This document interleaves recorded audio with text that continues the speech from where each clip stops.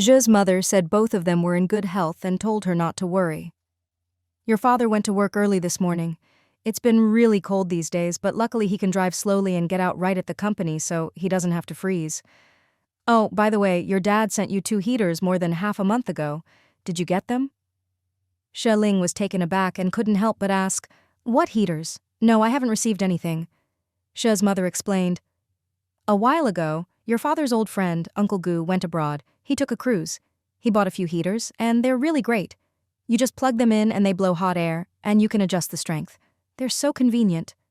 Xue Ling chuckled softly. In this era, these kinds of heaters weren't common in China, so people didn't even know what to call them. Unaware of her daughter's thoughts, Xue's mother continued, "Old Gu gave us one, and your dad and I use it in the bedroom and living room. It's really comfortable. We don't have to worry about the dangers of coal stoves anymore. Your dad thought it gets pretty cold in Rongcheng too, so he specially went to Old Gu's house to ask for 2 more and sent them to you."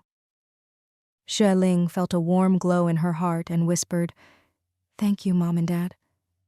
Parents' love is universal. Although she wasn't a parent herself yet, she could already deeply understand the meaning of that saying, from her own parents and her parents-in-law. "What are you thanking us for?" Xue's mother scolded gently. "No need to be so polite with us. Your dad didn't take advantage of Old Gu either. He gave his family a big red envelope to thank him for his generosity. Your dad said the Cheng family's village should have electricity now, so remember to give one to your in-laws so they can have a warm winter too." "Okay," Xue Ling explained. "It's been snowing these days, so maybe it hasn't arrived yet. The post office hasn't sent a notice, but it should be soon." Then she told her mother about the plan to take her father-in-law, Cheng Muhai, to the provincial capital for surgery. The doctor said his ongoing pain is probably because his old wound wasn't treated properly back then. We need to do the surgery before it gets worse and fit him with a prosthesis. Xue's mother remembered the dangerous situation from back then, and her eyes quickly reddened as she choked up. Back then, Rongcheng only had a small hospital, more like a clinic, and the medical care was really backward. If they can treat it now, that's wonderful. Your dad always worries about old Cheng's arm. If he hadn't pushed your dad out of the way in time and saved him, our family wouldn't be where we are today. I never thought after all these years he could still have surgery. That's really great. I'll tell your dad as soon as he gets home. He'll be so happy." Xue Ling sniffled and said softly, "The weather's cleared up. We're planning to go pick up Dad as soon as the roads are open, then take him to the provincial hospital for the operation."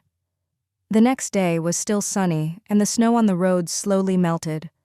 During her lunch break, Xue Ling went to the county's only department store and bought some sweaters and coats, some for her mother-in-law, some for her father-in-law. That afternoon she received a notice from the post office. Checking the date, she saw the package had arrived from the capital in just over 20 days. After work, Cheng Tianyuan came to pick her up, and together they happily went to the post office to collect the 2 heaters. The boxes were quite large, so Cheng Tianyuan had to push his bicycle while she helped from behind. Even though the cold wind was biting, both of them were smiling and cheerful. Back at their rented place, Cheng Tianyuan opened the boxes and carefully took out one of the heaters, examining how to use it. "Wife, it's all in English. I can't read it." Xue Ling took off her scarf, hurried over and quickly plugged it in. "Look! This is the on switch, this is off. This is warm air, and this is hot air." She turned the knob, and the heating element inside lit up. A gentle breeze started blowing, quickly turning into a warm flow of air. "Wow!" Cheng Tianyuan exclaimed in amazement. "That's incredible!" Xue Ling understood the principle and explained that the large heating element inside heats up quickly as soon as it's powered on. And otherwise it works just like an electric fan. Cheng Tianyuan couldn't help but ask, "Doesn't it use a lot of electricity?" Knowing how thrifty he was, Xue Ling laughed softly. "We're at work during the day and only home at night. How much electricity could we possibly use? It's probably a bit more expensive than buying coal." "Using coal really isn't safe," Cheng Tianyuan said with a smile. "From now on, when you're working from home, Just put this next to you so you won't have to worry about your hands getting cold." As he spoke, he looked at her slightly red, cold hands with concern. Xue Ling snuggled into his arms and said with a soft, playful laugh, "You do all the housework and always boil hot water for me to wash up. My hands are just fine." Cheng Tianyuan patted her back gently and said warmly, "I'll open the other one and check it. If it's not damaged, I'll set it up too." "Okay." Xue Ling stood up and said, "I'll go boil some water. You go ahead." Cheng Tianyuan called after her, "Don't use cold water. Just put it in the pot to boil. I'll come down and wash the rice in a bit." Xue Ling laughed quietly, knowing he didn't want her to touch cold water. She quickly went downstairs and saw that it was already getting dark outside, so she turned on the kitchen light. Then she opened the valve on the coal stove, turned on the tap to get water, and put the pot on the stove. At that moment, there was a knock at the door. Xue Ling was startled, opened the door, and looked outside. She saw a fat man standing there, wearing a suit that looked a bit old-fashioned, puffing on a cigarette. She walked down and asked, "Who are you looking for?" The fat man turned around suddenly, then stared at her in amazement, his eyes roaming over her. Xue Ling was disgusted by his gaze and turned away. "Who exactly are you looking for?" The fat man snapped out of it and, glancing at the iron gate, grinned. "I'm here to see my sister, Ouyang Mei. Isn't this the right address?" Looking at his blackened teeth, Xue Ling felt a shiver of disgust. "You've got the wrong place. She's next door." She hurried back inside. "Wait!" The fat man stared at her pretty face, swallowing secretly. "Miss, what's your name?" Xue Ling darted back into the house and slammed the iron door shut. The fat man laughed nastily and soon went next door to knock. Xue Ling closed the door. At that moment, Cheng Tianyuan came down from the second floor and said warmly, "Wife, the packaging is perfect, everything's brand new. I just tested them and they work fine." Xue Ling nodded, but the fat man's round, dark face lingered in her mind. She felt he looked familiar, as if she'd seen him somewhere before. She absent-mindedly replied and explained what had just happened. "That must be the Ouyang Xiang you mentioned." Cheng Tianyuan's face darkened slightly and he said quietly, "Just greet them politely when we see them, like neighbors do. I really don't like the way he does things, so let's try not to have too much contact with him or his sister." Thinking of Ouyang Xiang's disgusting, suggestive gaze, Xue Ling quickly nodded. "I'd rather not have any contact at all." Cheng Tianyuan turned and went to make dinner. After eating her fill, Xue Ling took a hot shower and hurried upstairs to work on her translation. Once Cheng Tianyuan finished his chores, he came up to help her copy out the text. The translation draft was covered in Xue Ling's edits and corrections. At first, he found it a bit hard to follow, but as he got used to it, he could glance at the page and immediately know what to write, copying each character neatly. The heater was running in the room, making it warm and cozy. The only sounds were their pens moving across the paper. It was quiet outside as well.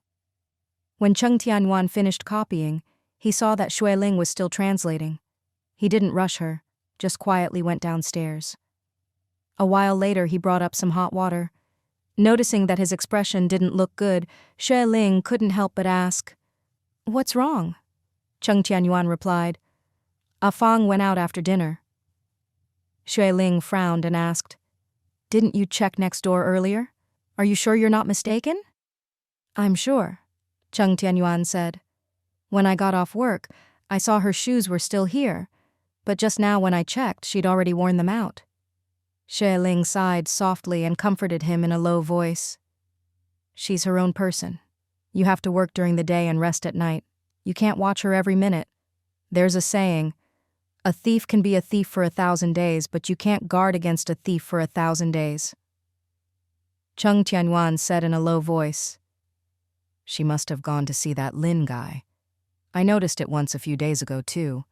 I asked her about it, and she neither admitted nor denied it, just kept eating sunflower seeds, acting like there's nothing I can do about it."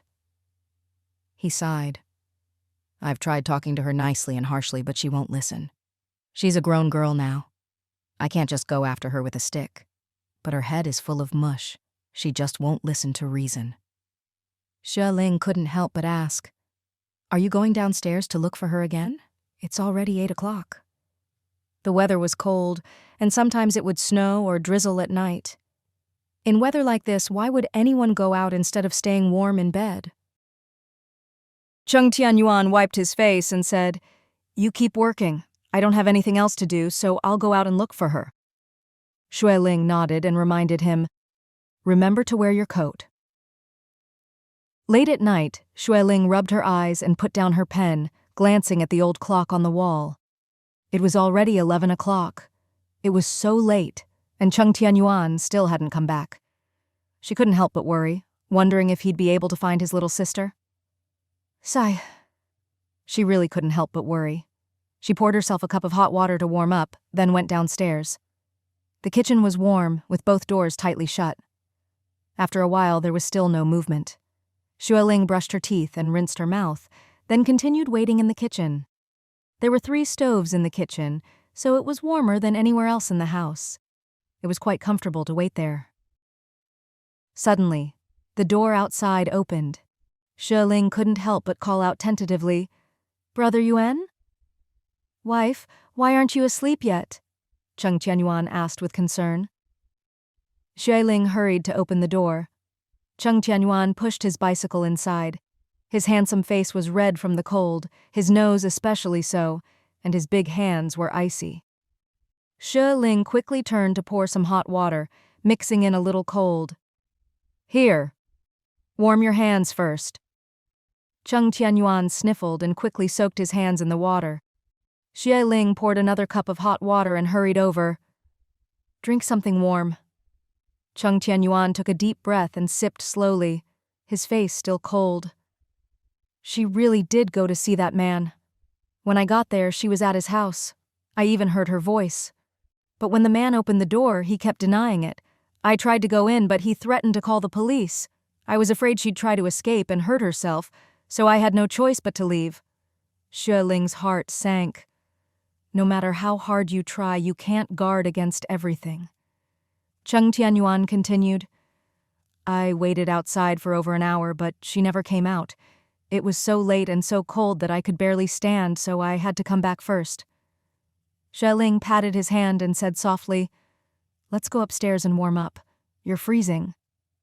With the heater blowing, Cheng Tianyuan's frozen body slowly warmed up, but his mood was still heavy.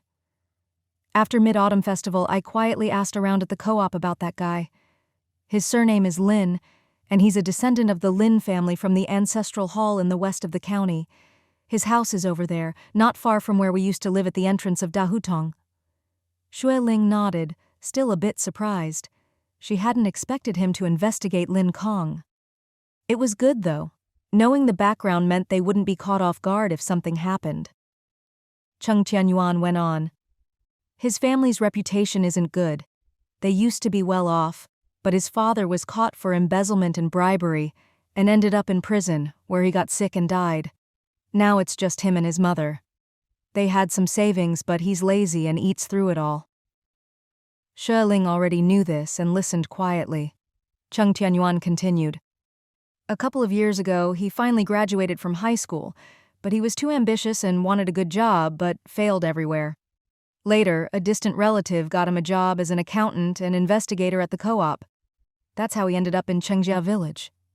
He narrowed his eyes and snorted. He's got a bad reputation. Besides being lazy, he likes to trick and play with girls. Last year, he wrote a love letter to the county magistrate's daughter and got scolded by the magistrate's people. He got scared and stopped. But at the co-op, he's written love letters to every unmarried female employee, always pretending to be a romantic, dressing up all flashy. Xue Ling interrupted softly. He's definitely not someone to trust for life. We have to stop your sister. Let me finish, Cheng Tianyuan said, taking a deep breath. He's not just a womanizer. He cons women out of money too. There are 2 women at the co-op who got involved with him, and both got swindled. Sometimes for 100 yuan, sometimes for just a few. Not long ago, Those two women even got into a hair-pulling fight over him. That's when it came out that he'd borrowed money from both of them. Cheng Tianyuan said gravely, I bet he'll soon ask a Fang for money, maybe even get her to steal from home. I plan to wait for her at his house tomorrow morning, give him a good beating so he won't dare see her again, and then bring a Fang home so Mom can keep an eye on her. Xue Ling's eyes flickered, but she nodded in the end. That's fine. Someone like him needs to be taught a lesson, or he'll keep trying to get close to your sister. But don't go too far. It's still against the law. Cheng Tianyuan nodded calmly. Don't worry. I know what I'm doing. The two of them went to bed. Xue Ling was exhausted and fell asleep quickly, but Cheng Tianyuan was troubled and tossed and turned, unable to sleep until after midnight. At 5 the next morning he got up. Knowing he was going to confront someone, Xue Ling said, I'll go downstairs and make some porridge and steam some buns. You can eat when you get back. Cheng Tianyuan patted the quilt and said softly, Sleep a bit more. I'll buy something to eat on my way back, so you don't have to cook. Then he hurriedly rode off on his bicycle. Xue Ling was indeed exhausted. These days, she had been working extra hard, planning to finish the next 3 weeks' worth of columns in advance. The doctor at the provincial first hospital had said that dry, cold weather was actually better for wound healing, so they advised not to wait until next spring, but to bring her father-in-law to the provincial capital as soon as possible. Her mother-in-law was illiterate and couldn't even understand standard Mandarin, so it was better for her to stay behind and look after her younger daughter. The doctor said that the checkups and surgery would take at least 2 weeks. She thought about how her father-in-law would need to be cared for in turns. It wouldn't be right to let Brother Yuan handle it all alone for half a month, so it was better for her to go along.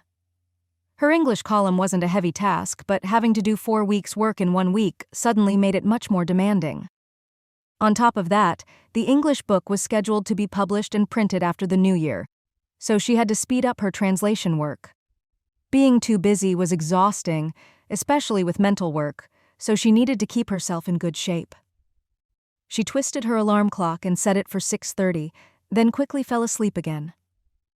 When the alarm rang, she got up right away, put on a sweater and coat, made her bed, and then took the kettle downstairs to brush her teeth and wash her face.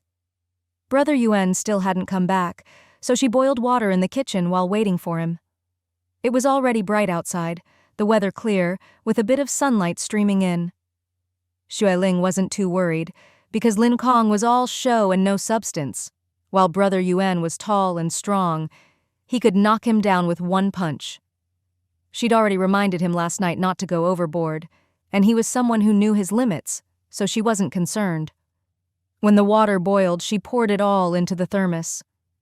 Just then, a voice called from outside, Yuan, Ling Ling, Yuan, Ling Ling. Huh? Wasn't that her mother-in-law's voice? Xue Ling hurriedly opened the door and rushed out, opening the outer gate. At the entrance to the alley stood an older woman wrapped in a shabby cotton coat, calling out and looking around. Mom, Xue Ling called as she ran over. Liu Ying turned around in a hurry, and when she saw Xue Ling, she broke into a smile. Ling Ling! Wonderful! I finally found you. A Yuan said you were on the middle section of Songming Road. We searched all over and asked so many people, but finally found you. Then she quickly waved behind her. Uncle Chang, over here, this way! Xue Ling ran over and grabbed the old woman's hand. It was red and cold. How did you get here? Just then, an old donkey trotted up the alley. It was kindly, honest Uncle Cheng, whom she'd met twice before, driving the donkey. In the back sat Cheng Muhai, bundled in an old cotton coat and wearing a hat, his face red from the cold. Dad! Xue Ling cried out in surprise.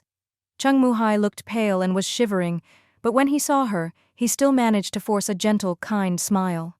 Xue Ling quickly helped him down from the cart, led the donkey cart into the yard, and brought the 3 elders inside for some hot water. Then she hurried upstairs, brought down the heater, plugged it in the kitchen corner, and let the warm air blow on the 3 of them. After drinking some water, Cheng Muhai's face looked a little better. We set out before dawn. Luckily, Yuan had given his mother the address earlier. Otherwise, this county is so big and all the roads look the same. We wouldn't have known where to look. Liu Ying managed a small smile. Luckily, Uncle Chang has a donkey cart and often comes to town to sell vegetables, so he knows his way around. We haven't been here in years, and the city has changed so much. It was still dark, so of course we got confused. Xue Ling turned the heater to its highest setting and poured them more hot water. Don't rush. Just warm up first before talking. Uncle Chang looked at the heater, his cloudy old eyes full of wonder. This thing looks so nice. It actually blows warm air. It's not a fan, is it? Xue Ling briefly explained where the heater came from. We picked it up from the post office yesterday evening. The one for Mom and Dad is still in the box. Uncle Chang exclaimed, Wow! Having good in-laws really is different. Look, even the heating gadgets are gifts. And it's a foreign gadget, too. Cheng Muhai smiled. Old Xue is really too kind. Ling, remember to thank your parents for me. Liu Ying handed Xue Ling a small basket of radishes from the donkey cart. We brought you some. We have a lot at home and can't finish them all. We left in a hurry and didn't know what to bring, so we just grabbed some from the cellar. Xue Ling thanked her and accepted them, guessing that something must have happened at home. Cheng Muhai's face darkened as he glanced upstairs. Ling, where's Yuan? Did he go to work? Xue Ling's eyes flickered, and she didn't know how to answer for a moment. He didn't go to work yet. It's not time. Dad, why did you come so early? Did something happen at home? Cheng Muhai and Liu Ying exchanged a look, their faces grave and angry.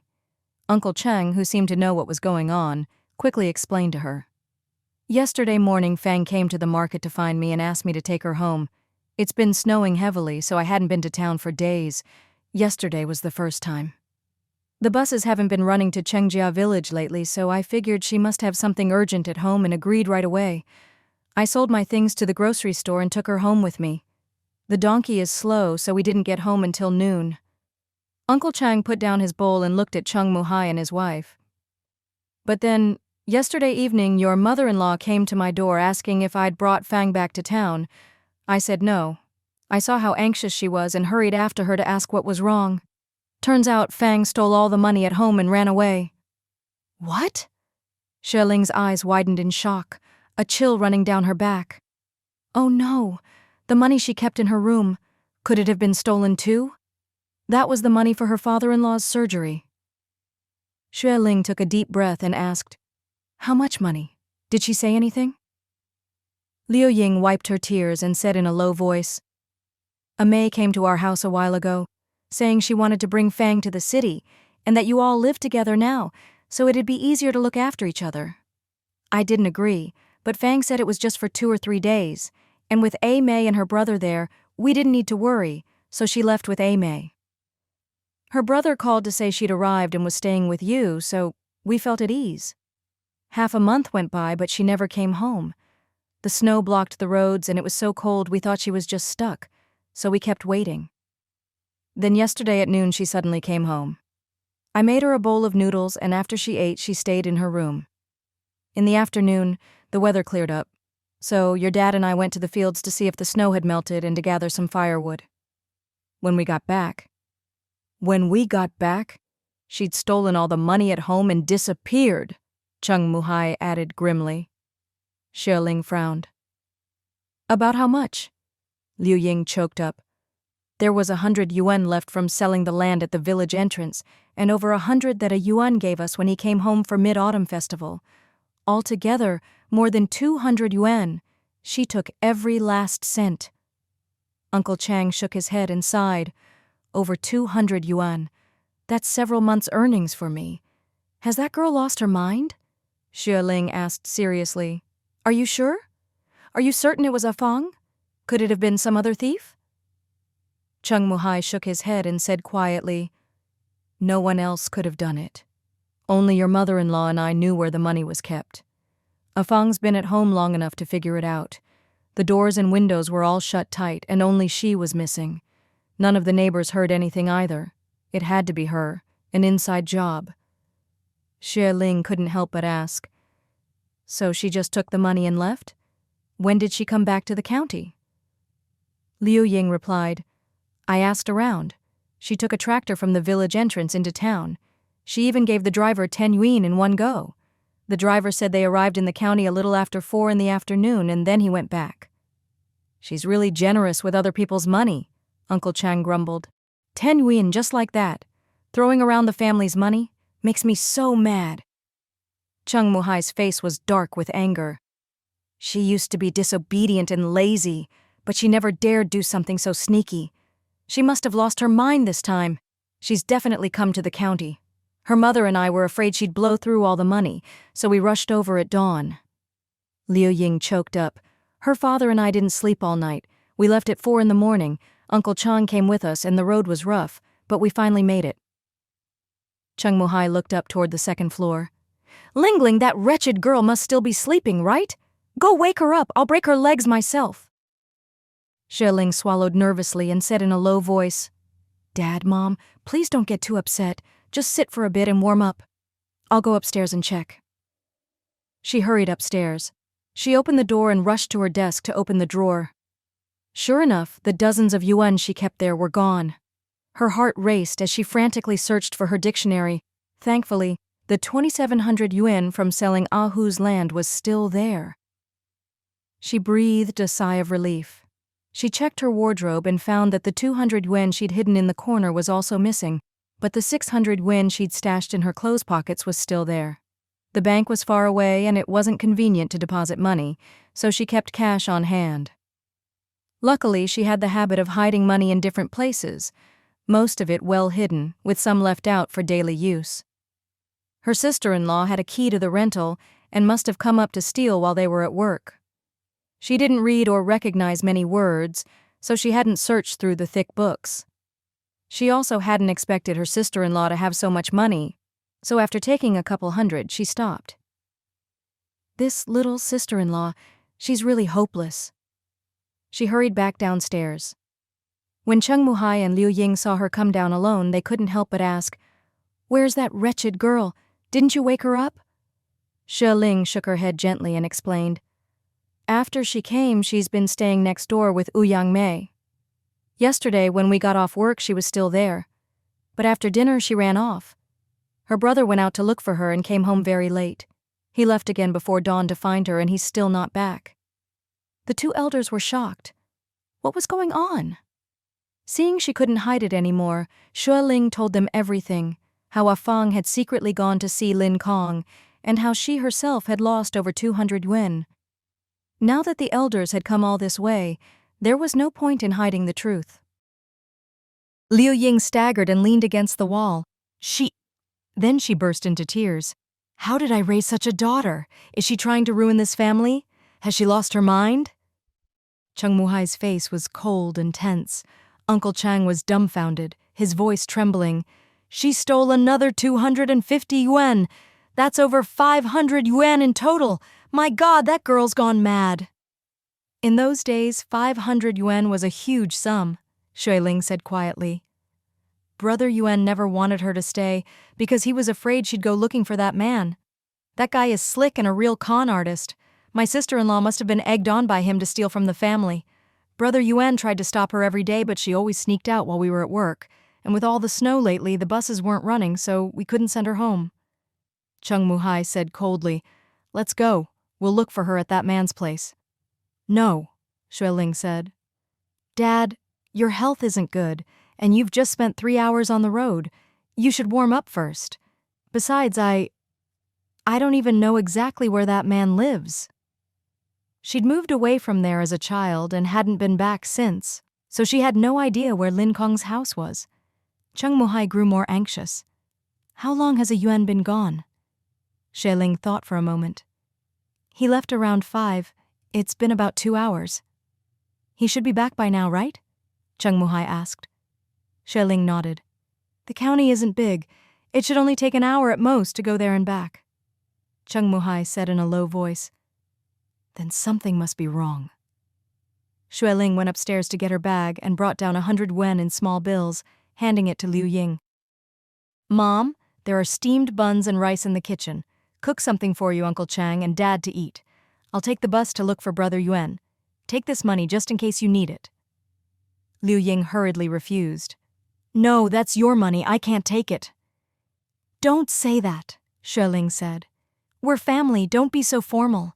You'll need money to get around here, so just take it. Cheng Muhai nodded in agreement. Take it, so the child can go look for a yuan with peace of mind.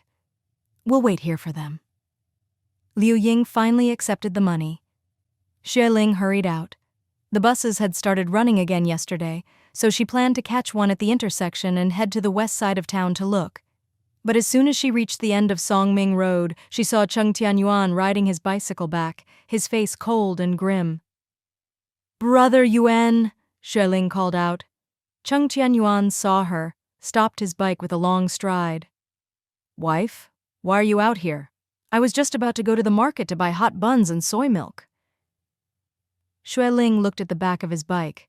Her sister-in-law wasn't there. Brother Yuan, where's Ah Fang?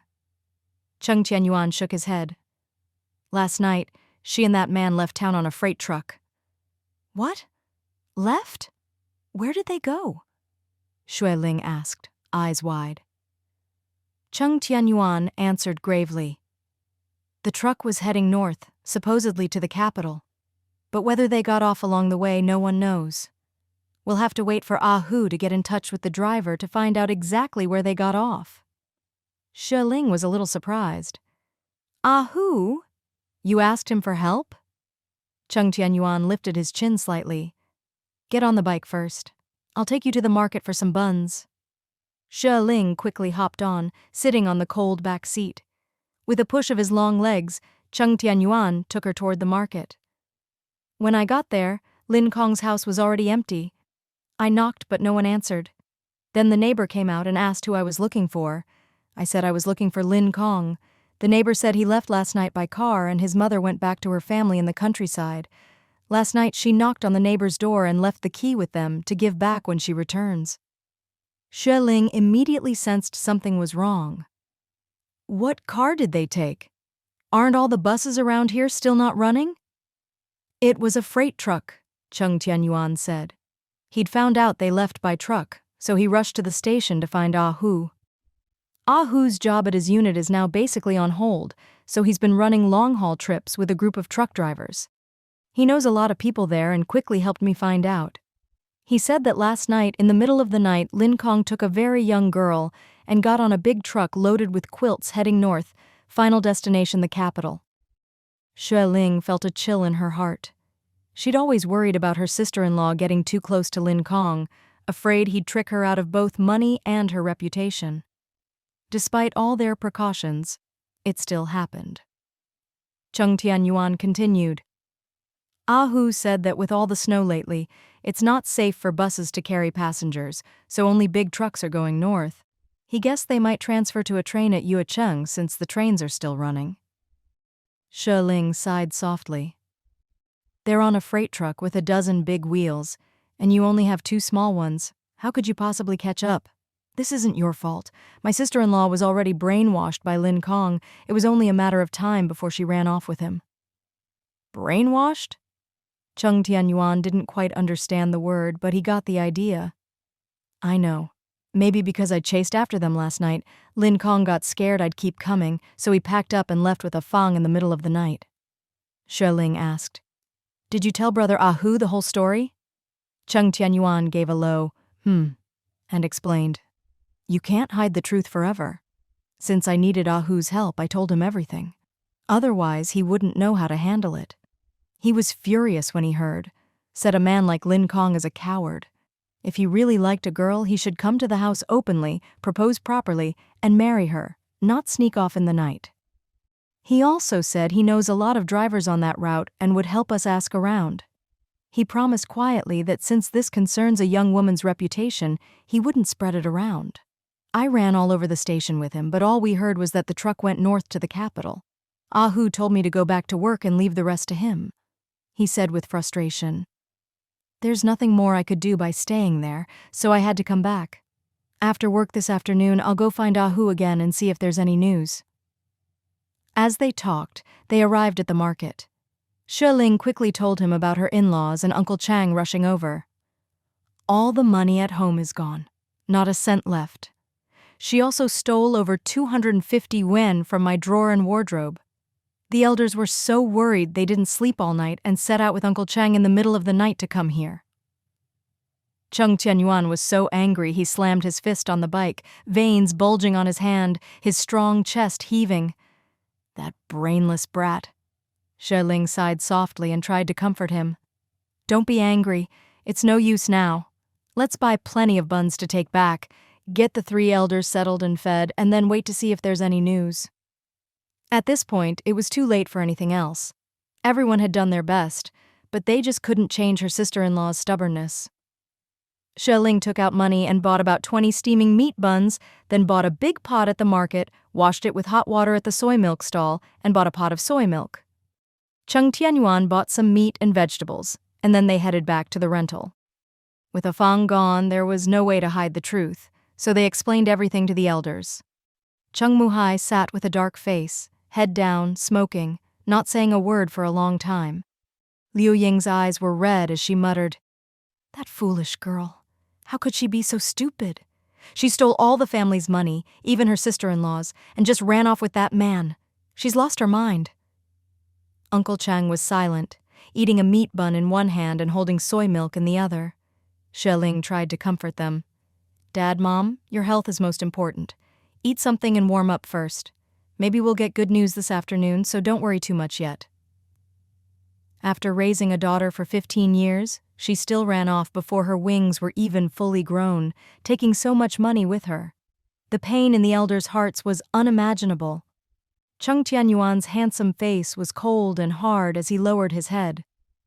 "Dad, Mom, it's my fault for not watching her. I'm to blame too." Uncle Cheng looked up and said loudly, "How can you blame yourself? She's got legs. If she wants to run, how could you stop her? You have to work, you can't follow her around all day." Xue Ling agreed. "Exactly. You have to work during the day and sleep at night. You can't tie her to yourself, it's not your fault." She added softly, "You were out looking for her last night, freezing for over 3 hours before coming home. Then you left again at 5 this morning to try to catch her, and you haven't even had a sip of hot water yet." She handed him a bowl of soy milk. Cheng Muhai looked up at his eldest son. "Uncle Cheng and Ling Ling are right. If she wants to run, none of us can stop her. She thinks she's grown up and can do whatever she wants. If we can't stop her, then let her face the consequences herself. We just need to live our own lives." He took the big bun from Xue Ling and took a big bite. Liu Ying, eyes red, kept wiping away tears.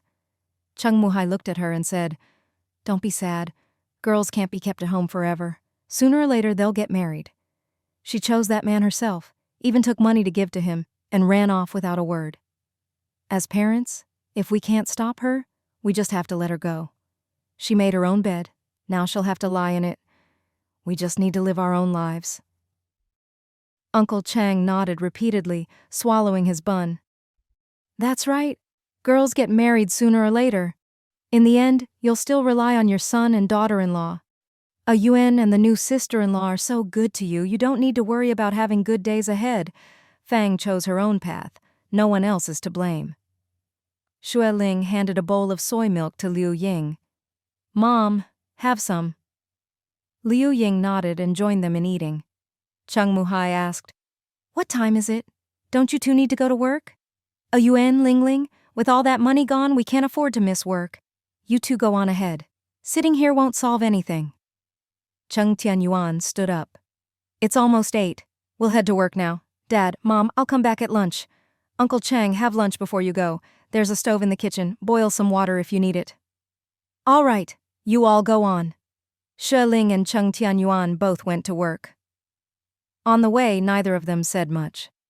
The whole situation weighed heavily on their hearts.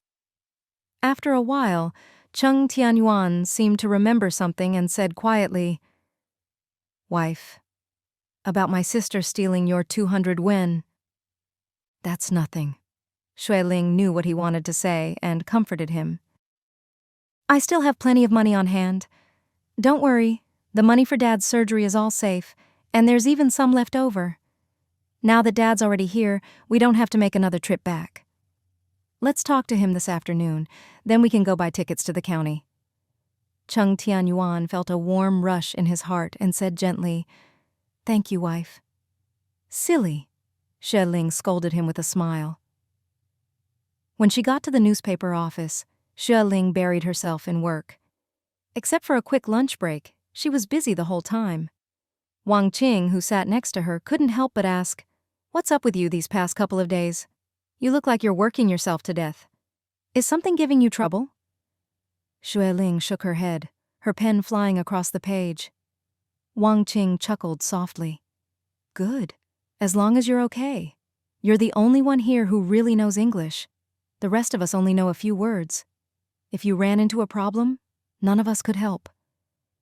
Xue Ling smiled too, paused her writing, and picked up her cup of hot water. "I might need to take a long leave soon, so I'm trying to get all my column work done in advance so it doesn't hold anything up." Wang Qing looked worried. "A long leave? What for?" Xue Ling smiled. "The date isn't set yet. My father-in-law's health isn't good, so my husband and I are planning to take him to the provincial capital to see a doctor. Once we get the tickets, I'll ask the director for leave." Wang Qing nodded in understanding, glanced around at the other colleagues, then leaned in and whispered, "If you need any help, just ask. If I can help, I will." Xue Ling felt a warm glow inside. "All right, thanks in advance." Wang Qing grinned. "Then get back to it." That afternoon, Director Liu had the security guard buy a basket of apples for everyone to share. Everyone was delighted. "Director, last time it was tangerines, now it's apples. Why are you being so generous?" "Yeah, you're not buttering us up before dropping some bad news, are you? Like making us work overtime tonight?" Everyone laughed. Director Liu smiled. "Our newspaper did well last quarter. Headquarters said subscriptions are up by 10%. The bonus has come in, 200 yuan. "Wow!" Everyone cheered and applauded. Director Liu continued, "There are more than 20 of us here. If we split 200 yuan, it's not much for each person. So I had the security guard buy 2 baskets of apples for everyone to take home and share with their families. Your families support you working here, so they deserve some credit too." "Thank you, Director. I want 8. "Thank you, Director. I want 5, 1 for each of my family." Director Liu laughed. "There's another basket outside. It's winter, and fruit is hard to find at the market. Apples keep well, so take as many as you like. No need to tell me how many." The 2 big baskets of apples were bright red and made everyone happy. The security guard explained, "I went a long way to buy these. The truck had to make 2 trips." "Thanks. Take a few more for yourself." Everyone crowded around, and the apples were soon gone. Xue Ling took more than 10, packed them in a big net bag. After work, Cheng Tianyuan came to pick her up right on time. "Wow, so many apples," Xue Ling smiled and explained. "We'll wash a couple for Mom and Dad to try. Liu Xing already had one earlier and said it was crisp and sweet."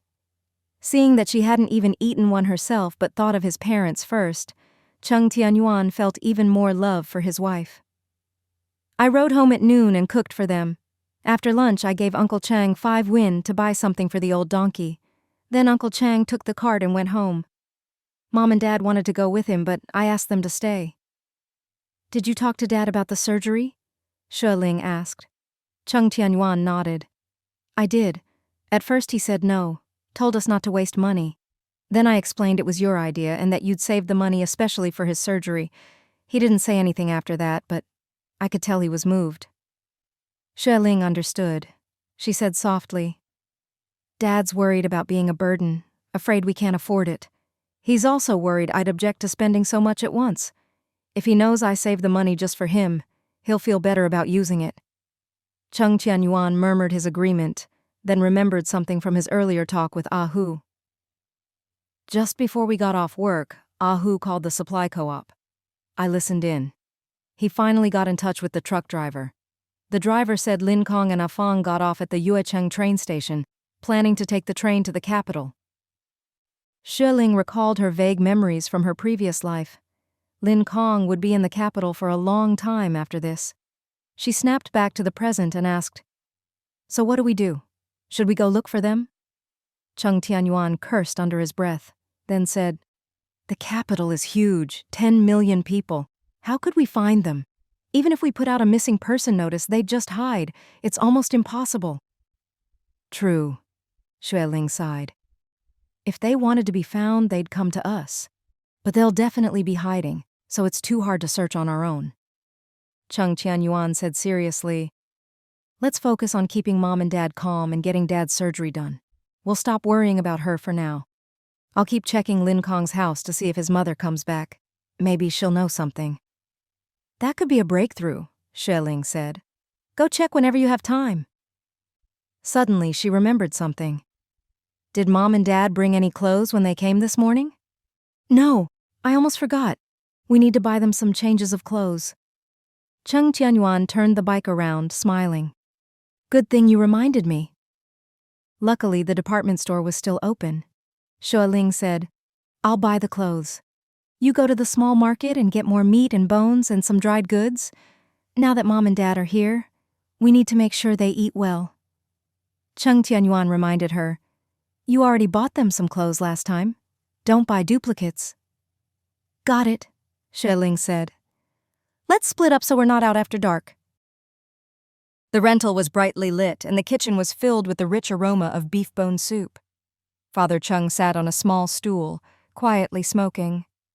Mother Cheng looked pale, tear stains at the corners of her eyes, staring blankly at the millet porridge simmering on the stove. Father Cheng glanced up and saw the worried look on his wife's face. He couldn't help but sigh softly. "Is the millet porridge ready?" Liu Ying was startled and quickly looked at the pot on the stove. "Oh, almost. This honeycomb coal burns faster than I thought," Cheng Muhai said gently. "This isn't our place after all.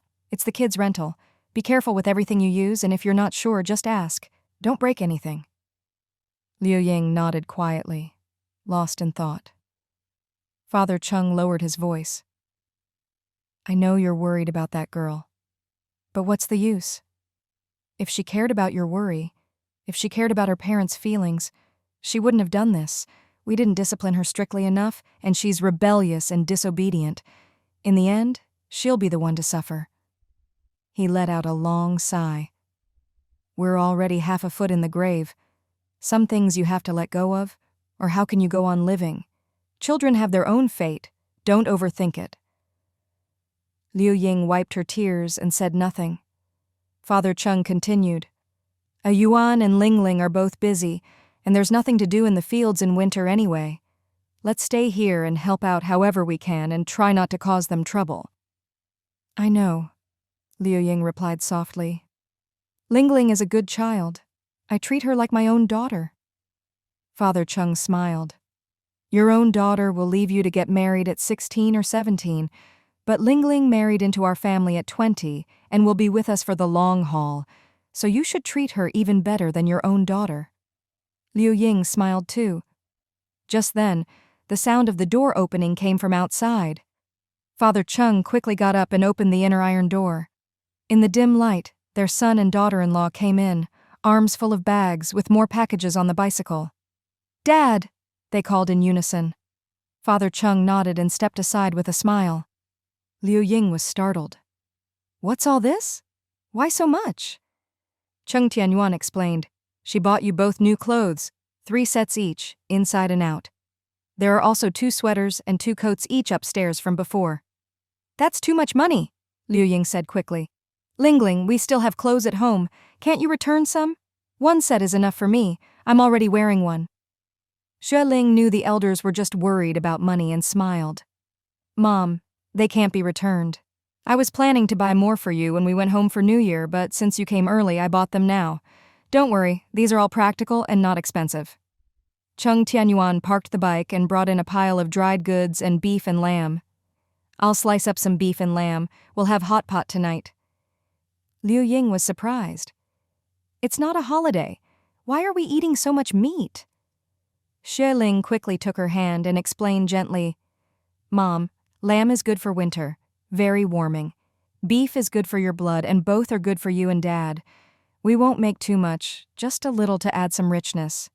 You and Dad are both too thin. You need to eat more." Liu Ying still felt bad about spending money, her face full of worry. Father Cheng smiled. Don't be like that. Yuan's been in the city for years, and this is our first time visiting. Of course he wants us to eat and use good things. Ling Ling is so thoughtful, you should be happy. Liu Ying managed a smile and nodded. There were several honeycomb coal stoves in the kitchen. The space was big but still warm. Cheng Tianyuan set up a small charcoal stove and cooked meat for the elders. Liu Ying found this way of eating novel and said softly, "It's really nice to eat like this in winter. The food doesn't get cold and it warms you up." Xue Ling smiled. "Then let's eat like this every winter night. We can make some soup and everything else just gets tossed in to cook. Easy and tasty." That night, both Father and Mother Cheng ate their fill. After dinner, Xue Ling took out the apples from work, washed 2, and cut them in half so everyone got a piece. Father and Mother Cheng couldn't bear to eat them, just holding them and looking at them. Seeing this, Xue Ling felt a pang in her heart. It seemed the elders hadn't eaten apples in years. No wonder. Even eating meat was reserved for holidays, let alone fruit. She made up her mind to work with Brother Yuan to help the family out of hardship, step by step. Cheng Tianyuan boiled water for them to wash up and soak their feet, then took them to the small bedroom. "The bed's a bit small, you'll have to squeeze in tonight." Father Cheng said gently, "It's not small at all. We used to sleep 4 to a bed. This is just fine." Xue Ling brought them new clothes to change into and new cotton quilts to use. Then Cheng Tianyuan plugged in the heater. Father and Mother Cheng, dressed in new, comfortable clothes, under warm, pretty quilts, with the heater blowing and sweet, crisp apples to eat, felt like it was all a dream. "Old man, it's like a dream." Father Cheng chuckled. "Ever since Ling Ling joined the family, life's gotten better every day. Yuan says she's great at earning money, and except for what we need to eat and wear, she saves the rest. She arranged all this for us."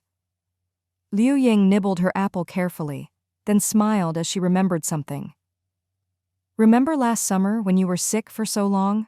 I was so scared I went to pray at the temple. The fortune teller said if we brought in a new bride, she'd be our lucky star, and our days would get better and better." Father Cheng laughed too. "Half a year ago, who would have thought we'd pay off our debts, sleep in a good bed, wear nice clothes, and have warm quilts? Getting richer and richer? Good. Let's wait and see." Across the small living room in the other room, the heater was humming. Xue Ling focused on her translation, while Cheng Tianyuan helped copy it out. Xue Ling used spare moments at work to translate, so every night there were several pages for him to copy. When he finished a page, he quietly stepped out and saw his parents were already asleep in the next room. He thought about how they hadn't slept all night and had traveled so far that morning. They must be exhausted. He quietly poured a cup of hot water, drank half, and brought the rest back to Xue Ling. "I'll buy 2 more cups at the supply store tomorrow. I gave mine to Mom and Dad." Xue Ling was about to nod. Bang! A loud door slam came from the next room. Xue Ling jumped in fright. Cheng Tianyuan quickly pulled her into his arms, gently patting her back to comfort her. He peeked out the window and muttered a few curses about people with no manners. Xue Ling couldn't help but ask, "By the way, did you see Ouyang Mei and her brother today?" Cheng Tianyuan replied, "Their door's been shut tight all day. Judging by the noise just now, it must be Ouyang Xiang who came back." Xue Ling's face darkened and she said quietly, "Brother Yuan, originally your sister had already cut ties with Lin Kong and was doing just fine at home. It's all because Ouyang Mei got involved and brought her here that all this trouble started." Cheng Tianyuan's eyes narrowed. "Don't worry, I've been wanting to settle things with Ouyang Mei for a while. She lied to my parents, saying she'd bring my sister to the county for a few days. My sister stayed at her place, and now she's gone. I want to see what she has to say for herself." Hearing this, Xue Ling felt completely at ease. Ouyang Mei always tried to act important, using her connection to stir up trouble in their family. Now she'd ended up shooting herself in the foot. It was time she learned a lesson. The next morning, the door next door was still tightly shut. After breakfast, Cheng Tianyuan and Xue Ling hurried off to work. But at noon, Cheng Tianyuan came back and took his parents to confront the neighbors. Ouyang Xiang was still asleep upstairs. Only Ouyang Mei was on the sofa, eating sunflower seeds. She looked dirty. The house was a mess, and it smelled bad. Clearly, it hadn't been cleaned in ages. When she saw Father and Mother Cheng arrive, she jumped up in surprise, not even bothering to tidy herself, and hurried over with a forced smile. "Uncle, Auntie, what brings you here? Come in and sit." But all three of them wore cold expressions and ignored her. Ouyang Mei's heart skipped a beat. She couldn't help but ask, Yuan, Auntie, what's wrong? Come in and sit, let's talk." Cheng Muhai said coldly, "No need for pleasantries, Mei.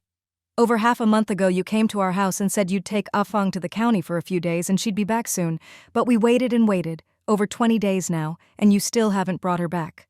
So we came to ask you." Ouyang Mei's face went pale.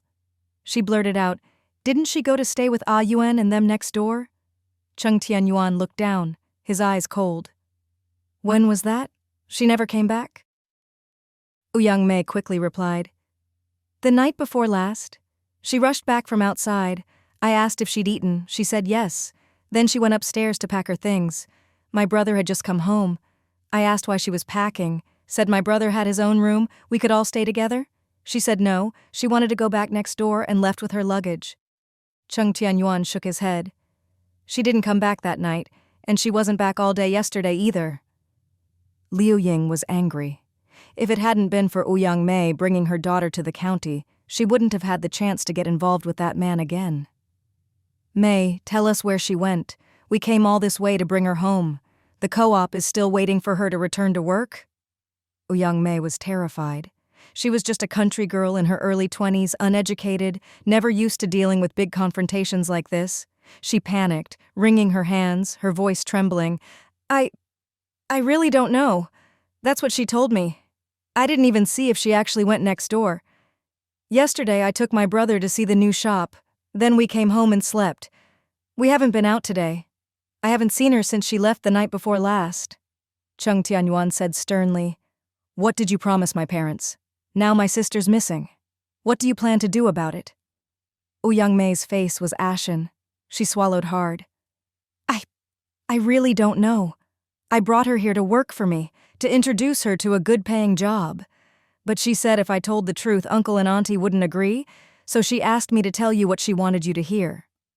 Cheng Muhai frowned. "Why did she lie to us? What did she really come to the county for? Your shop isn't even open yet. What high-paying job? Where?" Ouyang Mei's face flushed and paled, stammering, "It was supposed to open last month, but my brother had something come up. Then it snowed, the trucks couldn't run, and we were delayed another 10 days. The goods are here now, and will open in 3 days." Cheng Tianyuan knew she wouldn't know where his sister had gone, so he tried to get other information. What did she actually do here? She couldn't have just sat around eating sunflower seeds for over 20 days, right? Ouyang Mei answered awkwardly. "At first, she just slept, ate, and went shopping. Later, she kept saying she was bored and wanted me to take her to the co-op to buy things. It was snowing and cold, so I didn't want to go out. She started sneaking out on her own." "How many times?" Cheng Tianyuan pressed. Ouyang Mei didn't dare lie. "You were always coming by to check on her, so she waited until you two were at work, then slipped out. Maybe 10 times or so."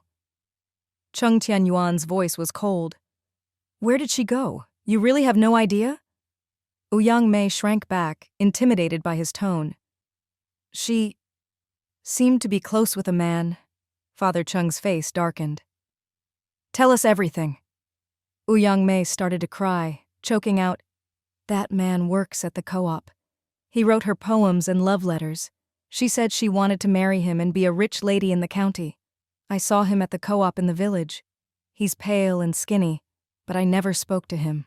That's all I know." "That can't be all," Cheng Tianyuan said. "You must have known she was sneaking out to see that man, right?"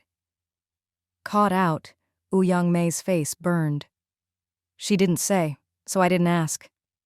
Cheng Tianyuan sneered. "If you hadn't encouraged her, how would she have gotten so bold?" His sister had never been to the county before. She didn't even know her way around. Ouyang Mei had been here longer, running around looking for a shop, and knew the area well. He'd already heard at the co-op that Lin Kong had stopped coming to work a month ago, supposedly because it was too cold. Without Ouyang Mei leading the way, his sister would never have found him. Ouyang Mei started crying again, mumbling, "She said she really loved that man. I thought if she married in the county we'd be close and could see each other often. So I didn't stop her. She just wanted to be with the man she loved." Cheng Tianyuan snorted and said nothing more. Father Cheng sighed deeply. "Mei, I trusted you because you're from our village and older than her, so I thought you'd look after her. Now we've come all this way and she's not here. How do you plan to take responsibility?" Ouyang Mei shook her head, voice low. I just brought her here to work."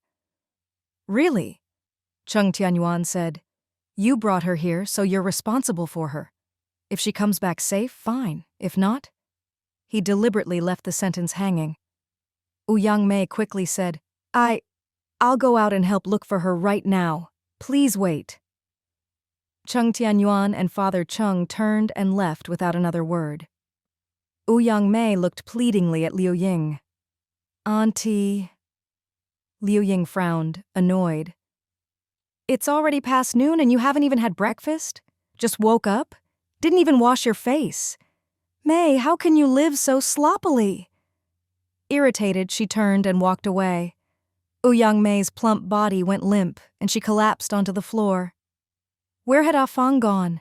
Didn't she say she was coming back to stay next door? Thinking of how the Cheng family had just treated her, Ouyang Mei was so angry she felt dizzy. She was going to be ruined by this. No doubt about it, Afang must have run off with that Lin Kong. Ouyang Mei didn't care about anything else. She scrambled to her feet, hurriedly put on her coat and shoes, and rushed out the door. She tried to hire a bicycle to go look for Lin Kong, but no matter how loudly she called, no one answered from inside his house. Eventually, a neighbor, annoyed by the noise, came out and scolded, "He left with a girl the night before last. What are you yelling for? Making a racket? You're driving us crazy." Ouyang Mei jumped in fright and quickly asked, "Where did they go?" "How should I know?" the neighbor snapped, slamming the door. "Stop making noise or I'll come out with a broom." Ouyang Mei's face went pale. She ran to Lin Kong's workplace at the co-op to ask around.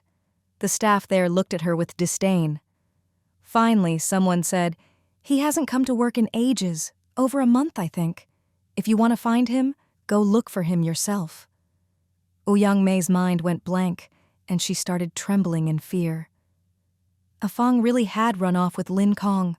Where did she go? Why didn't she tell me, that stupid girl? She's really gotten me into trouble this time. She was the one who brought her to the county, let her stay at her place. Now that fool had suddenly run off with a man and the Cheng family was demanding she bring her back. Where was she supposed to find a daughter to return to them? Ouyang Mei went back to the rental in tears. She rushed upstairs to find Ouyang Xiang, but he was still asleep, reeking of alcohol, the room so foul she almost gagged. "Brother, wake up! Help me!" Ouyang Xiang's parents had died young. His only family was this little sister and a grandmother on her deathbed, so he was actually quite fond of her. He woke up grumpily, reeking of booze. "What is it? You're so noisy!" Between sobs, Ouyang Mei told him about Cheng Tianyuan. "Brother, what should I do? They're demanding I bring her back, but I have no one to give them. Woo!" Ouyang Xiang was fully awake now. "What else can you do? Just tell the truth. Their daughter ran off with a man. She left on her own. It's not like you sold her. What's it got to do with you?" Ouyang Mei hesitated, uneasy. "Can I really say that? Isn't that too much?" "Of course you can." Ouyang Xiang, used to being a petty crook, said brashly, "Tell them to go find that man. Why are they coming to you? If they say anything, just tell them their daughter ran off on her own. No one else is to blame. You gave her a job, a place to stay, and got nothing in return. Let them try something." Ouyang Mei thought of Cheng Tianyuan and choked up. "But if I say that, her family will definitely hate me." Ouyang Xiang snorted. "So what? It's not like you kidnapped their girl. Even if they go to the police, they can't do anything to you. What's there to be afraid of? The Chengs are just a poor family. What can they do to us? Okay, Ouyang Mei replied softly. A while later, she went next door to explain Fang's disappearance. She left on her own. I was tricked by her too. She left with that man. I have no idea where she went. Uncle, Auntie, you can't blame me. I just wanted to bring her to the county to work. I meant well. Father Cheng said nothing, his face cold. Liu Ying, angry at her daughter, but even angrier at Ouyang Mei for being the instigator, drove her out. If Fang doesn't come back, don't show your face here again. If I see you, I'll curse you every time. Ashamed and upset, Ouyang Mei went back next door.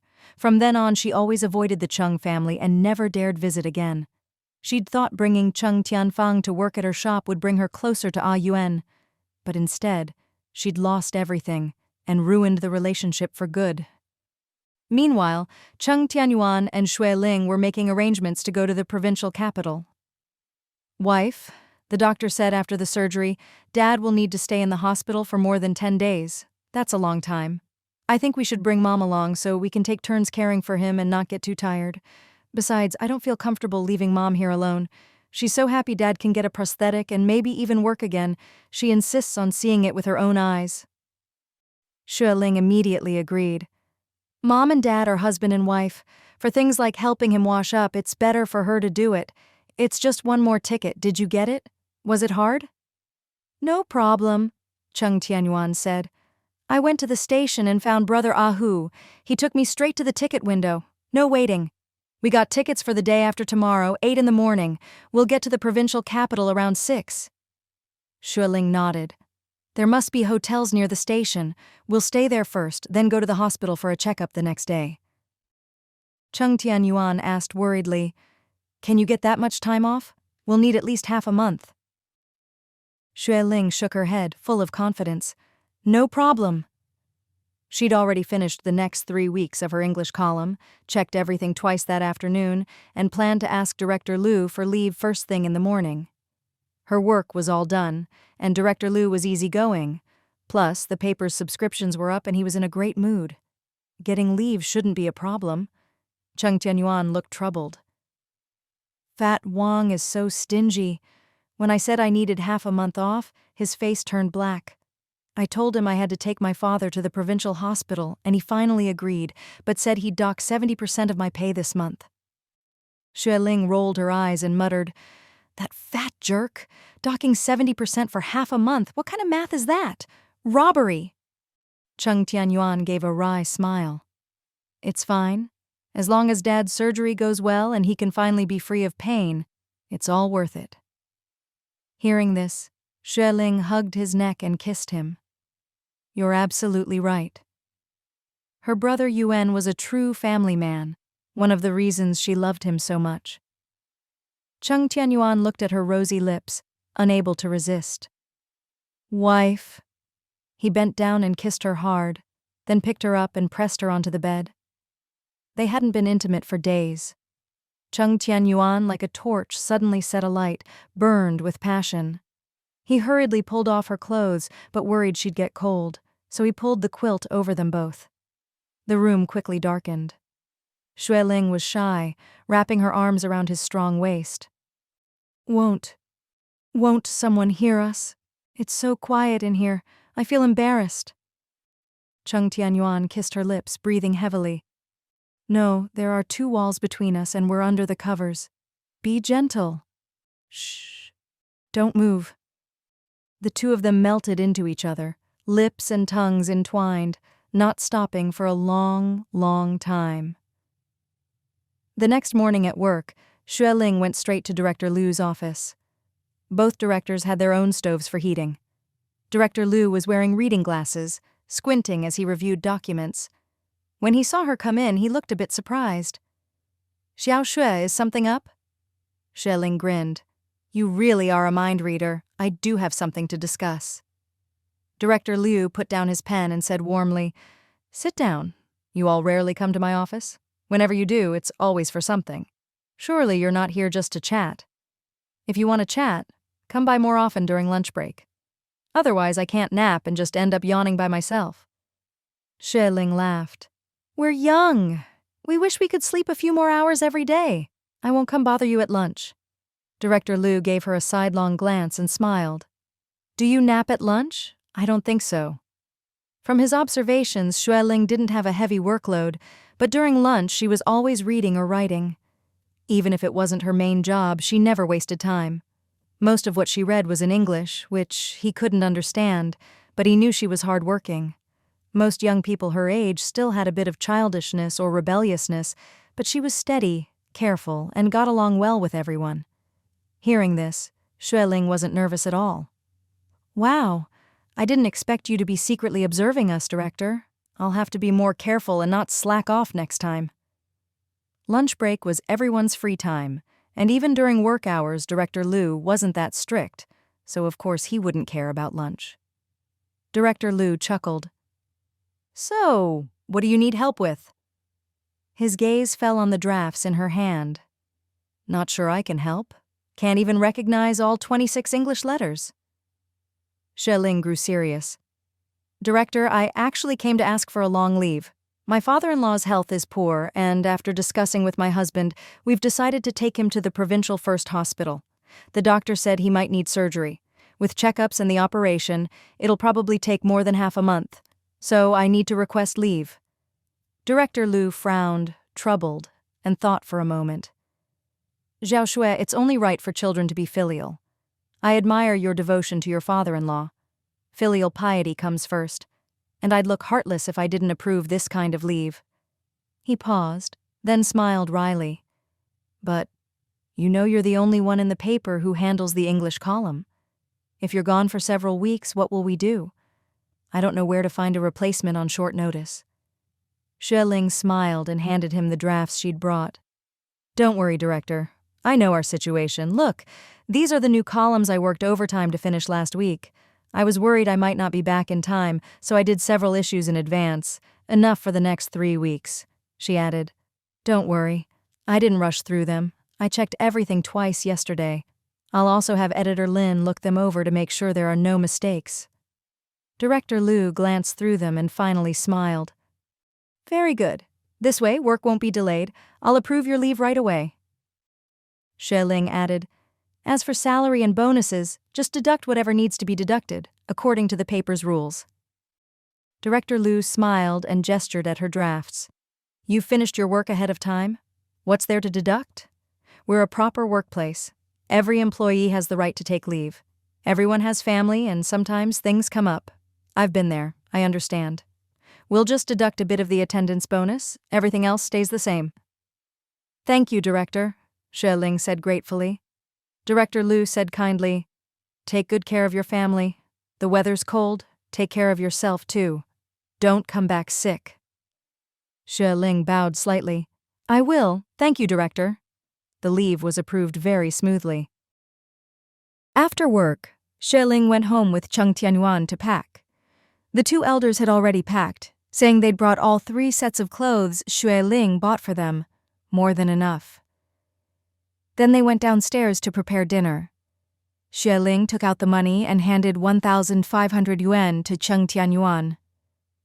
Brother Yuan, we shouldn't keep all the money in one place. You carry half, I'll carry half.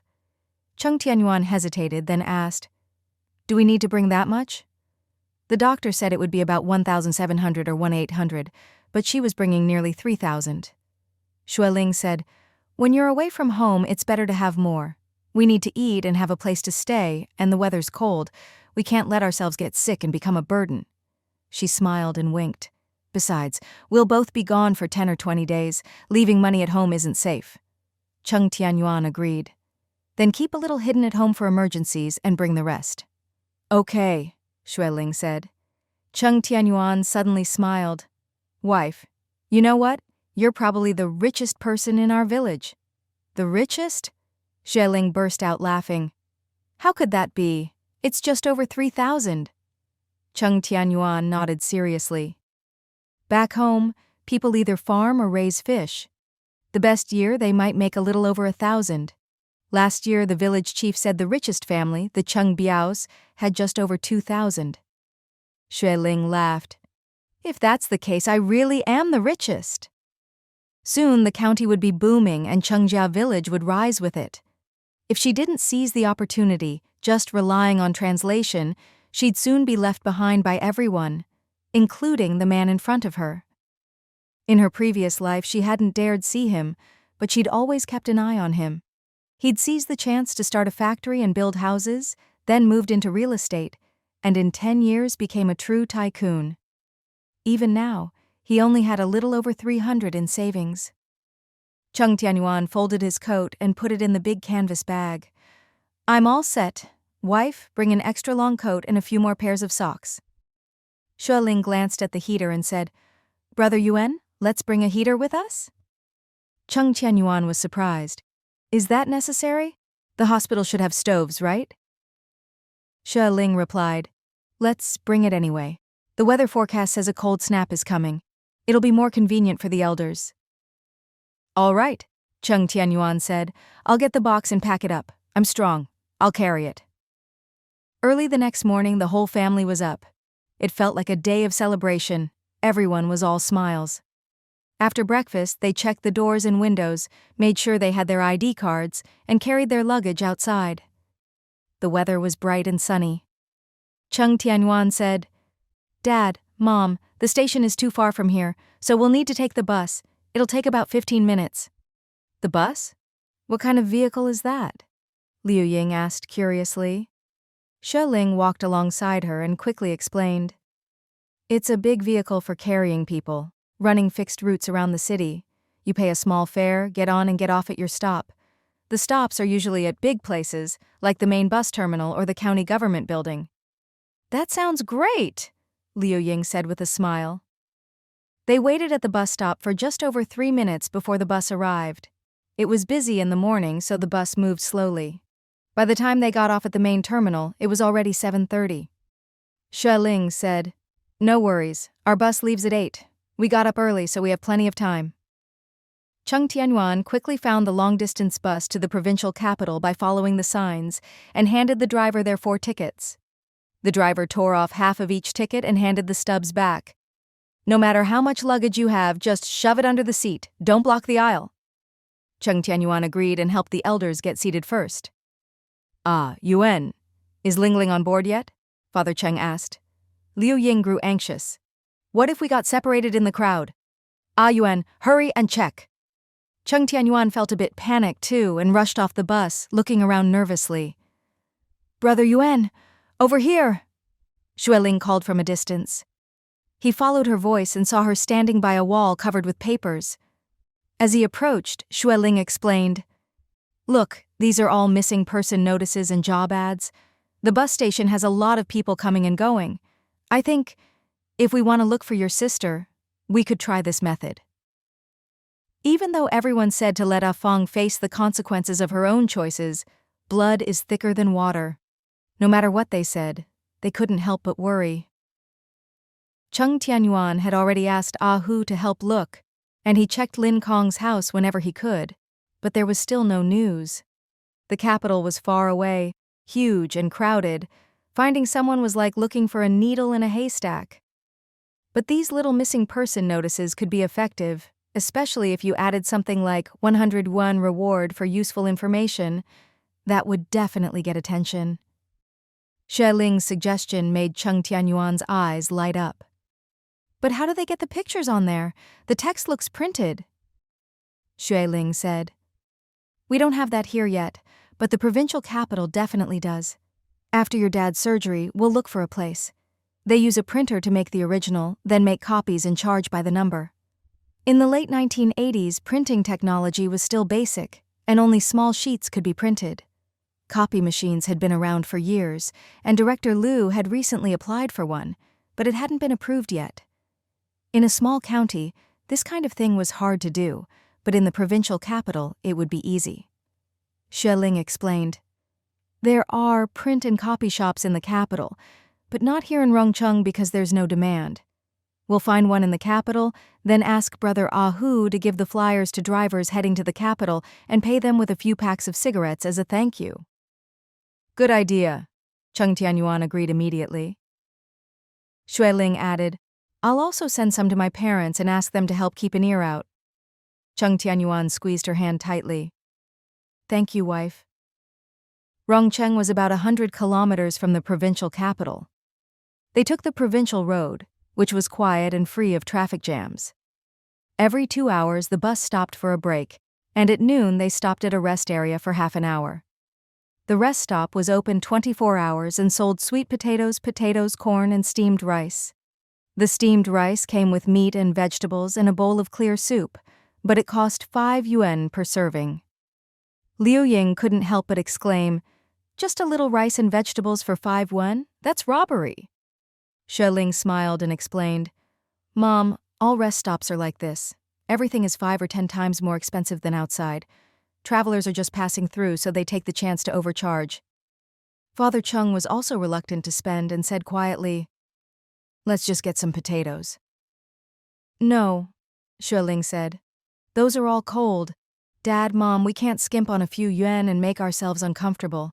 It's only 4 or 5 degrees out. Better to eat something hot for your health. If you eat cold food and get sick, that's real trouble." Both elders had health issues, especially Father Cheng, whose long-term medication had hurt his stomach. He couldn't eat cold food. Cheng Tianyuan agreed. The rest stop was on a mountainside and the wind was biting. The sweet potatoes and potatoes were cold and unappetizing. "Wife is right. When you're traveling, don't worry about saving a few yuan. Your health comes first." With both of them insisting, the elders didn't argue. Xue Ling paid for 4 boxed meals. They sat on little stools, ate, and drank some hot soup before getting back on the bus, feeling warm. They stopped once more in the afternoon and finally arrived in the provincial capital a little after 5. It was clearly a big city. Even in the suburbs, you could see buildings 4 or 5 stories high. The bus station was huge, with rows of fancy buses and trucks. Father and Mother Cheng couldn't read, so one held their son's hand, the other their daughter-in-law's, and they followed the busy crowd out of the station. Seeing that it wasn't fully dark yet and there were taxis nearby, Xue Ling bargained for a ride. "Let's find a place to stay near the hospital first. We're in the suburbs. Tomorrow morning it might be hard to get a cab." Cheng Tianyuan agreed. Liu Ying chuckled. "Ling, you really think of everything. We don't know our way around. Wouldn't even know how to find the hospital ourselves." The driver knew the way and soon took them into the city, stopping at the entrance to the provincial first hospital. "You can't park here long. Better get out quickly." Xue Ling said, "No rush, big brother. Are there any small hotels nearby? Can you take us to the closest one?" The driver pointed ahead. "See over there? There are 2 small hotels. Just walk a few dozen steps and you'll see the signs." Xue Ling thanked him and paid. The hospital entrance was brightly lit, with people coming and going. They found a small hotel nearby and checked in. Xue Ling was willing to spend a bit more and booked 2 nicer rooms, 301 and 302, right next to each other. By the time they put down their luggage, night had fallen, and it was dark outside. Cheng Tianyuan said, "Let's go have dinner first, then come back and get a good night's rest." There was no shortage of small restaurants and big eateries near the hospital. The 2 elders didn't want to spend much, saying a hot meal was enough. After a whole day on the road, Xue Ling didn't have much appetite. She spotted a beef noodle and dumpling shop across from the hospital. "How about we have dumplings and noodles?" Cheng Tianyuan agreed and led the elders over. The shop was small, but there was a big stove and pot inside, making it warm and cozy. As soon as they stepped in, the chill melted away. It was dark outside, with a cold wind blowing and passers-by shivering. Xue Ling had the elders sit inside, while she and Cheng Tianyuan sat on the outside. Soon the steamed dumplings arrived. Then 4 bowls of noodles were served. Father and Mother Cheng ate heartily. From the initial awkwardness and restraint of traveling, they gradually relaxed and adapted. Liu Ying whispered in surprise, "These dumplings have 2 different fillings. Pretty tasty. When we get home, we should try making them like this. I bet ours will be even better." Father Cheng chuckled. "Traveling is a good way to pick up new cooking tricks. Very useful." Xue Ling and Cheng Tianyuan both smiled. Xue Ling didn't eat much and was soon full. "Brother Yuan, I'm going to the hospital to check which doctor is on duty tomorrow. Last time I called, the staff said prosthetics are handled by orthopedics. They also said the most famous and skilled doctor is a Director Xue. Cheng Tianyuan was worried. I'll go with you. No need, Xue Ling said. It's cold outside. You settle the bill and take Mom and Dad back. The hospital's just across the street and there are plenty of people around. Don't worry about me. Cheng Tianyuan was still uneasy, watching her with concern. Xue Ling blushed and gave him a reassuring look, then quickly crossed the street and entered the hospital. Cheng Tianyuan knew she was always independent, so he watched her go before returning to his meal. Liu Ying couldn't help but ask, "Is Ling Ling okay on her own?" "No problem," Cheng Tianyuan replied. "She grew up in the capital, which is even busier than here. If she says she's fine, she'll be fine." Xue Ling wandered around the hospital and found the orthopedics department on the third floor of the inpatient building. The corridor was brightly lit, and a few young nurses were chatting at the nurses' station. Xue Ling approached and asked about the consultation process. The head nurse, who looked to be about 50, explained, "First, see the doctor. Then just follow the doctor's instructions. Surgery, admission, medication, whatever is needed." Xue Ling politely asked, "Big sister, is the famous Director Xue here? Will he be seeing patients tomorrow? I'd like him to look at my father-in-law." The head nurse smiled. "So you came for him. Director Xue is on duty tonight, but he's not seeing patients tomorrow. If he doesn't have surgery the day after, he'll have clinic hours in the afternoon." Xue Ling frowned. "If he has surgery, does that mean we might have to wait several days?" "That's normal," the head nurse said. "Director Xue is very busy. He usually only has half a day or a day for clinic each week. No doubt he was a professional doctor. Just one glance, and with gloved hands, he gently examined the arm. "Comrade, this arm injury is serious, and it's been many years, hasn't it?" Father Cheng nodded and quietly explained how he'd been injured years ago. Director Xue listened as he asked about the treatment history. Father and Mother Cheng answered softly. Xue Ling took the opportunity to explain, "Doctor, we came all the way from Rungcheng to have my father-in-law's arm checked. The trip was long and bumpy and he's in a lot of pain, so we came straight here." Director Xue squinted thoughtfully. "This arm won't be easy to treat. Let's register the patient first, then go for some x-rays. I'll take a look at the images and decide. The wound is quite inflamed, so let's get some anti-inflammatories to make him more comfortable." Cheng Tianyuan hurried off to handle the paperwork. Father Cheng, used to the pain, managed a smile. "Doctor, I can handle the pain. What I want to know is, my daughter-in-law hopes I can get a prosthetic. Is that possible?" Xue Ling and Liu Ying both tensed up. Director Xue thought for a moment. "In your case, it should be possible, but I'll need to see the test results to be sure. Your arm has been useless for years and is badly atrophied. There may be bone fragments left from the original injury which have caused repeated problems over the years. If there's no major deterioration and we can clean everything up, a prosthetic can be fitted." Liu Ying's eyes filled with tears. She choked up. "Doctor, it's possible, right?" She didn't understand all the medical talk, but she couldn't bear to see her husband suffer any longer. Even if he couldn't get a prosthetic, she just wanted the pain to stop. Director Xue said seriously, "It's been delayed for too many years. I need to see the results before I can say for sure." Liu Ying wiped her tears and whispered, "We didn't want to wait. But we were so poor back then, the kids were little, one still in my arms. He said raising the children was more important than spending money on himself." Director Xue, used to such stories, just nodded. If a prosthetic can be fitted and the patient is only in his 50s, he should still have some ability to work. At least daily life won't be a problem. But the cost is high. Domestic prosthetic technology isn't advanced yet. Our hospital uses imported ones. Xue Ling sniffed, her eyes determined. "We have enough money. If surgery and a prosthetic are possible, please arrange it as soon as you can." A nurse added, "With care and medication, it'll be close to 2,000 yuan. In this era, 2,000 yuan was a huge sum. Most families couldn't scrape together that much even if they sold everything. Xue Ling nodded quickly. "No problem, just arrange it. As long as Dad doesn't have to suffer anymore, we'll work hard to earn the money back." The nurse smiled. "Uncle, your daughter is really filial." Father Cheng looked at Xue Ling with loving, proud eyes. "She's our daughter-in-law." Director Xue noticed Xue Ling's refined looks and elegant manner, so different from the simple, rustic air of Cheng Muhai and Liu Ying, and couldn't help but look at her a few more times. It's a good thing for young people to be so filial. It was a quiet night, and the doctors on duty weren't busy.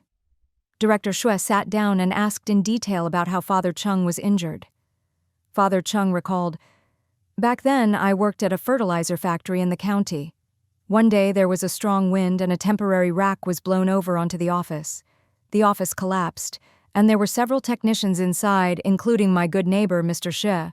I didn't think about the danger, just pushed aside the rubble and crawled in to save him. I just pushed him out when an iron beam fell and hit me here. I passed out, and when I woke up, the doctor said my arm was ruined," he explained simply, but Xue Ling listened with her heart in her throat, eyes reddening. It must have been terrifying. She vaguely remembered her father telling her that if Father Cheng hadn't pushed him out of the way, the iron beam would have struck his head and killed him. In the 1960s, medical care was even worse than now. Father Cheng's arm bones were shattered, and the county doctors could do little, just said it was useless, bandaged it, and waited for the wound to heal. Director Xue was moved by the story of Father Cheng's selflessness. Medical care in Rongcheng wasn't good back then. If you hadn't gotten a transfusion in emergency care, you might not have survived. Prosthetic technology is just now maturing. You've come at the right time. Xue Ling wiped her tears and said softly, "Thank you, doctor, for your help." The nurse, caught up in the story, couldn't help but ask, "Did the people you saved ever repay you? And didn't the fertilizer factory owe you compensation?" Father Cheng gave a wry smile. "After the accident, the factory went bankrupt. The man I saved was my wife's father. He gave me everything he had for my medical bills, and after he went back to the capital, he sent money several times. He even married his daughter to my son. We became in-laws." The young nurse looked at Xue Ling in surprise. "So that's how it is." Xue Ling saw the sympathy in her eyes and couldn't help but smile. "We were childhood sweethearts. Our feelings were always strong." The nurse nodded, smiling. "That's wonderful, really wonderful." Just then, Cheng Tianyuan returned from paying and registering. "We can go now." Xue Ling quickly helped Father Cheng up, and Cheng Tianyuan supported his other arm. Together they helped him forward. The nurses giggled, whispering to each other, "That guy is really handsome, the kind you never get tired of looking at." "Yeah, and the woman is beautiful too, did you hear? They're childhood sweethearts. Such a good match." Soon the preliminary test results came back. Director Xue squinted at them for a long time, then explained, "Tomorrow, when the technicians are in, we'll take more x-rays. Luckily, there aren't many bone fragments left. If surgery had been possible back then, your arm wouldn't have been useless all these years." Cheng Tianyuan asked carefully, "Doctor, what should we do next?" Director Xue took out his pen. "First, get admitted. Tomorrow we'll do a full set of tests. The day after, when I'm on duty, I'll look at the x-rays and decide." So that night, Father Cheng was admitted to room 2 in the hospital. As expected of a specialized orthopedics ward, the nurse applied ointment to his swollen arm and gave him an anti-inflammatory injection. The pain soon eased. There was another patient in the hospital room, someone with a leg injury, and a companion by their side. The nurse said, "If the patient can move around on his own, there's no need for you to stay and keep watch." Xue Ling asked, "We're staying at a small hotel just across the street. If there aren't any tests tonight, can we go back and rest and come back in the morning?" The nurse nodded. "You've already paid the deposit and there's nothing to do tonight. Whether you sleep here or not is up to you." Cheng Tianyuan said, "Then let's go back to the hotel and come back in the morning." The nurse said, "All right, be here before 7:30. You can line up for tests at 8. Father Cheng got dressed and left with them. The hospital clock showed it was 9 p.m., thankfully not too late. Father Cheng couldn't help but ask, Ah, Yuan, how much does it cost to stay in the hospital for a night? Xue Ling quietly tugged at Cheng Tianyuan's sleeve, and he smoothly reached down to hold her hand. I don't think it's much. We just paid a deposit, but I'm not sure of the exact amount. Liu Ying had her own thoughts. There are a lot of people in the hospital room, so you probably won't sleep well. Besides, we've already paid for the hotel, and it must be more expensive than the hospital. There are good and expensive options. You have to choose wisely. Father Cheng agreed. All right, I'll sleep at the hotel then. Cheng Tianyuan and Xue Ling exchanged a glance and smiled secretly. Back at the hotel, everyone went to their own rooms. Cheng Tianyuan poured water from the kettle and handed her a cup. I washed both these cups. They're very clean. Thank you, she replied with a bright smile. Cheng Tianyuan picked up his own cup and said warmly, Good thing you went into the hospital to check. Otherwise, we might not have found the best doctor, and we could have wasted tomorrow or even the next day. Xue Ling nodded. This way we can get the tests done right away tomorrow? Cheng Tianyuan couldn't help but ask, Do you want to take a shower? There's a hot water room outside. I can fetch 2 buckets of hot water. Xue Ling flopped onto the bed, exhausted. I'm used to rinsing off with hot water before bed. If I don't, I can't sleep. Cheng Tianyuan chuckled. You're from the north, but you like to shower like southerners. Winters here are much colder, and you still bathe every day. Xue Ling paused, then mumbled, I had a southern roommate in school and picked up the habit from her. After a while, it just stuck, and now I can't change it. In truth, she'd spent the latter half of her previous life in the South, so her habits, food, daily routine, had all become southern. Cheng Tianyuan explained, I'm not making fun of you. Actually, I think it's very hygienic. After a hot shower, you feel warm and sleep better. I've started showering every day like you, and it feels great. It's just a bit expensive. Water and coal weren't cheap, and 2 people showering meant more hot water. Over time, it added up. Xue Ling giggled, pulling out her English book and notebook.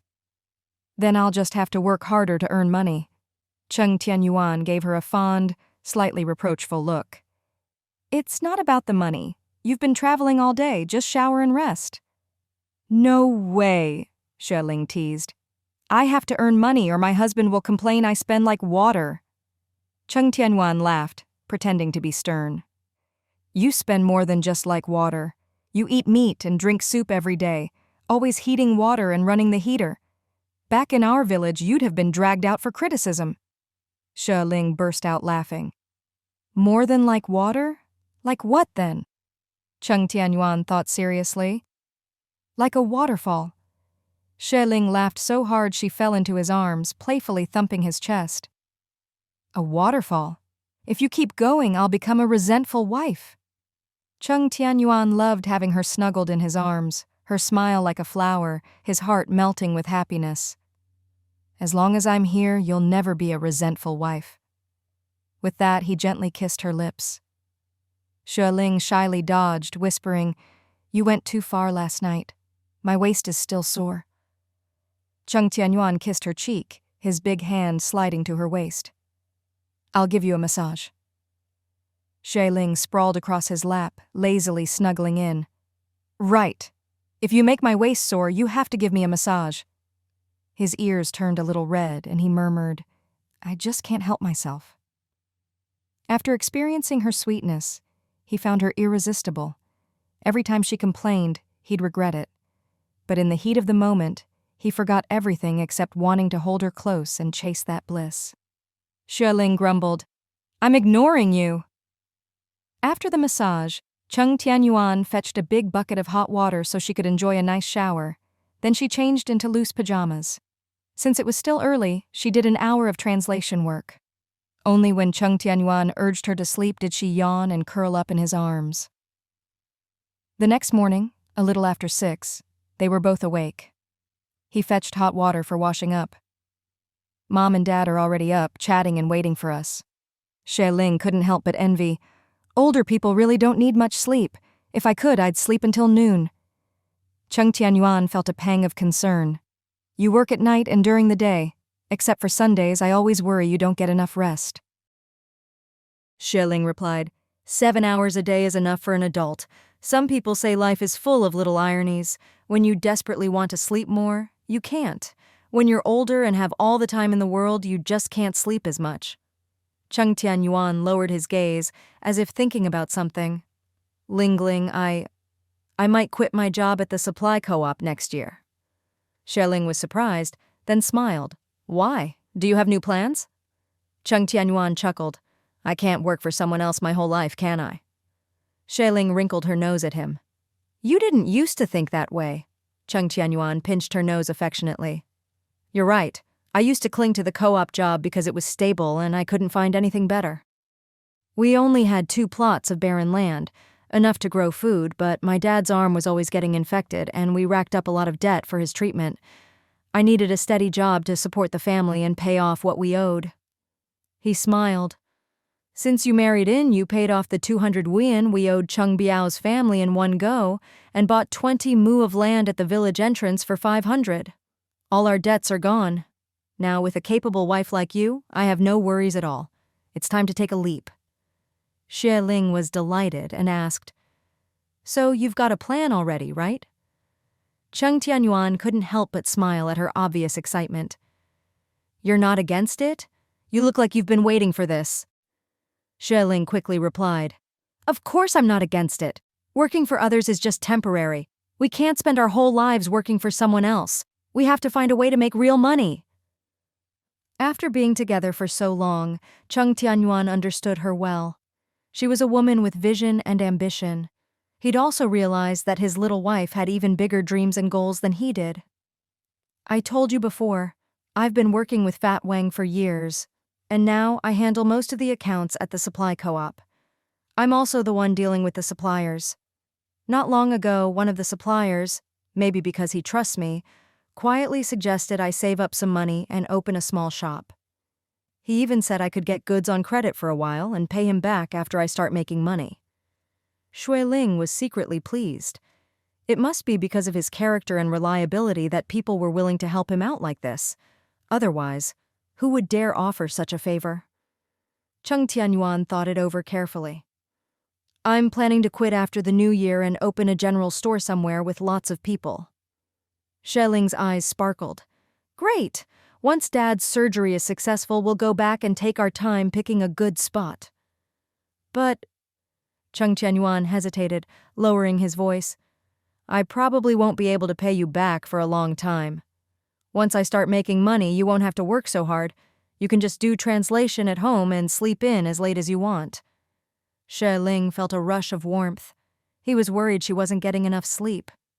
She smiled. It's fine. I never expected you to pay me back. Didn't I say before? If you don't have money, just pay me in kind.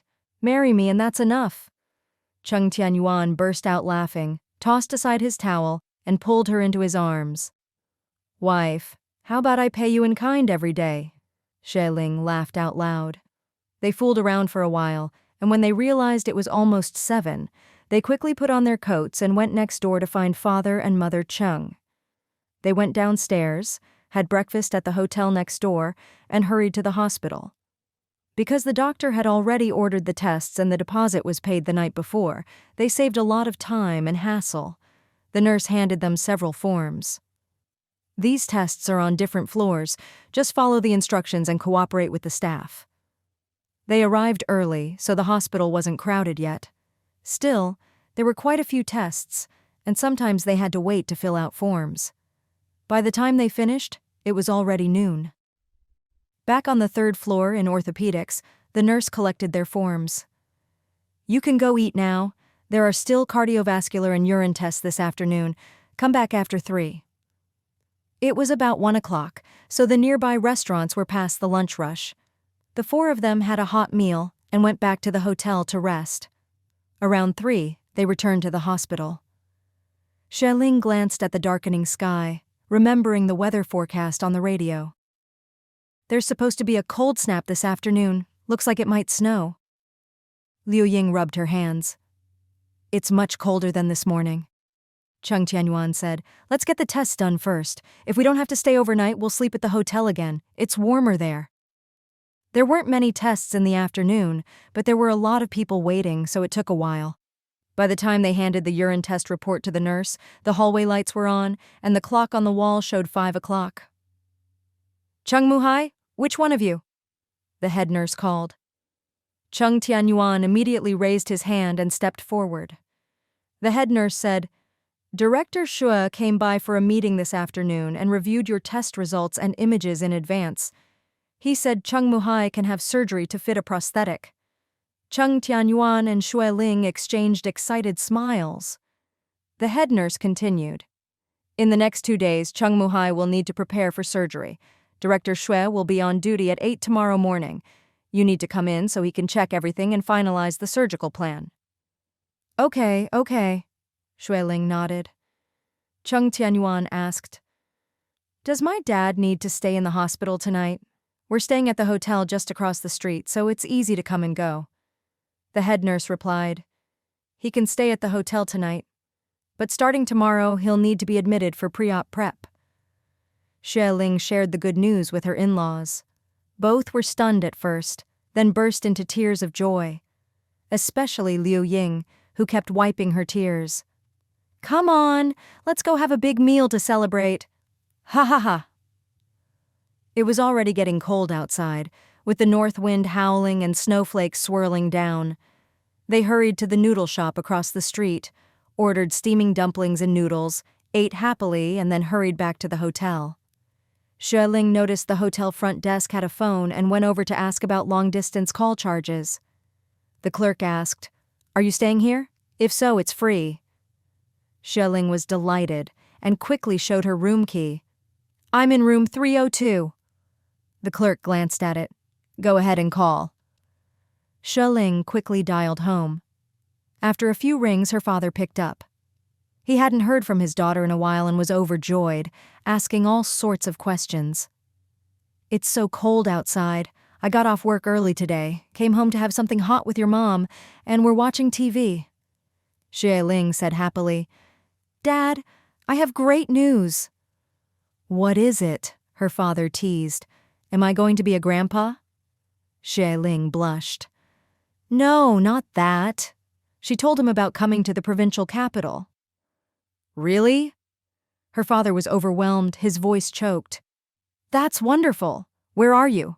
When is the surgery? I have to come see Muhai. It's been over 10 years since we last met. Xue Ling replied, We're at the Provincial First Hospital, 3rd floor, orthopedics. Dad, it's so cold and snowy here, it's not convenient for you to travel. Once the surgery is done, I'll call with the good news. You and Mom can come visit in the spring. No, her father insisted, his voice thick with emotion. I have to come. Ling, if he hadn't pushed your dad out of the way back then, your father would have died. He saved my life, but lost the use of his arm. Back then, I had no money, and the doctor said nothing could be done. Now that there's good technology, we have to get Muhai the best prosthetic. He added urgently, Ling, tell the doctor we want the best medicine too. I'll bring money right away. Xue Ling quickly reassured him that they had enough money and he didn't need to worry or rush over, but her father was determined.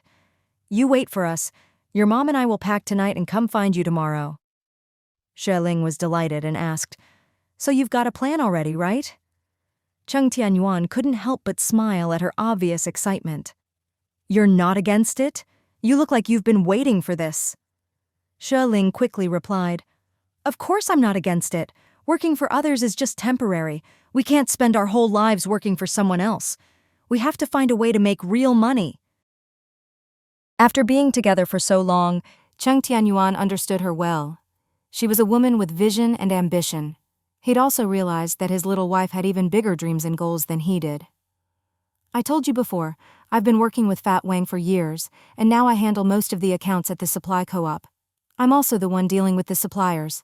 Not long ago, one of the suppliers, maybe because he trusts me, quietly suggested I save up some money and open a small shop. He even said I could get goods on credit for a while and pay him back after I start making money. Xue Ling was secretly pleased. It must be because of his character and reliability that people were willing to help him out like this. Otherwise, who would dare offer such a favor? Cheng Tianyuan thought it over carefully. I'm planning to quit after the new year and open a general store somewhere with lots of people.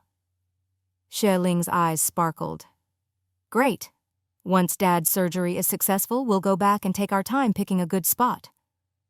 But Cheng Tianyuan hesitated, lowering his voice. I probably won't be able to pay you back for a long time. Once I start making money, you won't have to work so hard. You can just do translation at home and sleep in as late as you want.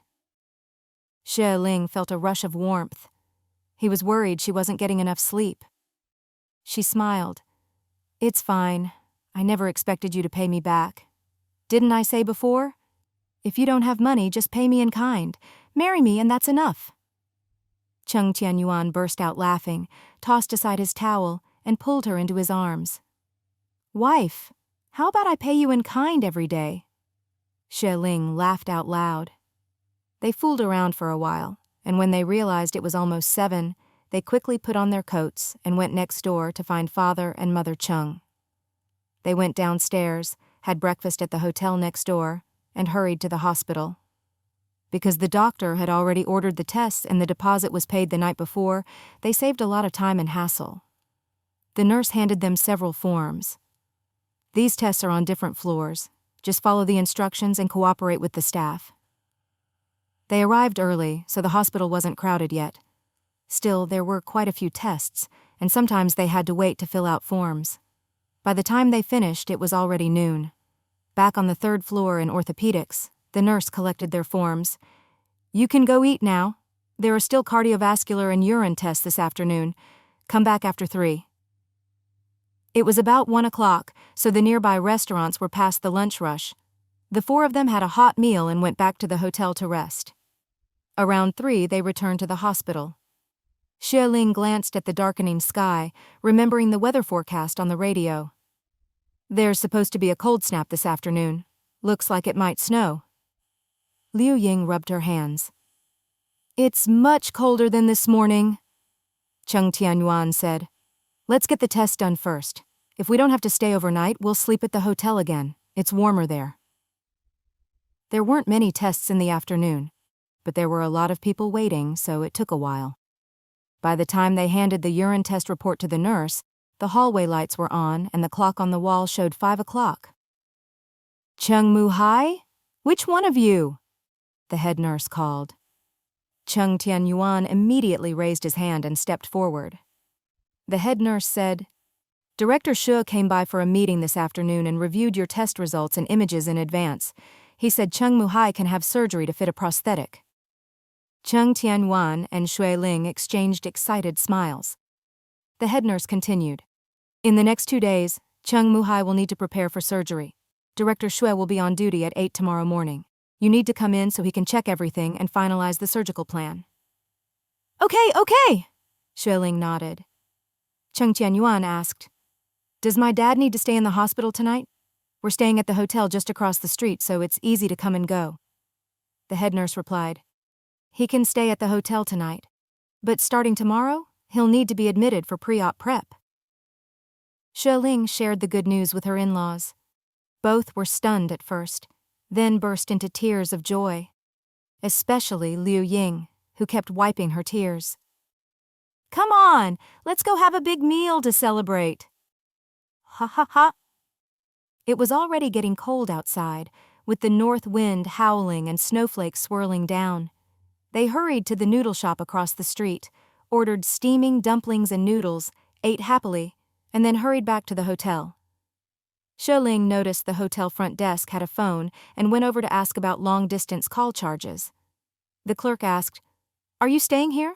If so, it's free. Xue Ling was delighted and quickly showed her room key. I'm in room 302. The clerk glanced at it. Go ahead and call. Xue Ling quickly dialed home. After a few rings, her father picked up. He hadn't heard from his daughter in a while and was overjoyed, asking all sorts of questions. It's so cold outside. I got off work early today, came home to have something hot with your mom, and we're watching TV. Xue Ling said happily. Dad, I have great news. What is it? Her father teased. Am I going to be a grandpa? Xue Ling blushed. No, not that. She told him about coming to the provincial capital. Really? Her father was overwhelmed, his voice choked. That's wonderful. Where are you? When is the surgery? I have to come see Muhai. It's been over 10 years since we last met. Xue Ling replied. We're at the Provincial First Hospital, 3rd floor, orthopedics. Dad, it's so cold and snowy here, it's not convenient for you to travel. Once the surgery is done, I'll call with the good news. You and Mom can come visit in the spring. No! Her father insisted, his voice thick with emotion. I have to come. Ling, if he hadn't pushed your dad out of the way back then, your father would have died. He saved my life but lost the use of his arm. Back then, I had no money, and the doctors said nothing could be done. Now that there's good technology, we have to get Muhai the best prosthetic. He added urgently, Ling, tell the doctor we want the best medicine too. I'll bring money right away. Xue Ling quickly reassured him that they had enough money and he didn't need to worry or rush over. But her father was determined. You wait for us. Your mom and I will pack tonight and come find you tomorrow. After returning to the room, Cheng Tianyuan had already prepared hot water and taken out her clean pajamas. Ling, go take a shower. It's cold outside, so wash with hotter water. Xue Ling smiled awkwardly. My dad and Mom, they're coming over. Cheng Tianyuan was startled and asked, Did something happen? No, Xue Ling replied. They're just worried about father-in-law's arm and want to see him get the prosthesis fitted in person. You know, Dad's arm is what my father cares about most. When he heard he could get a prosthesis, my dad was overjoyed and insisted on coming to see it for himself to feel at ease. Cheng Tianyuan breathed a sigh of relief and smiled. The way you looked just now, I thought something was wrong. Father-in-law and mother-in-law are just concerned about my dad. If they want to come, let them come. We'll book the room next door and we can all stay together. My parents on the left, your parents on the right. How nice! Xue Ling chuckled softly and explained, I'm not against them coming. It's just that there's so much snow outside, the roads are blocked, and I'm worried it's not safe for them to travel. Right, Cheng Tianyuan quickly said. Call your dad again and tell them not to come. When the weather warms up, we'll go to the capital to visit them. Xue Ling gave a wry smile. No need to persuade them. I can't talk them out of it. They're already packing. He said the capital isn't far from the provincial city, and they'll get here soon.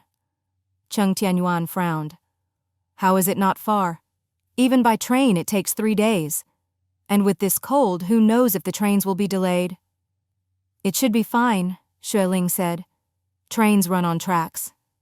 Xue Ling muttered, Forget it.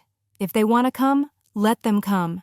My dad said he has to come, and even praised me for doing the right thing. He just didn't know there was such good technology. Otherwise he would have brought Dad to get a prosthesis long ago. Cheng Tianyuan thought for a moment and said gently, Uncle Xue is a very honest man. If he had known, he definitely would have done it.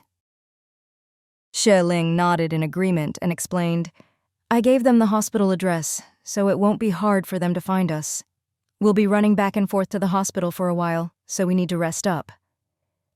Cheng Tianyuan urged, Go take a hot shower and get to bed early. Okay, Xue Ling agreed. A while later, she wrapped herself in a blanket and started translating. Cheng Tianyuan finished washing their clothes, soaked his hands in warm water, and hurried over to help copy the translation. He had always done well in school, with a good literary background, so after helping Xue Ling copy for a while, he gradually started polishing a word or two, occasionally making slight adjustments based on the context. His editing was quite good, making the text flow more smoothly, so she felt completely at ease handing over the drafts to him. During a break, Xue Ling laughed. When I get paid for these translations, I should probably give you half. Cheng Tianyuan glanced at her and said softly, I still owe you a ton of money. Xue Ling gave him a flirty look and said, Don't you warm my bed for me every night as payment? Cheng Tianyuan's ears turned a little red and he whispered, Hurry up and write a bit more.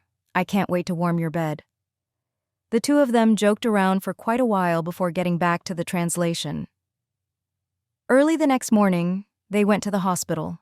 They arrived early, and Director Xue had just come to work. Seeing the whole family, he nodded slightly. "I'll have the nurse call you to my office in a bit. I need to take another careful look at your arm." "Okay." Father Cheng nodded respectfully. The nurse had Father Cheng take his blood pressure and weight, then told them to wait by the hospital bed. Half an hour later, Director Xue called them for an examination. Director Xue compared the X-rays, looked at a few more reports, then put on gloves and examined the arm again. "The bone here is no longer connected. Only a few tendons and the skin are holding it together. You've suffered a lot of pain over the years. During surgery, we'll remove it from here, then wait for the wound to heal before fitting the prosthesis." Director Xue explained everything in simple terms. "One of my patients canceled surgery, so I can schedule you for tomorrow morning. Is that okay?" "No problem," Cheng Tianyuan replied. "We'll cooperate with whatever needs to be done." Director Xue smiled slightly and explained, "There aren't many patients lately because of the cold, so you came at a good time. Next month I'll be going abroad with the hospital director to buy equipment, and won't be back until before the new year." Xue Ling was secretly pleased and smiled. "That means we're lucky." "Young lady, you have a sweet mouth and know how to talk," Director Xue said. Then he looked at Cheng Tianyuan and said, "There are many types of prosthetics now. Of course, the better they are, the more expensive. You get what you pay for. Good quality and low price is rare." Cheng Tianyuan nodded. Director Xue continued, "There are currently 2 imported types. One was just introduced earlier this year, but it's quite expensive, so few patients choose it. The other is the one I want to recommend. Its price is more acceptable, a little over 1,000. After hearing this, Xue Ling couldn't help but ask, "The first one you mentioned is more expensive. About how much? What's better about it?" "About twice as much," Director Xue explained. "But it's more flexible, fits better, and is softer." Father Cheng was startled. "Twice as much? How much is that? Over 3,000? Director Xue nodded slightly. 3,000 for one. If you need a pair, that's 6,000. Father Cheng quickly waved his hand and said softly, "That's too expensive." Director Xue smiled and explained, "It is expensive. So far, only one person has chosen it, and the specs are still complete. How you choose is up to the patient. After all, it's a big expense, and you have to consider your family's situation." Xue Ling thought for a moment and asked, "Doctor, if you add everything up, how much would it be for the 3,000 yuan one?" Director Xue replied, "About 3,700. "We'll discuss it," Xue Ling said. Father Cheng became anxious and said softly, Ling, no need to discuss, just go with the cheaper one. It's not really cheap, it's still expensive." Xue Ling smiled and explained quietly, "Dad, I thought there was only one option. But now there's a better one, so let's pick the better one. After all, it's going on your body. If it's better, isn't that better for you?" "It's too expensive." Father Cheng lowered his voice. "It's not easy for you to earn money. I'm already happy you brought me to get a prosthesis. You can't spend all your money on me, that's too wasteful." Xue Ling shrugged. "As long as we work hard, money isn't a problem. Why do we earn money? For the family to have a better life, for our loved ones to live better, and then for other things. Spending it on you is exactly why we earn money. How can that be a waste?" "Ha ha." Director Xue laughed from the side, looking at Xue Ling approvingly. "This young lady looks young, but she's confident, thoughtful, and clear-minded. Not bad." He gestured to Cheng Tianyuan. "Don't argue about it. Discuss it with your family. For me, the surgery steps are the same. It makes no difference." Cheng Tianyuan leaned in and carefully asked about the differences between the 2 types of prosthetics. Director Xue was very patient and explained everything gently. "You don't need to rush. First, we'll do the amputation surgery. You can decide which prosthesis to use before it's fitted. The hospital has all the different types in stock, so you can make your decision in a couple of days." Xue Ling and Cheng Tianyuan quickly thanked him. At that moment, a nurse hurried over and knocked on the door. Director Xue, could you please come take a look at the patient in bed 8? Director Xue quickly left. Xue Ling and Cheng Tianyuan took Father Cheng back to bed 2.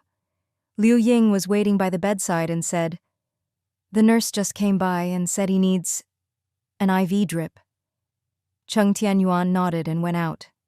The nurse soon arrived and said the doctor had prescribed medication, so they needed to prepare for surgery and would start the IV drip. It was cold, so Father Cheng lay under the covers, quietly dozing. Xue Ling stamped her feet and whispered, "Brother Yuan, go get the space heater. We'll be here all day, so it's better to bring it over early. Dad will be staying here tonight, so he'll need it too." Cheng Tianyuan glanced at the clock on the wall and said, "It's almost noon. Let's go home together and make some hot food for Mom and Dad." Liu Ying smiled and said, "I can stay here by myself. It's just an IV, nothing to worry about." "Okay." Xue Ling left with him. The snow outside had stopped, but there was still a lot piled up along the roads. Fortunately, the city management in the provincial capital was efficient and had already cleared most of it, so there was no risk of slipping. Xue Ling knew he wanted to discuss something with her, which was why he'd asked her to come along. Back at the hotel, the two of them sat in front of the heater, warming themselves as they talked. "Brother Yuan, do you also want to get the 3,000 yuan one?" "Yeah." Cheng Tianyuan's face was calm as he spoke quietly. "I think you're right. If there's no choice, then there's nothing we can do. But if there is a choice, why pick the worse one? It's twice the price, but so much better." Even though Director Xue was subtle, I could tell. The 3,000 yuan one is more suitable for Dad, since his hand has been disabled for so many years. A softer prosthesis is better for him. Xue Ling had picked up on this too. Cheng Tianyuan continued softly, "It really is expensive, but you said something even more important. This is something that will be attached to his body. If there's a better option, of course we should choose it. Dad is only in his 50s. He's got at least 20 or 30 years ahead of him. We should do our best to make his life better." "Well said." Xue Ling snuggled into his arms. "That's exactly how I feel." Cheng Tianyuan thought for a moment and asked, "Wife, I brought 500 yuan plus the 1,500 you gave me, so we have 2,000. How much do you have?" Xue Ling replied, "I only left 100 at the rental. I brought the rest. About 2,200. "With food, lodging, and travel, it might not be enough," Cheng Tianyuan said, frowning in concern. He quickly came up with an idea. "Don't worry, I'll call Minga later and borrow a few hundred from him. That'll definitely be enough." Xue Ling nodded. "We've already translated 30,000 words, so we'll get paid soon. I still have my salary, so we'll have enough. We don't need to worry about money for Dad's recovery." The two of them quickly reached an agreement. "That's settled then." They exchanged a smile, the room filled with warmth. They ate outside first, then packed 2 meals to go.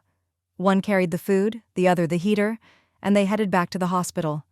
Father Cheng was getting his IV, and Cheng Tianyuan fed him. Liu Ying ate at a small table nearby. Xue Ling went to the nurse's station to ask if they could plug in the heater in the room. The nurse asked if it was high-powered. Xue Ling shook her head and said it was just a regular one, so the nurse agreed. The nurse added, "Actually, you don't need to worry. After the surgery, we'll move the patient to a room with heating. It'll be very warm, just 1 more yuan per day." Xue Ling thanked her and explained, "It's just too cold at night, so I want to make sure the elder is warm." The nurse smiled and pointed to a form. "We need a family member's signature here. Please come sign your name."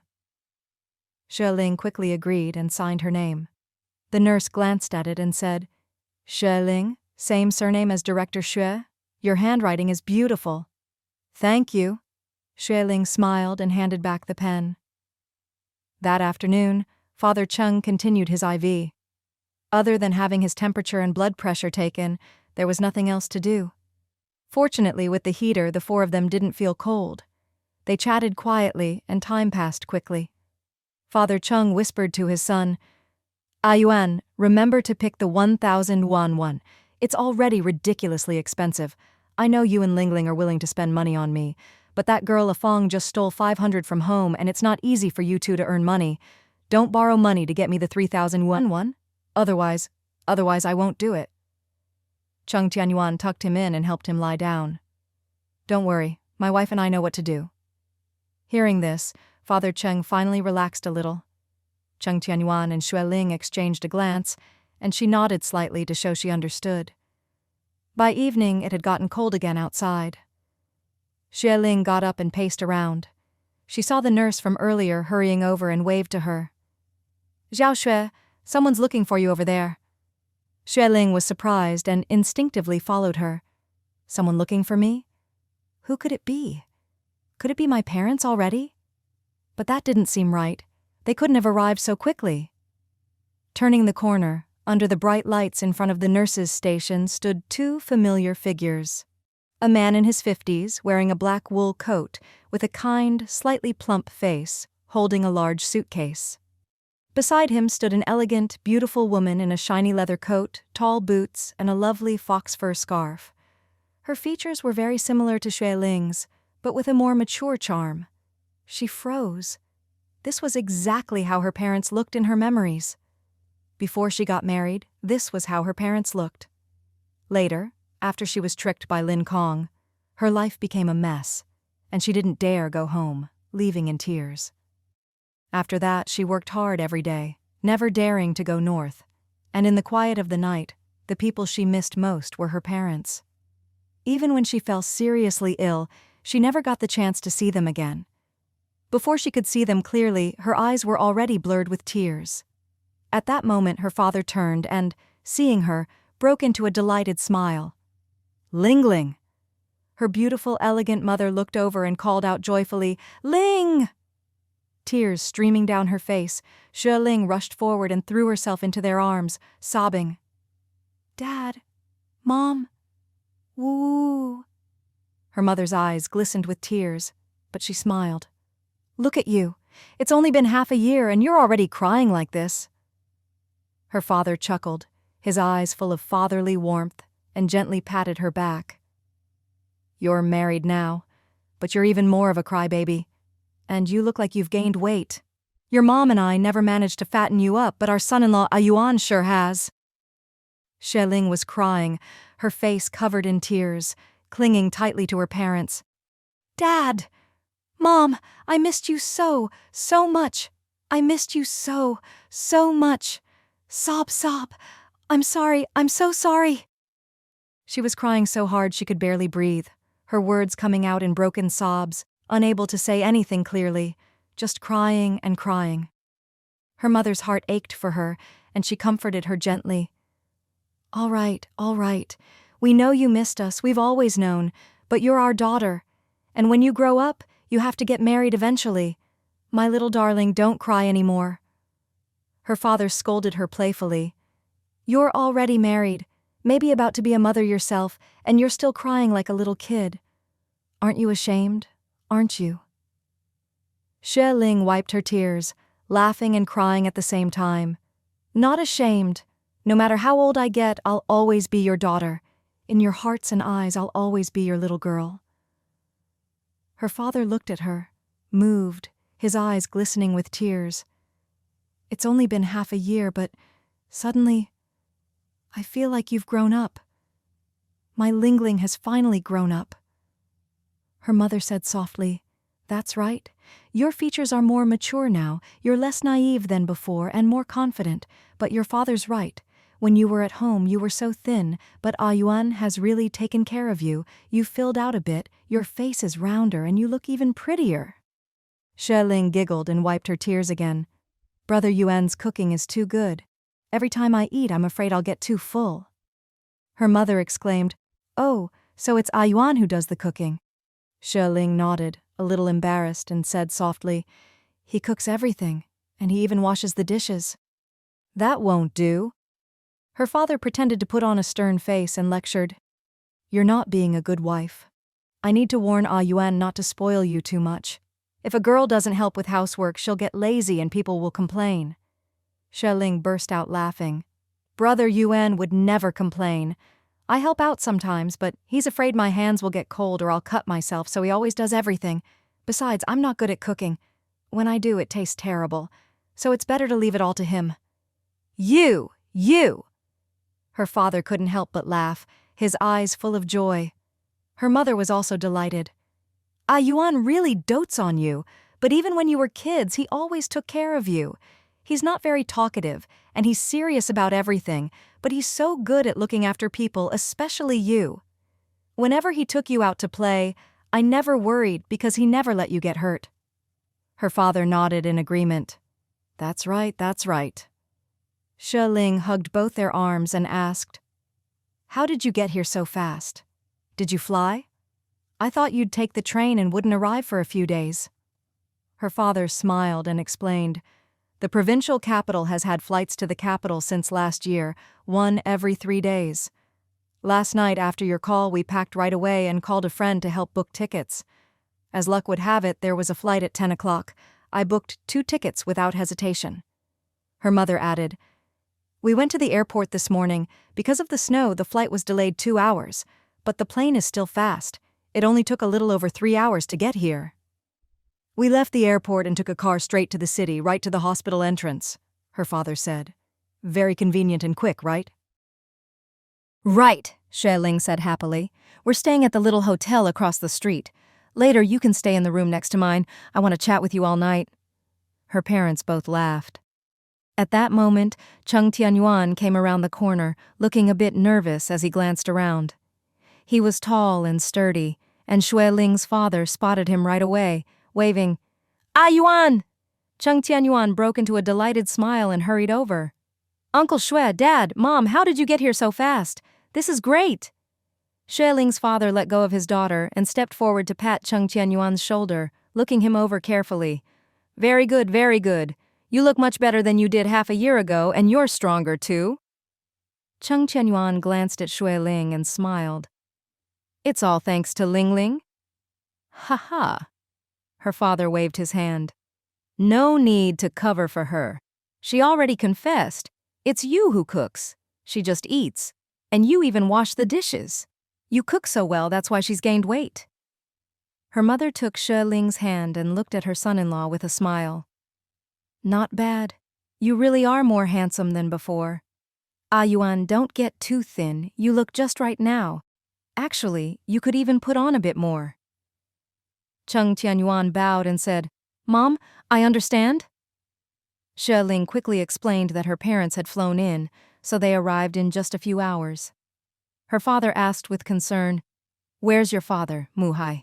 Where is he? Take us to see him." "He's in the first ward over there." Cheng Tianyuan helped with the big suitcase. "Let me carry it." Xue Ling's father and Cheng's father hadn't seen each other in years.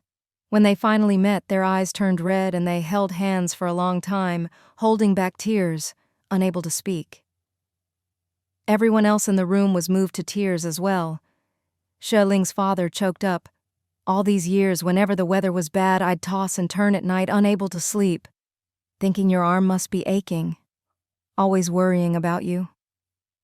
Cheng Muhai shook his head again and again. "It's all right.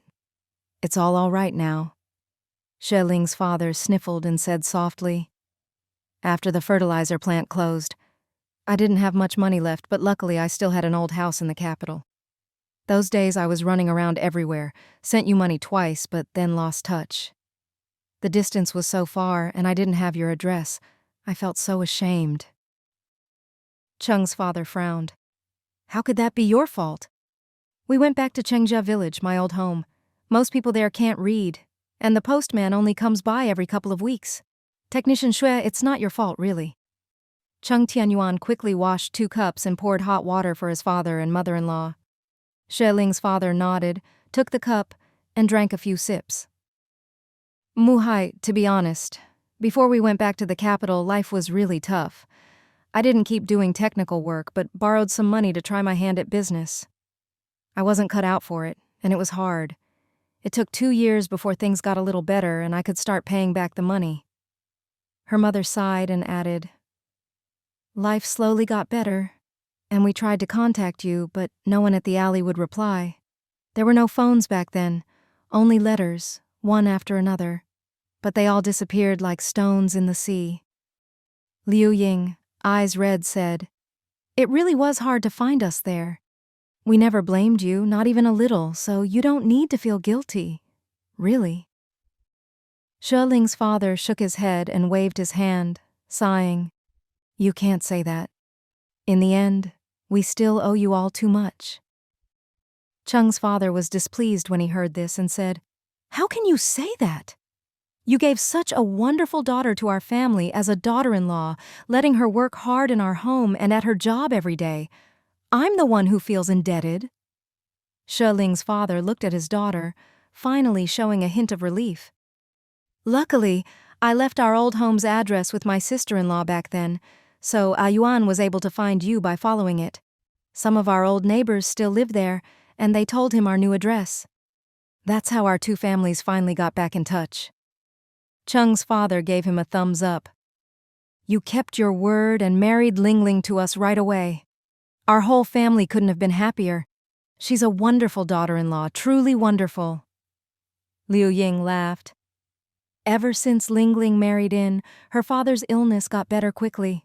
We paid off all our debts, and life has gotten better every day. Look, these sweaters and coats she bought for us are so warm." Cheng's father agreed. "I got some too. She's so filial and she and Yuan love each other dearly. We're so happy.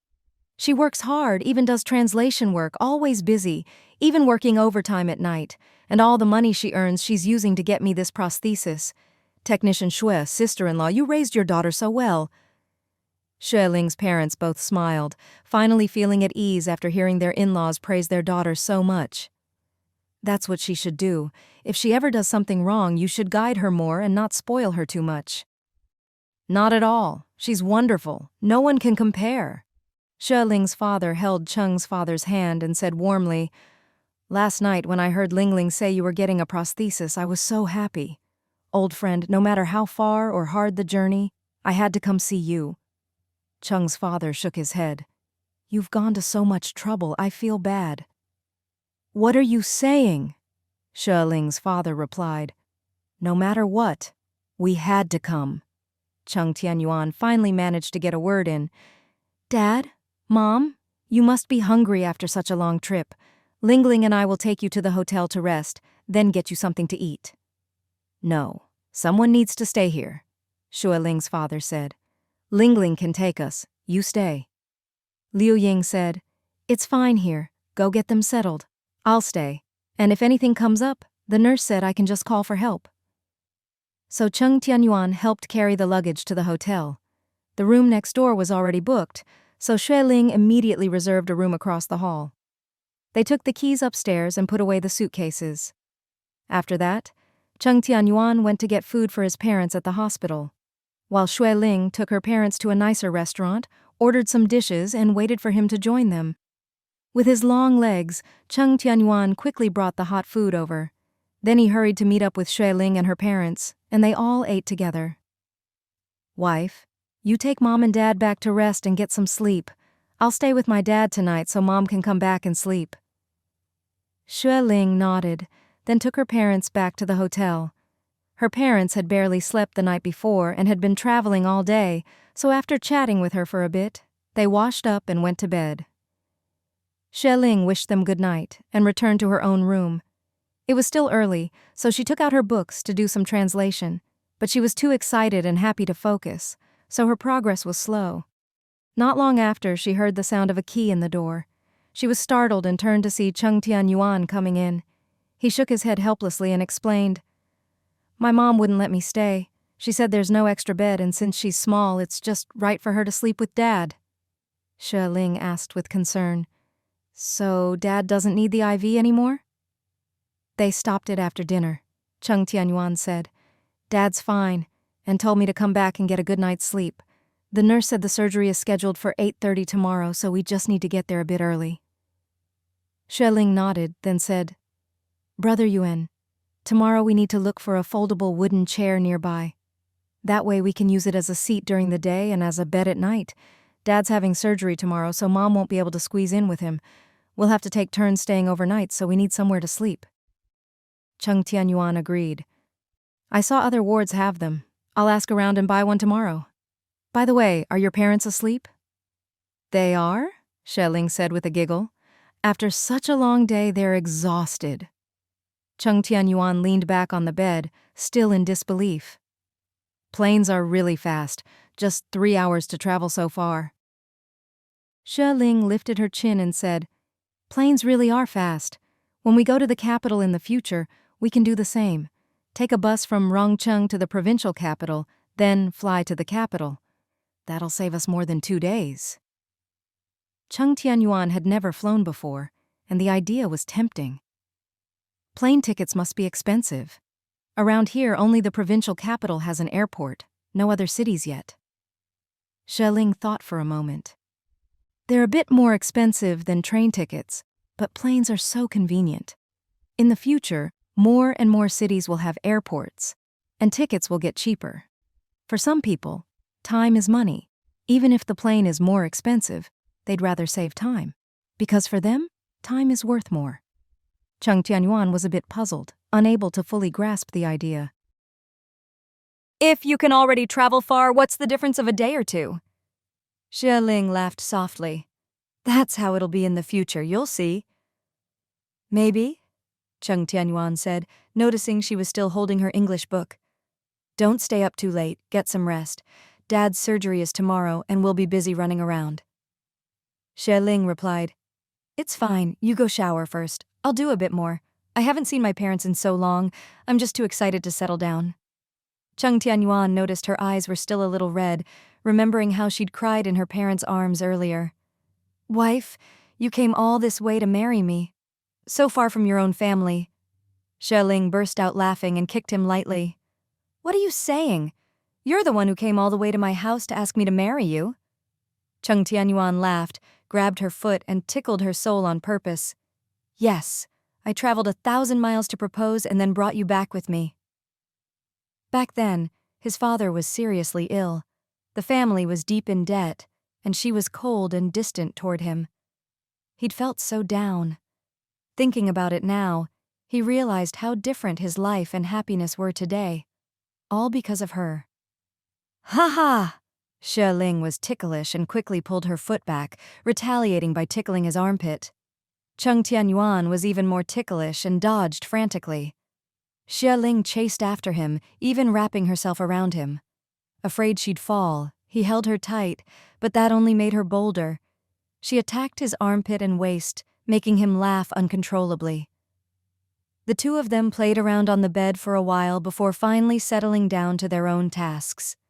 The next morning, the two of them woke up around 6, just like usual. Xue Ling's parents in the room across the hall were also up early. Xue Ling went over to knock and found they were already dressed and ready. Her mother asked in surprise, You're up so early? Back home, you always wanted to sleep a minute longer and we could barely get you out of bed. I've grown up, Xue Ling pouted playfully. Now I have to go to work, so I have to get up early. But if I can sleep in, I still want to. Her father chuckled. That's what it means to really grow up. When you were in school, you had your parents to spoil you, so you could be lazy sometimes. Now it's different. You have to work and earn money, and if you're late, your boss won't like it. You have your own family now, so you have to be considerate. Got it, Dad, Xue Ling replied cheerfully. Her mother asked gently, What about Ayuan? Is he up? He's up earlier than me, Xue Ling replied. He took toothbrushes and towels over to help his parents wash up and he's buying them breakfast. He said it's too cold outside, so we should stay in and drink some hot water to warm up. He'll come get you later for breakfast. Her mother smiled kindly, her eyes full of satisfaction. Ayuan has always been a thoughtful and caring child. Her father sipped his hot water and said, Let's wait for Ayuan, then we'll go out to eat and head to the hospital. Her mother asked, Ling, after the surgery, will the prosthesis be fitted right away? No, Xue Ling explained.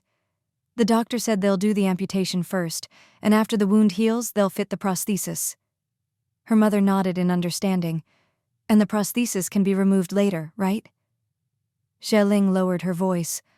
All the prosthetics now are imported. Domestic technology isn't quite there yet. Director Xue at the hospital said they only have 2 types, one a little over 1,000 yuan, the other about 3,000. The 3,000 yuan one can be removed? Her father asked. Yes, Xue Ling replied. And it's softer, more flexible, and better suited for father-in-law's arm. Her father immediately said, Then you should choose the 3,000 yuan one. You get what you pay for. Health is important. Don't try to save money and end up with something unsuitable. Xue Ling quickly explained. Brother Yuan and I talked about it, and we both want to get the 3,000 yuan one, but my in-laws won't agree. They say even 1,000 is already too expensive, and they're afraid we'll spend too much. I'll pay for it, her father said decisively. No need, Xue Ling replied. Brother Yuan and I brought just enough money. We're planning to keep it from the elders for now and only tell them after it's done, so they don't refuse. Her father gave her a look. You don't need to pay. Muhai's hand was injured saving me, so it's only right that I pay. You keep your money for their recovery. I'll handle this. Dad, I can earn my own money now, Xue Ling laughed. And I make quite a bit too. Her father laughed and teased. You make more than me? Really? My factory's net profit last year was several 100,000, and this year will be even more. Can you beat that? Huh? Xue Ling couldn't help but laugh and hugged her mother's arm. Mom, look how smug Dad is. It's not fair. I've only been out of school for half a year. I'm not even 21 and he's over 50. How can I compete? Totally unfair. Her parents both burst out laughing. Xue Ling, pretending to be indignant, declared, Dad, just wait. I promise that by the time I'm 30, I'll be earning more than you. Oh, really? Her father teased. Bragging, are you? When I was 30, I was just a junior technician making 20 yuan a month, but even then I was one of the best in the area. Her father was from the capital, from a well-educated family. Even though life was hard back then, the younger generation's education was never neglected. Later, many in the family went to the countryside, but the knowledge and skills they'd learned were never wasted, and when they returned, they could still shine. Her father was highly educated, specialized in chemistry, and later earned several technical titles. Even though he switched from academia to business, he still had a scholarly air, dressed youthfully, and looked younger than his peers. Now, with a successful career and a happy family, he looked even more confident and youthful. Her mother smiled at him, then turned to her daughter.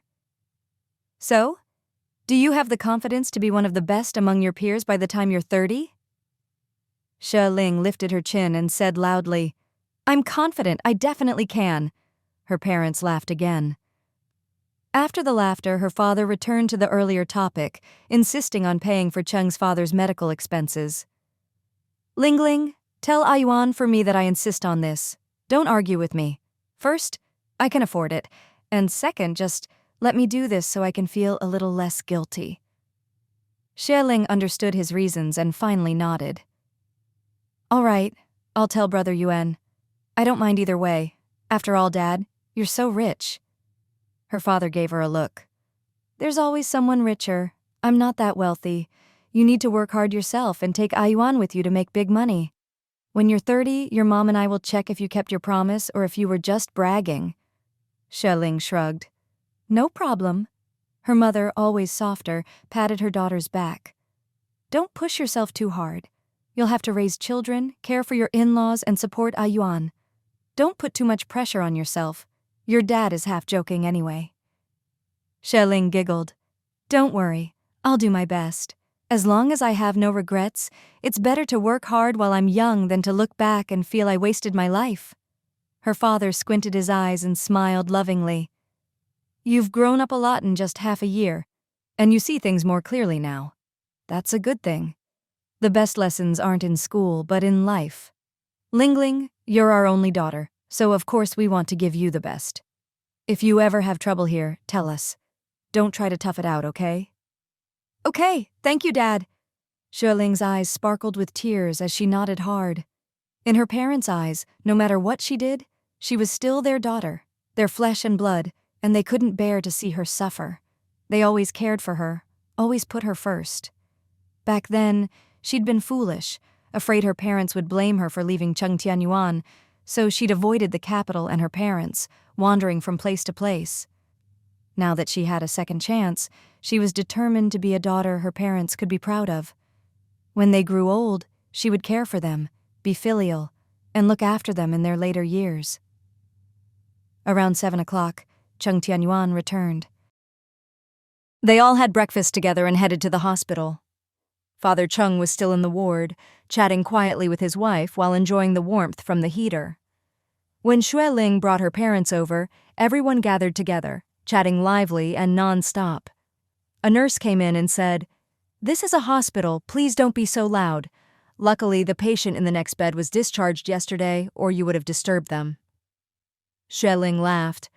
"Sorry, we'll be more careful. It's just that when family gets together, there's always a lot to say." The nurse looked at Father Cheng and waved. "You need to come with us to get ready for surgery." Father Cheng quickly responded with a smile. The nurse couldn't help but laugh. "Most people are nervous before surgery, but your family is different, chatting and laughing like it's a family gathering." Everyone burst out laughing at her words. Xue Ling's father said with a smile, "The surgery will definitely be a success. We're just celebrating in advance." The nurse explained, "You can come along, but you'll have to wait outside the main doors. Only 1 or 2 people need to come. There's no need for so many." With that, she led Father Cheng away. Cheng Tianyuan and Xue Ling quickly followed. Xue Ling's parents, feeling nervous, also grabbed Liu Ying and hurried after them. The operating room was on the 5th floor, with 3 or 4 rows of benches outside. There were a few other people waiting as well, probably for other surgeries. They all sat down and waited quietly. Xue Ling's father asked with concern, "You know the attending doctor, right? Doctors at the provincial first hospital should be very skilled." Cheng Tianyuan replied respectfully, "Don't worry, Dad. Ling said this doctor is the most authoritative and recognized orthopedic specialist here. He's the chief physician." "That's good, as long as he's experienced," Xue Ling's father said, reassured. Xue Ling smiled. "Director Xue is about 50 and he looks very experienced. I heard he's studied abroad several times and he's going abroad again next month." Her mother asked curiously, "He's also surnamed Xue? What a coincidence." Liu Ying was very nervous, rubbing her hands together. "Do you think it'll take a long time? The nurse said it could be several hours." Xue Ling held her hand and comforted her. "It won't. The director said Dad's case isn't difficult, at most 3 or 4 hours." Liu Ying forced a smile and nodded, but her eyes still showed her worry. They chatted quietly, and half an hour passed quickly. Cheng Tianyuan said, "I heard it starts at 8:30. At that moment, 2 or 3 people approached. Leading them was Director Xue, with 2 others in white coats, probably his students. Xue Ling quickly said, "Director Xue is here." Everyone looked over. Xue Ling's father suddenly stood up and called out, "Zilan!" Director Xue was startled, looked over, squinted, and then broke into a smile. "Wuge, it's really Wuge." He hurried over, and Xue Ling's father rushed up too. They shook hands tightly. "Old friend, it's been almost 16 years, hasn't it? What a surprise." Xue Ling's father laughed. "Yes, when you said you were going abroad, I even saw you off. When did you come back? I heard from the family that you went south, but I didn't expect you'd end up here in the provincial capital." Director Xue beamed. "I went abroad for further study, did my graduate work, and when I came back, I was assigned here. I've been so busy, I haven't even been home for New Year's in years. How are you, your wife, and your daughter?" "We're all well," Xue Ling's father replied. "Not long after you left, I went into business. Things have been all right these years. My wife takes care of the home, I work outside, and Ling graduated this year and got married here." Director Xue chuckled. "I know. I heard from our cousin that you made a fortune and became a big boss, running a huge factory. I should call you Boss Wuge from now on." Xue Ling's father playfully slapped his arm, and they both laughed. He waved to his wife and daughter.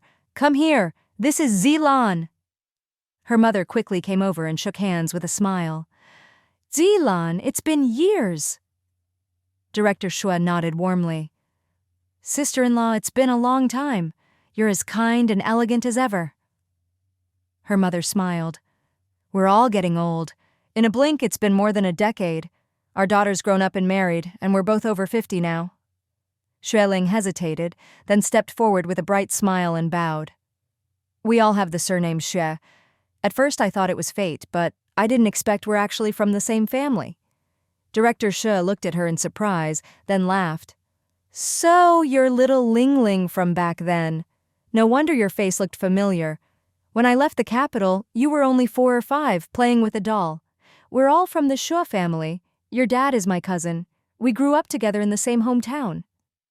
Xue Ling covered her mouth and giggled. Uncle Lan, I'm glad I never had any conflicts with you, or it would have been just like that saying, the flood washes away the Dragon King's temple, and family doesn't recognize family. Director Xue laughed heartily and said to her father, Wuge, Ling Ling is so clever and insightful even at such a young age. Her father grabbed his hand. I just heard you're the chief surgeon, right? The patient inside, Cheng Muhai, is my in-law, my daughter's father-in-law. Please take good care of him. Director Xue seemed to recall something and lowered his voice. That night, Ling Ling said, her father-in-law was injured saving her father's arm. What happened? Her father quickly gave a brief explanation. That's what happened back then. Later, both families moved and lost touch until we reconnected this summer. Brother, you have to do your best with this arm. Don't worry, Director Xue nodded firmly. I know what to do. Her father smiled. After the surgery, let's have a good drink together. Lunch and dinner.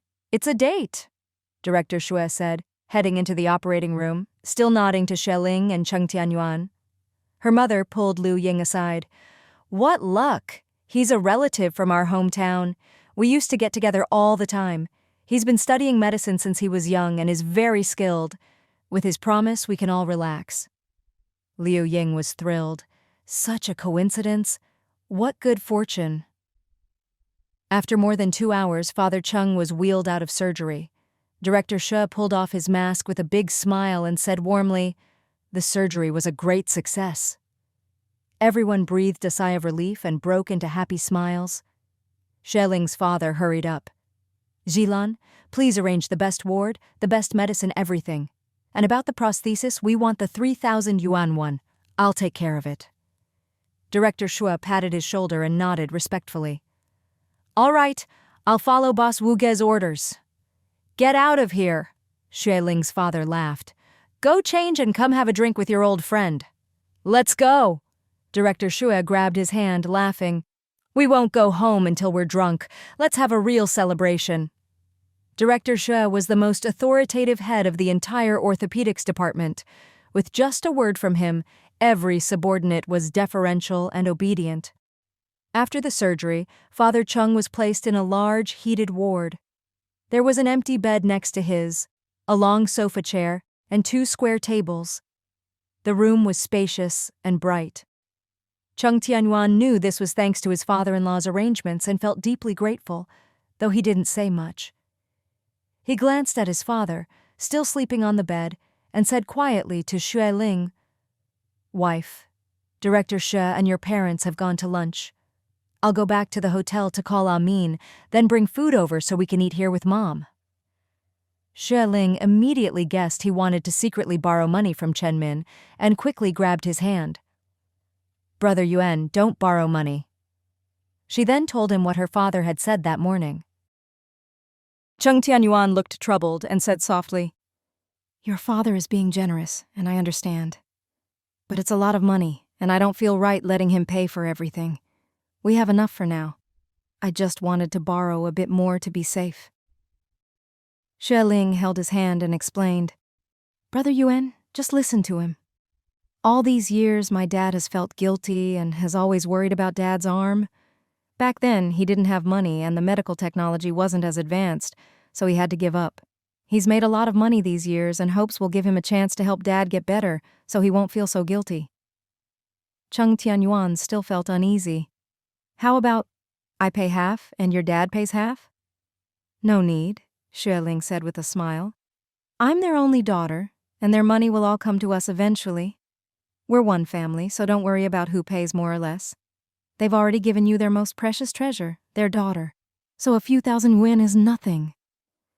Cheng Tianyuan pursed his lips and smiled, nodding. All right, we'll do as your father says.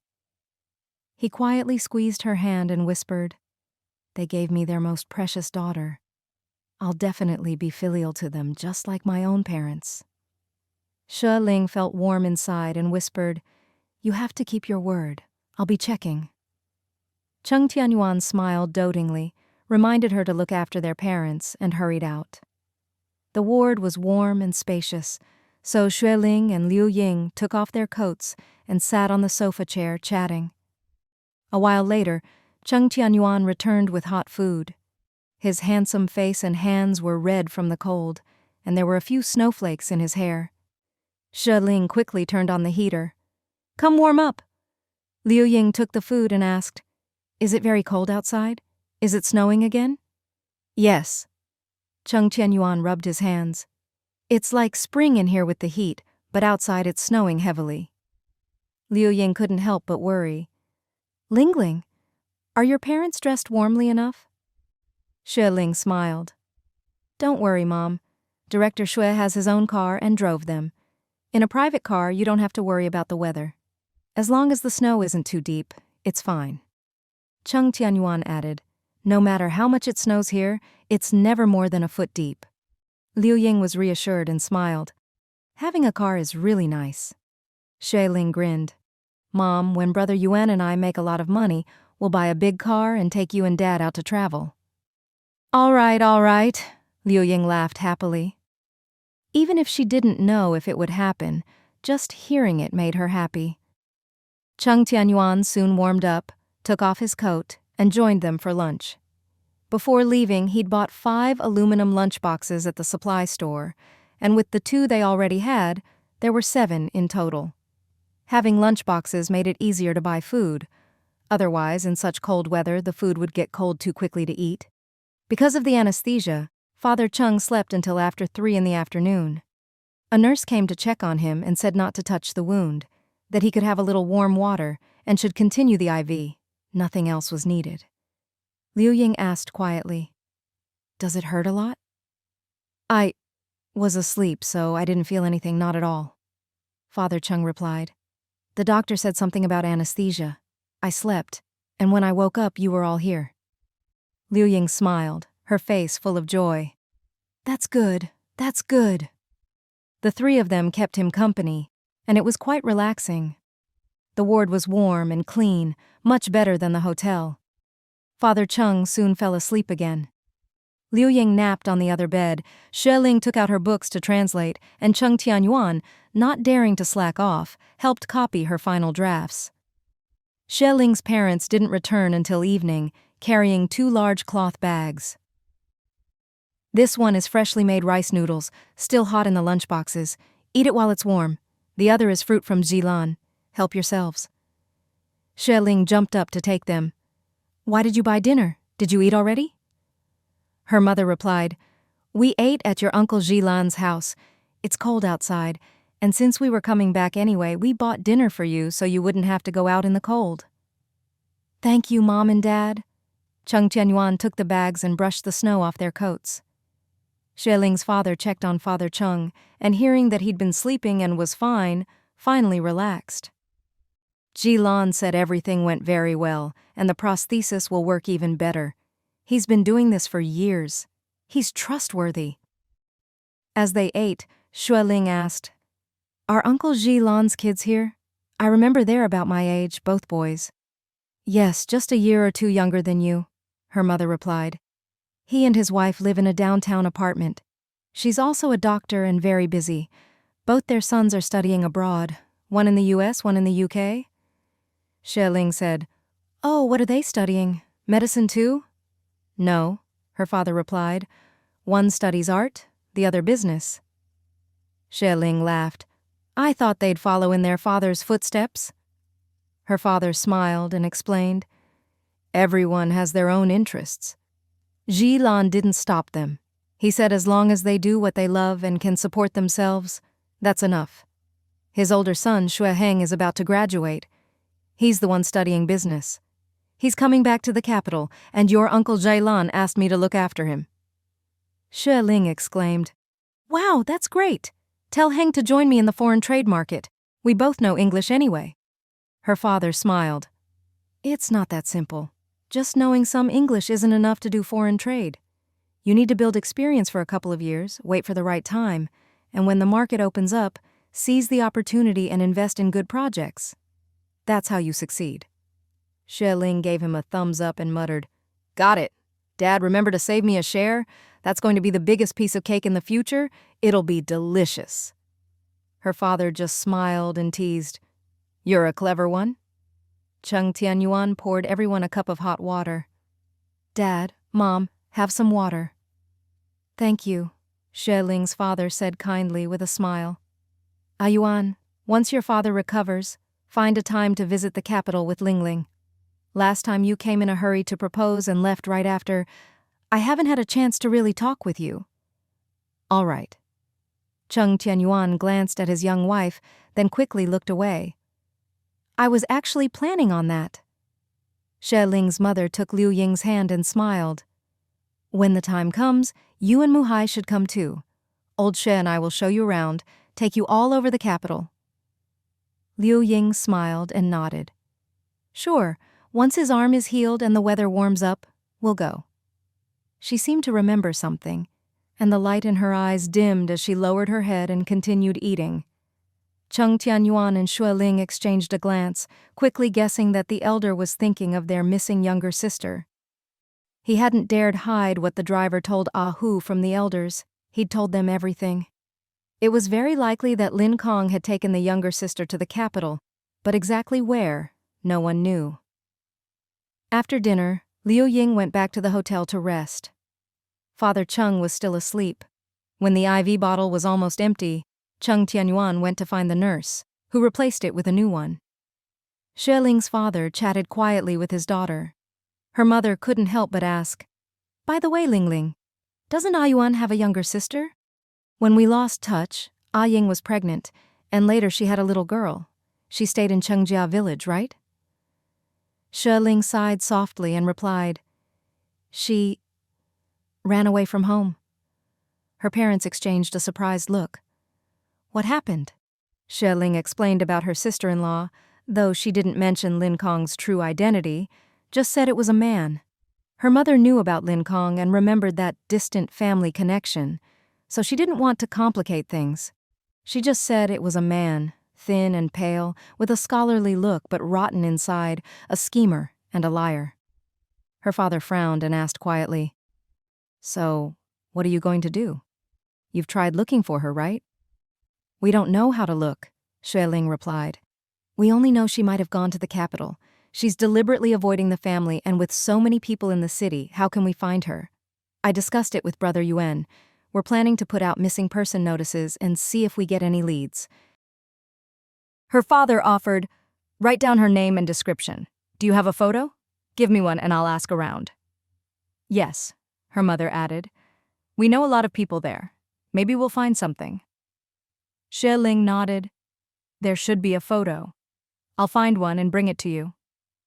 Her father said quietly, "She's 15. Her mother interjected, "Maybe that man really cares about her. Young people these days don't understand the realities of life, just talk about love and freedom in marriage." "How could that be?" her father said, annoyed. "If he really cared, he wouldn't have done something so sneaky. If he truly loved her, he'd care about her reputation and come propose openly. The girl stole money and ran off with him. What is that?" Her mother agreed, "That man is probably irresponsible." Xue Ling sighed. "We're at a loss for now. We can only leave it for the moment and focus on getting father-in-law's arm treated. The doctor said the dry, cold weather is good for healing, so we can't delay." Her father reminded her, "You have to prioritize. Some things can't be rushed. But you can't give up either. After all, she's family. How could you just give up?" Xue Ling felt a pang of guilt and sadness. That's how her parents thought, but back then Sigh. At that moment, Cheng Tianyuan came back with the hot water kettle. "Dad, Mom, you and Lingling should go back to the hotel and rest. I checked. There's no more snow outside, so you should head back early. I'll stay here with Dad. All right, there's nothing we can help with anyway, her father said. You keep watch. We'll go ahead. Cheng Tianyuan brought Xue Ling her coat and helped her put it on, quietly reminding her, "Don't stay up late. Get some rest." Xue Ling smiled and nodded. Got it? Her parents waited at the door, and seeing the young couple's affection, exchanged a smile. That night, Xue Ling worked on her translation in the hotel room until 11 before going to bed. Early the next morning, Cheng Tianyuan returned. It must have been freezing outside. When he came in, there were even ice crystals in his hair. He tiptoed in, took the hot water kettle to the bathroom, poured some warm water to soak his hands, washed his face, and drank a big cup of hot water before he finally felt warm again. Xue Ling was still asleep, and he didn't want to wake her. He'd kept watch last night, but only woke up twice. His father slept through the night, except for one trip to the bathroom. The hospital room was very comfortable and warm, so both father and son slept well. But the little hotel had no heat and was very cold. His mother couldn't sleep well and went back to the hospital at dawn, saying the ward was much better, warm and cozy. He told her to sleep a bit more, then wondered if Xue Ling had been too cold last night, so he brought the heater back. Xue Ling, who was always afraid of the cold, was curled up under the covers. He couldn't stand to see her like that, so he took off his coat and got into bed to warm her up. Half awake, Xue Ling seemed to sense his familiar scent, snuggled closer, and soon drifted off again, even nuzzling his neck affectionately. Cheng Tianyuan couldn't help but smile, holding her close and sleeping a bit longer. When they woke up, it was already 8 in the morning. They were both a bit dazed, then hurried to get up, brush their teeth, and get ready to go to the hospital. When they opened the door, they found a note stuck to it. It was from Xue Ling's father. He said he and her mother had gone to breakfast and would head straight to the hospital so they could take their time. Xue Ling smiled. No rush. My parents are already there. Let's eat first. Then go. Cheng Tianyuan felt a little guilty. Let's hurry and eat then. They went to the noodle shop across from the hospital for a hot bowl of noodles before heading to the ward. Father Cheng was already awake, and Xue Ling's father was chatting with him. He looked in good spirits. Her mother was talking with Liu Ying and peeling an apple. Her father explained with a smile. Zilan just came by to check on him and changed the dressing himself. He said the incision looks great so we can all relax. Also, the other test results show that Muhai is a bit weak and his digestion isn't great, so he'll keep an eye on those too. Once his arm heals, he'll try to help him get stronger overall. Cheng Tianyuan said gratefully, Thank you so much, Uncle. Liu Ying pulled Cheng Tianyuan aside. Yuan, earlier the nurse brought over some payment slip, but I couldn't understand it. Then your father-in-law took a big stack of money from his bag and went with the nurse. Cheng Tianyuan understood and explained. Father-in-law insisted on paying for all of Dad's expenses. How can that be? Liu Ying swallowed nervously, surprised. That's a lot of money. It looked like several thousand. I've never seen so much money before. The nurse also said if there's extra, they'll refund it, and if it's not enough, we'll make up the difference. Cheng Tianyuan said quietly, Father-in-law is very insistent. He told Ling and me not to interfere. That's not right. Liu Ying wasn't someone who liked to take advantage and said, If your dad knew, he wouldn't accept it either. Cheng Tianyuan thought for a moment and said, Ling said her father just wants Dad's arm to get better so he can feel less guilty. She also said she's their only daughter, and the family's money will be hers in the future, so I shouldn't worry about it. Liu Ying was still uneasy and said softly, We were already satisfied when they let you marry Ling. Cheng Tianyuan patted her shoulder to comfort her. Mom, just let it be for now. I'll be a good son-in-law to father and mother-in-law. Besides, except for Dad's surgery, I won't take advantage of them. Liu Ying said quietly, You've always had good judgment. Do what you think is right. That afternoon, Cheng Tianyuan went out to get hot food. After Xue Ling's parents finished eating, Director Xue, who was off duty, took them out. With her parents gone, Xue Ling quietly asked Cheng Tianyuan if he had any photos of his younger sister. My dad knows a lot of people and can help look for her. That's much better than us searching blindly. Cheng Tianyuan agreed. We didn't bring any photos with us, but there's one at home. She took a picture at New Year's and put it by her bed. When we get back, we'll send it to my dad, Xue Ling said. Cheng Tianyuan nodded. After surgery, Father Cheng was a bit weak and didn't stay awake long, but with the warm room, he slept well. Liu Ying napped, while Cheng Tianyuan and Xue Ling each took a table, one translating, one copying the final draft. That evening, Xue Ling's parents ate out and didn't return until night. Ji Lan took us to the hot springs, and his wife came too. We ate our fill before coming back. They said it's a local specialty, so we bought some. Ayuan, share these snacks with everyone. Xue Ling happily ate the soft, sweet cakes and asked, Did Uncle Ji Lan say when Dad can eat after surgery? The nurse just took away the IV bottle, so he doesn't need it tonight. Her father replied, During morning rounds, he said tomorrow Dad can have some light food, and the day after, more nutritious things like bone broth.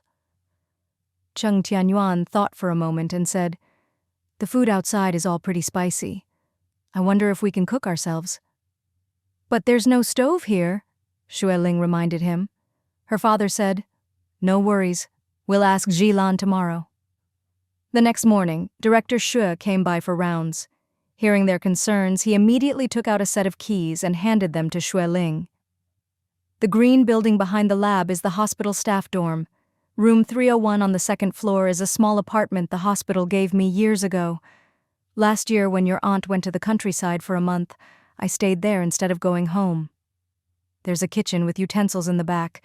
You can cook whatever you want. I don't live there anymore, so it's just sitting empty. Xue Ling took the keys and quickly thanked him. Thank you, Uncle. I won't be shy then.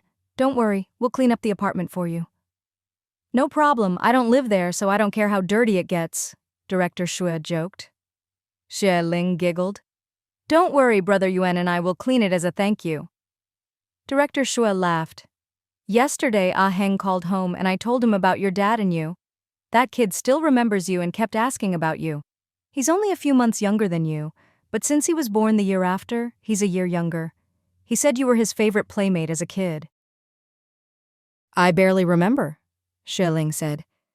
I was just a little kid then, so I've forgotten a lot. But I'm sure we'll recognize each other when we meet again. We're family and childhood friends. That's a special bond. Exactly, Director Xue said warmly. Just like your dad and me, after more than 10 years we recognized each other at first glance. Ah Heng will graduate soon, and after the new year he'll go to the capital to learn business from your dad. Xue Ling nodded. Then she and Cheng Tianyuan went to Director Xue's apartment. The staff apartment was impressive. Like a small condo, not very big but with 2 bedrooms, a living room, a balcony, a bathroom, and a small kitchen. Compact but complete. It hadn't been lived in for a while, so it was dusty. Cheng Tianyuan took off his coat and went to the kitchen to boil water. Wife, I'll clean up. You go buy some rice and chicken. And get some salt and soy sauce, just a little. Ask the shopkeepers nearby, they'll know where the market is. Okay, Xue Ling said, and left. It wasn't snowing anymore, but it was still very cold. The first hospital was in the city center, with lots of residents nearby, so it was easy to find a market. After walking a block, Xue Ling quickly bought what she needed and headed back. When she returned, she found Cheng Tianyuan had already cleaned the kitchen and living room. So fast? Cheng Tianyuan said gently. I'll wash the rice and start the pot. You wipe down the sofa. There's hot water. Don't use cold. Xue Ling knew how thoughtful he was, so she grabbed a rag and quickly wiped everything down. By the time the chicken congee was ready, the apartment was spotless and looked brand new. Cheng Tianyuan filled a small pot and said, Give me the keys. I'll come cook tomorrow. It's too cold to stay here without heat. Xue Ling agreed and put the keys in his pocket. With Xue Ling's parents helping, Cheng Tianyuan and Xue Ling weren't too busy. Especially Xue Ling. She had much more free time, spending her days translating in the warm ward and her evenings by the heater, her word count rising 3-fold. Cheng Tianyuan handled all the meals for Father Cheng, while Liu Ying took care of him up close, so no one was overwhelmed. 5 days after surgery, Father Cheng could get out of bed on his own, and the stitches were removed. Director Xue smiled and explained that the wound was healing very well. Once the prosthesis was fitted and he did some training, he could be discharged in about a week. Everyone was delighted to hear it. Father Cheng always felt uneasy and said to Xue Ling's father, "You must be so busy with your business. How can you take so many days off? There's nothing much left to do here. You should get back to work." Xue Ling's father really was very busy, but he couldn't bear to leave. "Muhai, let's wait until you get your prosthesis and can use your hand. We'll leave then. It's not too late." Xue Ling's mother added gently, "That's right. We work and make money every day. A few days won't make a difference. He has plenty of staff and the factory won't stop just because he's away for a few days. It's fine." On the day the prosthesis was fitted, everyone was nervous, but it turned out to be a perfect fit. With Director Xue's personal guidance, Father Cheng slowly got used to moving the prosthesis and picking things up. There wasn't much progress the first day, but by the second day, he could already pick things up. Seeing that brought tears to Xue Ling's father's eyes. Finally reassured, Xue Ling's parents packed up and prepared to fly back to the capital. Zilan drove us to buy tickets. It's a 3 p.m. flight tomorrow, so we just need to be at the airport by 1. After lunch, Zilan will take us to the airport. Xue Ling clung to her mother's arm, full of reluctance. "Mom?" Her mother was also reluctant to leave, her eyes turning red. "Call us whenever you have time. When the New Year holiday comes, bring your in-laws to visit us." "Okay," Xue Ling agreed, quietly wiping away her tears. That night, Liu Ying stayed in the hospital with Father Cheng, while Cheng Tianyuan and Xue Ling slept at the hotel. She tossed and turned, unable to sleep even late into the night. Half asleep, Cheng Tianyuan realized his arms were empty and woke up to see Xue Ling wide awake, unable to sleep. "Wife, what's wrong?" Xue Ling was startled and quickly shook her head. "It's nothing. Go back to sleep." Cheng Tianyuan pulled her into his arms, resting his chin on her head. "Are you missing your parents? He'd guessed it exactly, hitting the mark with one sentence.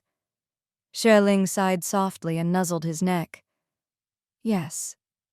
In her previous life, she'd been so foolish, hiding from her parents for so many years. She couldn't imagine how worried and how much they must have missed her all those years. She regretted it. Truly, deeply regretted it. In this life, she would never be so foolish or willful again. She would be a good daughter, cherish her parents, spend as much time with them as possible, and let them enjoy family happiness. Cheng Tianyuan kissed her hair and said gently, "I'll go with you to visit them. When they're older, we'll bring them to live with us. Or maybe we'll move there and stay with them. Then the 4 of them can even play mahjong together." Xue Ling couldn't help but imagine that happy scene and smiled. Cheng Tianyuan continued, "When we've made enough money, we'll build a big house and have both families live together. Then you can see your parents every day and I can see mine. If anything happens, we'll know right away. We'll have a big yard and the elders can walk in the garden, grow vegetables and flowers." Listening to him, Xue Ling drifted off to sleep. The next morning, she woke up in the warm bed to find he was gone, the heater humming beside her. She quickly got dressed and went across the hall to knock. Cheng Tianyuan was helping her parents pack, chatting as he worked. Her father teased her for sleeping in and even glared at her on purpose. Cheng Tianyuan quickly explained, "She went to bed late last night, couldn't sleep because she was sad about you leaving." Her mother's eyes turned red again and she hugged her daughter. "Silly girl, travel is getting easier and easier. We can call any time, and even if the train is slow, we can see each other in 3 days." Her father, soft-hearted, took her hand and patted it twice. "When you're young, don't be lazy and don't sleep in. Work hard and live well with Ayuan." Xue Ling nodded, eyes red. Her father smiled. "Let's go to the hospital and say goodbye to Muhai and the others. Jilan will pick us up for lunch and then take us to the airport, Cheng Tianyuan said. I'll take the luggage to the front desk and check out. All right, go ahead, her father said with a smile. Xue Ling clung to her mother's arm and held her father's hand, her face full of reluctance. Her father took out an envelope and handed it to her. This is for your father-in-law's recovery. If I give it to them, they'll refuse, so you buy nutritious food for them. This is your task from Mom and Dad, understand? Xue Ling took it and nodded. Got it. Her mother went downstairs with her, smiling. Last night, your dad and I were so happy we could barely sleep. Muhai's prosthesis works, and he won't suffer from pain anymore. Our long-held wish has finally come true. This year has been full of good things. You got married. You and Ayuan are so happy. Her father added quietly, and the surprise of running into Zilan here and reconnecting, all wonderful things. After checking out, they slowly walked to the hospital's 3rd floor. Father Cheng and Liu Ying were also reluctant to part, wiping away tears and promising to keep in touch and visit often.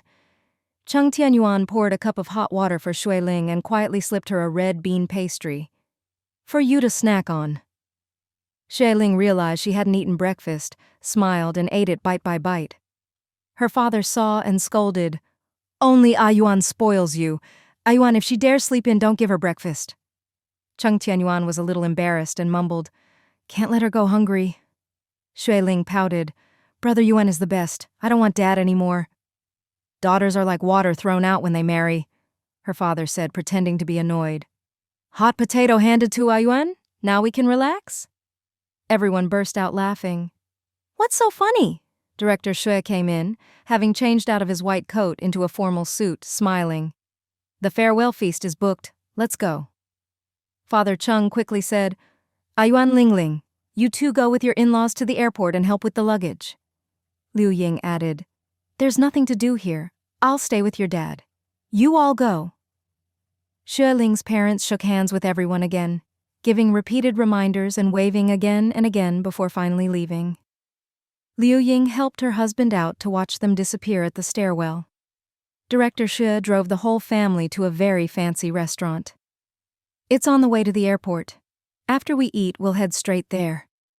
The meal was lavish, but with everyone about to part, they talked more than they ate. Afterwards, they got back in the car and went to the airport. At the gate, watching her parents walk away hand in hand, Xue Ling burst into tears again, leaning on Cheng Tianyuan and crying non-stop. Director Xue joked, It's better to have a daughter. My 2 boys went abroad for years, and when I went to see Ah Heng, he just waved at the airport like he couldn't wait to send me off. Xue Ling wiped her tears and laughed. After several days of rehabilitation, Father Cheng could already control his prosthetic very well. Director Xue announced the good news with a smile. You can be discharged tomorrow. Judging by your recovery, there's no need for a follow-up unless something comes up. Rongcheng is quite far from here. If you have any discomfort, Lingling can just call me. Everyone was overjoyed and thanked him repeatedly. Director Xue also prescribed some medicine to be taken after meals for a month.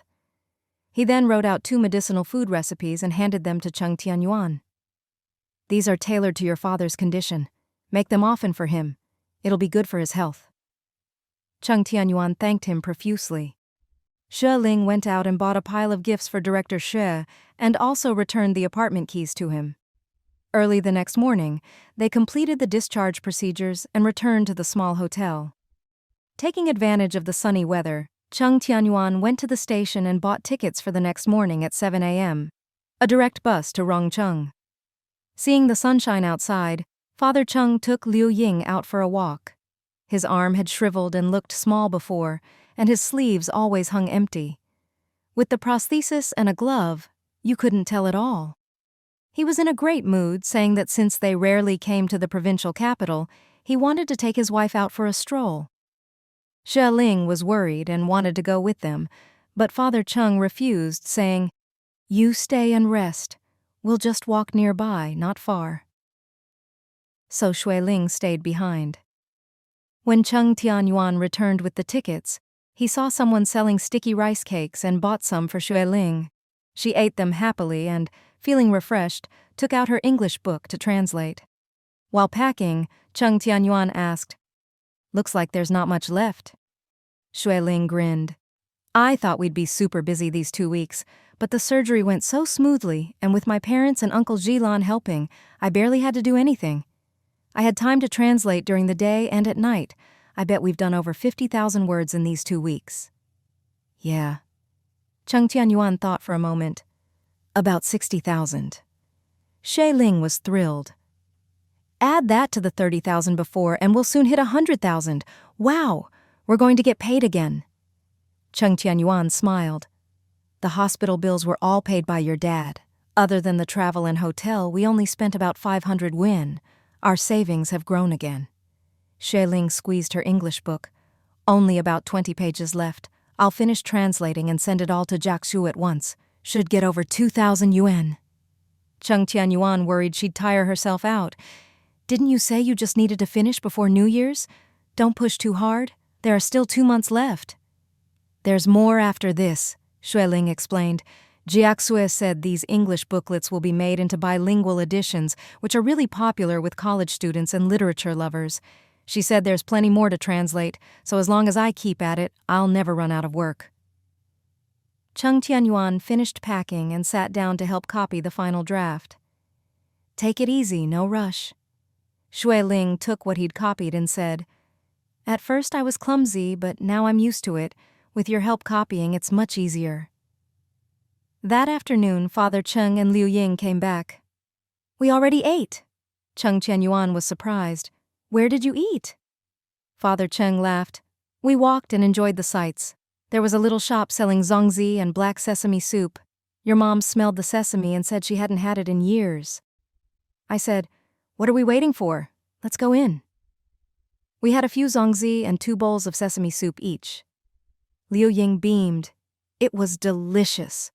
Father Cheng added, No wonder this is the provincial capital. So big, so many people. I even saw several cars. Cheng Tianyuan and Xue Ling exchanged a glance, seeing how happy the elders were, and felt happy too. The weather's nice and there's nothing to do this afternoon. Go out for another walk.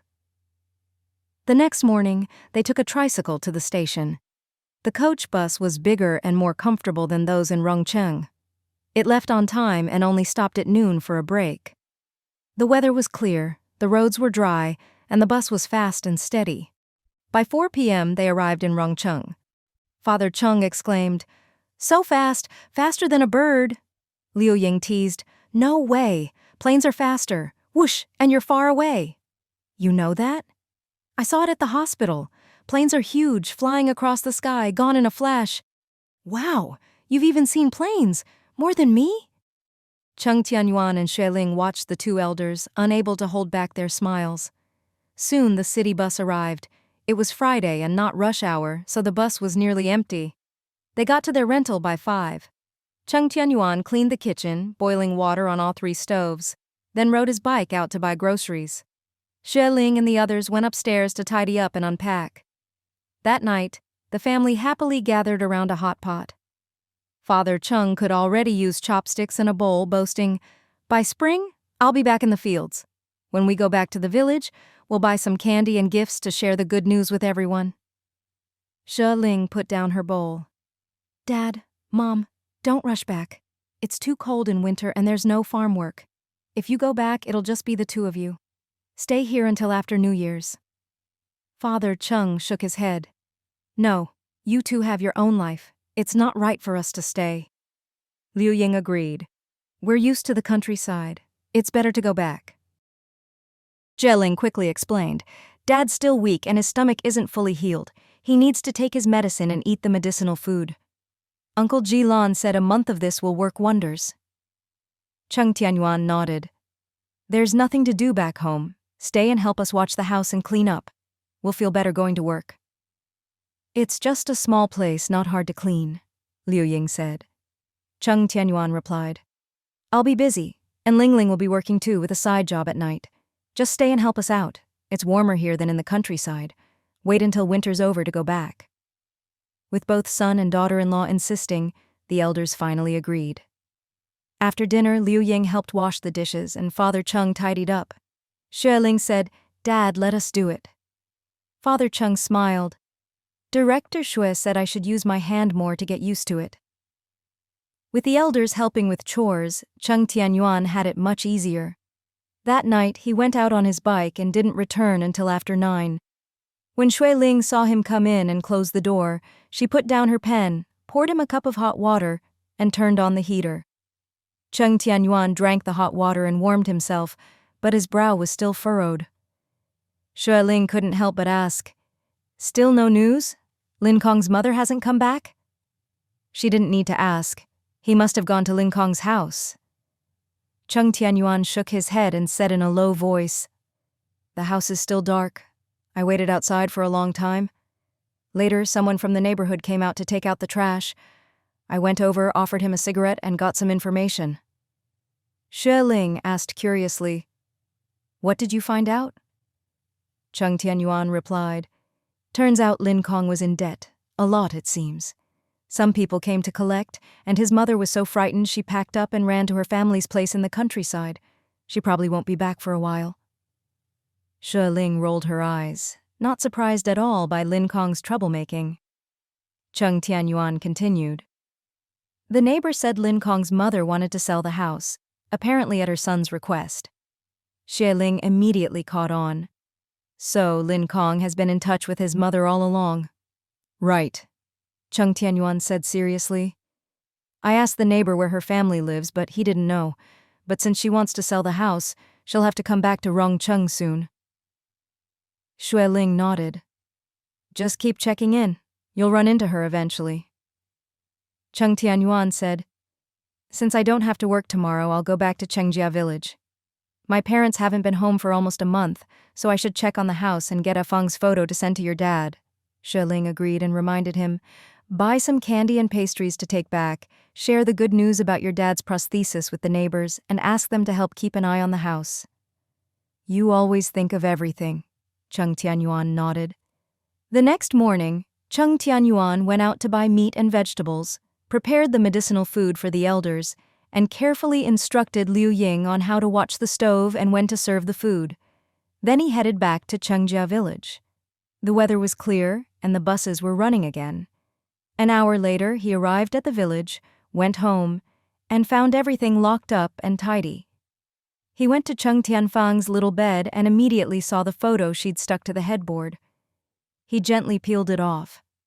In the photo, the girl wore a bright floral cotton jacket, her hair in 2 thick braids, her round face a bit flushed, smiling at the camera with a hint of innocence in her eyes. Cheng Tianyuan put the photo away, his face serious. There were some chickens at home, and before leaving, Liu Ying had asked Uncle Chang to look after them, so the yard was quiet. Soon, neighbors saw him and thought the whole family had returned, so they came over to catch up. "What? Fitted with what? What's that?" "He has an arm now, and it looks real? Wow, that must be expensive. 500 yuan at least?" "That's great. Muhai can do so much more now." "Ayuan, how did you think of it? Went to the big hospital in the provincial capital? That's not easy." Cheng Tianyuan smiled and explained, "It was my wife's idea, and she took us there. She happened to have a relative who's a doctor and helped arrange everything. My in-laws even flew in to help. Everything went smoothly, and we just got back to the county yesterday." "Wow, that's amazing. I knew it. Your wife is so filial and lucky." "Exactly. A wife from the big city is different. Even her parents are great. They can fly on planes. So impressive." Cheng Tianyuan handed out candy and pastries. "My wife asked me to bring these for everyone. My parents will stay in town for the winter, so please help keep an eye on the house." "So thoughtful. Thank you." "So sweet. No problem. We've all been neighbors for years." "Ayuan's family is doing so well. Now they all live in the county. So envious." Just then, the village chief came over with his pipe, looking around. "What's going on here? Why's everyone gathered?" The villagers quickly told him about Ayuan's family's good news. Cheng Tianyuan went over and gave the chief some pastries. The chief grinned. "Fitted with an imported arm. Amazing. That's great news. He seemed to remember something and waved his hand. All right, don't block the road. Everyone head home. The villagers dispersed, eating their treats. The chief beckoned. The value of land isn't just about the price. It depends on the location, Xue Ling said, her eyes turning thoughtfully. Cheng Tianyuan still had snowflakes on him. He shook them off, poured a cup of hot water, and sipped it slowly. He hadn't stayed in the village for lunch. After chatting with the village chief, he rushed back to catch the bus. It was already around 2 in the afternoon. When Mother Cheng heard he hadn't eaten, she quickly went to cook noodles.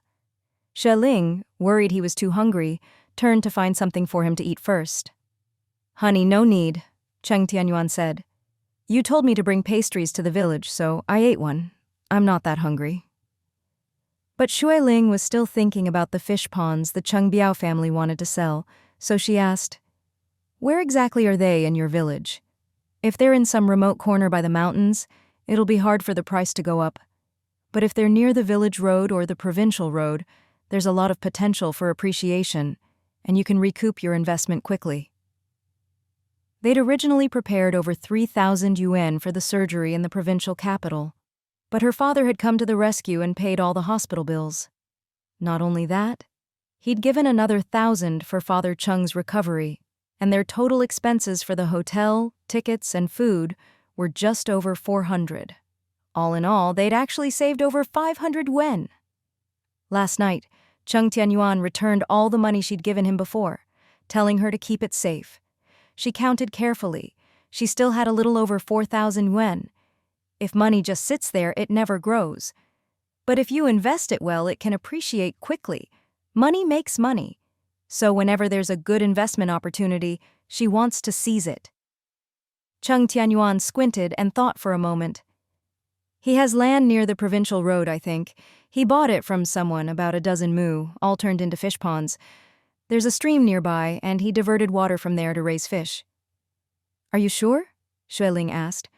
Didn't they say it was dozens of mu? Where's the rest? Cheng Tianyuan shook his head. I'm not sure. He only started the fish ponds in recent years, and I've been in the county, so I don't know much. Your parents must know, Xue Ling said. Cheng Tianyuan raised his chin and asked with a smile, What, you want to buy land again? He'd already guessed his little wife loved buying land. After the experience with the riverside plot in Ahu, he was tempted too. Xue Ling grinned. We still have some money left. If there's potential, why not buy it? Cheng Tianyuan stood up. I'll go eat noodles and ask my parents. He went downstairs and into the kitchen. Father Cheng was picking vegetables, his hands working more and more smoothly, smiling as he chatted with Mother Cheng. Cheng Tianyuan was secretly pleased. Since getting the prosthesis, his father was clearly more cheerful, with more confidence in his eyes and a bigger smile. Mother Cheng was cooking noodles, asking about the village and home, then served the noodles at the table. All right, eat up. As he ate, Cheng Tianyuan chatted with his parents, deliberately sharing what the village chief had said. Father and Mother Cheng were shocked. The wasteland at the village entrance? Someone wants to requisition it? Who? What for? Cheng Tianyuan replied. The town wants to build a big factory. Father Cheng gave a bitter smile. We sold too early. Liu Ying sighed softly. That's fate, but I'm already satisfied. Selling the land paid off our debts, so we didn't have to worry every day. That's good enough. She smiled a little sheepishly. Now your arm is better. Our son and daughter-in-law are working hard, and we can live in the county. Life is really good. I'm not greedy. I'm content. Father Cheng nodded. Yeah, nothing in life is ever perfect. As long as things get better day by day, that's enough. Cheng Tianyuan chuckled. Liu Ying looked at him, puzzled. What is it? Cheng Tianyuan quietly explained that Xue Ling was the one who bought the land back then. What? Ling Ling bought it? What? That 500 yuan was from Ling Ling? Cheng Tianyuan explained. She wanted to help us through the hard times, but didn't want to hurt my pride or have you refuse. When I insisted on selling the wasteland, she persuaded me not to, but when I wouldn't listen, she just bought it herself. He smiled at the memory. She never really meant to buy it. When I said I'd go to the village committee for a certificate, she said it wasn't necessary. The land is still registered to us. Father and Mother Cheng exchanged a look, then both smiled. Father Cheng said seriously, Yuan, no matter how much the town pays for that land, since we sold it to Ling Ling, it's hers. We don't need to tell anyone else in the village. That's right, Mother Cheng agreed. Cheng Tianyuan nodded quickly. Don't worry. Whatever we get, I'll give it all to her. Father Cheng added, Ling Ling is a good kid. What's even better is that she's so considerate of us. Liu Ying couldn't help but think of her own daughter and sighed. If only Afang could be a little more considerate. She wouldn't have done what she did. Just as life was getting better, she and her husband had been so frugal, saving over 200 yuan, and her daughter had stolen every last cent. Not only that, she'd run off with a man without a word. So shameful. Luckily, only Uncle Chang knew, and they'd begged him not to tell. Since she left from the county, no one in the village knew yet. If word got out, her reputation would be ruined, and the family wouldn't be able to hold their heads up.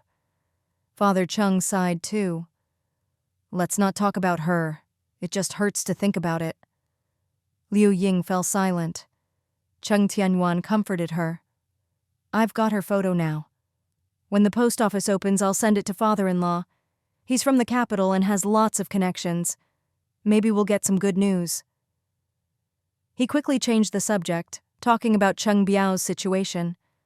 Father Cheng, being a relative, knew his character well. He's always been lazy and greedy. A few months ago, people came to their door about gambling debts, hundreds of yuan. Instead of running the fish ponds, they just gambled. It was bound to end badly. Cheng Tianyuan explained that Cheng Biao wanted to sell the land, as the village chief said, for 50 yuan a mu, and only in lots of 10 mu. 50? That's robbery, Liu Ying huffed. When he bought the land to dig fish ponds, the cheap ones were just over 10 yuan a mu, the expensive ones just over 20. It's only been a few years and he wants 2 or 3 times that. On the way back, Cheng Tianyuan pedaled his bike, feeling a bit uneasy. Wife, I got a little excited just now. I agreed right away. Most of the money we have now is what you earned, and I didn't discuss it with you. It's fine, Xue Ling replied cheerfully. I also think this is a good investment, and a long-term one at that. If you and brother Ah Hu both think it's good and you agreed, of course I support you. Hearing this, Cheng Tianyuan finally felt at ease. I'll go check it out with brother Ah Hu at noon tomorrow, then tell you the details. Whether it's really good or not and what to do, we'll have to discuss it carefully. Xue Ling thought for a moment and asked, Old Wang's supply store has about 3 storefronts with 7 or 8 workers. Most of his stock is daily necessities and some farm tools. We'd only sell daily goods and some food and drink. How much capital do you think it would take to stock all 3 stores? Cheng Tianyuan often handled the inventory and kept the books, so he knew very well. There's not much demand for farm tools in the county, so most of the time it's daily goods. To fill all 15 cabinets in the 3 stores would take about 2,000 yuan in cost. Food and drink don't cost much. When I go to restock, some packaged foods are pricier, but you can usually pay for those after half a month.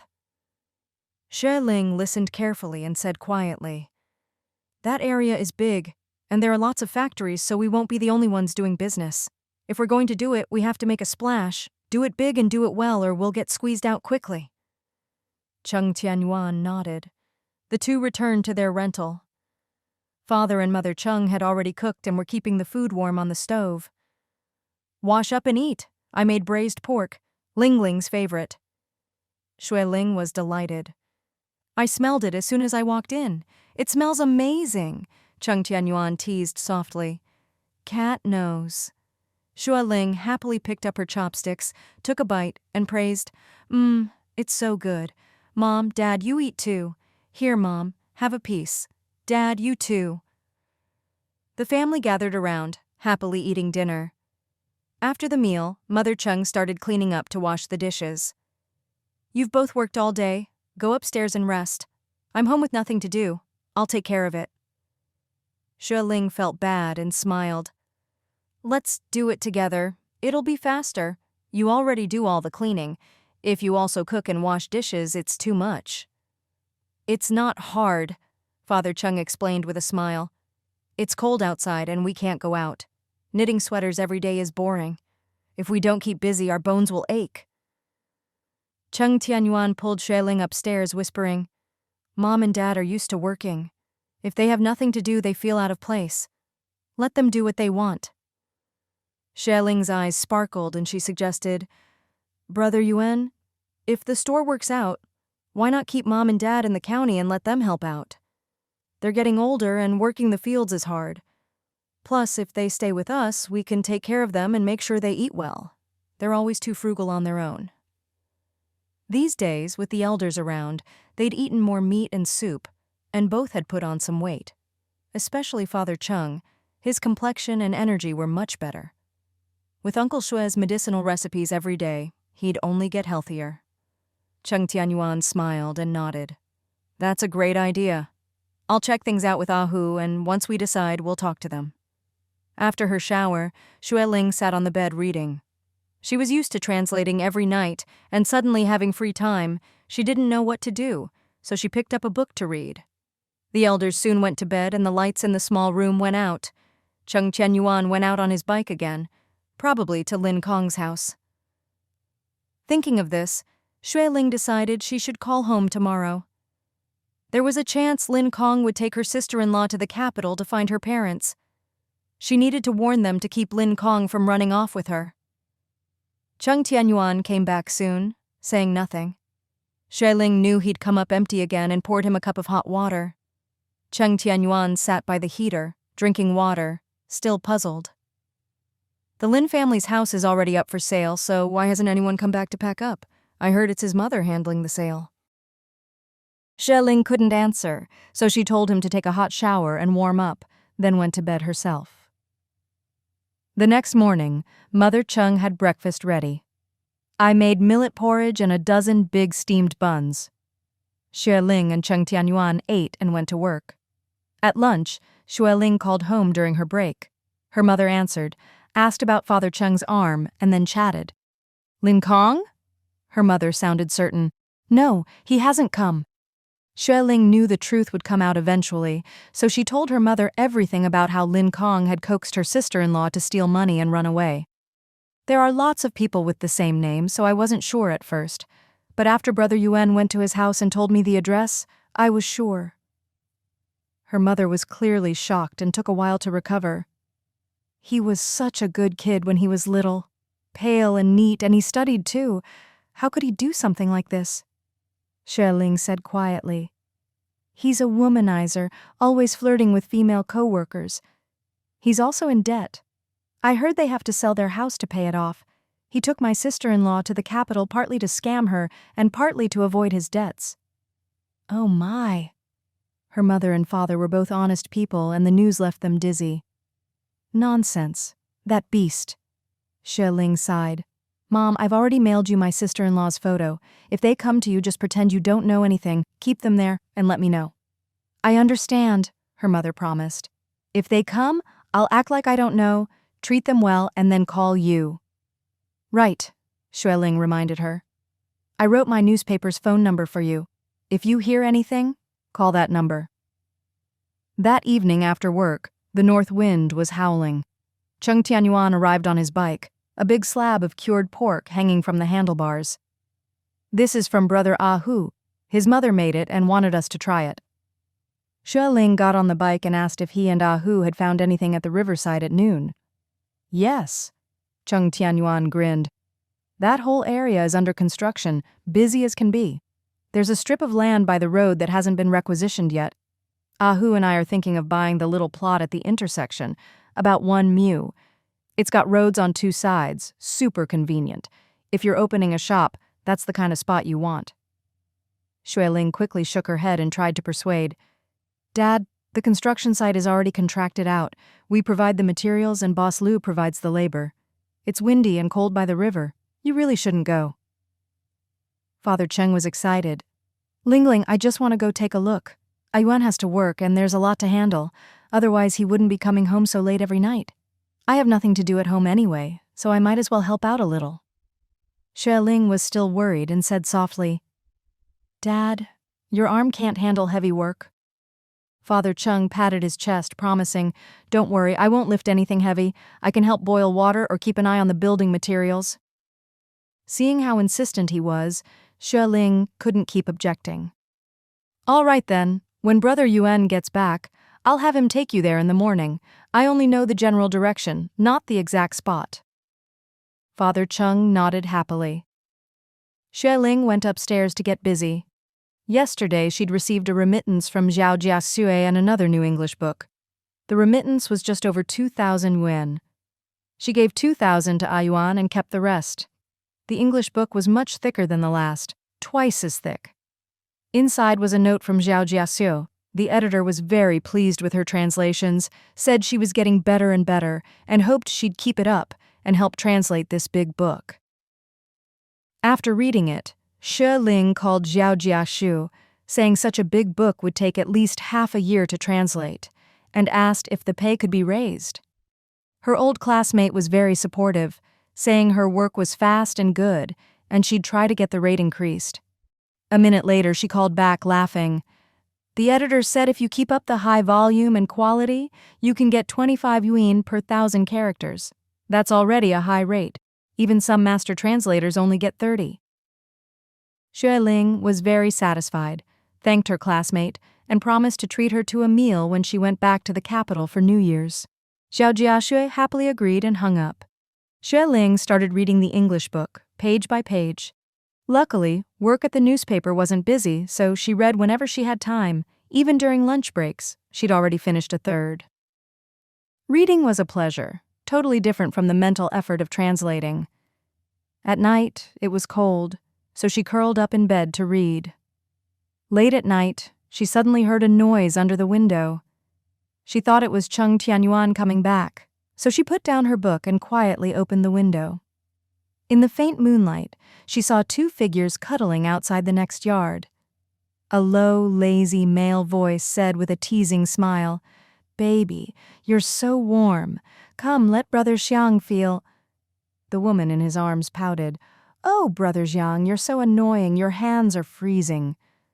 Ouyang Xiang giggled, coaxing, "Sweetheart, you can't let me freeze, right? Come inside and warm me up." The woman laughed. "Brother Xiang, you're the worst." Ouyang Xiang's hands roamed over her, whispering, "I'm only bad for you." "Stop it." The woman nudged him. "Aren't you going to open the door? You want me to freeze to death?" Ouyang Xiang let go, fished out his keys and opened the gate. The woman hesitated. "Your sister isn't inside, right?" "No," Ouyang Xiang replied. "I told her to watch the shop. She's sleeping in the store's dorm tonight, not coming back." He chuckled. "Just the two of us tonight. No one to bother us. I'll take good care of you all night long." The woman pinched his waist and went inside. "You better not be lying. Last time I saw your sister in the morning, she gave me a dirty look and even kicked me out." Ouyang Xiang coaxed. "Don't be mad, sweetheart. That's just how she is. She's old enough. After New Year's, I'll marry her off so she's not in the way." "That's more like it. Come on, let's have a drink, then go upstairs and have some fun." Then came the sound of the iron gate closing. Xue Ling rolled her eyes and quietly shut the window. Living next to people like that was unbearable. She had to work hard and buy a nice apartment to move out as soon as possible. Thinking this, she picked up her English book and kept reading. Around 11, Cheng Tianyuan came back. He was filthy, drank a bowl of hot water, then went to shower and change before coming upstairs. He opened the door and saw Xue Ling still reading under the lamp, and couldn't help but feel a little sorry for her. "Wife, why aren't you asleep? It's already 11. Xue Ling put down her book and smiled sweetly. "I was waiting for you." Cheng Tianyuan loved it when she acted cute, and his heart melted. He quickly got into bed and pulled her into his arms. "I'll be busy for a while, so I might be late sometimes. You have work tomorrow. Go to bed early."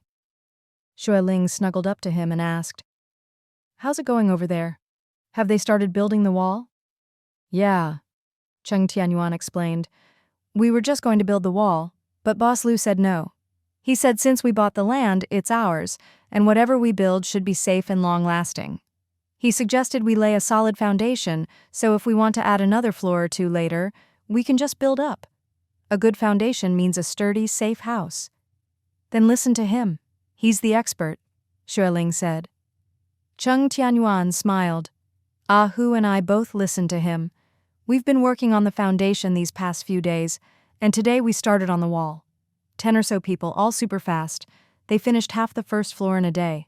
Boss Liu may be the boss, but he does everything himself and knows all the trades.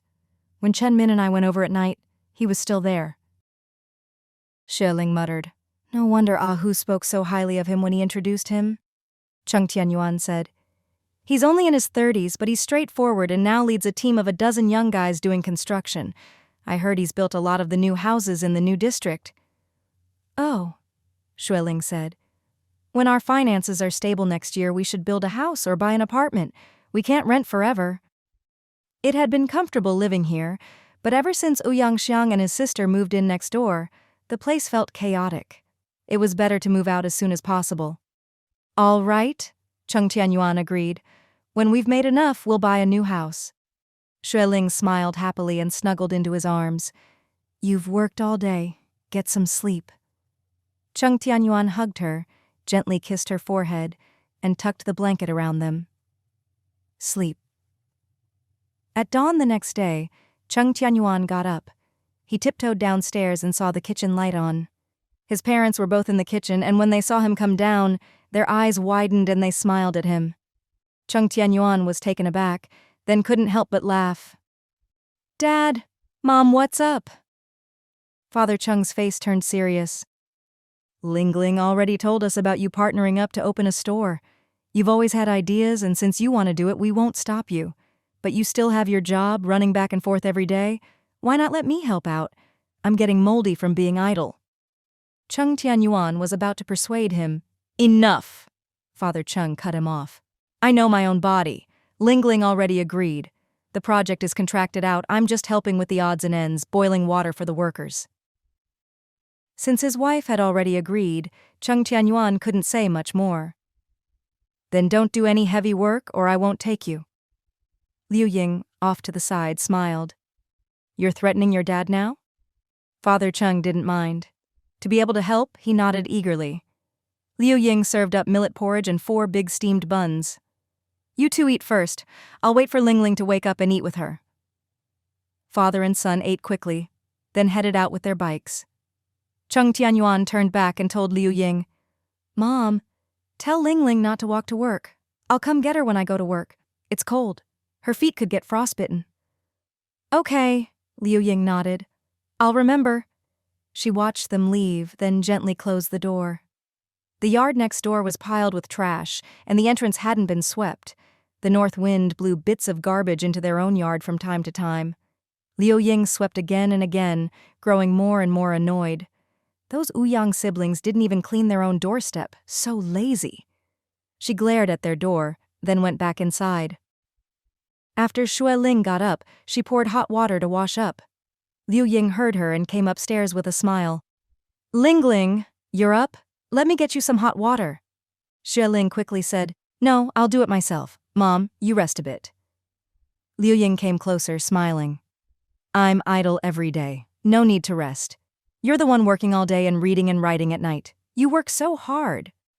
Xue Ling finished brushing her hair and said softly, It's not hard. We're still young, so we have to work hard while we can. Liu Ying took her hand and lowered her voice. Ling, I heard from Yuan. He said you're investing several thousand yuan in this business, and that it's money you earned. Is that true? To her, even 100 yuan was a lot. In all her years, she'd never held 1,000 yuan at once. Her son and daughter-in-law were putting up several thousand to start a business. She was both happy and anxious. She was happy that her son's career might take off and the family would have a better future, no longer scraping by. But she was worried. Several thousand yuan was a huge sum. Where did they get so much? Did they borrow it? If the business made money, they could pay it back, but what if they lost? What then? Her son said it was money Ling Ling earned, but she secretly wondered if he was just trying to reassure her. Her daughter-in-law only made about 200 a month at the newspaper, and had only worked half a year. How could she have so much? She wrote and translated at night, but could that really earn so much? Ling Ling, I'm not saying it's bad to invest or do business. It's just, you're both young, don't rush. Don't take too big a step and fall. Xue Ling smiled and explained, Don't worry, Mom. We know what we're doing. The business money is all our own, not a cent borrowed. Business always has risks, but even if we lose, we can handle it. Trust us. Liu Ying's eyes widened in surprise. That much money? Really all yours? Xue Ling smiled. It's what Yuan and I earned together. Liu Ying laughed and scolded. Don't give him too much credit. I know what he's like. His boss is so stingy, always trying to dock his pay. If he saved a few hundred, I can't imagine how frugal he had to be. Xue Ling laughed softly and held her hand. Mom, no matter who earned it, it's all family money. Trust us, life will only get better. The store is big, and there's plenty of space. After New Year's, you and Dad shouldn't go back. Help Yuan watch the store. The whole family together every day. Wouldn't that be great? Liu Ying's eyes filled with happy tears. If we can help, we'll stay. If not, we won't. Just having you think of us makes me happy. Ever since Xue Ling married in, she'd come to the city with Yuan the next day. At first, the village gossips praised them for being hard-working, but then said a city daughter-in-law would never want to live in the countryside, let alone with her in-laws. Some even warned her and Yuan's dad never to move in with the young couple in the city, or the daughter-in-law would resent them. But she found Ling Ling wasn't the least bit spoiled, and was so caring and filial to them. Just for that, the two elders were already content. Xue Ling took her downstairs for breakfast, comforting her along the way. The store is much bigger than we expected. Just hiring clerks isn't enough. Yuan has to handle inventory and accounting, so with you and Dad watching the store, he can go out and restock with peace of mind. Having family there makes all the difference. Liu Ying asked nervously, Can we really help? Just selling things? Yes, Xue Ling said. You just watch the store, don't let anyone steal. And Mom, you can make food to sell. Your braised pork, buns, and dumplings are delicious. The area is full of factories and workers live in dorms with nowhere to cook. Good food sells best. Just put it at the door. If it doesn't sell, we eat it ourselves. If it does, the money's all yours. Liu Ying was moved and smiled shyly. That sounds great. Seeing she'd convinced her, Xue Ling clapped her hands. Then it's settled, Mom. All right, Liu Ying said, beaming. Just then, the door opened. Cheng Tianyuan strode in and called, Wife, you've eaten, right? Come on, I'll take you to work. A bicycle sped swiftly down the street as the young couple chatted quietly. Xue Ling could sense that he was riding much faster than usual today. She knew it was because he was worried she'd be late, so he was pedaling harder. After thinking for a moment, she said, Brother Yuan, I want to buy a bicycle. In the past, when they commuted together, he always rode fast, so he would pick her up and drop her off. The newspaper office was a bit far from Songming Road. Walking took at least 10 minutes, and it would be even longer if it snowed. The buses in Rongcheng were slow and unreliable, so she couldn't count on them. You're going to be really busy soon, and you're planning to quit your job. You can't keep running back and forth to pick me up. It's a waste of time. I can ride a bike myself, so I'll just buy one for my commute. Cheng Tianyuan frowned slightly and said in a low voice, Let's wait until spring, okay? It snows a lot in winter and sometimes it rains. It's not safe to ride a bike. I'll still be commuting for a while so I can keep picking you up. No, Xue Ling replied.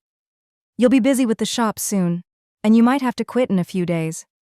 Don't worry, I'm just as good at riding as you are. A bike is more than enough for my commute.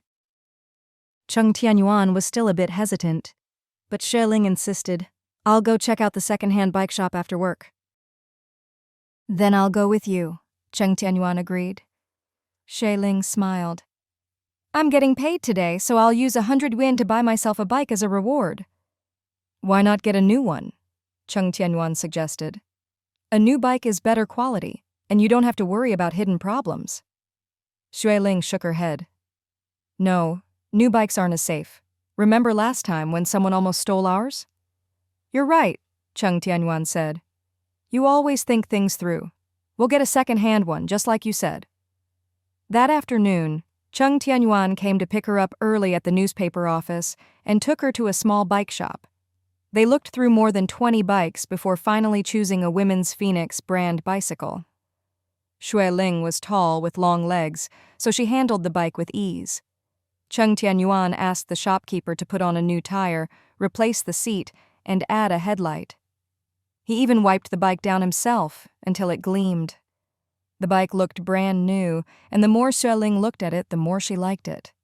However, she hadn't ridden in a while, so she was a bit wobbly at first.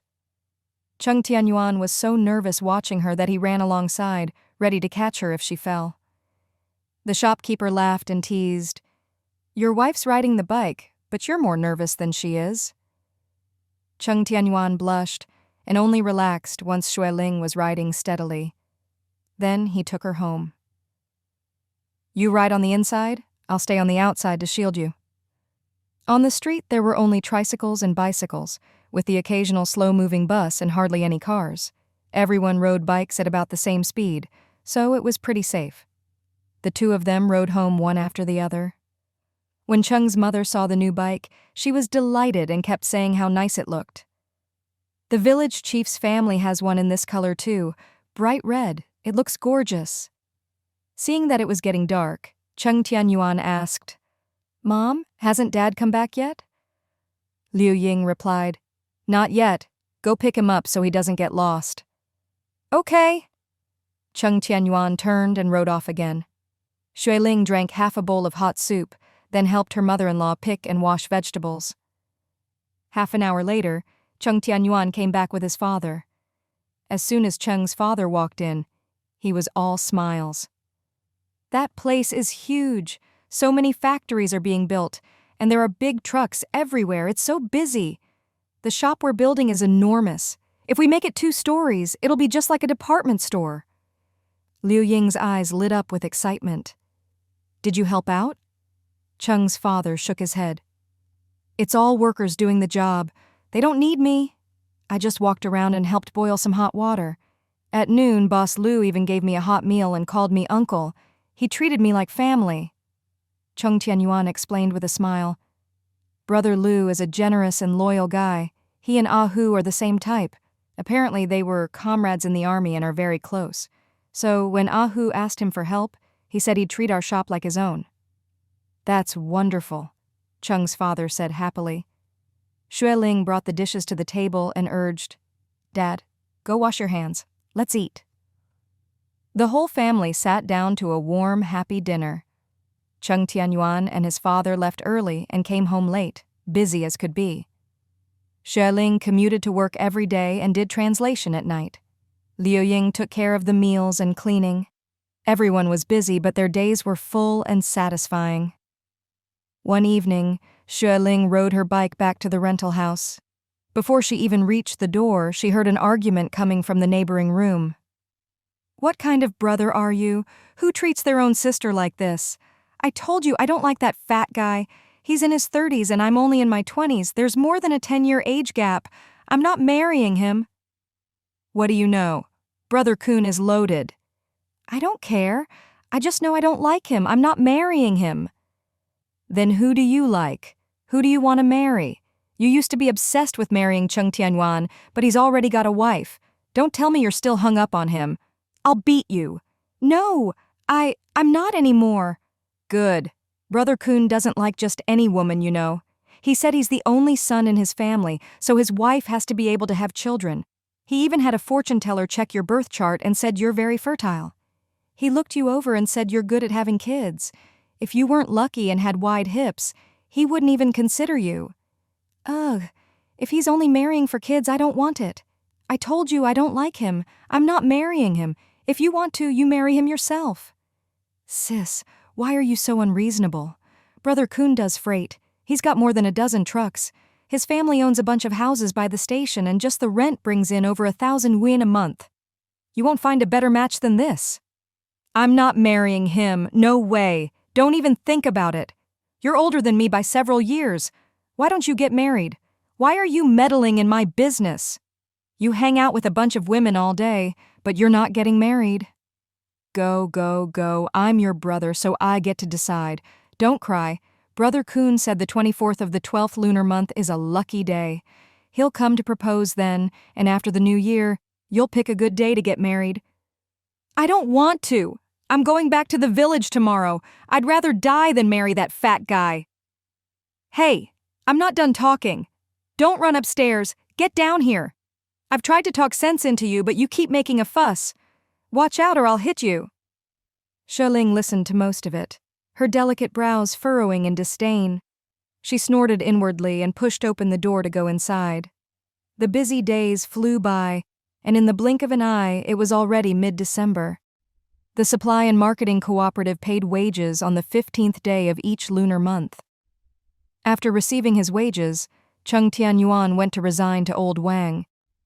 Old Wang was shocked and exclaimed, You want to quit? Where else can you find such a good job with a monthly salary of 140 yuan? And you even get Sundays off. Cheng Tianyuan smiled and said, I want to go into a small business with a friend. What small business? Huh? Seeing how confident he looked, Old Wang stomped his foot anxiously. A small business needs capital and a place. Where can you find something as stable as this? Ah, Yuan, don't be foolish. You have parents to support and now a wife too. This is too risky. If you lose money, what will your parents and wife do? Are they supposed to starve with you? Cheng Tianyuan replied calmly. I'm not worried. I've already discussed it with them and my wife fully supports me. She'll take care of things at home, so I have no worries. Old Wang was at a loss for words and glared at him. You're still young. Don't be in such a rush to start a business. It's almost New Year's and we're busier than ever. How can you leave at a time like this? Cheng Tianyuan was used to all kinds of threats from him and explained calmly, You still haven't hired an accountant. You should take this opportunity to find one quickly. There's only half a month until New Year's. You can manage for now, and after the holiday, hurry and hire someone. Seeing that threats didn't work, Old Wang's tone softened. Yuan, I've known you for years, since you were a young lad, and now you're a married man. I've never treated you badly all these years. You can't just leave the cooperative like this, right? How about this? After the new year, I'll give you a 10 yuan raise every month. He gestured secretly and whispered, Just for you. No one else gets it. Really? Cheng Tianyuan chuckled. Thank you, Uncle Wang, but I really can't manage it anymore. I'm sorry. Besides, I need to go to the capital with my wife for the new year, so I have to buy tickets in advance. Seeing that neither threats nor bribes worked, Old Wang clutched his head in frustration. If you really leave, I won't give you another chance. If your business fails and I've already hired someone, there won't be a place for you here. Don't blame me for not giving you another chance. Thank you, but that won't be necessary, Cheng Tianyuan said. If it doesn't work out, I'll find something else to do. I won't starve. With that, he turned and left resolutely. Wang Huan and Chen Min exchanged glances, afraid Old Wang would take out his anger on them, so neither dared approach and both busied themselves elsewhere. Cheng Tianyuan had already spoken to Chen Min, asking him to wait until the end of the year to resign, so as not to leave together and anger Old Wang by making him think they were colluding. Wang Huan, knowing that he and Cheng Tianyuan were close, secretly went to ask Chen Min, What kind of business is Yuan going to do? Was it his wife who pushed him into it? Chen Min didn't dare say much and replied quietly, I don't know. The two of them always discuss things together. If it wasn't a good business, his wife wouldn't agree to it. Wang Huan snorted. People from big cities are just restless. Yuan was doing perfectly well here, and he had the highest salary among us. The longer he stayed, the higher his pay would get. He worked so hard for so many years, and now it's all ruined by her. Chen Min couldn't take it anymore and said loudly, What nonsense are you talking about? If this place is so great, why do you complain all the time? His wife is smart and capable, so don't talk nonsense. If Yuan heard you, he'd be angry for sure. Yuan might not be talkative, but he always defended his wife. His wife gave him so much money to start a business, all for his better future. A real man should take risks and fight for his future. How many women are as far-sighted and supportive of their husbands as she is? She's just being sour grapes. Wang Huan was a bully who feared the strong and picked on the weak. Seeing Chen Min suddenly get angry, she shrank back and ran off. At that moment, old Wang stormed over and asked, Min, what kind of business is Yuan going to do? Do you know? Chen Min lowered his eyes and replied quietly, I'm not sure. I just heard he's going to do some small business. It probably won't start until next year. Old Wang frowned and asked irritably, You're with him all the time and you don't know? Are you lying to me? You've been busy lately too. Are you in on it with him? Chen Min took a step back and said quietly, No. My cousin is opening a small shop. He drives a truck and is often away for 3 or 4 days at a time. He asked me to help look after the shop, so I did. Old Wang snorted. Good. As long as you're not involved. With Yuan gone, I have to do the accounts myself. It's almost the end of the year, and it's not easy to hire someone now. Employees like Yuan, who were diligent, uncomplaining, and versatile, were extremely rare. It would be hard to find someone even half as good as him. Chen Min swallowed nervously and couldn't help but say, You should have hired another accountant long ago. You just didn't want to spend the money. Now it's the busy season, with lots of goods coming in and out. Without an accountant, you have to do everything yourself. I know, old Wang grumbled. Now you're lecturing me? You're getting bold. Chen Min took a deep breath, blinking nervously. I'm just telling the truth. This cooperative has 3 storefronts, and just a few people have to handle moving, stocking, and selling goods. How can that work? And you? You're always scolding and threatening to dock wages. People have been unhappy for a long time.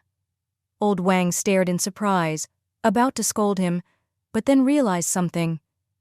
Did Yuan put you up to this? Remembering Yuan's advice, Chen Min took a deep breath and mustered his courage to say loudly, No, this is how I really feel. I'm planning to quit too. Yuan had told him to work until the end of the year, so old Wang wouldn't be left short-handed during the busy season. But he still had to give notice, so old Wang could hire more people after the new year. The Riverside shop was already being renovated, with lots of materials to buy and electricians to supervise. There was a ton to do. His cousin, Hu, was away driving long haul and couldn't help even if he wanted to. Yuan was there day and night, but still couldn't manage everything, so he had to quit. As he said, he'd have to quit sooner or later, so he might as well settle his wages now. Luckily, Uncle Cheng was now helping out, or else he'd have to quit right away too. Old Wang was shocked. He never expected timid, meek Chen Min to dare hand in his resignation. What's gotten into you? Don't be impulsive. It's almost the end of the year and the shop is crazy busy. If you leave now, you'll drive me mad. Chen Min, emboldened, said, I'll work until the end of the year, but after the new year, I'm not coming back. I mean it. You'd better start hiring now. Old Wang stared, completely stunned. After resigning, Cheng Tianyuan threw himself into work at the construction site, leaving at dawn and not getting home until after 10 at night. Xue Ling no longer needed him to take her to and from work. She rode her bicycle by herself every day.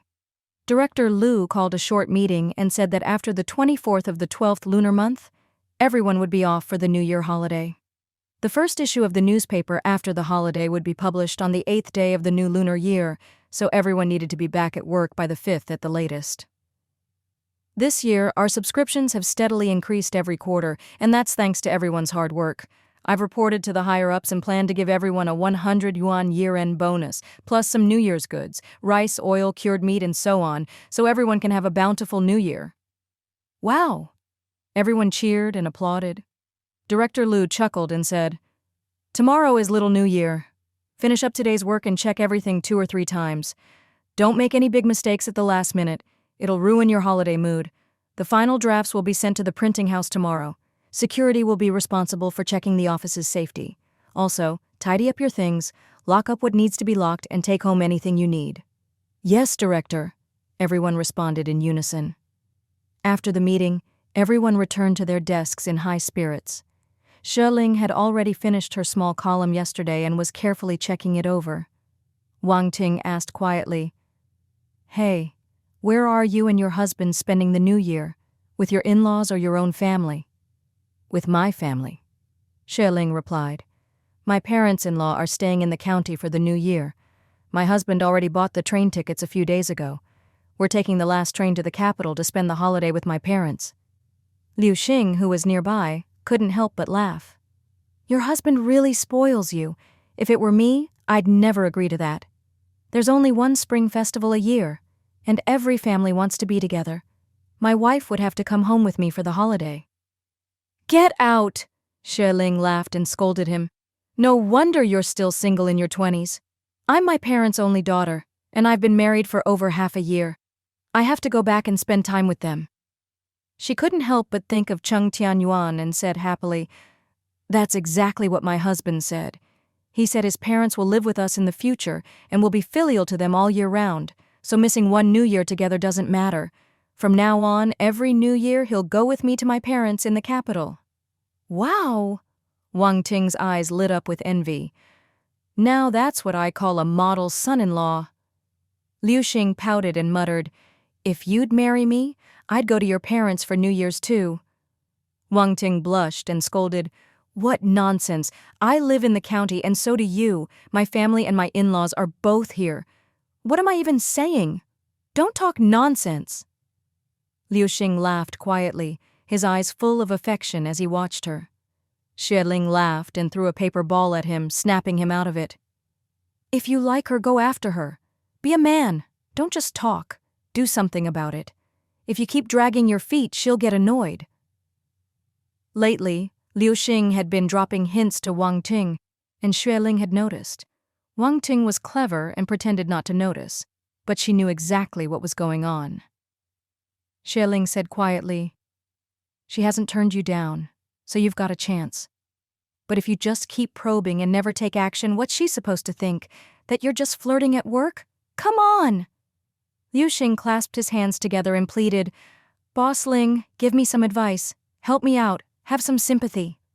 He smiled wryly and said, "I don't have any experience. I thought being colleagues would give me an advantage, but she just treats me like any other coworker. I'm so anxious, all I can do is find excuses to talk to her and look for chances to get closer." Xue Ling found it funny. In this era, there was no WeChat or QQ, and communication and transportation weren't developed, so young people rarely had the chance to date freely. Luckily, both of them were educated and valued true love and real feelings. "You're silly. Once you've figured out her feelings, you need to act. Call her, chat, give her little gifts. You write well. Why not write her a love letter?" Liu Xing's eyes lit up. "She doesn't have a phone, and neither do I, but the gift idea is great. I'll buy something after work and slip a love letter in with it." "Now you're talking." Xue Ling gave him a thumbs up. "Good luck. May you two become a couple." Liu Xing rubbed his hands together and grinned. "If I win the girl, I'll give you a big red envelope." "I'll be waiting."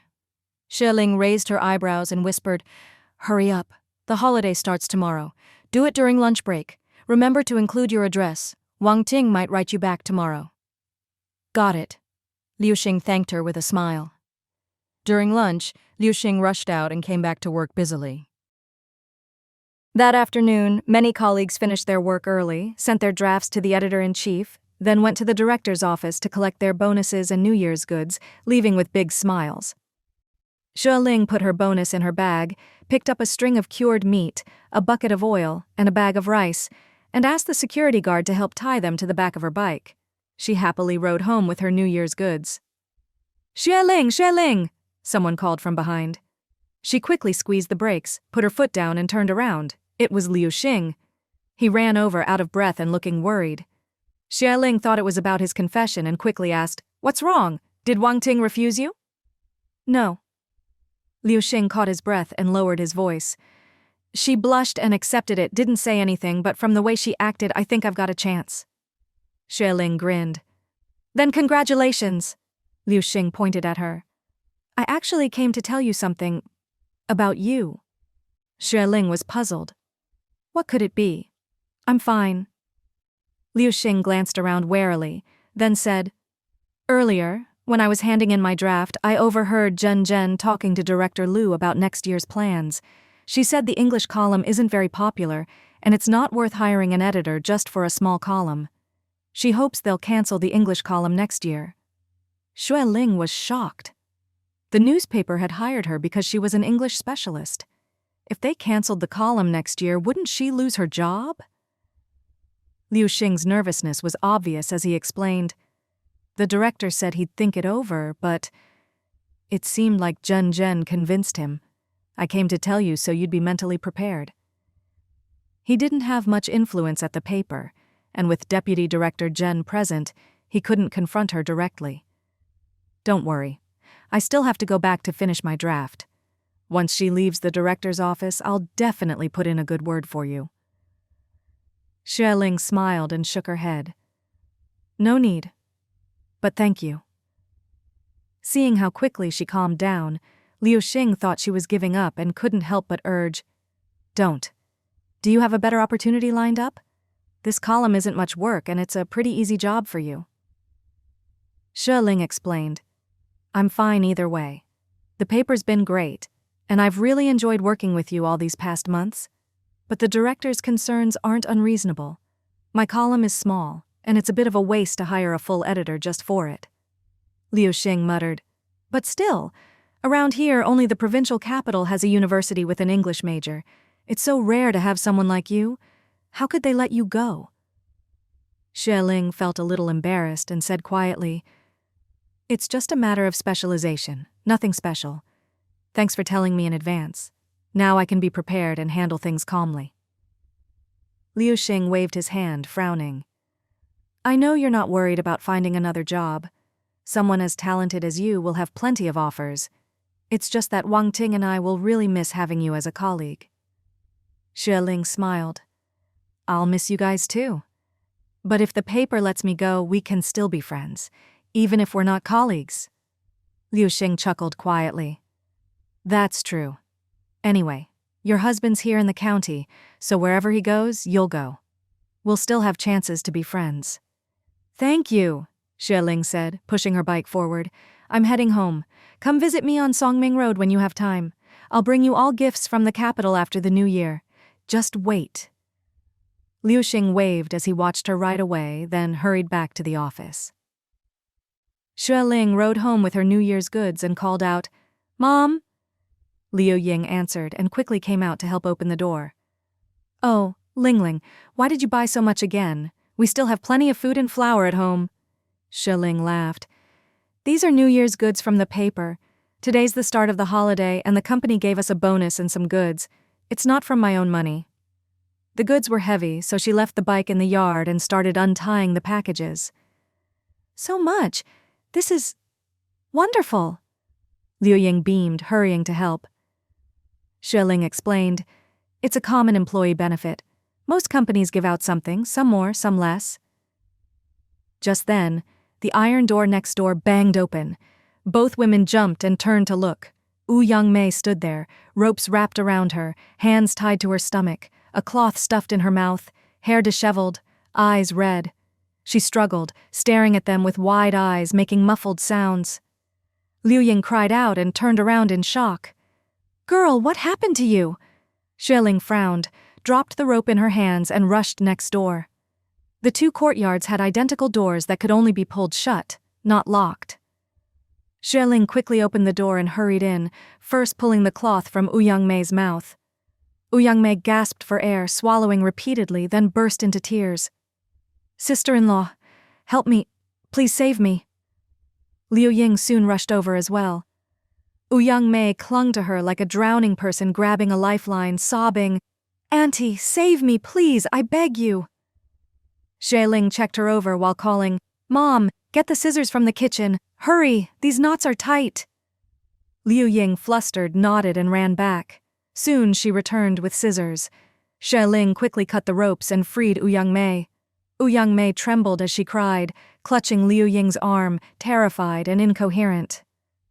"Auntie, save me! My brother is too cruel. I won't marry. No matter what, I won't marry that fat man. He tied me up. I want to go home. Auntie, sister-in-law, please help me." Liu Ying swallowed nervously, frightened by what she heard. "What happened? Who tied you up? Was there a thief?" Xue Ling glanced at her. Though she didn't like Wu Yangmei much, she couldn't just stand by and do nothing. She ran back to her own house, poured a cup of warm water, and brought it over. Wu Yangmei, probably parched from being tied up so long, gulped down the water. Xue Ling said calmly, "Tell us what happened. We might not be able to save you, but maybe we can help you think of a solution." Liu Ying, though not fond of Wu Yangmei, was naturally kind-hearted. Seeing her so pitiful, she was immediately moved. Yes, what happened?" After drinking, Wu Yangmei was less agitated, but her eyes were still full of fear. My brother arranged a marriage for me. I don't like the man, but my brother insists I marry him. I want to go back to the countryside, but my brother won't let me. He said the man is coming tomorrow to propose. He was afraid I'd run away, so yesterday he tied me up upstairs. I finally broke the door, ran downstairs, and after a long time managed to open the door. Auntie, sister-in-law, please help me. I don't want to marry. I don't. Liu Ying was stunned, her voice trembling. How could your brother do this? Wu Yangmei sobbed. That man is more than 10 years older than me. Dark, fat, and ugly. My brother says he's rich and will give a big bride price, but I don't like him. My brother insists I marry, even if he has to tie me up and force me. What should I do? Please help me. Please. Liu Ying cursed.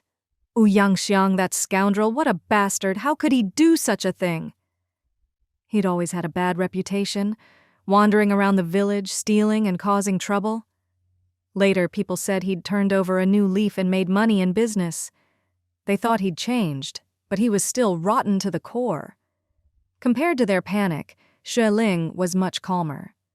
She'd overheard the siblings arguing before and knew some of the story, but she hadn't expected Wu Yangxiang to go so far as to tie up his own sister. This was no different from trafficking women. Xue Ling said seriously, "To be honest, there's only one way to save you now." Wu Yangmei had been completely lost, but when she heard Xue Ling say there was a way, her eyes widened and she looked at her like a drowning person grabbing a lifeline. What? Sister-in-law, tell me, please. Xue Ling lowered her gaze slightly and said, Use the law to defend your right to choose your marriage. Our country advocates freedom in marriage. Both parties must willingly agree to marry. If you don't want to, no one can force you. What your brother did, tying you up, is already illegal. You can go to the police and ask them to mediate. Wu Yangmei was startled, her face turning pale. Call the police? Isn't that too much? What if they arrest my brother? What then? Xue Ling explained, For now, they probably won't arrest him, just mediate, but if he keeps forcing you to marry, then it might be different. Your brother won't listen to us, and begging won't help. You don't have any other relatives here in Rongcheng, so this is your only option. Wu Yangmei was anxious, clutching her sore arms and crying. But he's my only brother. He said if I don't listen, he'll cut me off. My brother and I were raised by our grandmother. When he left to work as a teenager, he sent money home to support us. I can't just ignore him. Xue Ling shook her head calmly. Family is important, but you have to look at the reality. If you listen to him now, you'll be sacrificing your whole life's happiness. If you really can't go against him, then there's no point crying. Just get ready to marry. No! Wu Yangmei panicked, trembling. That man is violent and his eyes are so fierce. I'm scared. She clung to Liu Ying's arm, her voice shaking. Auntie, that man is so ugly. He said he wants to marry me just to have children, and they have to be boys or else he'll make me pay. I'm scared. He's like a bandit. I don't want to marry him. Liu Ying saw her crying and afraid, and not knowing what to do, looked to Xue Ling for help. Xue Ling pointed toward the end of the street. I can take you to the police station right now before your brother gets back. If the police mediate, you can marry someone you actually like and live a good life. Just treat your brother well in the future. He's him, you're you. He has no right to decide your life. Even parents can't force their children to marry. Mei swallowed hard and lowered her head. Xue Ling sighed softly, went back to her own yard and unloaded the rice and oil from her bike. Think it over. It's about 3 in the afternoon now. Going to the police station will take half an hour at most. We can't decide your life for you, but we can give you advice and take you there. Whether you go or not is up to you. Mei kept trembling, clinging to Liu Ying. Liu Ying gently advised, Maisie, we're all neighbors, so let me say a few words. There's a saying, a woman fears marrying the wrong man, a man fears entering the wrong trade. It's true. If you marry the wrong person, have kids, and then can't stand it and want a divorce, what about the children? They'll suffer. She didn't know much about big principles, but as someone who'd been married for decades, she'd seen a lot. She continued, marriage is for life. You're only in your 20s. Your life is still long.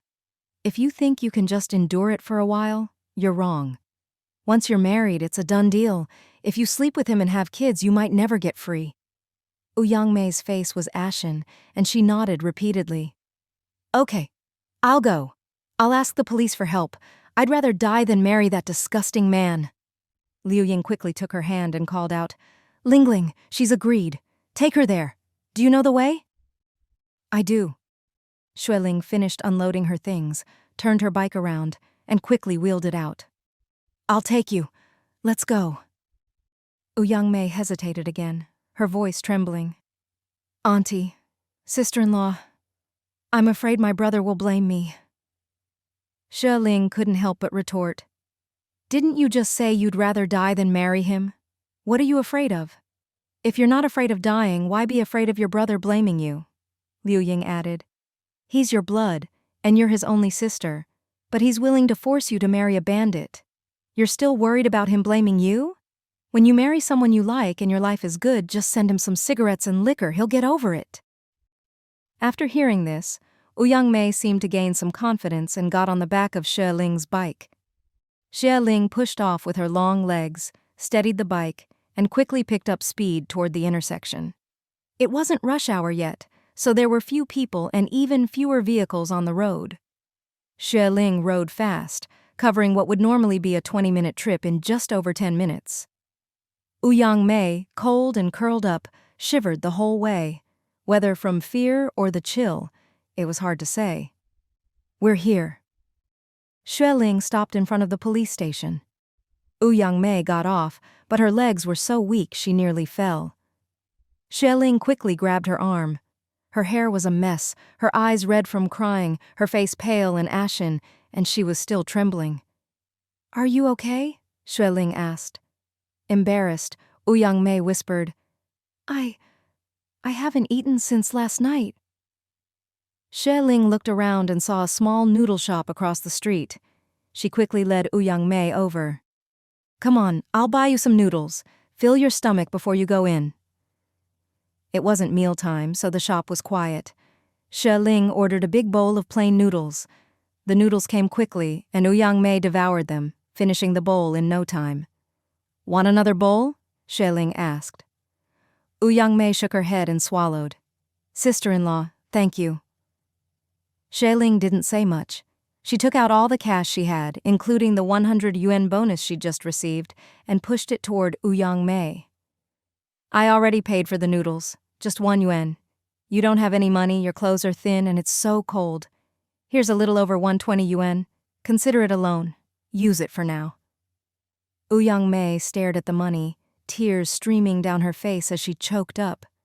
Xue Ling took a deep breath and said, You should be in control of your own fate. The police station is right across the street. Whether you go in or not is up to you. I'm heading home. Sister-in-law, Mei called after her. Thank you, thank you. Xue Ling didn't reply or look back. She got on her bike and rode home. When she reached the rental house, she saw the door next door was open, just as they'd left it earlier, with the broken ropes scattered all over the ground. Liu Ying rushed out, anxiously glancing behind Xue Ling. Ling, is everything settled? So soon? Xue Ling lowered her voice. I just took her to the police station entrance. Whether she goes in or not is up to her. She seemed really hesitant, so I didn't make the decision for her. We just gave her an option. Whether she uses it is her choice. Oh. Liu Ying didn't really understand, but felt they'd done enough by helping. She glanced toward the neighboring courtyard and whispered, I'll go tidy up over there, so Ouyang Xiang doesn't see it when he gets back. No. Xue Ling stopped her and explained. As soon as Ouyang Xiang comes back, he'll realize his sister ran away. If the door's open and the ropes are still there, he won't suspect us. He'll just think she broke free and left on her own. That guy, Ouyang Xiang, was shady and always up to no good. If he found out they'd helped his sister, who knows what kind of trouble he'd cause. Better to avoid unnecessary problems and keep your distance from people like that. Okay. Liu Ying quickly agreed. They went inside, brought the bikes in, shut the doors and windows tight and pretended nothing had happened. Xue Ling drank some water, then hurried upstairs to work on her translations, not giving the matter any more thought. At the end of the year, most of the workers by the river were busy heading home for the holiday. Most of Boss Lu's crew were locals and could keep working. Still, everyone was eager to finish the shop quickly so they could rest for the new year. Cheng's father and Cheng Tianyuan left for the construction site early every morning and didn't get home until after 10 at night. Around 8, the sound of a door opening came from the neighboring courtyard, followed by a string of curses. Xue Ling recognized Ouyang Xiang's voice, put down her pen, and listened carefully. Maisie! Ah, Mei! Ouyang Xiang shouted a few times, then there was a loud clatter as if he was searching for something. A while later there was a knock at their door. Liu Ying ran over, nervous, and whispered, Ling, Ouyang Xiang is here. Xue Ling didn't want to see that disgusting man, but worried her mother-in-law might give something away, so she reassured her. We don't know anything. I'll go send him away. She quickly went downstairs, turned on the light, and opened the door. Ouyang Xiang was standing at the courtyard gate looking flustered. When he saw her, he forced a smile. Sister-in-law, have you seen my sister? Is she here with you? Xue Ling feigned surprise and replied coldly, No, I've been home since I got off work and haven't gone out. Why would she come here? My own sister-in-law was dragged by her to live next door, and then she suddenly disappeared. We haven't even settled that with her yet. Ouyang Xiang was taken aback, his smile fading. She really isn't here? She's not! Xue Ling said loudly. She's not welcome here. Ever since my sister-in-law disappeared, my in-laws have been fed up with her and want nothing to do with you. Why are you looking for your sister here? You've got the wrong place. She snorted, turned, and slammed the door. Ouyang Xiang muttered an "Eh?" and left in embarrassment. Xue Ling knew he didn't suspect them, so she relaxed and went back upstairs to her translation work. After 10, Cheng Tianyuan came home with his father. Both were filthy and chilled to the bone. Cheng's mother made them a late-night snack and heated water for their baths.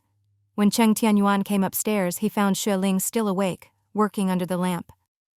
Wife, you have work tomorrow. Why aren't you asleep yet? Xue Ling smiled. We're already on holiday. Oh, so soon? Cheng Tianyuan stretched and lazily climbed into bed, smiling.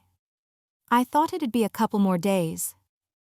Xue Ling put away her pen and notebook, then got into bed too. Cheng Tianyuan pulled her into his arms, holding her close and letting out a long sigh. Wife, I've got good news. The shop is finished with renovations. All that's left is to tidy up the doors and corners, air it out for 10 days, and then we can start stocking up. Xue Ling was surprised. That fast?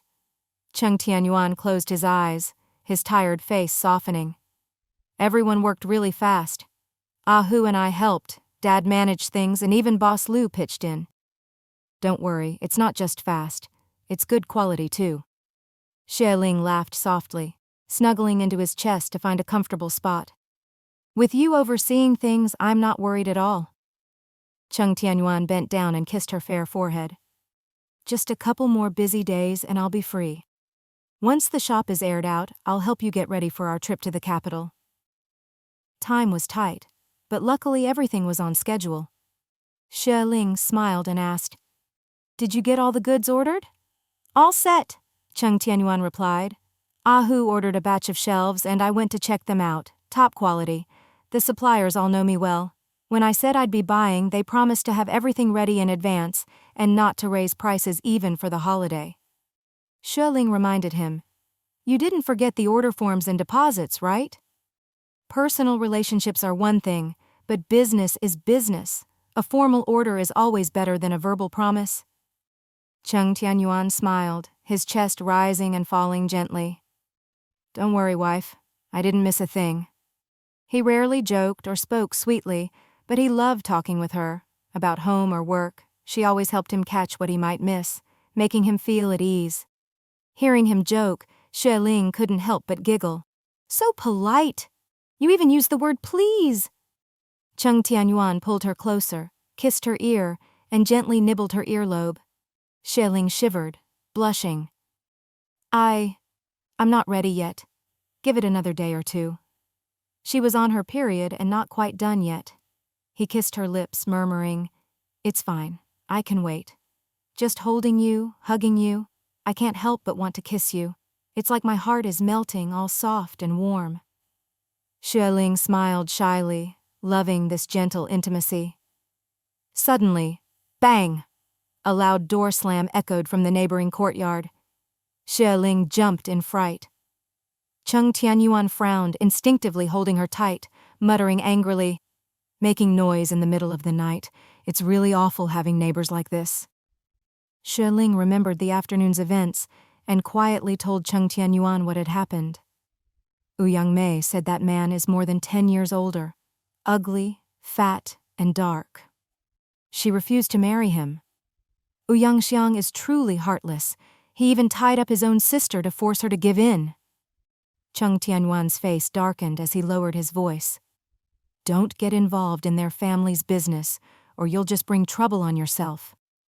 After a pause, he leaned in and whispered in her ear, "Ouyang Xiang is capable of anything.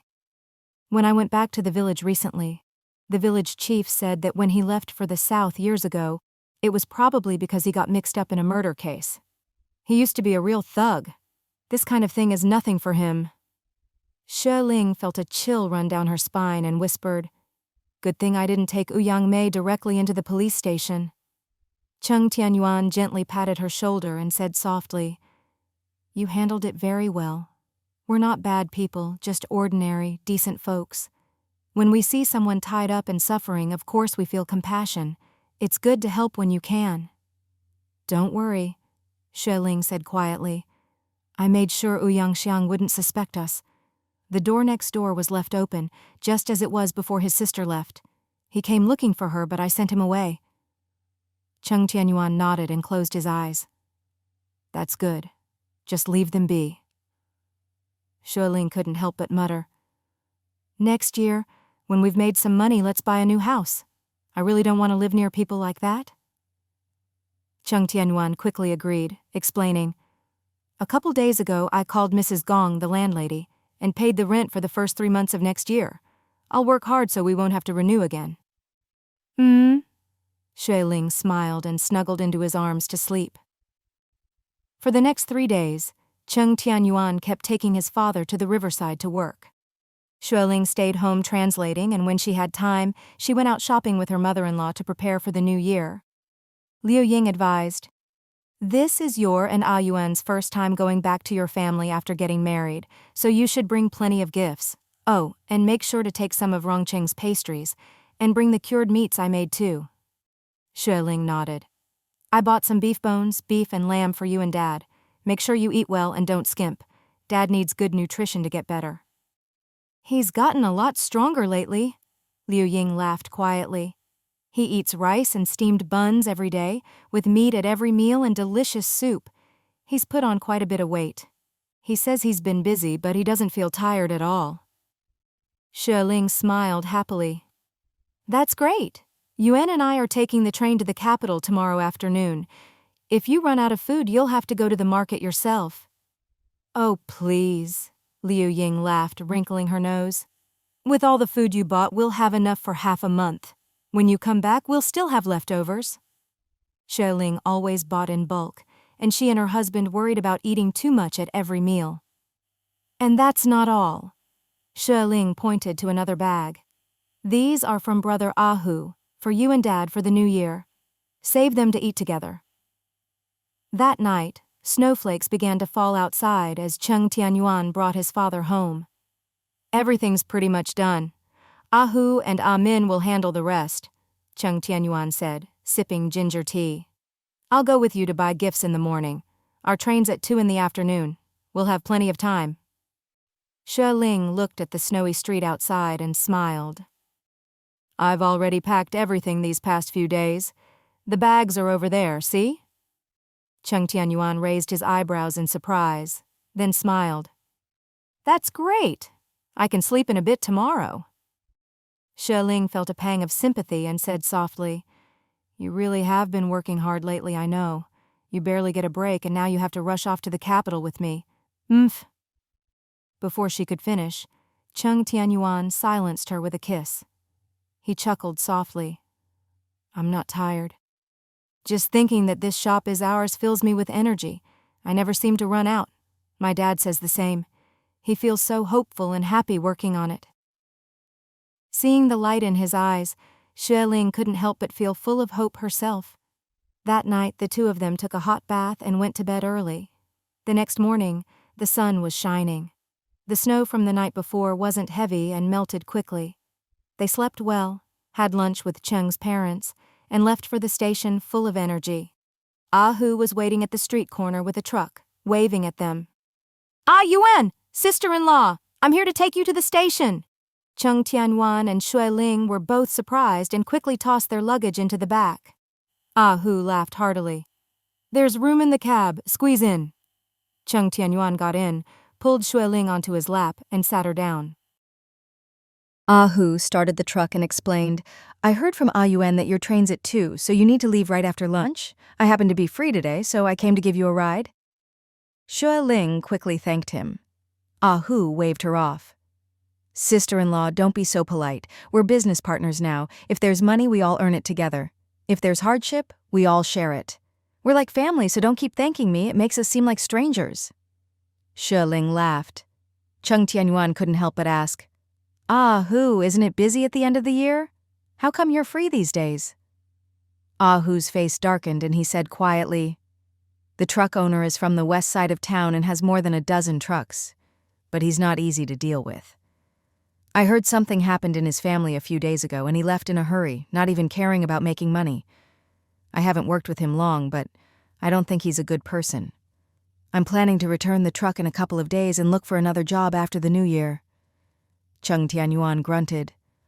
What's his name? Liu Depeng. The name fits. He's fat, rough and dark, and not easy to get along with. Cheng Tianyuan advised, Then find another truck to drive. You get a salary plus a share of the profits. If the boss isn't good, your share will suffer too. Exactly, Ahu said. I'll return the truck in a day or two and won't work with him anymore. With Ahu driving, they quickly reached the station. Xue Ling found a public phone and called home, telling her family they were about to board and would arrive in the capital in about 2 days. Her mother was overjoyed, reminding them to be careful on the road and saying her father would pick them up at the station. They waited at the station for over half an hour before finally boarding the train to the capital. With the new year approaching, the train was packed. Cheng Tianyuan, tall and strong, carried 2 big bags in one hand and held Xue Ling with the other, getting them on board and stowing their luggage with ease. He didn't want Xue Ling to be jostled, so he bought 2 soft sleeper tickets. Today's the 27th of the lunar month. We should arrive in the capital by the evening of the 29th. Xue Ling gazed out the window at the scenery flashing by, her heart full of anticipation and joy.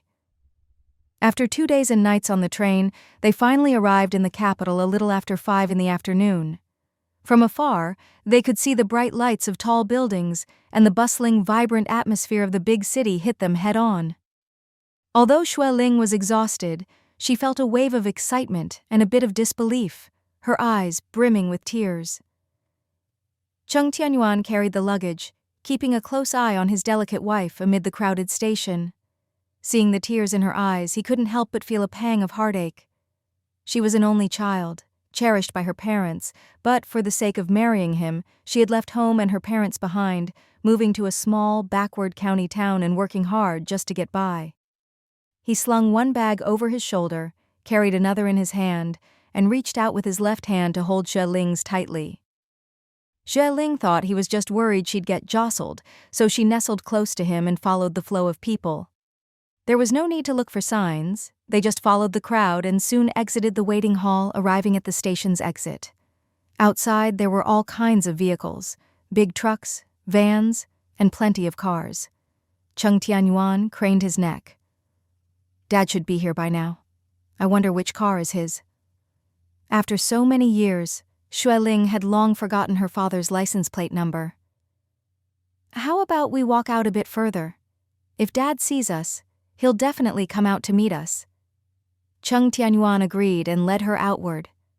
They walked almost to the edge of the crowd, but still didn't see her father. They weren't worried, just stood under a street lamp to wait. After a while, her father came running over, scolding as he ran. "Ling, what's with you, girl? My car's parked right over there. How could you not recognize the license plate?" Xue Ling grinned sheepishly. I forgot." Cheng Tianyuan quickly stepped forward and apologized. "Dad, there are so many cars here, it's hard to tell which is which." Her father didn't mind at all, smiling as he looked at his daughter and son-in-law. "Was the trip smooth? Are you tired? Come on, it's cold out here, let's get in the car and talk." He came over to help with the luggage. Cheng Tianyuan said gently, "Dad, I've got it. Ling, you walk ahead with Dad." "Okay." Xue Ling hugged her father's arm and smiled. "Dad, how long have you been here? Where's Mom? Is she at home cooking? I've been craving her food. There was nothing good to eat on the train these past 2 days. I'm starving." Her father smiled dotingly. "Your mom's been cooking since noon, making all your favorites. You'll have plenty to eat in a bit." Cheng Tianyuan put the luggage in the trunk and got in the car. Xue Ling eyed the shiny new car, unable to hide her excitement. "Dad, how about I drive? I'll take you and Yuenga home." Her father was surprised. "When did you learn to drive? How come I didn't know? Did you learn in Rongcheng?" Xue Ling's face paled and she choked up. I read about it in books and wanted to try it out." Her father shook his head. "Reading isn't enough. I learned from a driver for over 2 months before I dared to drive on the road. You think you can just try it after reading a book? Sit in the back. If you want to learn, I'll find a teacher for you."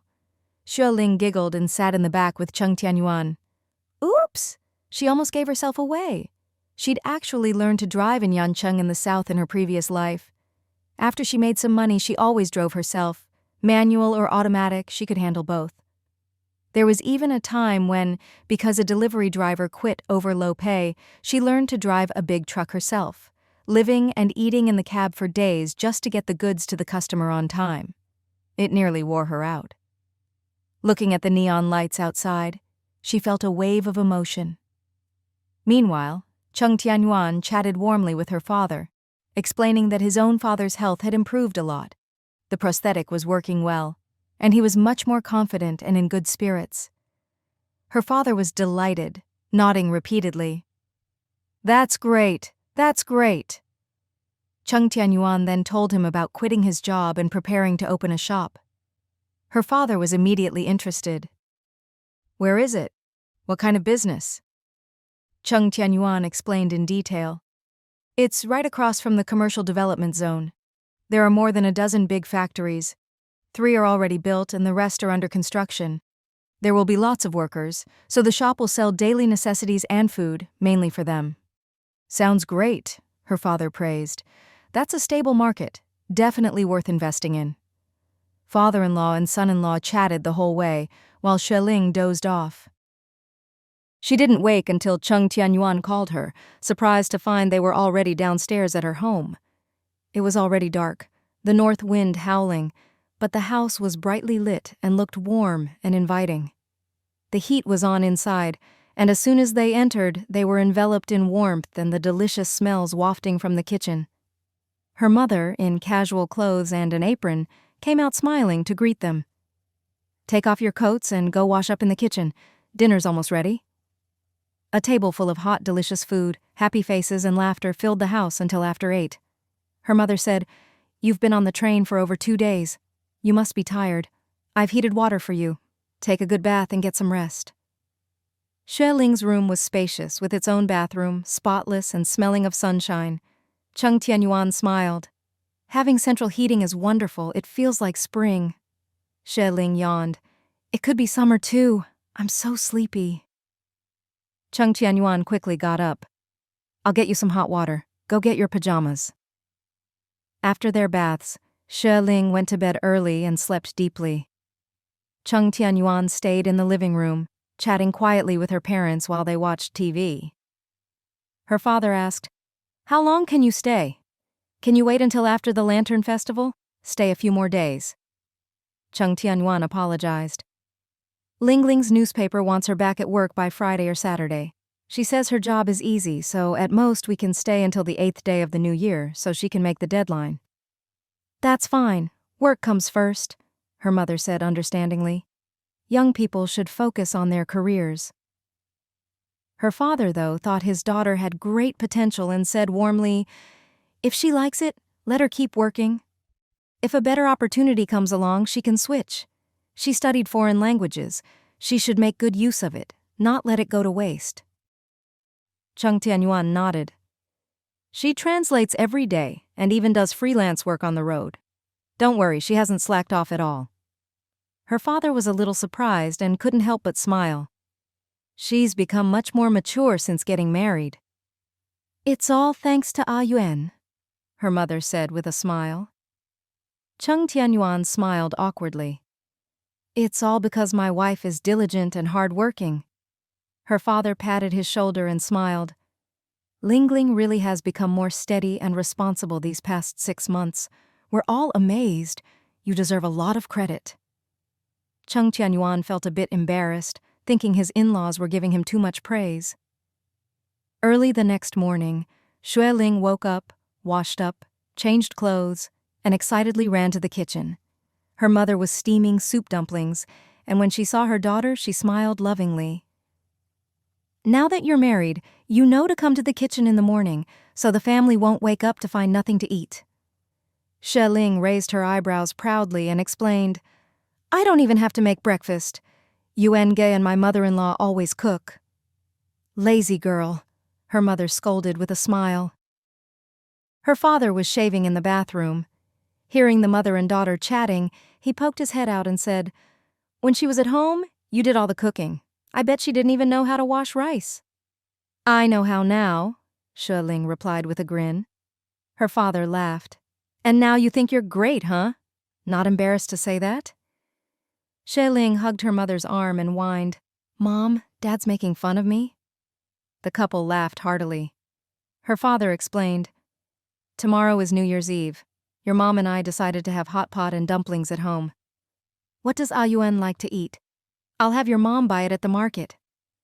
"He's not picky. He eats everything," Xue Ling replied. Her mother smiled. "We'll eat out for lunch and dinner today, and plan the New Year's Eve dinner tomorrow. Oh, and Xiao Heng will be joining us for a meal later." "Xiao Heng? Who's that?" Xue Ling asked. Her father gave her a look. "Look at your memory. Xiao Heng is your Uncle Zilan's eldest son. He just graduated from the U.S. and came back last month, then returned to the capital. Zilan is still abroad for studies and can't come back for the holiday. His wife is on vacation and flew out to be with him. I asked Xiao Heng to spend the new year with us, and he happily agreed." Her mother added quietly, "It's not easy for him to eat well on his own. No matter how many restaurants there are, eating out all the time gets old." Xue Ling remembered and asked, "Dad, is he working at your factory now?" "Yes," her father explained. "A few old friends and I are planning to get into foreign trade. He's fluent in foreign languages and international law, so we'll rely on him for that." Her mother said warmly, Xiao Heng is now a deputy manager. He's handsome and has a good temperament. He hasn't been here long, but already lots of girls at the factory have their eyes on him. Ha ha ha, Xue Ling teased. He's got quite the luck with women. Just don't let him distract everyone at the factory so much that no one wants to work. Her father laughed. Zilan is good-looking, and his wife is too. Their 2 sons are both outstanding. It's not just the young girls. Even some of the older ladies nearly twisted their necks looking at him. The whole family burst out laughing. At that moment, Cheng Tianyuan came in, hearing the laughter and unable to keep from smiling himself. Dad, Mom, good morning. Ah, Yuan, you're up? Did you sleep well last night? Her father asked with a smile. Cheng Tianyuan quickly replied that he had. Xue Ling noticed that Cheng Tianyuan's hair had grown out and looked a bit messy from all the recent work. She had an idea and suggested, Yuanga, I want to get a haircut this afternoon. Come with me and get one too. Let's look sharp for the new year. Cheng Tianyuan nodded right away and said softly, Whatever you say. He poured her half a cup of hot water and reminded her, Drink something warm in the morning. The heating makes the air dry, so you need to stay hydrated. Got it. Xue Ling thanked him as she took the cup. Her parents exchanged a glance and smiled knowingly. It was obvious to anyone that their son-in-law was very attentive and loving toward their daughter. The couple's relationship was truly good. The Xue family was well off, and their apartment was spacious with 2 living rooms, 3 bedrooms, and 2 large balconies. The 4 of them sat in the kitchen for breakfast, chatting as they ate. Her father brought up the matter of Cheng Tianfang and explained, The day after I got the photo, I went to an old friend at the police station for help. He made a copy of the girl's photo and said he'd let me know as soon as there's any news. Thank you, Dad, Cheng Tianyuan sighed. My parents complain a lot, but deep down they're really worried. I often go to Lin Kong's house to look, but there's rarely anyone home. Her mother's face darkened and she muttered, That Lin Kong is really something. He seems so well-behaved as a child. Who knew he'd turn out like this? I don't know what his cousin Fan is teaching him. Cheng Tianyuan was surprised and blurted out, Mom, you know Lin Kong? Xue Ling nervously grabbed his arm. I forgot to tell you. I called my mom later and found out Lin Kong's mom is a distant relative of hers. When we went to Rongcheng years ago, we met their family a few times, but we haven't kept in touch for years. And we're not close. Really. That's right, her mother added. We're only distant relatives. If we hadn't gone to Rongcheng and heard the older generation talk about it, we wouldn't even know. Fan and Lin Kong visited us a few times at our old place, but after we moved, we lost touch. The family ties are distant and we haven't really kept up. Cheng Tianyuan recalled that the boy seemed like a frail, pale city kid, about 3 years younger than him. So I must have met him as a child. Doesn't matter. So what if you met him? Xue Ling said angrily. Who cares if he's a distant relative? With a character like his, we can't cover for him even if we know him. Seeing her pale face and the way she gripped his arm, Cheng Tianyuan quickly patted her to comfort her. I know. Business is business. Her father's face darkened as he tapped his chopsticks. Ling, your mom didn't mean we should cover for him. She told me about it when I got home. Lin Kong's actions have caused chaos in his family back home. They're even selling the old house. He's not a good kid. He glanced at Xue Ling and said sternly, Why are you so worked up? Ah, Yuan's sister is your sister-in-law. If she ends up with a good future, your in-laws will finally be at ease. I told your mom that having this distant family connection might actually help. If the girl is found and the truth comes out, we can help mediate. Xue Ling swallowed hard, barely suppressing her anger. He doesn't deserve sympathy, let alone help. Her mother gave a wry smile and glared at her. That depends on whether he can change. They say a prodigal who turns back is worth more than gold, right? If he can change, get a job, support a family, and treat your sister-in-law well, that would be best. If your sister-in-law doesn't suffer, then let them get married and live well. It would be good for both families. Xue Ling, having seen Lin Kong's true nature, couldn't help but snort. He abducted an underage girl and even talked my sister-in-law into stealing money to run away with him. Can someone like that really change? He's in his 20s, not a 3-year-old. You can't say it like that, Xue Ling's mother said. A person's life is long, and temperament and habits can change with their environment. Her father nodded in agreement and explained, "In any case, let's find her first, then decide what to do. Your little sister-in-law is only 16, still very young.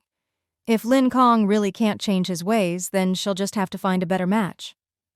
Her mother sighed and said quietly, "But if Lin Kong turns out to be decent, then we'll have to let them be.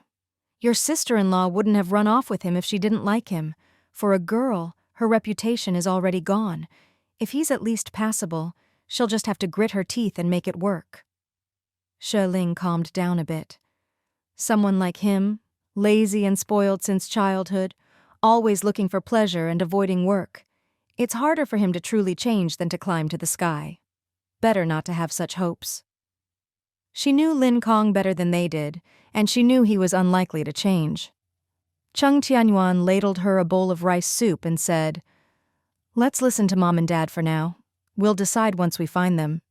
If Lin Kong treats Ah Fang well and really turns over a new leaf, that's one thing. But if he's still lazy and a gambler, being with him will only bring her a lifetime of hardship. Ah Fang isn't the type who can endure much. She'll probably give up on him quickly. Then we can persuade her to find a reliable man. After suffering a setback, she'll understand what kind of man is right for a good life." "Exactly," her father said, looking at his son-in-law with approval.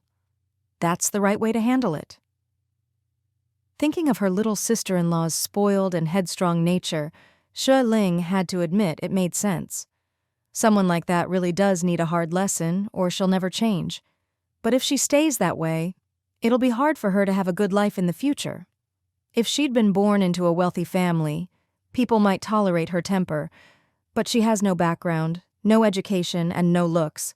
If she doesn't change, she'll have a hard road ahead. Well, better to find her first and worry about the rest later. After breakfast, her father suggested, "Ah, Yuan, last time you came and went in a hurry, and I was busy marrying Ling Ling off, so I never got to show you around. The factory stopped work a couple days ago, but there are still some accounts to settle. I'll take you to have a look." Cheng Tianyuan quickly agreed. Xue Ling smiled. "I want to go too. Mom said the factory expanded a lot in the past few months. I want to see it."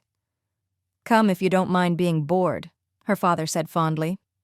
Her mother smiled. "All right, you all go. At noon we'll pick up Zhao Heng and eat at the Sichuan restaurant near the gate. I'll wait for you there around 12. "Okay," her father said warmly. "The roads are slippery. Be careful." Her mother nodded and saw them out. Her father drove steadily and not too fast. Cheng Tianyuan looked around and praised, "No wonder this is the capital. So many tall buildings, so many cars and people, so lively." "Do you like it here?" her father asked gently. "I do." Cheng Tianyuan's eyes shone. Xue Ling chuckled softly. Her father was secretly delighted, growing more satisfied with his son-in-law. He only had one daughter, and no matter how much money he made or how big the factory got, it would all depend on his daughter and son-in-law in the future. His son-in-law was from another province, so his roots weren't here. If he liked the capital, there was hope they'd all move here one day. But that was just a long-term plan. He was only in his 50s and still healthy, with plenty of years left to work hard. The factory was in the industrial district on the outskirts, about a 20-minute drive. From a distance, they could see neat rows of factory buildings, a wide entrance, and 2 large stone lions at the gate. As soon as they arrived, the security guard opened the gate and greeted them politely. "Director, you're here." Her father nodded with a smile and drove inside. Cheng Tianyuan was a bit stunned to see the car driving slowly down a long road for over 3 minutes before stopping. "Dad, how big is this place?" Her father replied, "It used to be just over 20 mu. A few months ago, the neighboring factory went bankrupt, so I bought it and merged it with ours, plus a big empty lot in the back. Now it's close to 100 mu. "Wow," Xue Ling exclaimed. "That's huge, Dad. With all this land, you're basically a landlord." Her father laughed and scolded her fondly. "Nonsense. Land is just land. You have to know how to use it." He got out, and Cheng Tianyuan and Xue Ling followed. "Ah, Yuan, that's the office building up ahead. 4 stories with over 20 office staff and several accountants." Cheng Tianyuan couldn't help but ask, "Dad, what does the factory make?" "Clothing, mainly all kinds of garments," her father replied. Xue Ling explained, "Dad used to just trade clothes. But then he realized there was good profit, so he partnered up and started this factory. At first there weren't many machines, but they expanded gradually. Later his partner went abroad, so Dad bought out his shares and ran it himself." "It was tough at first," her father said with a wistful smile. "We were deep in debt, and your mom and I worked here every day, often until the middle of the night. Even you had to come help sweep and pick up threads on weekends." Xue Ling vaguely remembered, her eyes misting with tears as she smiled. "Now that you mention it, I do remember." Seeing his daughter touched, her father's eyes reddened too. "After we got through those days, things finally got better. Now you're grown and married, and your mom and I have nothing to worry about. We'll keep growing the business as much as we can, but I'm getting older and can't do as much. The future belongs to you young people." Xue Ling hugged his arm and smiled. "Nonsense. You're only in your 50s. You're still in your prime." Cheng Tianyuan added warmly, "That's right, Dad. You're still young." Her father laughed and explained, "Most of the workers have already gone home for the holiday. Only a few are on duty watching the machines, and there are 10 security guards on shift. In the office, only Xiao Heng and an old secretary are left. Everyone else is on break." He pointed to the office building. "Come on, let's go in for some water, then I'll show you around the factory." "Okay," Cheng Tianyuan and Xue Ling replied together. The office building was quiet, with a light on the second floor. Her father led the way, knocked on the door, and called, "Xiao Heng, have you finished checking the accounts? There were some discrepancies yesterday. I had the secretary send them over for you to look at." In the spacious office, a tall, slender man sitting behind a black desk looked up and smiled warmly. "All done." He picked up a large ledger from the desk. "Uncle, I've recalculated everything. There was a missing entry in one place which caused the error, but now it's all been checked and matches the totals exactly." Xue Ling's father smiled kindly. "That's good." He pushed the door open wider and waved to Xue Ling and Cheng Tianyuan, who were still strolling in from behind. "Ling Yuan, come here. Xiao Heng is here," Xue Heng exclaimed. "Ling Ji is back?" "That's right," her father said happily. "She and Yuan arrived yesterday evening. I picked them up at the station. Since I had to come to the factory today, I brought them along." Xue Heng was so excited he jumped up, nervously straightening his suit before stepping out. When he saw Xue Ling, he froze for a moment. Ling Ji." Xue Ling blinked and looked him over for a moment.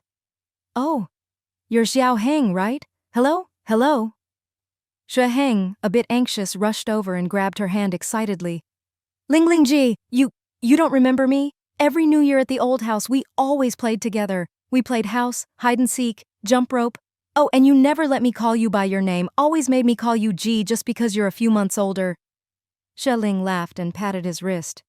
"So many years ago. How do you remember all that? I can't. My memory's not as good as yours. I've forgotten most of it." Having been reborn, most of her memories were fuzzy, especially from childhood. Her parents knew her best. If she slipped up too much, they might get suspicious. It was better to say less, to avoid getting caught in a lie. A flash of disappointment crossed Xue Heng's eyes, and he complained, "I'm younger than you, and I remember so much. You're older by a few months. How can you not remember?" "What can I do? My brain's not as good as yours," Xue Ling joked. Xue Heng looked at her bright smile, swallowed, and felt a little flustered. "When you smile, you look just like you did as a kid." Xue Ling tried to pull her hand back, but realized he was still holding on. Xue Heng was clever.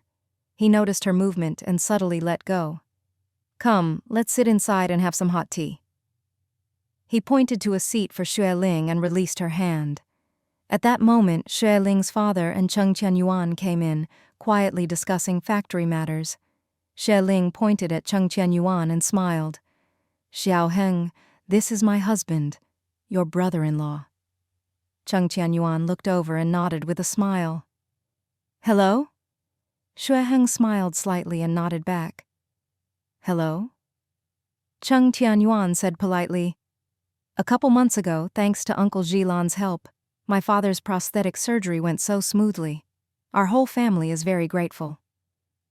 Xue Heng gestured to a chair. Sit. My dad's a doctor. Saving lives and helping the disabled is his duty. No need to be so polite. He'd do his best for anyone. Cheng Tianyuan handed a chair to Xue Ling's father, then took another for himself. Uncle Jilan is a wonderful doctor and a good man. Xue Heng smiled. Thank you.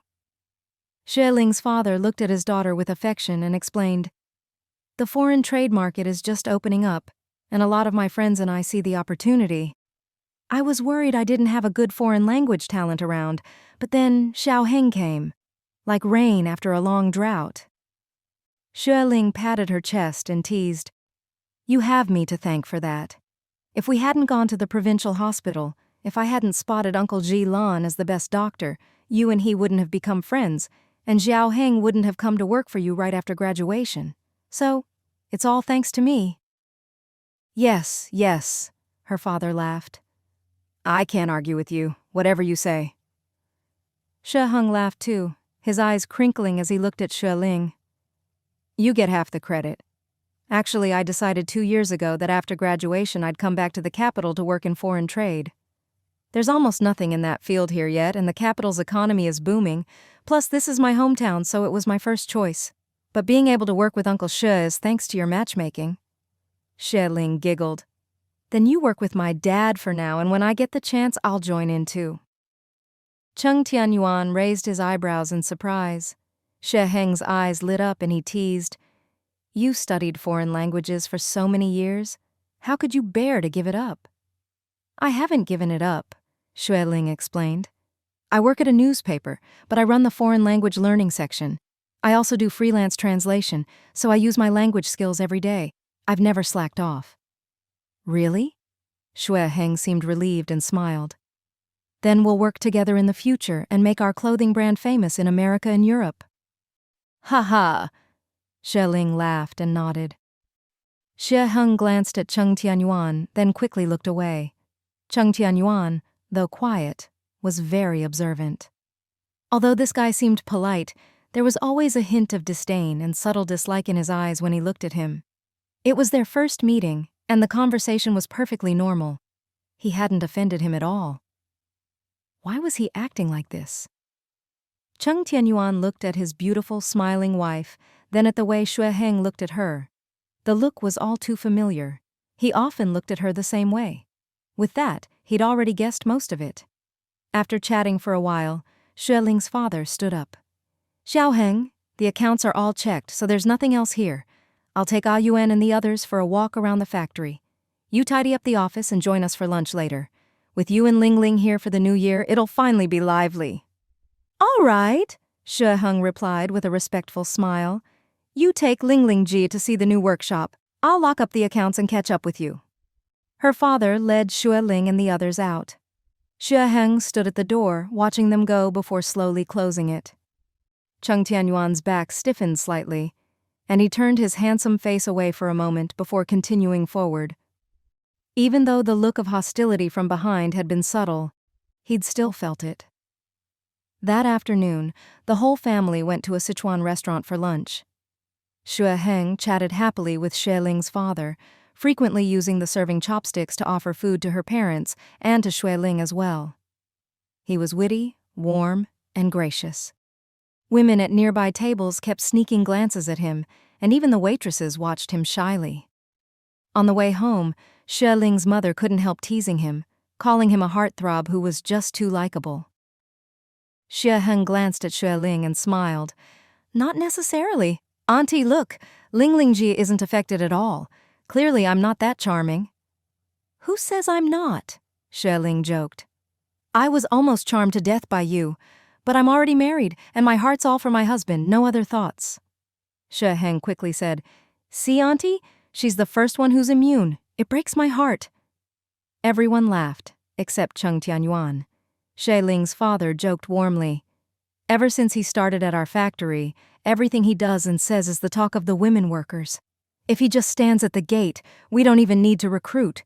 Women come looking for jobs themselves. Everyone laughed again. Having spent years abroad, Xue Ling was very outgoing. Not only was he not embarrassed, he played along.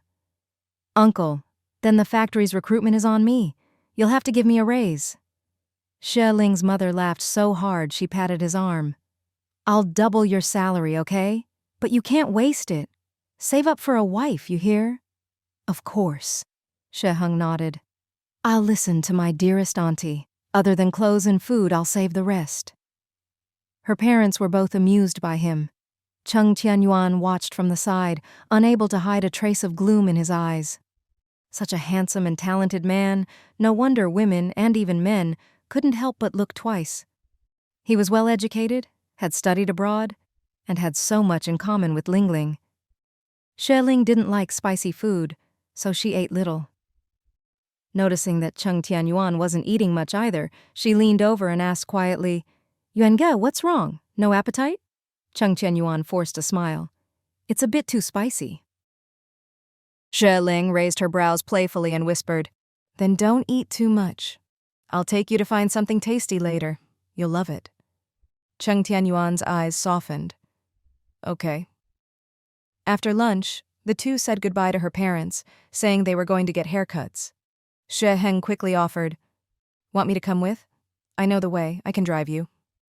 Cheng Tianyuan replied calmly, "No need, you stay with Mom and Dad. Ling Ling wants to show me around and buy some clothes." Xue Ling's face darkened for a moment, but he quickly recovered his gentle smile. "All right, be careful. There are a lot of people out." Cheng Tianyuan nodded, took Xue Ling's hand, and the couple left, chatting and laughing. Xue Ling watched them go, then turned back to chat with her parents. "Uncle, it seems brother-in-law isn't very talkative." Her father smiled kindly. Yuan's always been quiet, but he's not dull. He always knows what to say and how to say it." Her mother added, "He's 5 years older than Ling Ling. She used to be so chatty, always chattering away. We used to call her our little sparrow. Luckily, Yuan never minded. He always listened patiently. I think they're still like that now." The couple exchanged a loving, satisfied glance. Xue Ling's expression soured a bit, but he forced a smile. Childhood is one thing, but people change as they grow up. Ling Ling Jia is ambitious. For her to rush into marriage and become a farmer's wife in the countryside, it's such a waste. In his view, Xue Ling was held back by this marriage. Her parents had agreed to it to repay a debt to the Cheng family. Ling Ling was too young to know what was best for her. Cheng Tianyuan was from the countryside, with little education and plain clothes. Aside from being tall and decent-looking, he had nothing to match Ling Ling. Her father's smile faded a bit, and he said quietly, "The marriage was settled long ago. Yuan is honest and reliable. He's worthy of trust. Ling Ling was a bit spoiled before, which is why she resisted. But now they get along well, and we're at ease." He added, "There's no such thing as being wronged. If I hadn't dragged their family down with Mu Hai's ability and Yuan's hard work, their family would be doing just fine." Xue Ling quickly changed his tune. "You're right, Uncle. Now that you and Ling Ling are helping, even if brother-in-law isn't that capable, he'll still have a great future." Her father smiled and tapped the table. "Let's not worry about them for now.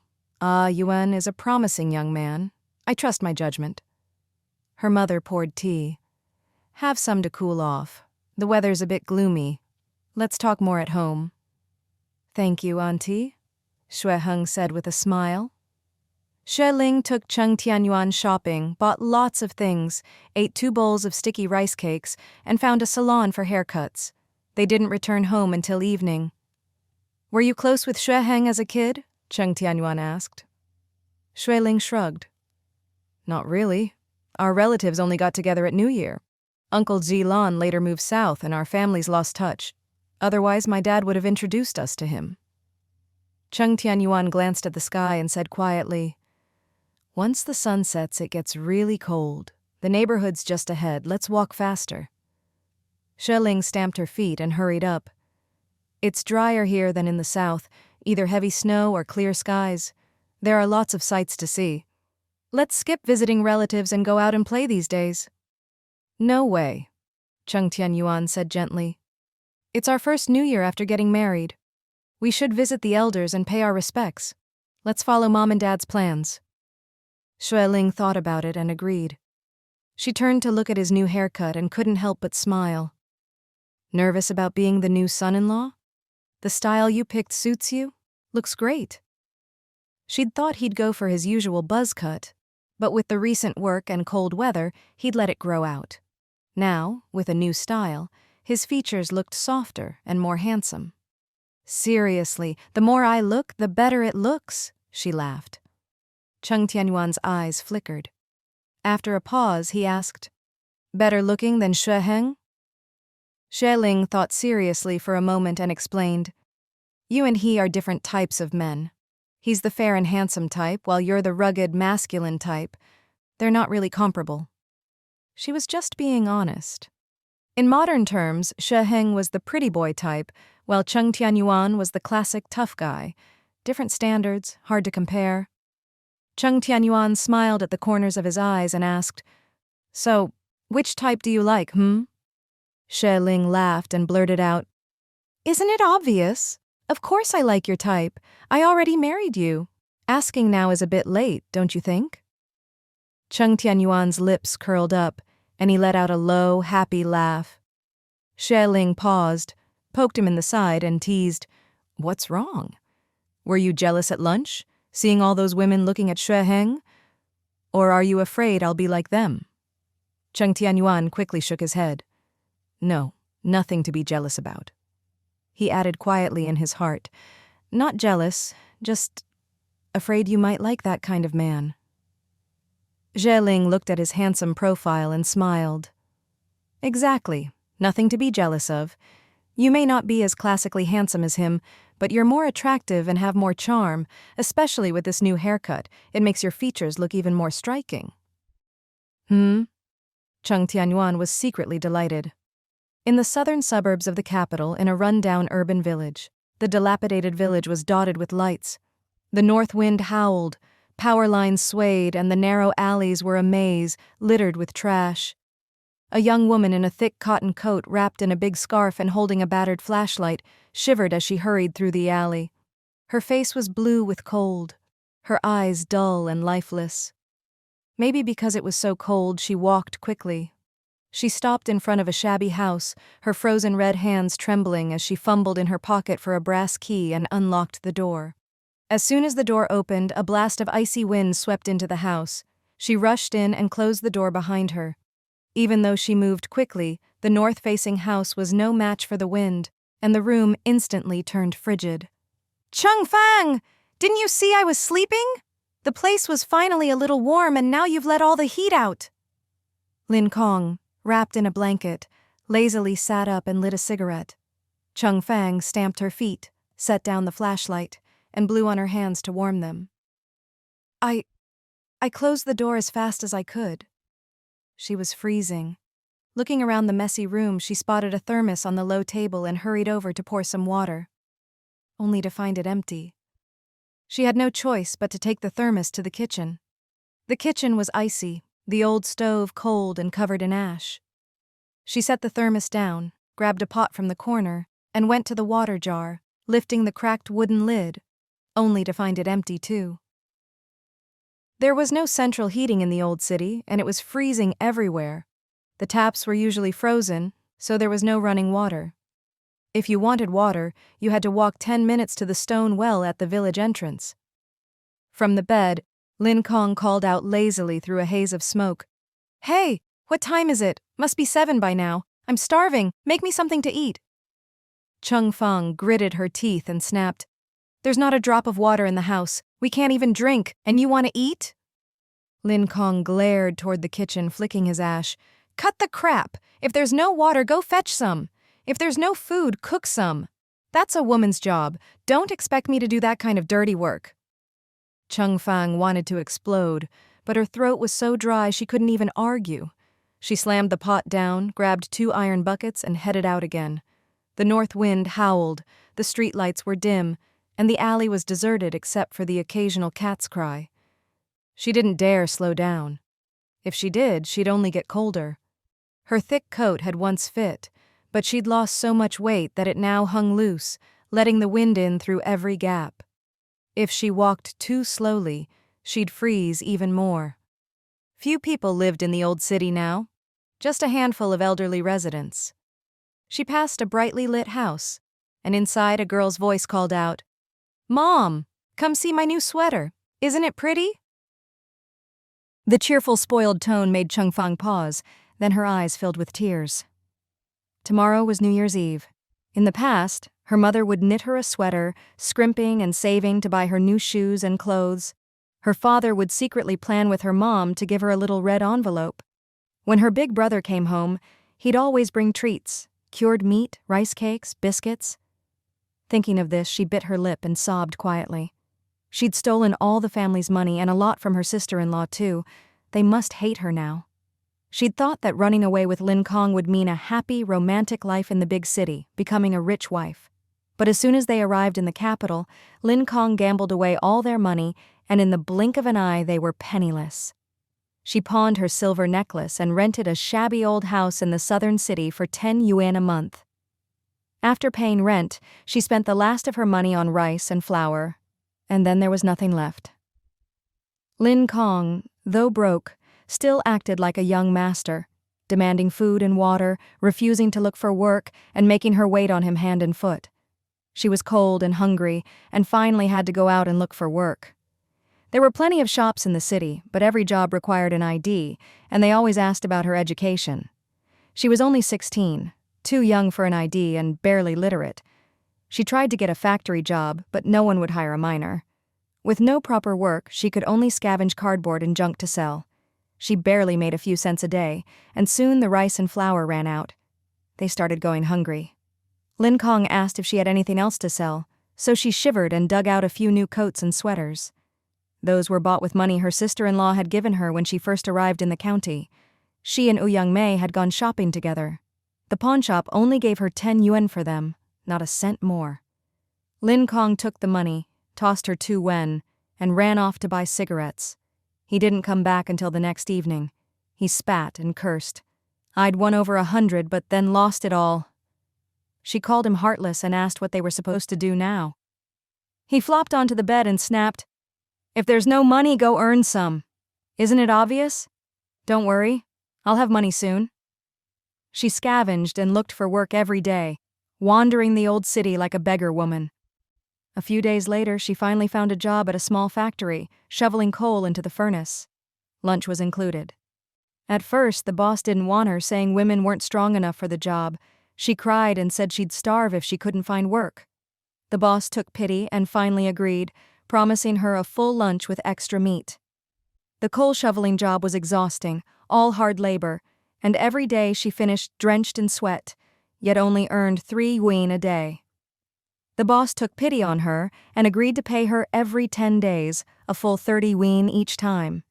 If they were frugal, 3 yuan a day was enough for 2 people to eat. But Lin Kong was lazy. He refused to do any work, always bragging about how he'd make a fortune one day, but in reality he just drifted through each day, either sleeping or smoking, and would even steal her money to gamble when she was out. At first she argued with him every day, but he always had a string of excuses, saying their current hardship was only temporary. With his talent and writing skills, he'd surely become successful and give her a stable, wealthy life. She just had to endure for now and stick with him. She believed him again and again, but in reality, he never did anything but smoke and sleep. She never even saw him pick up a pen. She cried and felt heartbroken, but no one pitied her. She missed her father, her mother, and her brother so much. Back home, she used to sleep in every day, and her meals were always cooked by her mom or brother. She just had to show up and eat. Now, even to get a sip of water, she had to walk a long way, braving the winter cold to carry it home, then shiver as she boiled it. These days, she had to get up at dawn, make thin porridge, then walk half an hour to the small factory, and after work, walk another half hour back. She'd never done hard labor before. After the first few days of shoveling coal, her whole body felt like it wasn't her own, aching so much she cried. Lin Kong didn't care at all. He even scolded her for being dramatic, saying she was useless if a country girl like her couldn't handle a bit of hard work. She gritted her teeth and endured it, knowing that if she didn't work, she'd starve. So the next day, she went out again. After more than 2 months, she finally got used to the job. She was thinner, a bit tougher, but always hungry, always busy, and rarely had a hot meal. At night, the cold was bone-chilling. She carried water, brushed off the thin layer of ice on her coat, and trudged home. She didn't dare walk through the alley from before. She was afraid she'd start crying again. Back at the rental, she carried the water into the kitchen, shivering as she started a fire, crouched by the stove, and stared at the flames, lost in thought.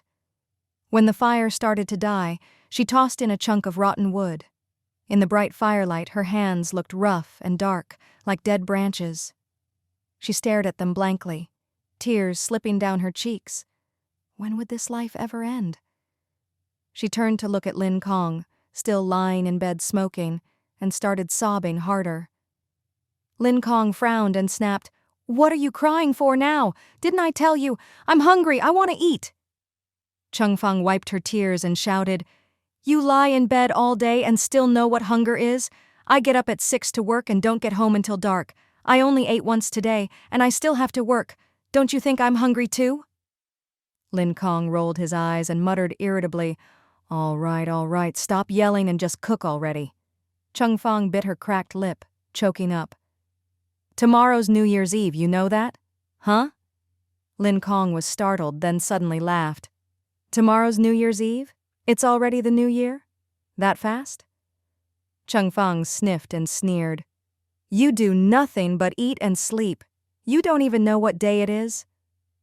Lin Kong glared at her and flicked his ash. "Stop nagging. This is just temporary. Once I get going, I'll be rolling in money with just a stroke of my pen." Cheng Fang was immune to these words by now. She didn't believe them anymore. "After the New Year, come look for work with me. The boss already paid me but said I can't come back until the 5th. When spring comes and it's warmer, he'll only need 1 worker, so I'll be out of a job." Lin Kong exploded, shouting, "Are you crazy? I'm a future college student. Why would I need to look for a job? I'm not doing those lowly jobs. I was born to make big money. I'd never stoop to such petty work." If his father hadn't gotten into trouble and died in prison, he'd be a high-ranking official by now. With his father's background and his own talent, he could have been a big shot. He almost got into a good university but missed the cutoff by a hair, so he never went.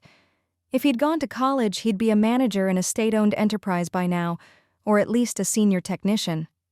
The job he wanted had to match his status and let him use his talent. He'd never do menial labor, which he saw as beneath him. Cheng Fang grew anxious and said gruffly, "Then go make your fortune.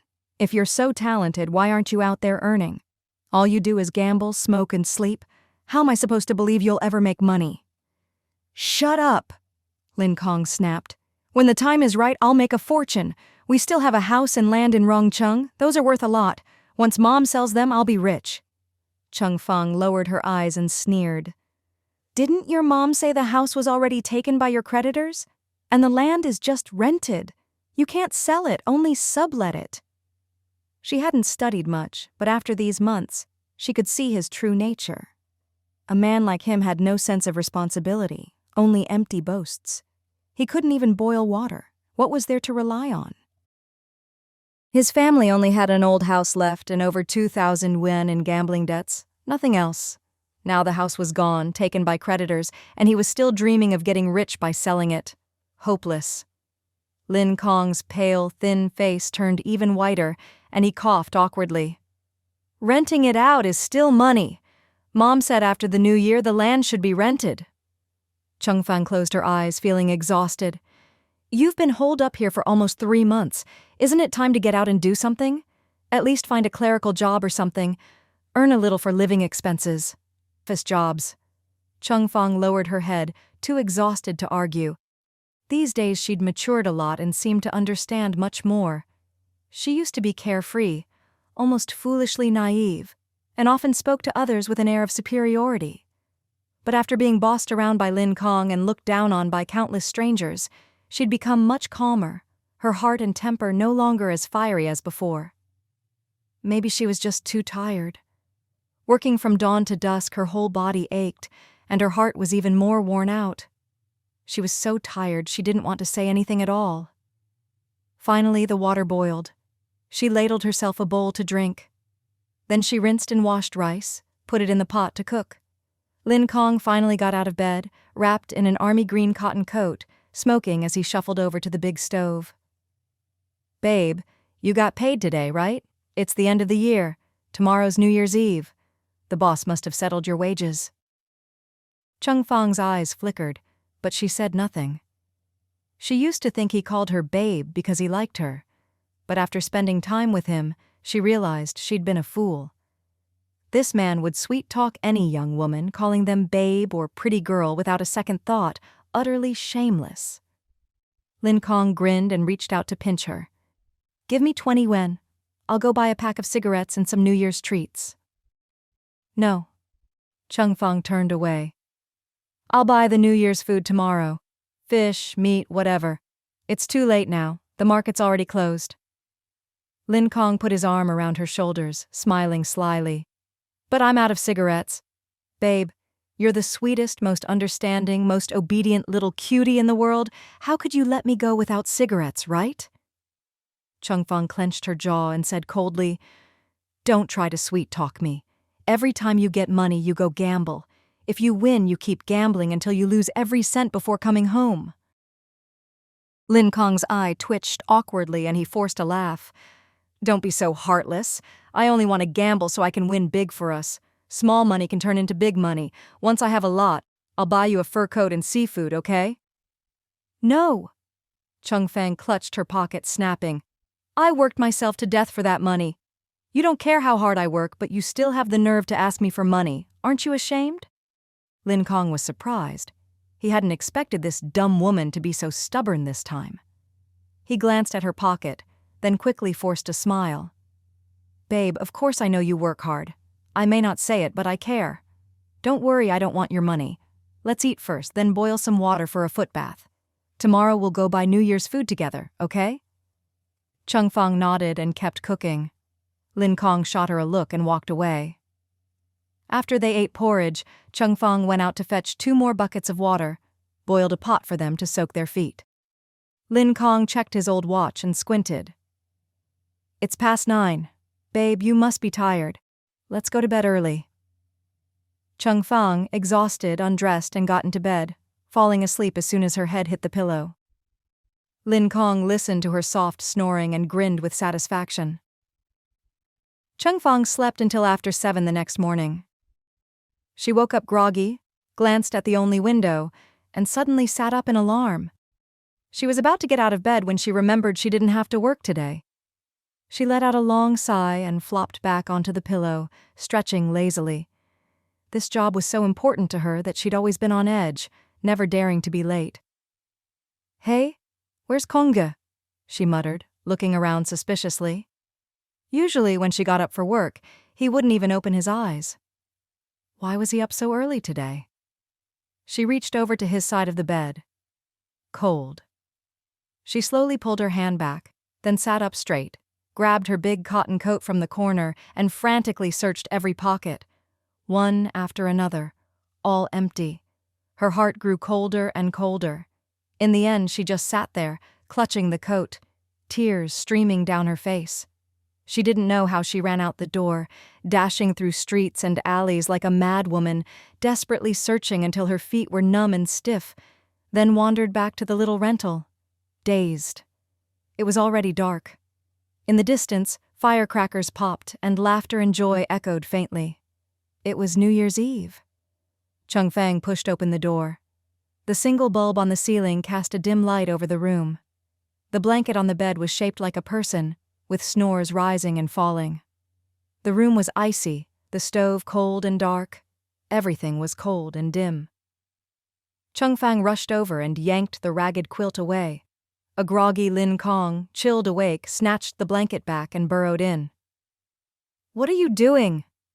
Cheng Fang's eyes were blank, her voice low. "Where's the money? Where's my money?" Lin Kong, wrapped in the quilt, pretended not to hear. The room was silent, the distant firecrackers jarring and harsh. Cheng Fang stood motionless, staring at him, her gaze cold as ice. Lin Kong couldn't keep up the act, swallowed nervously and curled up in the blanket. "Babe, where did you go? I waited for you so long, but you never came back." "Where's the money? You stole my wages. Where did you go?" Cheng Fang asked coldly. Lin Kong forced a laugh. "I couldn't sleep last night, wanted to smoke, so I took the money out. Who knew? Who knew I'd get robbed?" Cheng Fang said coldly, "You went gambling again." Lin Kong choked, swallowed, then gave a sheepish laugh. "It was only 30 yuan. I lost it all in 2 rounds. I bought a few drinks for some friends, ran up a tab at the tavern. Babe, do you have any money left? The tavern opens the day after tomorrow. I need to pay them back." Cheng Fang closed her eyes and slumped to the floor, sitting on the cold ground, motionless. Lin Kong wrapped himself tighter in the quilt and yawned. "I barely slept last night.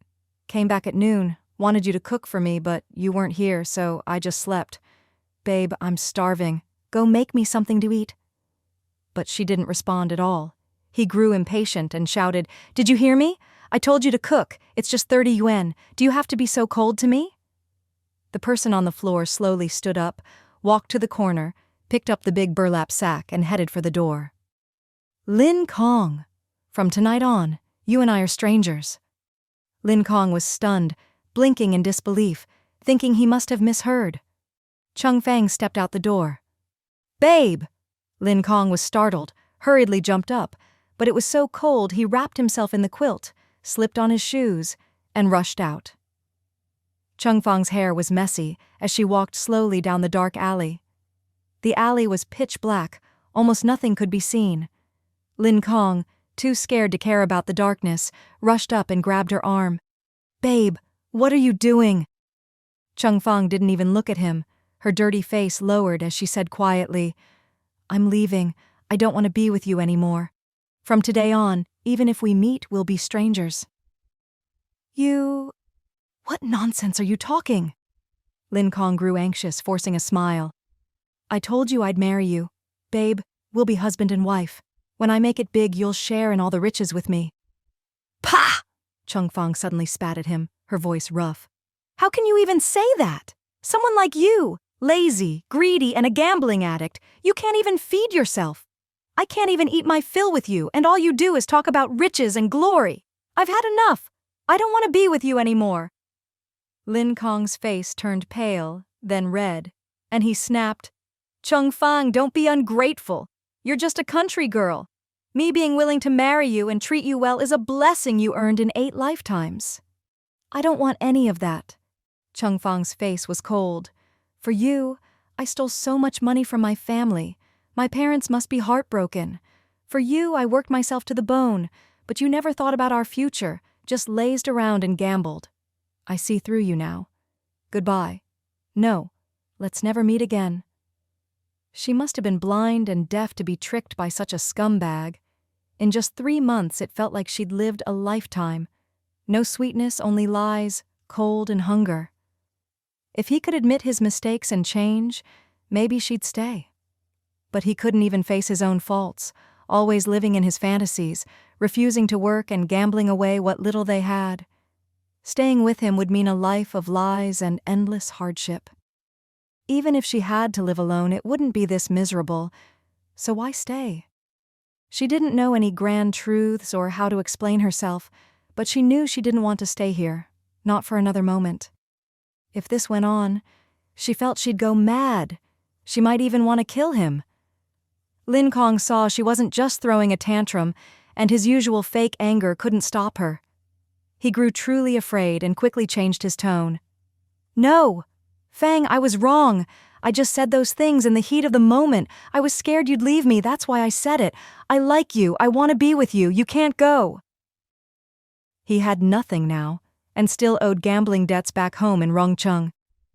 His mother didn't dare go home, hiding at his uncle's place in the countryside, relying on relatives to get by.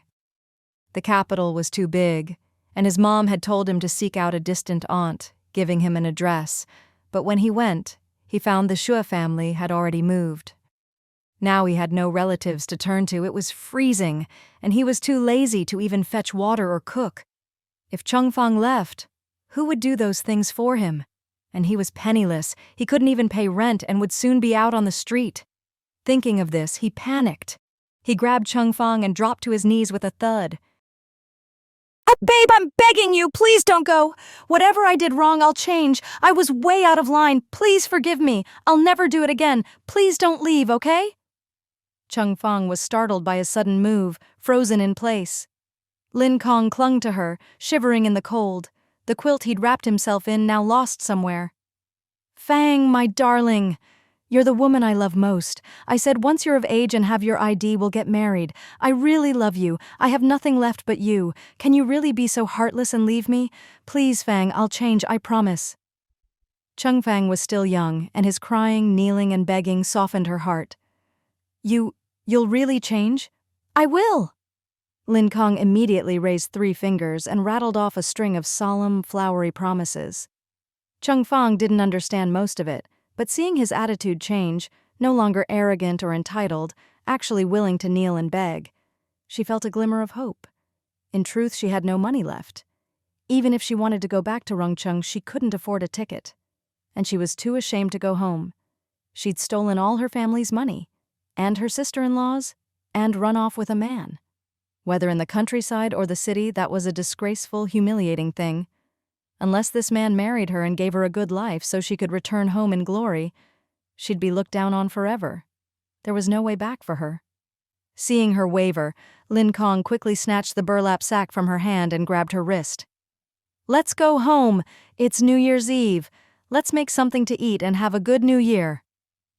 Chengfang's eyes were red as she numbly let him lead her back. Lin Kong brought her back to the rental, grabbed the quilt, and shut the door tight. "Fang, are you thirsty? I'll boil some water." He hurried to the stove, hands shaking as he lit the fire. "Don't worry. I promised I'd change, and I will. It's late. Let's get through New Year's first. After the holiday, I'll go earn money." Chengfang's face was blank as she asked, "Can you really stop gambling? Can you?" "I can, of course I can," Lin Kong laughed, eager to please. "I'll listen to you from now on. Babe, I'll do whatever you say." Chengfang didn't really believe him and pressed, "After the holiday, will you really get an office job and earn money?" "I will," Lin Kong nodded. Chengfang let out a long sigh and closed her eyes in exhaustion. "This is your last chance." Lin Kong laughed. "Don't worry. Once I make money, I'll take you to a fancy hotel for seafood. I didn't have time to make money this New Year, but next year will be different." Chengfang said nothing more, just wrapped herself in her dirty old coat and didn't move. Every New Year's Eve before, her big brother would have a drink with her dad, her mom would finally cook a pot of braised meat, and the house would be filled with delicious smells. Last year, her brother gave her 5 ween as a New Year's gift. She bought snacks and red rouge, put it on her cheeks, and even went to town to have her photo taken. She was so cold, so hungry. She missed home, missed her parents and brother so much. She regretted it deeply. On New Year's Eve, the sound of firecrackers echoed outside and laughter filled every home. Cheng Tianyuan and his wife were helping Mr. and Mrs. Xue prepare the family reunion dinner. Xue Ling had come too, joining in to set off firecrackers and eat hot pot together. After eating for a while, Xue Ling got a bit tipsy and sat on the sofa, sobering up with some tea. Cheng Tianyuan could hold his liquor well, so he kept Mr. Xue company, eating and chatting as they went. The atmosphere was cheerful and lively. Meanwhile, Xue Ling was in the kitchen with her mother, making desserts and sharing quiet, intimate conversation. Mrs. Xue closed the kitchen door, glanced at her daughter who was busy making glutinous rice cakes, and said, "Ling, I have something to ask you." Without looking up, Xue Ling smiled. "Go ahead and ask." Mrs. Xue lowered her voice. You're not pregnant yet, are you? It's been more than half a year, but there's no sign of a baby bump.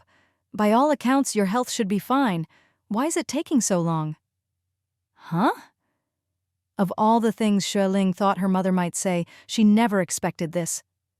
Her face flushed red, and she turned away. Mom, what are you asking? I wasn't planning on having a baby so soon. Mrs. Xue grew anxious at once, rushing over and grabbing her arm nervously. You're not taking birth control, are you? Are you on medication? Silly girl, don't take things you don't understand. You mustn't harm your body. Xue Ling quickly shook her head and whispered, No, don't worry. I just think we should let things happen naturally. Whenever I get pregnant, I get pregnant. There's no rush. Ever since she and her husband started sharing a bed, she'd been mentally prepared for the possibility. After all, they were both young and healthy, and he could be quite greedy for her affection, always reluctant to let her go. Getting pregnant was only a matter of time. But both of them were still focused on their careers, so if the baby came later, that would be fine. If she did get pregnant, she'd just go with the flow and have the child. If she didn't get pregnant yet, she wouldn't worry about it. Having a child is a matter of fate, after all. We're still young. There's no need to rush into having kids. Let's just take it as it comes. Mrs. Xue breathed a sigh of relief, though she still seemed a bit uneasy. If you do get pregnant, you have to take good care of yourself and the baby. I know you want to work and build your career, but if you have a child, you should welcome it happily, understand? I understand, Xue Ling replied with a soft laugh. Mrs. Xue gave her a reproachful look and said quietly, We're women. Having and raising children is our responsibility as wives. There's no avoiding it. Pregnancy is hard, and raising a child is even harder. I've been through it, so I know. Don't always put your career first. If you wait until you're older, it'll be even harder to have a baby. She glared at her daughter, warning, Don't think that just because you're young, you can put off having kids for work, or worse, have an abortion or take medicine to prevent it. That's harmful and shouldn't be done. Abortions can really hurt your body. Some women can't get pregnant again after one. Xue Ling nodded, taking her mother's advice to heart. I know. Don't worry. Both Yuan and I like kids. If I get pregnant, I'll have the baby. Even if I can't take care of the child myself, I'll have you and my mother-in-law to help. That's the right attitude. Mrs. Xue sighed softly, pointing out the window. The Li family across the way had a lot of trouble last year, and I even went over to help mediate. It was all because of this kind of thing. Xue Ling looked over at the building across the street and couldn't help but ask, What exactly happened? Mrs. Xue lowered her voice. Old Li's son and daughter-in-law are both state enterprise officials. The daughter-in-law is a college graduate, a bit temperamental. She thought, with the one-child policy, they could only have one anyway, so she wanted to wait until conditions were perfect. She got pregnant twice, but had abortions both times, refusing to have the baby, no matter how much the elders pleaded. Oh, Xue Ling asked. The elders didn't object at first? Mrs. Xue replied, At first, they didn't. They figured young people want to focus on their careers, and there's no stopping them. But now, the elders want to adopt a child, and the daughter-in-law still refuses. She didn't recover well from the abortions and now can't get pregnant, no matter what. The whole Li family is anxious. The couple is already in their 30s. The elders want to adopt, the son agrees, but the daughter-in-law refuses. It almost led to divorce. Xue Ling gave a soft "oh" and reassured her mother. Don't worry. Yuan and I would never do something like that. A child is an important factor in a family's long-term stability. If it happens, it happens. Some opportunities, once missed, are gone forever. Mrs. Xue finally relaxed. When you do get pregnant, let me know. I'll help take care of you. If you don't get morning sickness, even better. When the baby's born, I'll help you look after it. You can even bring the baby here for me to help. Mr. and Mrs. Xue only had this one daughter, so naturally they thought of everything for her. Yuan's family only has him to carry on the family line, so you two should have a few more kids. That way, both sets of grandparents won't fight over the baby. Xue Ling blushed and nodded softly. Mrs. Xue then asked, Is your period regular? I remember it used to be late sometimes. Is it still late now? It's still a bit late. Xue Ling replied. How late? Mrs. Xue pressed. About 10 days, Xue Ling answered. Having been through it herself, Mrs. Xue was very experienced. The reason you haven't gotten pregnant might be because your period is always late. You have weak blood and need to nourish it. I'll make you some red date and goji berry soup and get you some donkey hide gelatin to eat. Xue Ling smiled wryly. It's the new year. What's the problem? It's not medicine, just supplements, Mrs. Xue said. We have everything at home. I'll make it for you in a bit. Xue Ling munched on her rice cake and muttered, Isn't this a bit much? Mrs. Xue looked at her fondly and said quietly, It's rare for you to come home, so I want to take the chance to give you some extra nourishment. Not just you. Yuan needs it too. Seeing she couldn't stop her mother, Xue Ling gave up. After all, it's better to have supplements than not. Both she and her husband had been busy lately, so taking this chance to rest and get some extra nourishment at her parents' home wasn't a bad idea. The reunion dinner went on and off until after 8, when everyone was finally full. Mr. Xue, a little tipsy, washed his feet and went to bed. Xie Heng, now sober, said he had plans with friends later and left. Cheng Tianyuan helped Mrs. Xue clear the table and wash the dishes. Xue Ling happily ate dessert and watched TV, looking completely content. Mrs. Xue watched Cheng Tianyuan handle the chores smoothly and skillfully, and couldn't help but smile. Looks like you're the one who's usually busy in the kitchen, right? Cheng Tianyuan smiled. Most of the time, yes. Ling Ling isn't great at cooking, so I do more of it. It's all family, so it doesn't matter who does what. Hearing his words, Mrs. Xue immediately beamed with joy. That's exactly right. The chores at home shouldn't be divided too strictly. If a husband and wife keep score and fuss over every little thing, there'll never be peace in the household.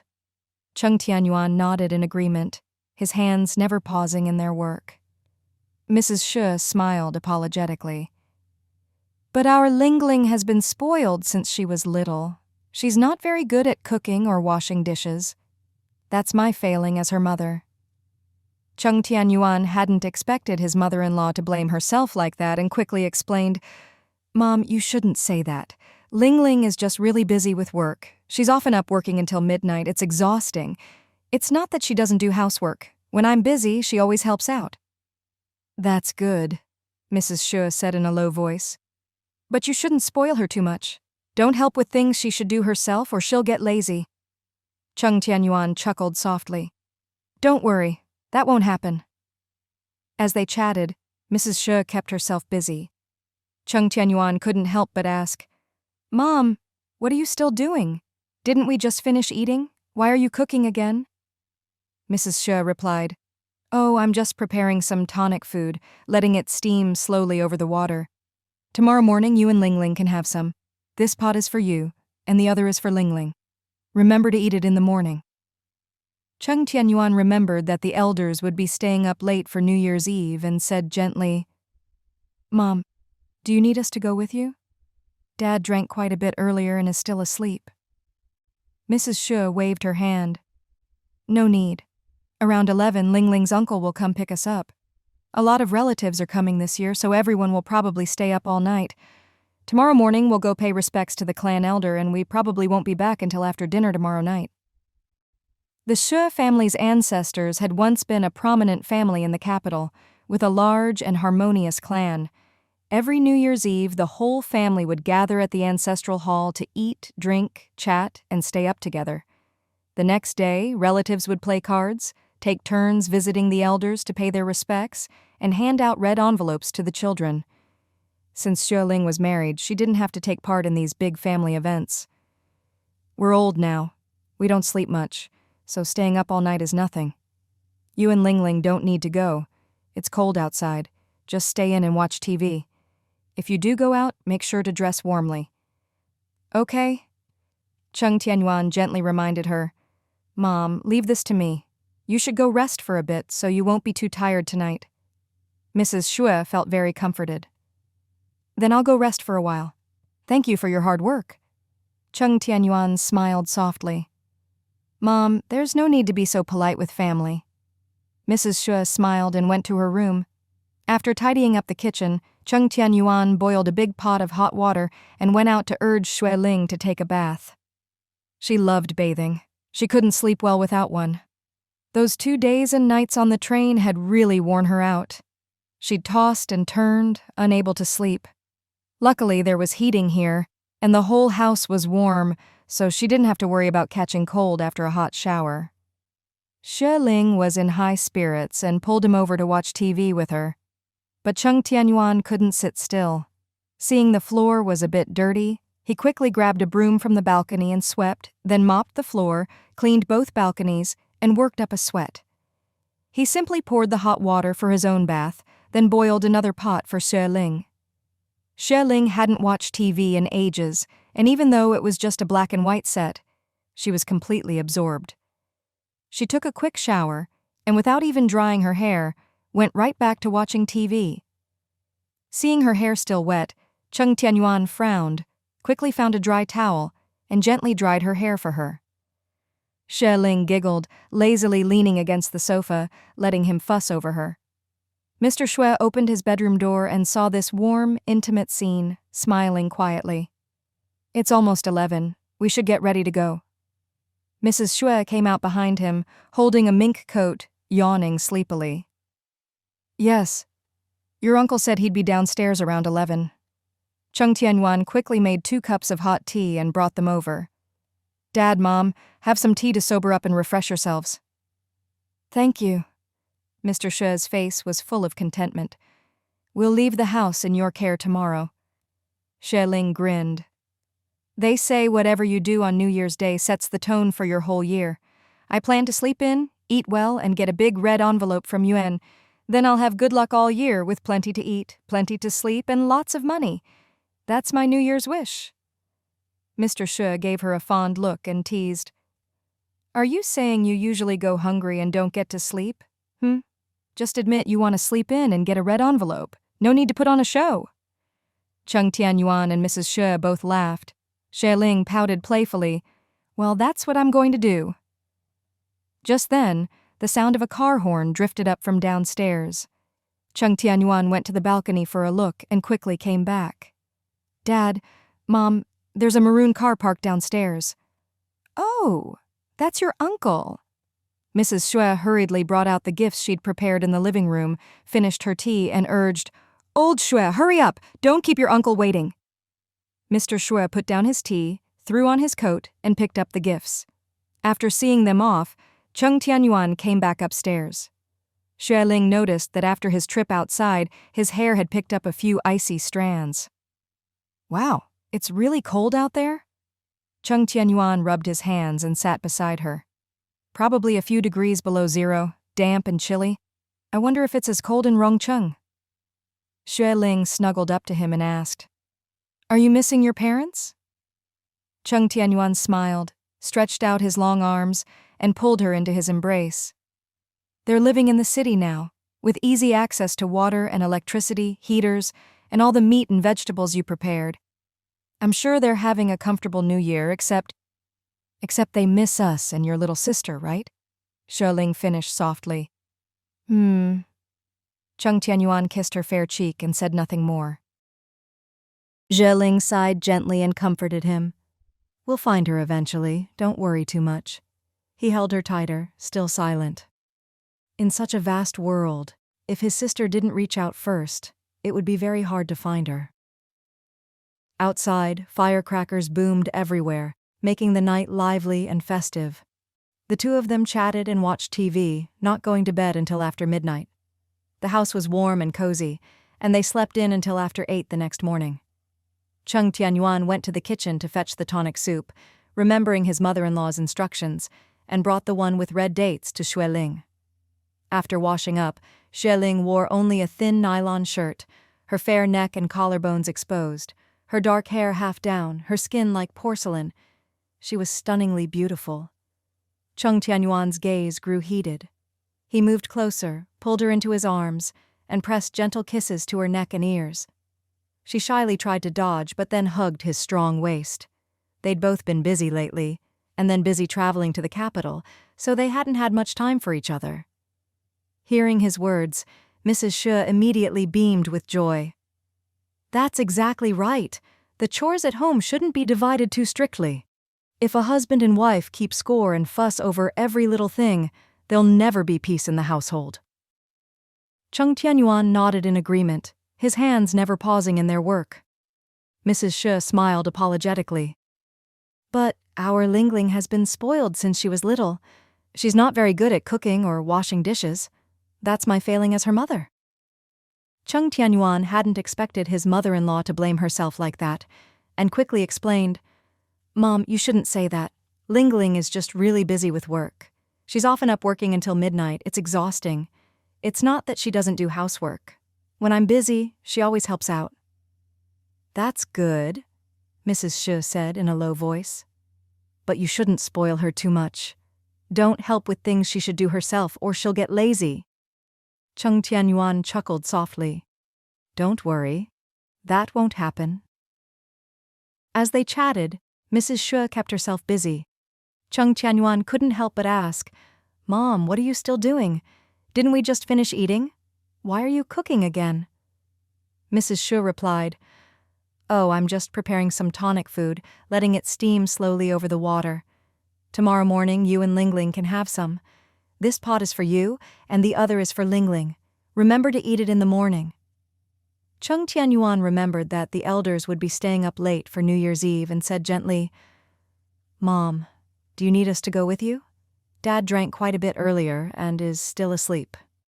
Mrs. Xue waved her hand. No need. Around 11, Lingling's uncle will come pick us up. A lot of relatives are coming this year, so everyone will probably stay up all night. Tomorrow morning, we'll go pay respects to the clan elder, and we probably won't be back until after dinner tomorrow night. The Xue family's ancestors had once been a prominent family in the capital, with a large and harmonious clan. Every New Year's Eve, the whole family would gather at the ancestral hall to eat, drink, chat, and stay up together. The next day, relatives would play cards, take turns visiting the elders to pay their respects, and hand out red envelopes to the children. Since Xue Ling was married, she didn't have to take part in these big family events. We're old now. We don't sleep much, so staying up all night is nothing. You and Lingling don't need to go. It's cold outside. Just stay in and watch TV. If you do go out, make sure to dress warmly. Okay. Cheng Tianyuan gently reminded her, Mom, leave this to me. You should go rest for a bit so you won't be too tired tonight. Mrs. Xue felt very comforted. Then I'll go rest for a while. Thank you for your hard work. Cheng Tianyuan smiled softly.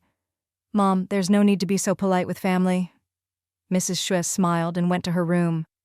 After tidying up the kitchen, Cheng Tianyuan boiled a big pot of hot water and went out to urge Xue Ling to take a bath. She loved bathing. She couldn't sleep well without one. Those 2 days and nights on the train had really worn her out. She'd tossed and turned, unable to sleep. Luckily, there was heating here, and the whole house was warm, so she didn't have to worry about catching cold after a hot shower. Xue Ling was in high spirits and pulled him over to watch TV with her, but Cheng Tianyuan couldn't sit still. Seeing the floor was a bit dirty, he quickly grabbed a broom from the balcony and swept, then mopped the floor, cleaned both balconies and worked up a sweat. He simply poured the hot water for his own bath, then boiled another pot for Xue Ling. Xue Ling hadn't watched TV in ages, and even though it was just a black and white set, she was completely absorbed. She took a quick shower, and without even drying her hair, went right back to watching TV.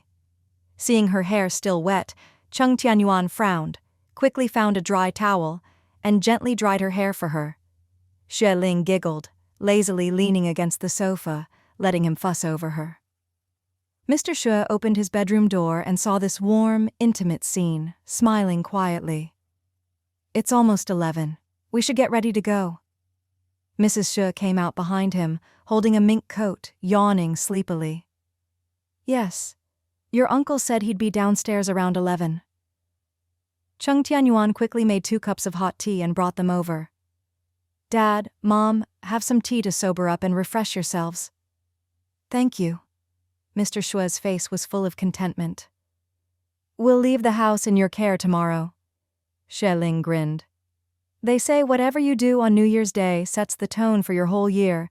I plan to sleep in, eat well, and get a big red envelope from Yuan.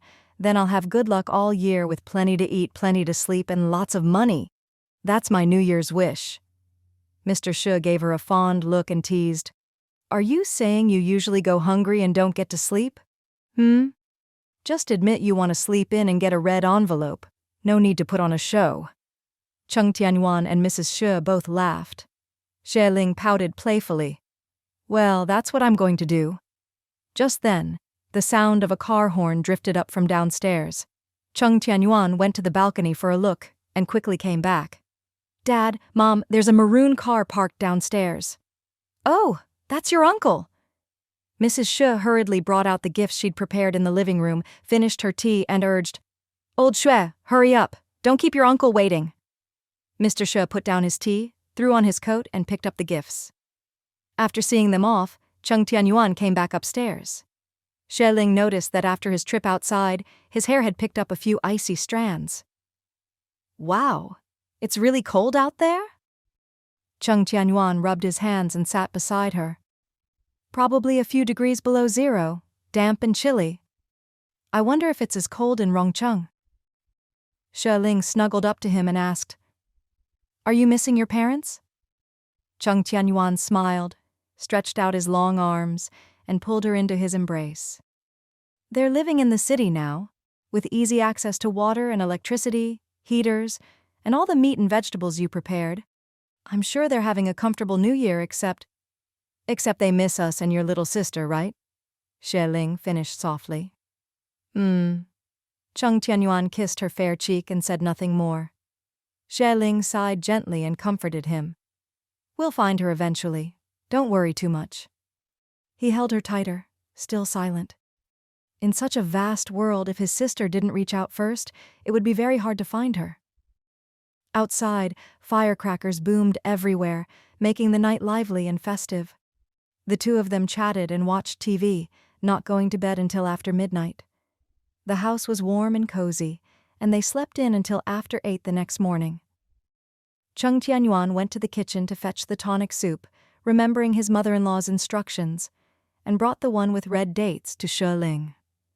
After washing up, Xue Ling wore only a thin nylon shirt, her fair neck and collarbones exposed, her dark hair half down, her skin like porcelain.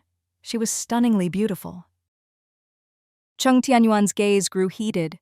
He moved closer, pulled her into his arms, and pressed gentle kisses to her neck and ears. She shyly tried to dodge, but then hugged his strong waist. They'd both been busy lately, and then busy traveling to the capital, so they hadn't had much time for each other. With no one else at home, just the two of them snuggled together, both young and full of energy, it was only natural they didn't want to let such a warm, intimate moment slip by. She responded to him with equal passion, kissing the corner of his mouth. Her affectionate gesture instantly set Cheng Tianyuan's blood racing. He scooped her up in his arms, strode quickly back to the bedroom, and kicked the door shut behind them. They kissed each other breathless, lost in the heat of the moment. He slipped off her thin shirt, pulled the blanket over her, and quickly undressed himself before sliding under the covers and pressing her beneath him. Wife. His kisses fell hot and eager on her shoulders and collarbone, his breath ragged as he murmured, You smell so good. Your skin is so soft. Xue Ling shyly responded, her small hands roaming his strong back. He'd been holding back for a while, and now that his passion was unleashed, he couldn't stop himself, leaving her exhausted and nearly limp. She ended up falling asleep again, only waking when he brought her a bowl of goji berry tonic and helped her sit up to drink it. Sipping the sweet red date and goji berry soup, she couldn't help but ask, I think my mom made something for you too. Did you drink it? I had it earlier, Cheng Tianyuan replied, frowning slightly. I'm not sure what your mom put in it, but it tasted a bit strange, lots of medicinal herbs and a bit of a gamey flavor. Xue Ling giggled, muttering, Mine's better. Red date soup is the best. Seeing her smiling so sweetly, her eyes soft and alluring after their passion, Cheng Tianyuan couldn't help but swallow, feeling a rush of heat in his body, his gaze burning. Wife, he murmured, pressing warm kisses to her pale neck, slowly moving downward. Having been close to him for so long, Xue Ling could tell what he was thinking and quickly tried to dodge. Cheng Tianyuan's eyes flashed, and he pounced again, pulling the blanket over them both. They didn't know when they fell asleep again. When they woke, one was content and happy, the other sore all over and nearly in tears from exhaustion. "Yuan, you're terrible!" Xue Ling pounded his chest and gave him a hard pinch. "Don't!" Cheng Tianyuan held her soft body close, whispering, "That just tickles. I'm afraid I won't be able to hold back again." Xue Ling was startled and scolded him weakly. "What's gotten into you today? Are you just too free?" Cheng Tianyuan's eyes darkened, his big hand gently stroking her slender back. "We've both been so busy before, never had a day like this to just laze around in bed. I guess I've been holding back for a while, and today I just couldn't help it." Xue Ling bit her lip, pouting. "Enough already. It's already afternoon and we haven't even gotten out of bed." It was the first day of the new year. Her wish was to sleep well, eat well, and get rich, not to spend the whole day tangled up in bed. As sweet as these moments were, his wild enthusiasm had left her sore and a little afraid. "Wife, since we have nothing else to do today, why don't we just sleep a little more, okay?" Seeing his lingering passion, Xue Ling shyly pulled her hands back and hid in his arms. Cheng Tianyuan pulled the blanket over them again. Too much of anything is never good. The result of overindulgence was that Xue Ling missed lunch that day, only managing a bowl of millet porridge in the evening before crawling back into bed, exhausted. Cheng Tianyuan knew he'd gone too far and felt a bit guilty. He boiled hot water, gently wiped her down, and helped her into soft pajamas. Half asleep, Xue Ling mumbled, "You went too far. Can't you control yourself a little?" Cheng Tianyuan gave a wry smile and explained softly, "I haven't had much of a chance lately, so I was already struggling to hold back. Maybe your mom's tonic was too stimulating. My energy was already high, and that just added fuel to the fire. I had to gulp down a whole pot of cooling tea to calm down a bit." Hearing this, Xue Ling couldn't bring herself to blame him anymore. She just reminded him, "Don't drink any more tonics in the future. You really don't need them." Cheng Tianyuan laughed, leaned down and kissed her forehead, his eyes full of contentment. "I got it.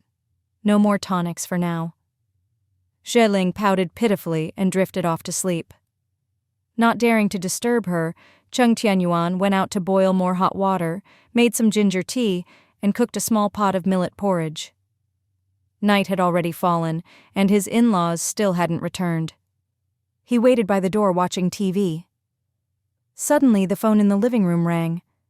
Cheng Tianyuan glanced over, worried the ringing would wake his wife, and hurried to pick up the receiver. Hello?" Mr. Xue's voice came from the other end. "Yuan?" "Dad, it's me," Cheng Tianyuan replied gently. Mr. Xue explained that they were going to the hot springs with a cousin, would be driving over that night, and probably wouldn't be home until tomorrow afternoon. He told them to have fun and not to wait up. Cheng Tianyuan agreed and hung up, but as soon as he put down the phone, it rang again. "Hello? Amin? Oh, it's you. We're good. How about you? What? Ahu is okay, right? Uyangxiang? I don't know him well, but he's from our area. Not the same village, but part of the same commune, so we live fairly close." He raised his eyebrows, puzzled. "Why are you asking? Does it have something to do with Ahu getting hurt?" The other end was noisy, and Chen Min anxiously explained a lot. Cheng Tianyuan frowned, thought for a moment, and said calmly, "Tell Ahu that Uyangxiang isn't a good person. He shouldn't get involved with him. Just ignore those siblings and go home to spend the new year with his family." Chen Min agreed, apologized for bothering him, and said he'd gone to Songming Road to visit Cheng Muhai and his wife for New Year's. The old couple was doing well, so there was no need for them to worry. Cheng Tianyuan thanked him, said they'd be back in a few days, and hung up. Just then, a soft voice called from the bedroom. He hurried to open the door and saw Xue Ling awake, looking tired and groggy. "Is there anything to eat? I'm starving." He went to the kitchen and brought her a bowl of millet porridge. "Here, wife, eat up." As she ate, Xue Ling couldn't help but ask, I heard you talking outside just now. Are my parents back? No, Cheng Tianyuan explained about her parents going to the hot springs, then added, the other call was from Chen Min. Before I left, I gave him this number and told him to call if anything came up at the shop. Did something happen? Xue Ling asked, worried. Cheng Tianyuan gently patted her head and said softly, it's not about the shop. Don't worry. Chen Min had already quit before the new year and was looking after the shop with Hu. By the time he left, the shop was already set up.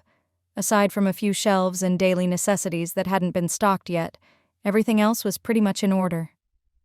It's about Ouyang Mei, Cheng Tianyuan said, his expression darkening.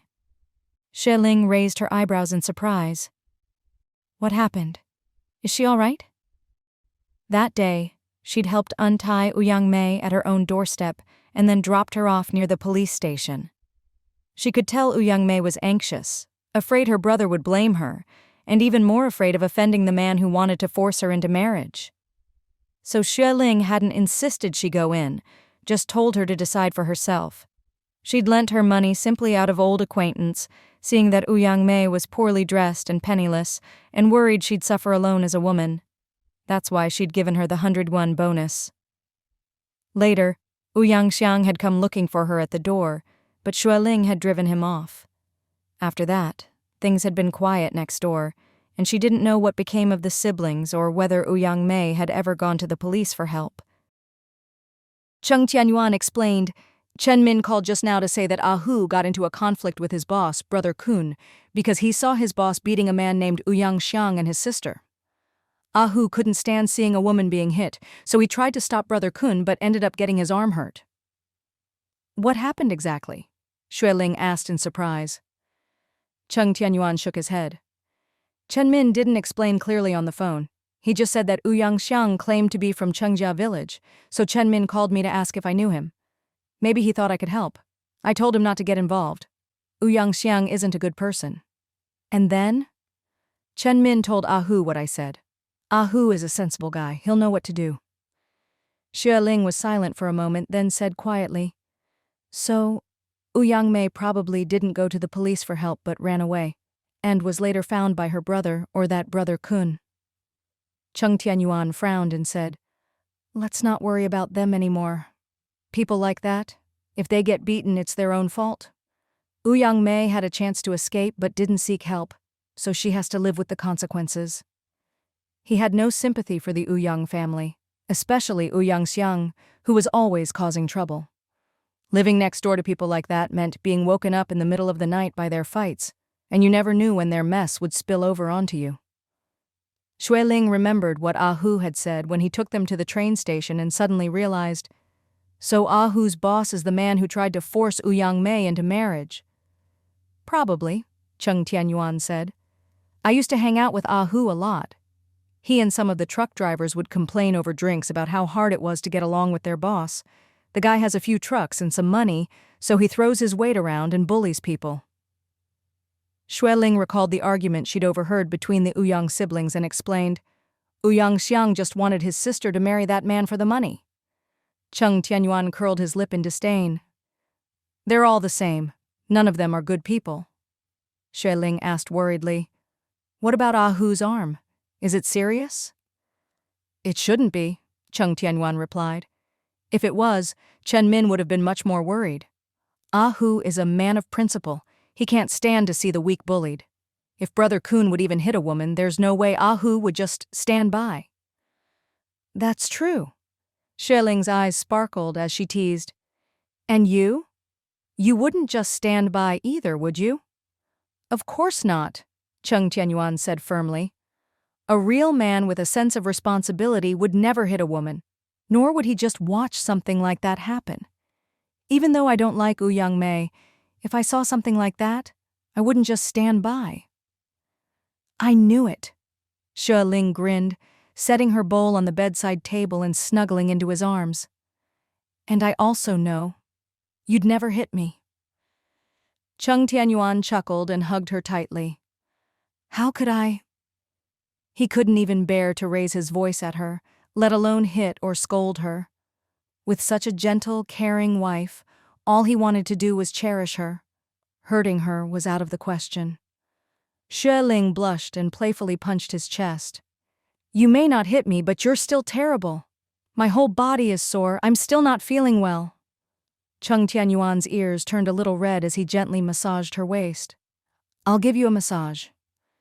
Xue Ling lazily curled up on him, muttering, You have to do my shoulders, arms, calves, and thighs too. Cheng Tianyuan nodded eagerly. All right, I'll massage your whole body. On the first day of the new year, while snowflakes drifted outside and the festive atmosphere continued, the two of them stayed indoors until noon the next day. Everywhere was blanketed in white, and the garden was filled with the fragrance of winter sweet. Xue Ling insisted on building snowmen, and Cheng Tianyuan couldn't refuse her. He helped her build 3 big snowmen, and only when their shoes and socks were soaked did they hurry back inside. These winter sweet blossoms smell amazing. Xue Ling picked 2 branches and put them in the living room, delighted. Cheng Tianyuan boiled some hot water and brought it over. Your feet must be cold. Come, soak them in warm water. Xue Ling soaked her feet comfortably and couldn't help but say, This is almost like a hot spring, and we don't even have to go anywhere. Cheng Tianyuan smiled and glanced at the clock on the wall. It's almost 4. Mom and Dad have been out for 2 days. They'll probably be tired and not have much appetite. I'll make some millet porridge for them. Xue Ling laughed. What about us? What are we going to eat? Cheng Tianyuan asked gently. What do you want? I'll make it for you. Just then, the phone in the living room rang. Xue Ling walked over, laughing. Don't tell me they're not coming back again. Cheng Tianyuan raised his eyebrows and waited. Xue Ling listened, then cheerfully replied, Okay, we'll wait for you, and hung up. Mom and Dad will be back around 7. Xiao Heng is with them and will drive them home. Dad said they'll eat dinner out, so we don't need to wait. Cheng Tianyuan's eyes flickered as he thought of how attentive Xue Heng was to her parents. Xue Ling happily jumped over and hugged his arm. Yuan, why don't we go out to eat? I'll treat you to a Mandarin duck hot pot here in the capital. Cheng Tianyuan stroked her cheek and shook his head. It's too cold outside. Let's stay in. I'll cook something delicious for you. Xue Ling pouted in disappointment. Xiao Heng said the hot pot place at the end of the street is great, perfect for winter. He said he'd take me, and I've already tried it. I wanted to take you too. All right, let's go. Cheng Tianyuan quickly agreed. Really? That's great. Xue Ling cheered and ran off to put on her shoes. Cheng Tianyuan glanced at the phone and hurried after her. That night, Xue Heng drove Mr. and Mrs. Xue back to their apartment and stayed over at the Xue home. Cheng Tianyuan made millet porridge for everyone as a late-night snack, serving it up bowl by bowl. After running around for 2 days, both Mr. and Mrs. Xue were exhausted. They ate their porridge and went straight to bed. Xue Heng, meanwhile, pulled Xue Ling aside to look at old photos, even bringing out childhood pictures of them together. He laughed, saying Xue Ling hadn't changed a bit and still looked just like she did as a child. Look at you. Your little face was so chubby, just like a big steamed bun. Xue Ling had long forgotten her childhood, but as she looked at the photos, hazy memories came flooding back, and she was momentarily lost in thought. So that's what I looked like as a kid.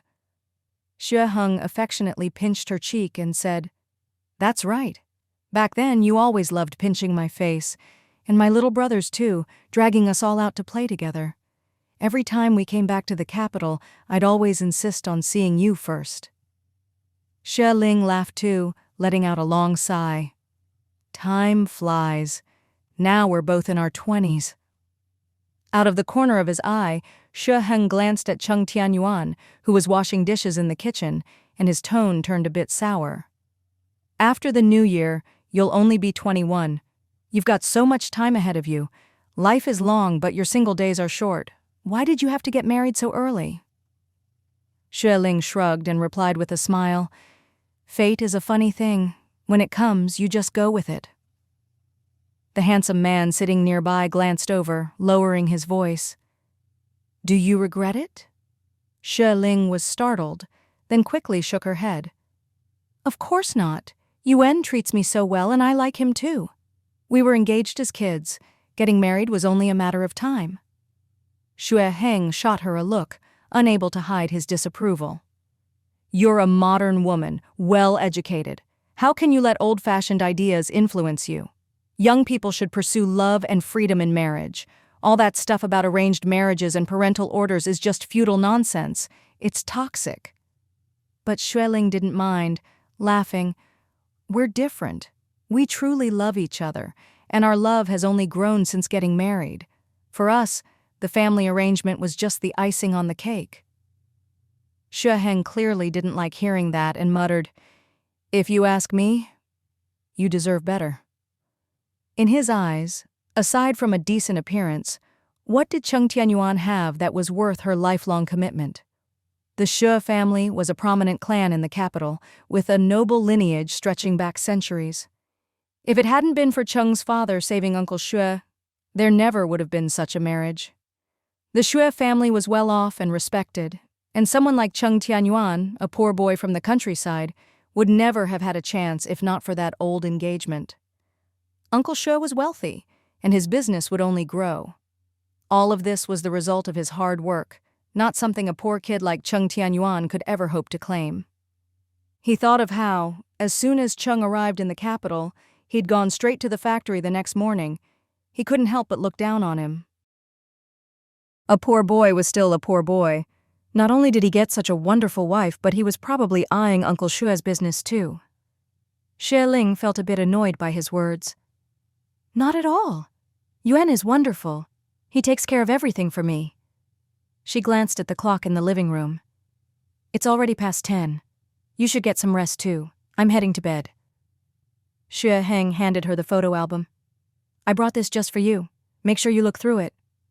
All right, Xue Ling replied casually, hugging the album as she went to her room. By then, Cheng Tianyuan had finished cleaning the kitchen and came out, drying his hands. Xue Ling stood up lazily, forcing a half-hearted smile. Good night. Cheng Tianyuan nodded politely and went out to the balcony to bring in the laundry. The next morning, Cheng Tianyuan got up early to make steamed buns and rice porridge. Outside, the world was blanketed in snow. Though sunlight streamed in, it was still freezing and the snow hadn't melted. He noticed frost on both balconies, so he put on a coat and gloves to clear it away.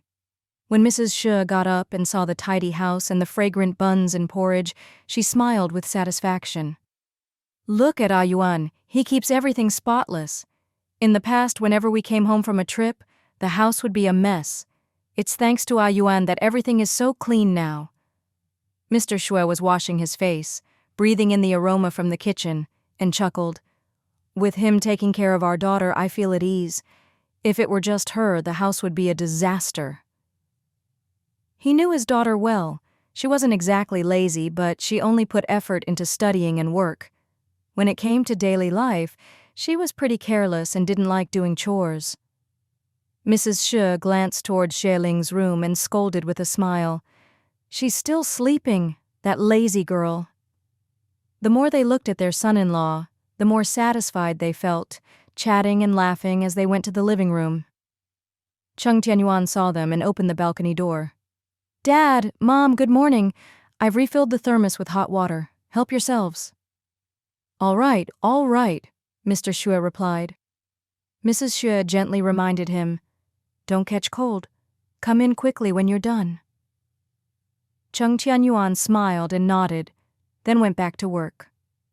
Mr. Xue glanced at the guest room and whispered to his wife, Xiao Heng is probably still asleep. Let him rest. Don't wake him. When Cheng Tianyuan finished, he poured hot water and went inside. Wife, time to get up. You're meeting your old classmate Xiao Jiaxu this morning. Don't be late and keep her waiting.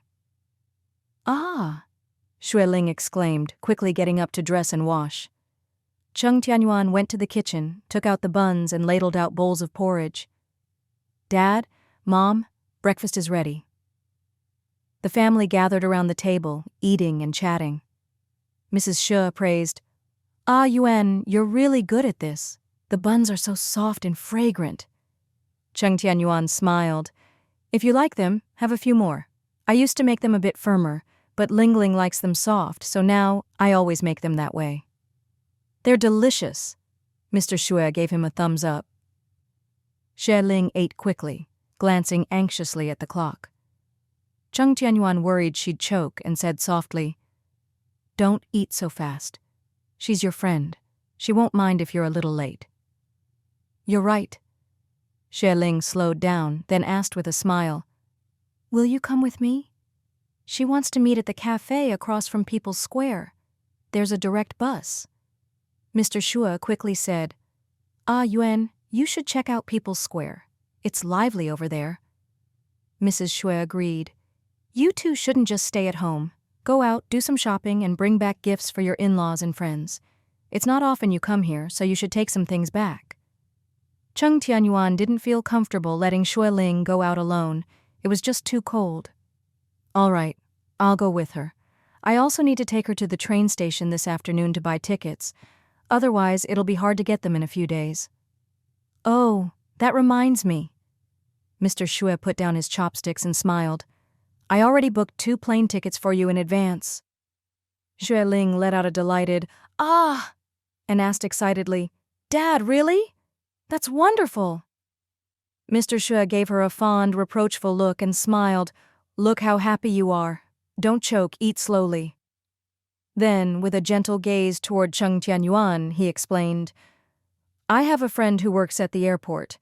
I asked him in advance to hold 2 tickets for the 7th or 8th day of the new year. This way, you two can stay here a couple more days." Cheng Tianyuan felt a bit uneasy and said quietly, "Dad, you really don't have to get us plane tickets. I heard they're very expensive." "Money isn't an issue right now," Mr. Xue replied warmly. "We're doing well, so this isn't a problem.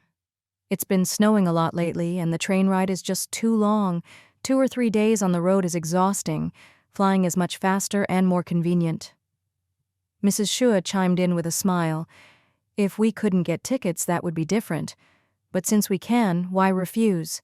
This way you can stay with us a little longer."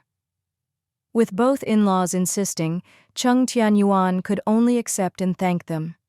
Munching on her bun, Xue Ling grinned and asked, "Dad, you have friends at the airport too? Do you ship goods to other places?" Mr. Xue explained. "Air freight is expensive, but it's the fastest. Some clients don't want delays on the road, and some places are hard to reach by land, so for long distances they ask me to arrange air shipping." "Wow!" Xue Ling exclaimed. "Dad, how much do your factory's clothes sell for these days? I mean, in the market?" Mr. Xue replied, "There are a lot of orders right now, and prices vary. Some are just 10 or 20 yuan, while higher-end ones can go for around 100. Mrs. Xue raised her eyebrows and asked, "Why, are you short on clothes? Want to go to the warehouse and pick some out?"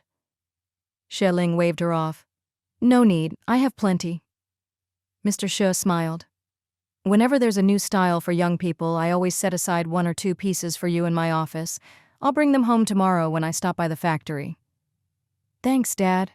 Xue Ling hugged his arm, pouting playfully. "You're the best." All right, Mr. Xue laughed. "Aren't you a bit old to be acting cute with your dad?" Everyone at the table burst out laughing.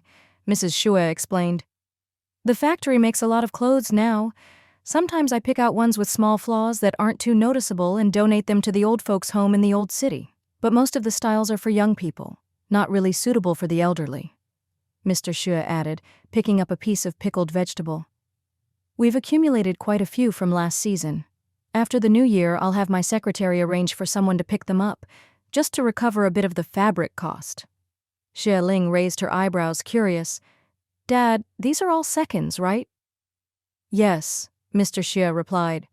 "Sometimes the fabric has a flaw, sometimes the stitching isn't perfect. The quality inspectors pick those out. When the factory was smaller, we just give the seconds to the workers. But now that we've expanded and have more orders, the pile of seconds has grown." Xue Ling's eyes sparkled as she grinned. "Dad, there aren't any copyright issues with the designs, right? Can I sell them?" Cheng Tianyuan was a little surprised, then smiled indulgently. Looks like his little wife was thinking up new ways to make money again. Mr. Xue shook his head and explained, "There's not much concern about design copyright in China right now. Most of these are everyday clothes, not like those by foreign designers.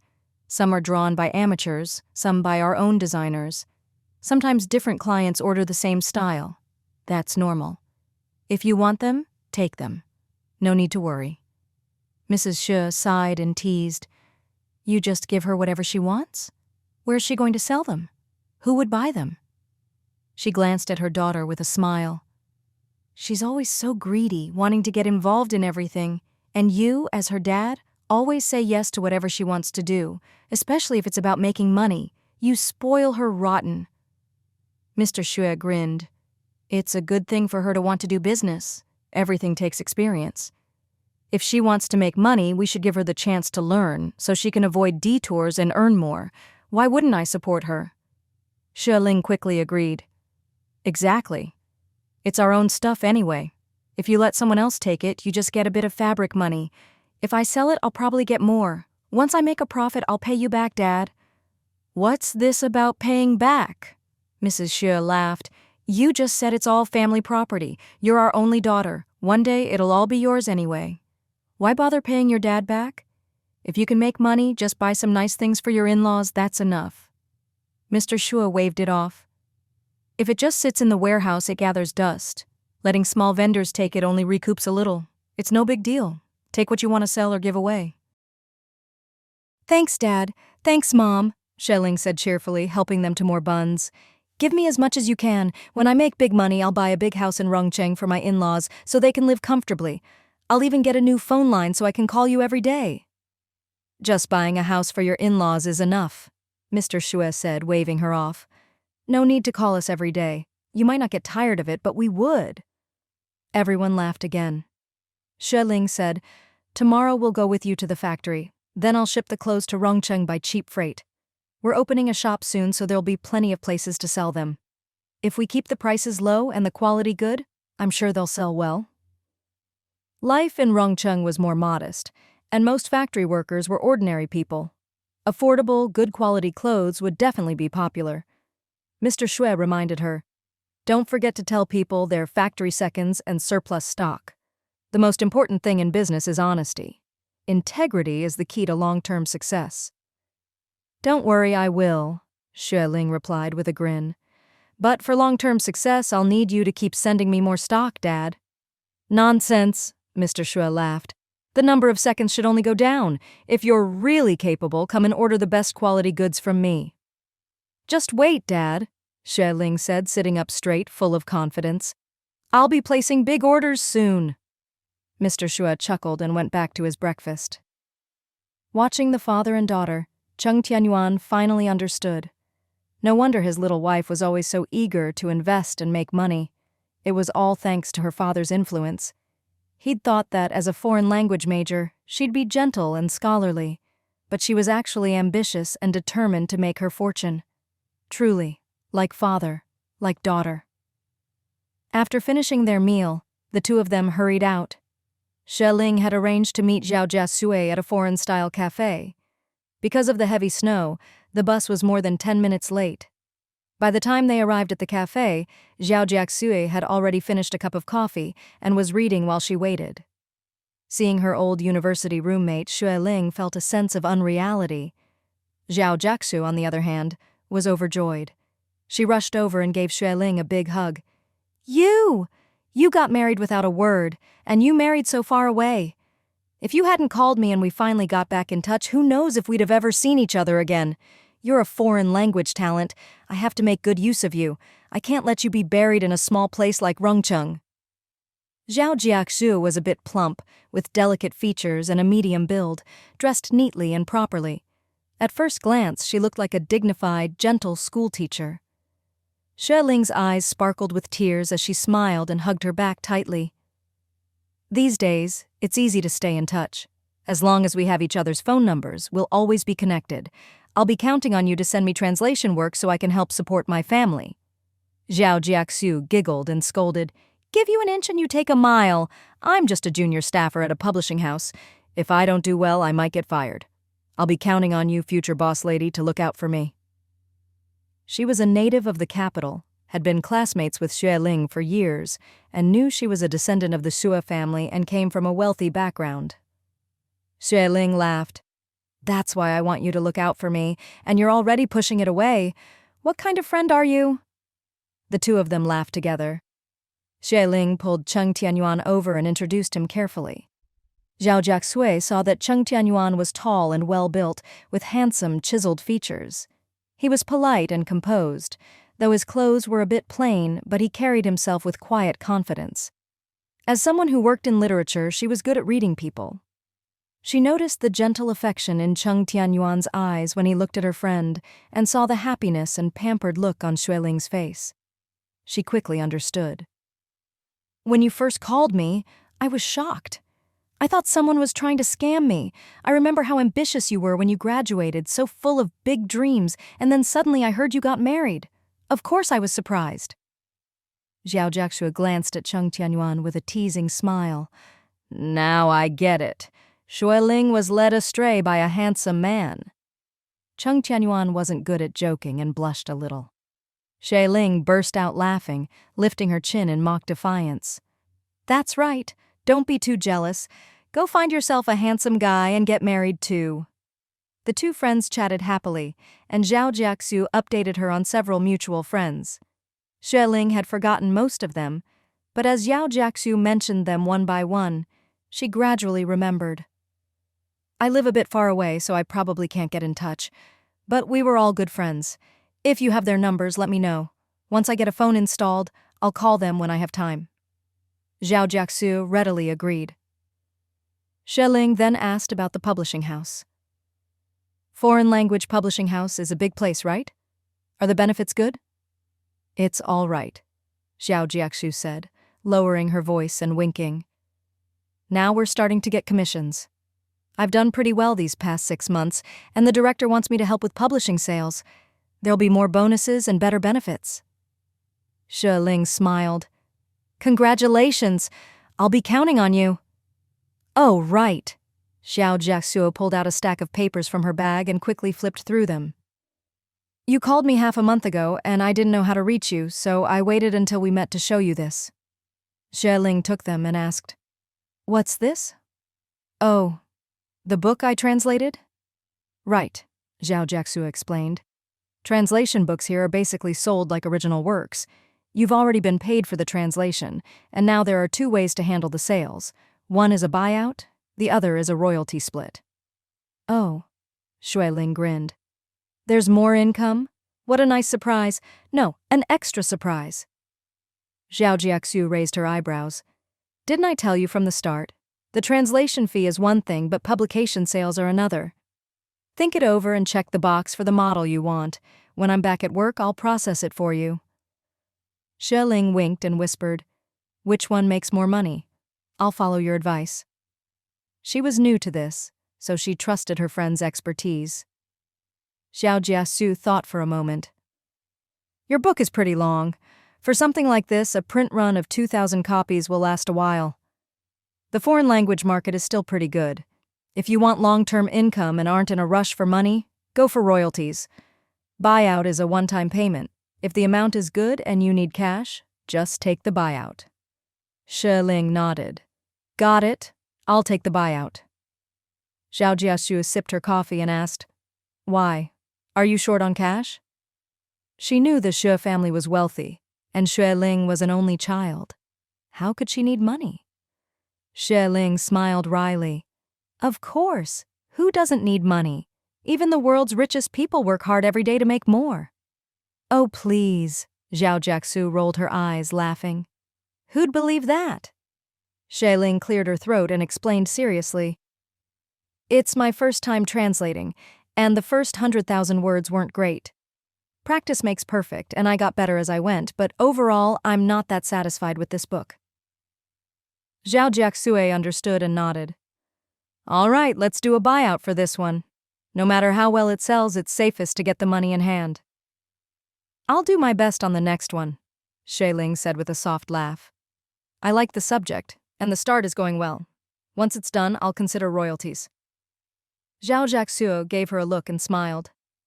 All right. Everyone knows you're the most shrewd, Miss Xue. She pointed to a spot on the last page. Check here, then sign your name at the end of the contract. Are you using your real name or a pen name? No need, real name is fine. Xue Ling shrugged, joking. Who knows? If things don't work out, I can keep translating. Better to make my name known and have more options. Yeah, right, Zhao Jiaxu laughed. They quickly finished the paperwork and Xue Ling handed the contract back. Zhao Jiaxu checked it, folded it neatly, and put it back in her bag. Translation is freelance, so there's no tax. But for book publishing, taxes will be deducted. After that, whatever's left is yours. Xue Ling had already made a tidy sum and didn't think much about the royalties. She figured it wouldn't be much anyway. Paying taxes according to the law is every citizen's duty. Whatever needs to be paid, just pay it. Zhao Jiaxue took another big sip of coffee. Don't worry, you'll still have plenty left after taxes. Your translation is actually one of the publishing house's key projects this year. The director is paying close attention, so don't let me down. If the translation is good and there are reprints, the follow-up income could be quite substantial. Don't worry, since you're the one asking, I'll definitely do my best, Xue Ling said, almost thumping her chest in promise. Zhao Jiaxu chuckled and explained, Last year, more than a dozen universities in China started offering foreign language majors. Now, it's not just English and French, even Japanese is being added. I believe in a few years, as the economy opens up, there'll be even more demand for foreign language talent and teaching. Xue Ling, having lived through this era, knew the 1990s were a time of booming foreign trade, and she nodded in agreement. Exactly. That's why working at a foreign language publishing house has a bright future, especially in sales. You'll just be waiting for the money to roll in. Zhao Jiaxue rolled her eyes and teased, You make it sound like I can just sit back and count money. You have no idea how tough those middlemen are. They haggle like crazy, send people to lobby, and have a dozen faces. Xue Ling laughed, taking a sip of coffee. Then you'll just have to use all your skills. 18 martial arts. I'm sure you'll get the money in the end. The two of them laughed together, the atmosphere warm and lively. Cheng Tianyuan had never had coffee before. He'd only read about it in books or copied it in Xue Ling's translations, but this was his first time actually tasting it. He took a sip, and the bitter, strong flavor almost made him choke. Afraid of being rude, he forced himself to swallow and didn't dare try more. After a moment, he noticed a rich aroma lingering in his throat and found it wasn't so bad after all. No wonder people say coffee wakes you up. The intense aroma alone was enough to make you feel alert. Xue Ling and Zhao Jiaxu chatted about everything, from old classmates to publishing and economics. Cheng Tianyuan couldn't really join in, so he just sat quietly. But Xue Ling was thoughtful. Noticing he hadn't said much, she leaned over and asked quietly, Not used to coffee? There's sugar and condensed milk over there. Add some and stir, it'll taste much better. Coffee is really energizing. I used to drink it every day. Cheng Tianyuan smiled, took the sugar, and as he opened it, her words echoed in his mind. He realized she must have worked very hard during her studies, needing coffee to stay awake. The thought made him feel a pang of tenderness. He'd heard coffee could be hard on the stomach and was glad it wasn't sold in Rongcheng. The friends chatted on, and before they knew it, it was lunchtime. Zhao Jiaxu said, You two came all this way. I have to treat you to a meal. Oh? Xue Ling teased. My household registration is still in the capital. You make it sound like I'm not from here anymore?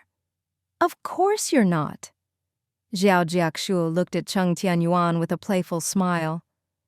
You're already married. Now you're this gentleman's lovely wife. You can't count as a capital native anymore. Xue Ling laughed. If you're treating, I'm all for it. Married or not, I don't care. As long as you're paying, I'm happy. Cheng Tianyuan looked at her with gentle eyes and said softly, We've troubled Miss Jiaxu so much. Really, we should be treating her to thank her. Zhao Jiaxu blushed and waved her hand. I didn't do much.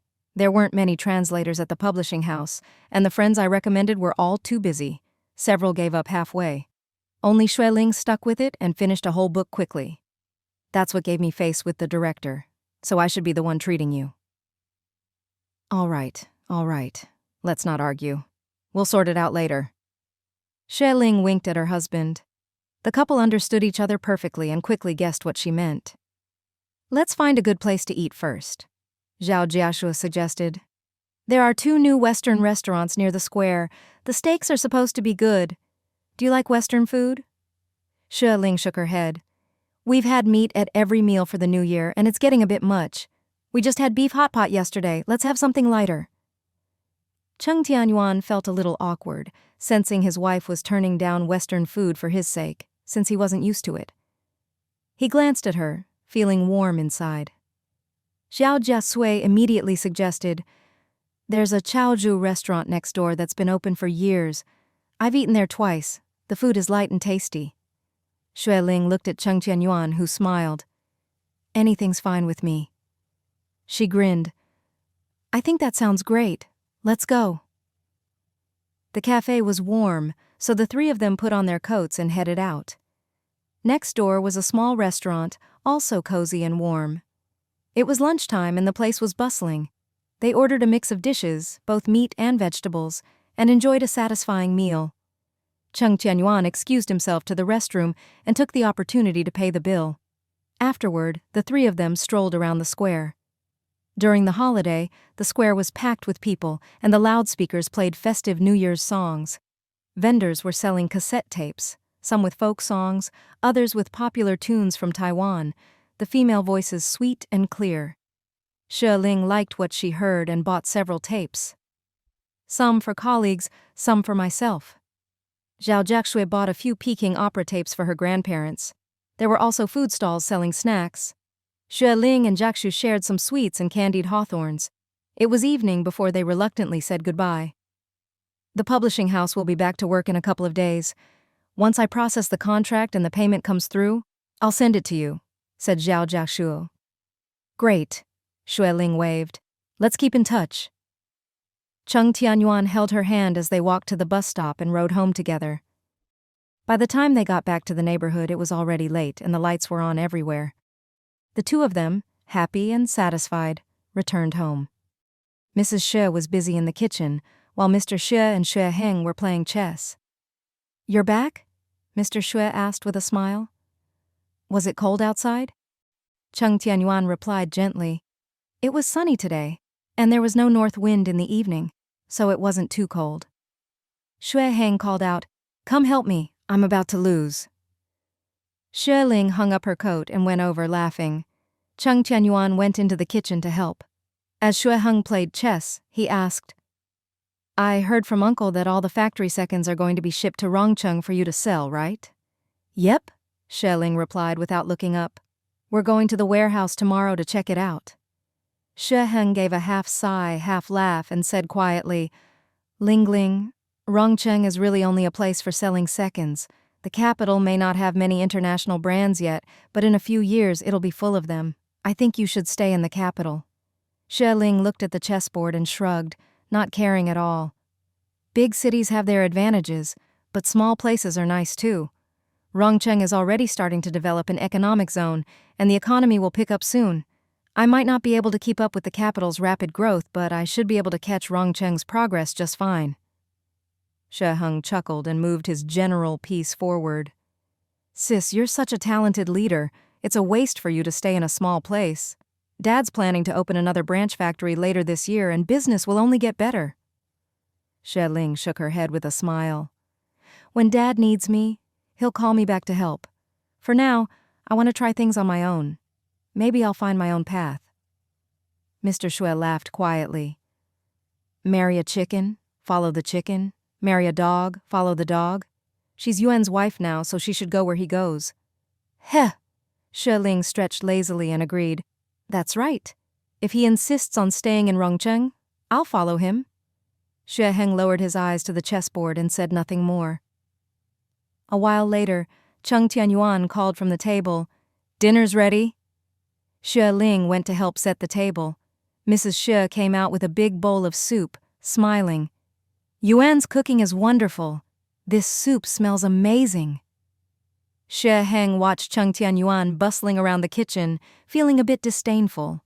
A man with no real ability in business could only do chores and manual work to win over his elders and wife. After dinner that evening, Xue Ling went home. The Xue family had a small courtyard house in the city, not far from downtown, with a lovely environment. After returning to the capital, Xue Ling stayed there, occasionally coming over for meals and company. After a day out, the young couple were tired and went to bed early after their showers. The next morning, Cheng Tianyuan got up early to make breakfast and clean the house. After breakfast, Mr. Xue drove them to the factory. The factory wouldn't reopen until after the Lantern Festival. For now, only a dozen security guards took turns on duty and the place was quiet. Mr. Xue took them straight to the warehouse and pointed to a dozen large boxes. These are last season's seconds, mostly spring and autumn clothes. In clothing manufacturing, everything is made off-season. Spring and summer are for making fall and winter clothes, and in summer and autumn, we make coats and sweaters. Xue Ling brushed off the dust, opened a box, and pulled out a shirt. It was a spring blouse for women, bright in color, with a fresh style and fine workmanship. "Dad, what's wrong with this one? I can't see anything wrong." Mr. Xue took it, glanced over, and quickly spotted the issue. "The stitching here is off." Xue Ling muttered, "I honestly can't tell." Mr. Xue smiled. "Most people can't spot small flaws.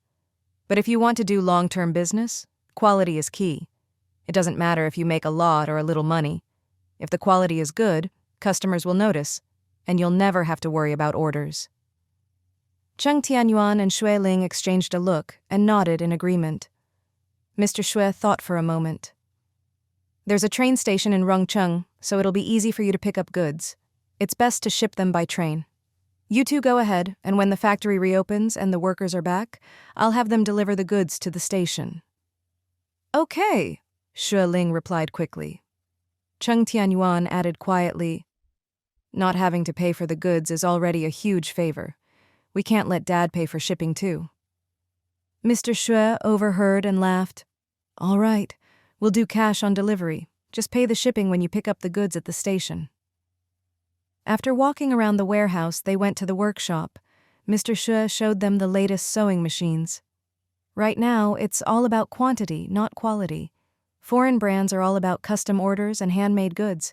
We're not there yet, but as living standards rise, we'll be able to build big brands too. Xue Ling nodded. "Yes, give it another 10 or 20 years and we'll get there." Cheng Tianyuan didn't know much about clothing, so he just listened carefully. After touring the factory, they returned to the gate. "It's almost noon," Mr. Xue said with a smile. "Let's go home, pick up your mom, and eat out together." "Okay," Xue Ling agreed cheerfully. As he drove, Mr. Xue asked, "Is there anyone in Rongcheng who can teach you to drive? You both need to learn. Even I went to learn, so you can't fall behind." "We'll find a professional instructor when we get back," Xue Ling said. Cheng Tianyuan thought of Ahu and added, "Don't worry, Dad. I have a friend who's a professional driver. When we have time, I'll ask him to teach us." Mr. Xue reminded them, "You need a license, not just the skill. Only with a license can you drive legally." "Got it," Xue Ling nodded. For the next 2 days, Mr. and Mrs. Xue took Cheng Tianyuan sightseeing all over the capital, showing him the famous spots and being the perfect hosts. Soon it was the morning of the 7th day of the new year. Mr. Xue came home with 2 plane tickets. "It's a 3 o'clock flight. You'll get to the provincial capital around 5. Cheng Tianyuan had already packed the night before. "We'll head to the airport after lunch." Mr. Xue smiled. "Aheng and I will take you to the airport."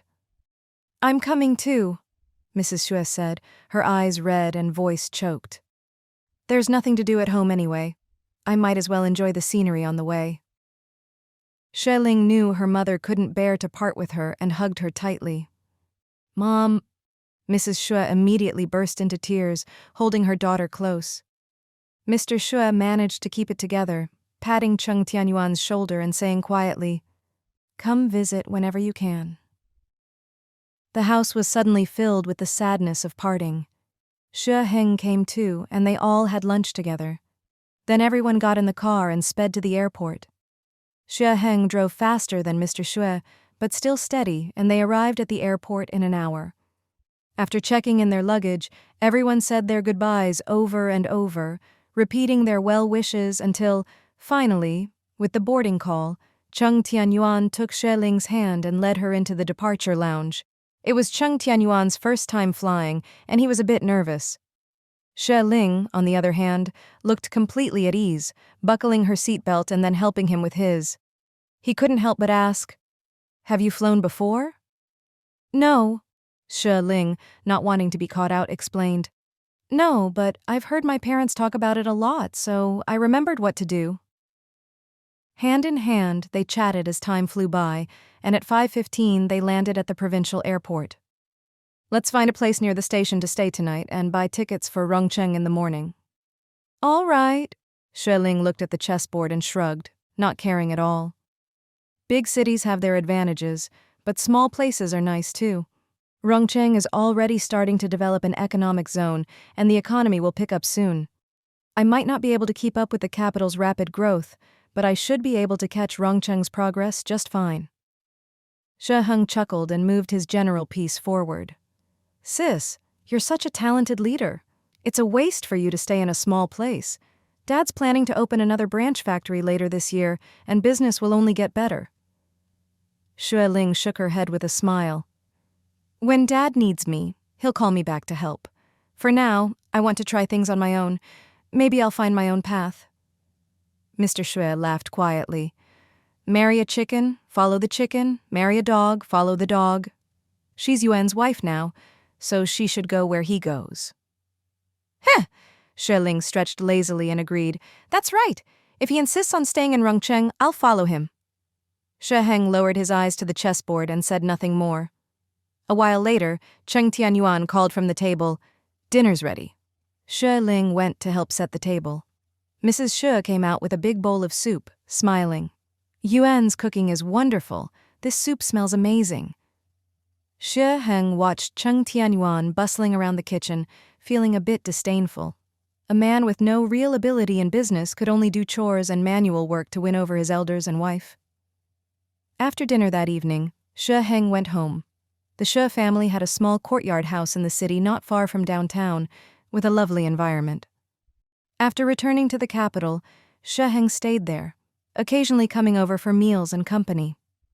After a day out, the young couple were tired and went to bed early after their showers. The next morning, Cheng Tianyuan got up early to make breakfast and clean the house. After breakfast, Mr. Xue drove them to the factory. The factory wouldn't reopen until after the Lantern Festival. For now, only a dozen security guards took turns on duty, and the place was quiet. Mr. Xue took them straight to the warehouse and pointed to a dozen large boxes. "These are last season's seconds, mostly spring and autumn clothes. In clothing manufacturing, everything is made off-season. Spring and summer are for making fall and winter clothes, and in summer and autumn, we make coats and sweaters." Xue Ling brushed off the dust, opened a box, and pulled out a shirt. It was a spring blouse for women, bright in color, with a fresh style and fine workmanship. "Dad, what's wrong with this one?" "I can't see anything wrong." Mr. Xue took it, glanced over, and quickly spotted the issue. "The stitching here is off." Xue Ling muttered, "I honestly can't tell." Mr. Xue smiled. "Most people can't spot small flaws. But if you want to do long-term business, quality is key. It doesn't matter if you make a lot or a little money. If the quality is good, customers will notice, and you'll never have to worry about orders." Cheng Tianyuan and Xue Ling exchanged a look and nodded in agreement. Mr. Xue thought for a moment. "There's a train station in Rongcheng, so it'll be easy for you to pick up goods. It's best to ship them by train. You two go ahead, and when the factory reopens and the workers are back, I'll have them deliver the goods to the station." "Okay," Xue Ling replied quickly. Cheng Tianyuan added quietly, "Not having to pay for the goods is already a huge favor. We can't let Dad pay for shipping, too." Mr. Xue overheard and laughed. "All right, we'll do cash on delivery. Just pay the shipping when you pick up the goods at the station." After walking around the warehouse, they went to the workshop. Mr. Xue showed them the latest sewing machines. Right now, it's all about quantity, not quality. Foreign brands are all about custom orders and handmade goods. We're not there yet, but as living standards rise, we'll be able to build big brands too. Xue Ling nodded. Yes, give it another 10 or 20 years and we'll get there. Cheng Tianyuan didn't know much about clothing, so he just listened carefully. After touring the factory, they returned to the gate. It's almost noon, Mr. Xue said with a smile. Let's go home, pick up your mom, and eat out together. Okay, Xue Ling agreed cheerfully. As he drove, Mr. Xue asked, Is there anyone in Rongcheng who can teach you to drive? You both need to learn. Even I went to learn, so you can't fall behind. We'll find a professional instructor when we get back, Xue Ling said. Cheng Tianyuan thought of Ah Hu and added, Don't worry, Dad. I have a friend who's a professional driver. When we have time, I'll ask him to teach us. Mr. Xue reminded them, You need a license, not just the skill. Only with a license can you drive legally.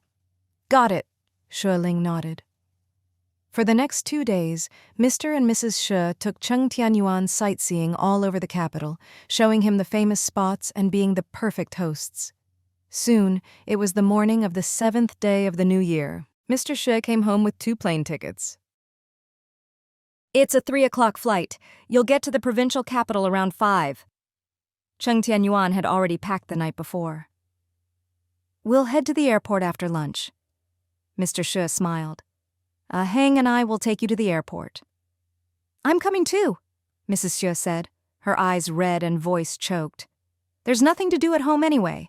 I might as well enjoy the scenery on the way. Xue Ling knew her mother couldn't bear to part with her and hugged her tightly. Mom? Mrs. Xue immediately burst into tears, holding her daughter close. Mr. Xue managed to keep it together, patting Cheng Tianyuan's shoulder and saying quietly, Come visit whenever you can.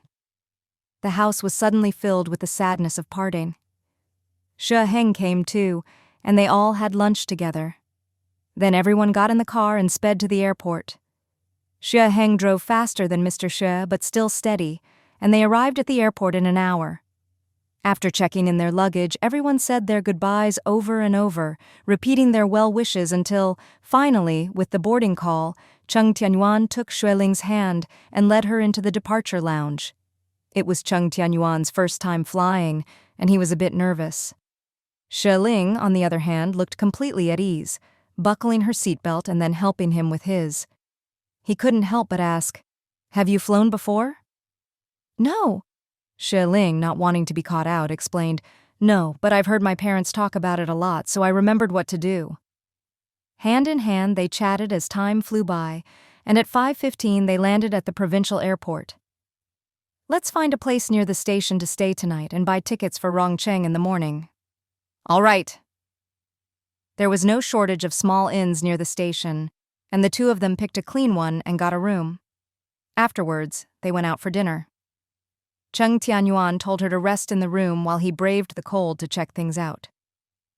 The ticket office is already closed, but I heard there are long lines every day.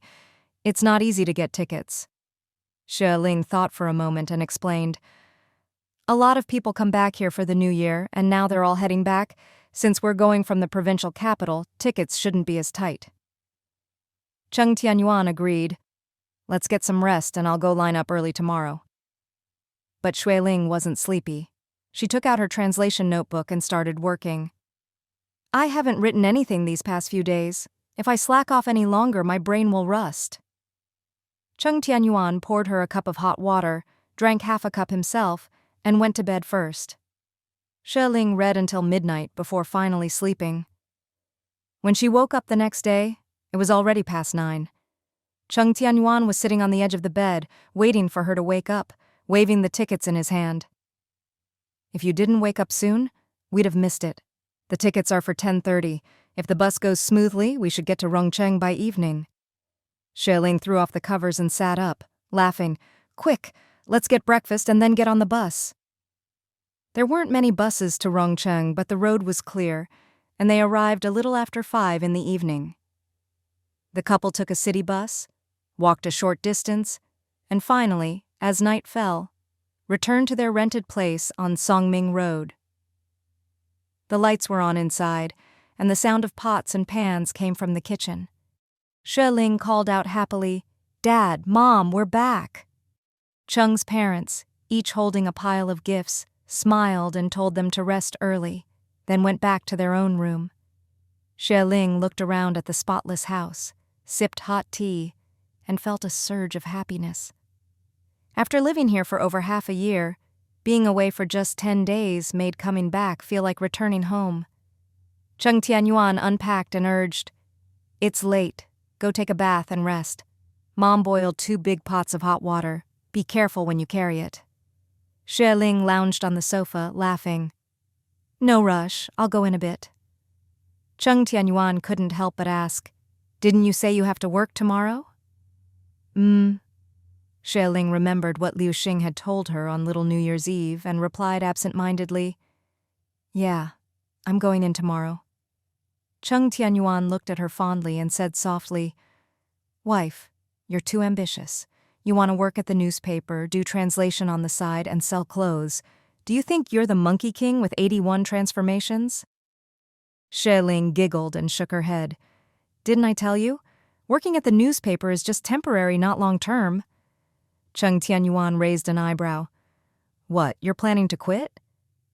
"I wasn't planning to quit so soon." Xue Ling told him what she'd overheard from Liu Xing and analyzed, "This column is really small, and I've always been the only one doing it. The work is super easy. If I were an old lady, it'd be perfect." Cheng Tianyuan teased, "I've heard plenty of people complain about work being too hard, but this is the first time I've heard someone say it's too easy to be suitable." Xue Ling shrugged. "The paper was supposed to start work on the 5th or 6th, but I delayed a couple of days on purpose to test the editor's attitude. If the paper still needed her, she'd stay for now. If they thought her work was too simple and wanted to give her more columns, she might have to resign. Her major was English, and she only got the job because they needed someone for the English learning column. I'm not good at the other sections, and I'm not cut out for editing. That's why I asked my dad for those factory seconds to sell here. I wanted to give myself another option." Cheng Tianyuan smiled. "No wonder." The next morning after breakfast, Xue Ling rode her bike to the newspaper office. She arrived early. Only 4 colleagues were there.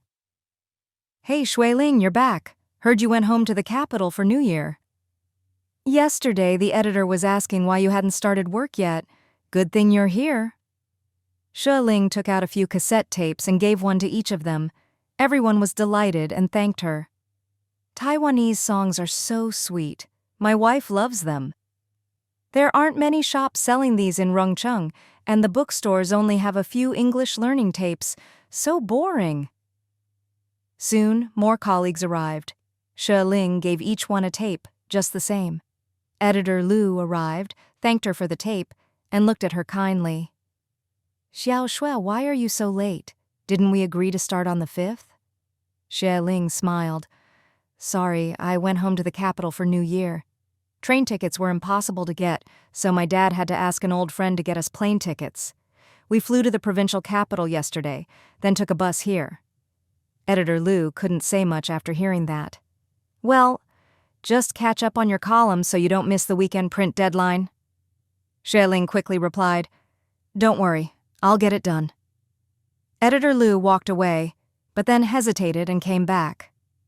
"Xiao Xue, everyone at the paper has their own assignments. You've been handling the English column alone, and it's a small section.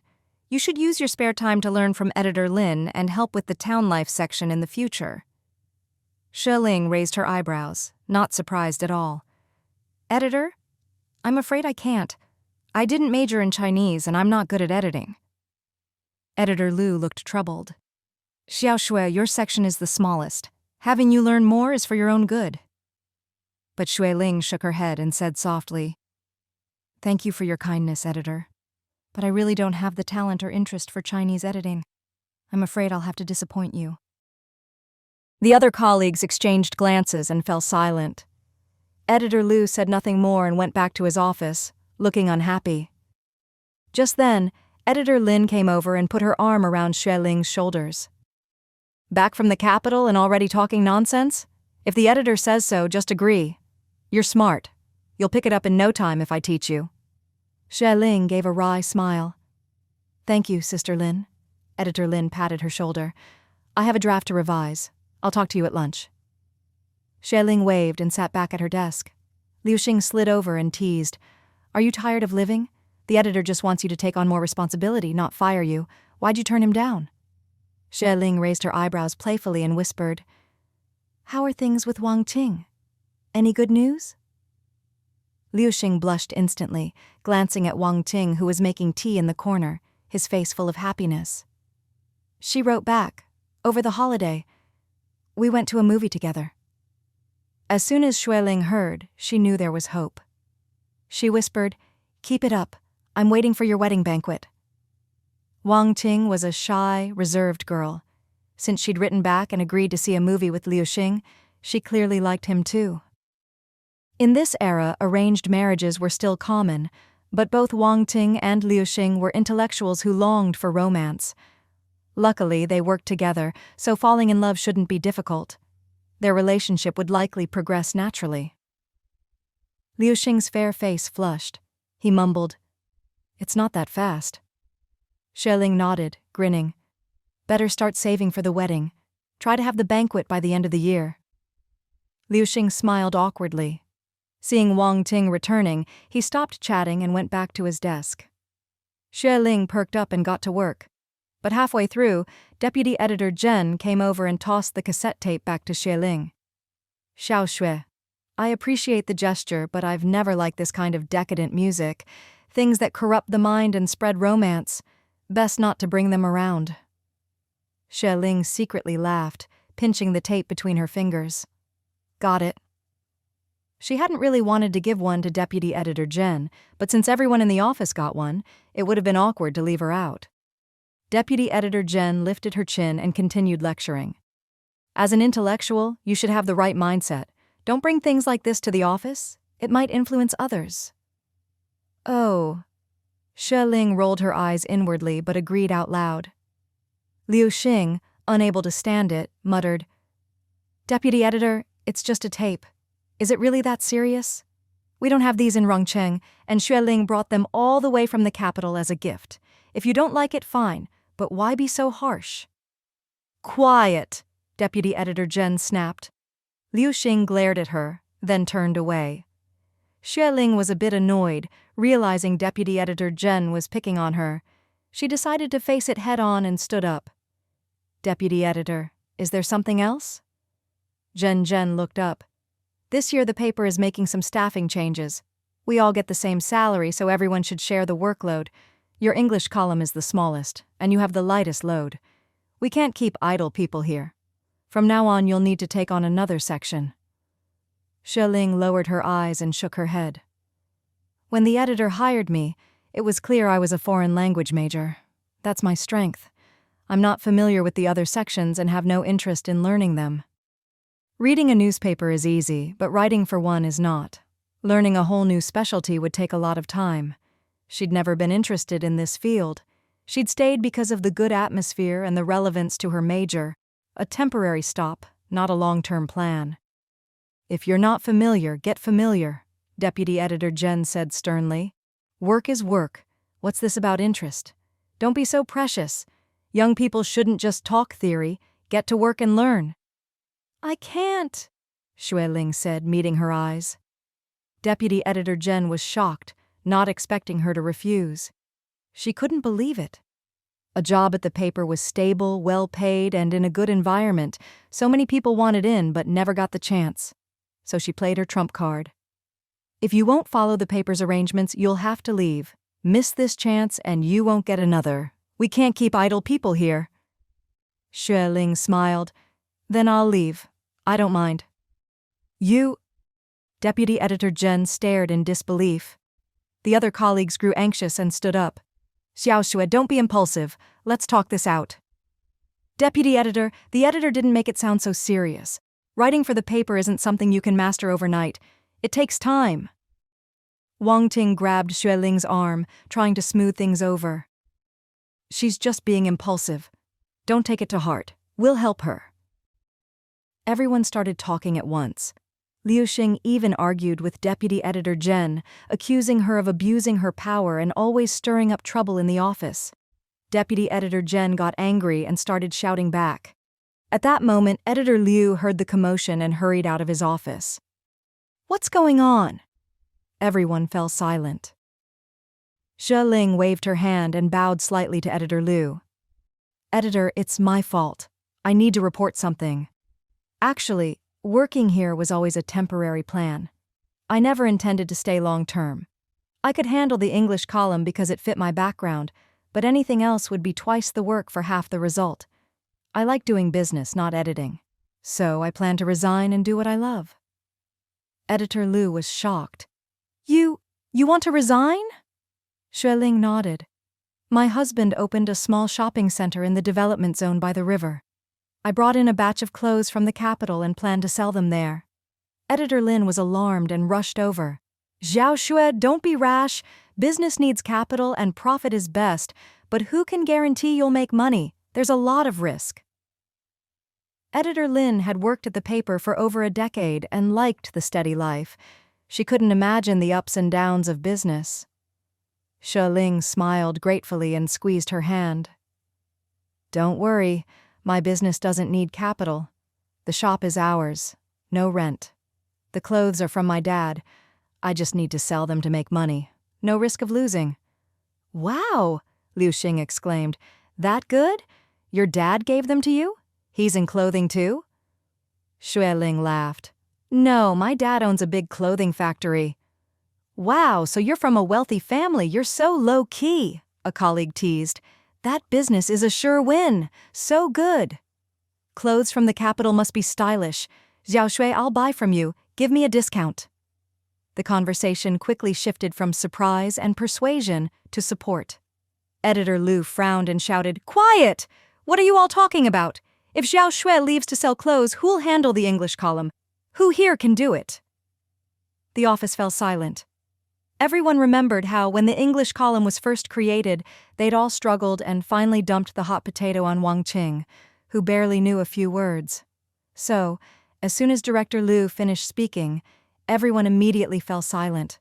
There wasn't a sound to be heard. Deputy Director Zhen's expression was a bit hard to maintain. She glanced at Xue Ling, feeling quite uncomfortable inside. She had thought that as soon as Xue Ling heard the threat, she would surely become timid and obedient, never expecting that Xue Ling wasn't afraid at all and even dared to take the initiative to offer her resignation. Working as an editor at the newspaper was considered an easy and respectable job. In times like these, how many jobs are there where you can earn a stable and generous salary?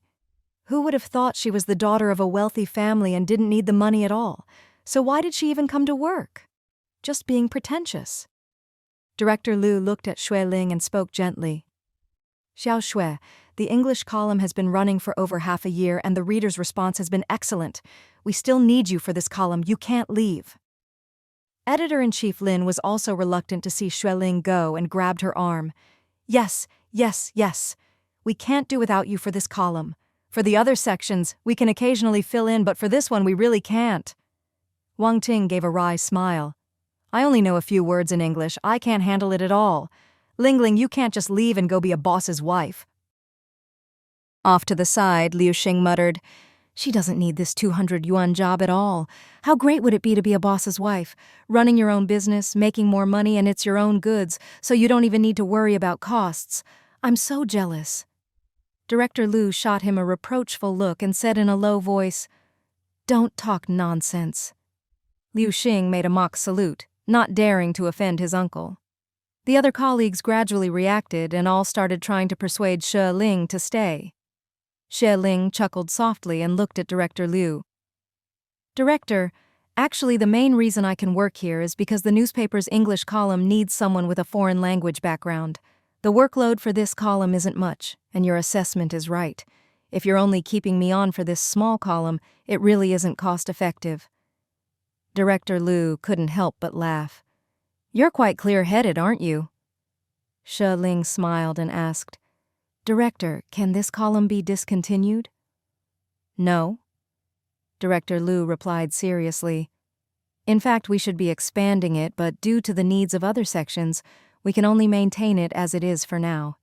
There's a wave of foreign language learning in the country right now. We can't expand, but we absolutely can't cut back. Xue Ling shook her head and explained. Actually, I came here today to resign.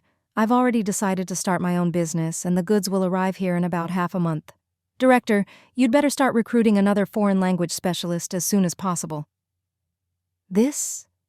Director Lu was anxious and frowned. You make it sound so easy. Rongcheng isn't a big city. Apart from the provincial university nearby, which has a small foreign language department, there's nowhere else to find someone. And even if there are talents, they might not be willing to stay in Rongcheng. If it were really that easy to find someone, Wang Qing wouldn't have been forced to take over and struggle through for more than 2 months. Editor-in-Chief Lin held Xue Ling's hand and coaxed, You can learn the rest slowly, but for now we still need you to hold up this column.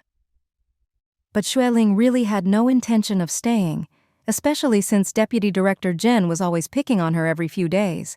She was already tired of dealing with it. How about we compromise, Director? I have a solution that might work for both sides. Let me tell you. And you and the Deputy Director can discuss it. If it works, we can do it this way from now on. Director Lu nodded. Let's hear it. Xue Ling said, Director, you can first post a notice to recruit a foreign language editor. Before the new colleague comes to take over, I'll still be responsible for the column. Good. Director Lu quickly agreed. Xue Ling smiled and gestured for him to let her finish. Please let me finish. I have a business to take care of, so I can't work regular hours here. I hope we can make it a part-time arrangement. I'm willing to take half the salary, do the column at home in the mornings and evenings, and hand in the final draft to Editor-in-Chief Lin every Saturday morning for review. Until the new editor takes over, this is the best I can do. She added, I'll still ensure the quality and won't hold anyone back. Director Lu thought for a moment and quickly agreed. All right, as long as you don't just walk away. We should be thanking you. You can take the work home, hand in the draft on time every Saturday, and your pay and bonuses will be halved. Xiao Xue, before the new person starts, you have to hold on. Xue Ling nodded. Don't worry, I keep my word. I'll stick with the column until the new editor takes over. That's great, thank you. Director Lu shook her hand firmly. The resignation crisis was finally resolved. Director Lu glared at Zhen and said sternly, Come to my office for a moment. Deputy Director Zhen's face was awkward and she replied in a low voice. All the colleagues were present, so they naturally knew why the director was angry. Director Lu had initially discussed things with Xue Ling, but Xue Ling refused. The old man was calm and said they'd talk later, then turned and went back to his office. Deputy Director Zhen tried to throw her weight around, insisting that Xue Ling had to do things her way. But Xue Ling had a temper too, so she simply resigned. Let's see what Zhen could do about it. Luckily, Xue Ling compromised and took a step back, or else no one would know how to clean up this mess. Xue Ling handed the final draft she'd finished last night to Editor-in-Chief Lin and explained, This is for this week. Please check it, and if there's no problem, I'll head home. Editor-in-Chief Lin looked it over and couldn't help but ask, What is this? An English song? Xue Ling explained softly. It's an old song. Simple, clear, with a nice melody. It's about everlasting friendship and celebrates the value of friendship. I picked out a few learning points from the lyrics, changed the style a bit, and added some fun. Editor-in-Chief Lin gave her a thumbs up and quickly put the draft away. Xiao Xue, are you sure you don't want to reconsider? Xue Ling shook her head firmly and smiled. I prefer doing business. Editor-in-Chief Lin sighed and smiled. All right, I respect your decision, as long as you're happy. Liu Xing and Wang Qing also came over, partly happy for her, partly reluctant to see her go. Xue Ling raised her eyebrows and smiled. I'm still half an employee here. Don't worry, we'll have plenty of chances to see each other. Editor-in-Chief Lin explained. Director just said your benefits and bonuses will also be halved. I'll convert your meal tickets into cash and give it to you at the end of the month. Thank you, Chief Editor. Xue Ling turned to check her desk, taking out her usual dictionary and a few English books. Then she quickly packed up and left the newspaper office. Seeing that it was still early, she simply rode her bike to the Riverside Development Zone. It was bustling over there, with cars and people everywhere. She didn't even need to ask for directions and easily found her family's shopping mall. 5 large storefronts, 2 stories high, with a big warehouse in the back. Spacious and bright. "Wife, what are you doing here?" Cheng Tianyuan saw her from the 2nd floor, hurried down, and asked worriedly, "Weren't you at work? Is something urgent?"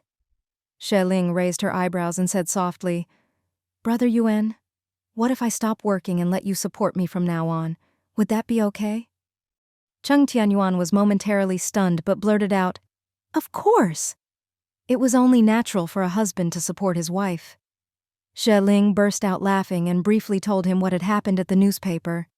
"So I'm no longer an office worker. I'm a freelancer now. All my work is part-time and my main job going forward will be selling clothes." Cheng Tianyuan smiled gently. "As long as you're happy, I'm fine with anything. If it gets too busy, just quit the newspaper job altogether." "I'll hold on until they find someone to replace me," Xue Ling explained. "After all, we've been colleagues. I can't just walk away and leave them in the lurch." Cheng Tianyuan nodded in understanding and took her hand. "Come on, let me show you around the shop." They had bought a whole moo of land before, plus some space in front, so it was very spacious. The 5 storefronts at the front were very wide, with the doors open and the walls freshly painted white. Everything was neat and clean. Inside, there were long display counters, all spotless. Cheng Tianyuan explained, "The whole 1st floor will be for business and the 2nd floor can be used for living. Chen Min doesn't have a family yet and his place isn't big, so he'll live upstairs for now. My parents will stay in the warehouse at the back. The rooms are big and there's even a bathroom, so it's very convenient." Xue Ling couldn't help but think of Ah Hu and asked, "What's going on with him and that Kun guy and Ouyang Xiang?" She'd heard from her in-laws that it had been quiet next door for days, with no one coming or going. Cheng Tianyuan replied, "When I came over this morning, Ah Hu was still here cleaning up. His arm is fine now, just a minor injury, nothing serious. After delivering the last batch of goods, he took the keys to resign to Kun, but happened to catch Kun beating Ouyang Mei." Xue Ling frowned at that, clearly looking down on men who hit women. Cheng Tianyuan continued, "Ah Hu couldn't stand it, so he pushed Kun away and tried to calm things down, saying you can't solve things by hitting people. Ouyang Xiang, who was there, grabbed Ah Hu and begged for help, saying he was from Chengjia village and hoping Ah Hu would help them. Kun was wary of Ah Hu and left in a hurry." It turned out that Ouyang Mei hadn't called the police that day. Instead, she took the 100+ yuan Xue Ling had lent her and hid out in the neighboring county. She was timid, and after a few days there, she thought things had blown over. But she was worried about her brother, so she secretly took a bus back. Kun had a lot of people at the bus station and spotted her right away, catching her. Not only that, but Ouyang Xiang, who had been wandering around looking for his sister, was also caught and tied up. The other side demanded an explanation from the siblings, since the bride price had already been paid and Ouyang Xiang had squandered most of it, leaving only a couple hundred yuan. Ouyang Xiang insisted his sister had to marry and kept begging Kun for forgiveness. Ouyang Mei cried and screamed that she would never marry. Kun got angry when he heard that, saying if she wasn't even afraid of dying, what else was there to be afraid of, and slapped her several times. Ouyang Mei was left dizzy and sobbing.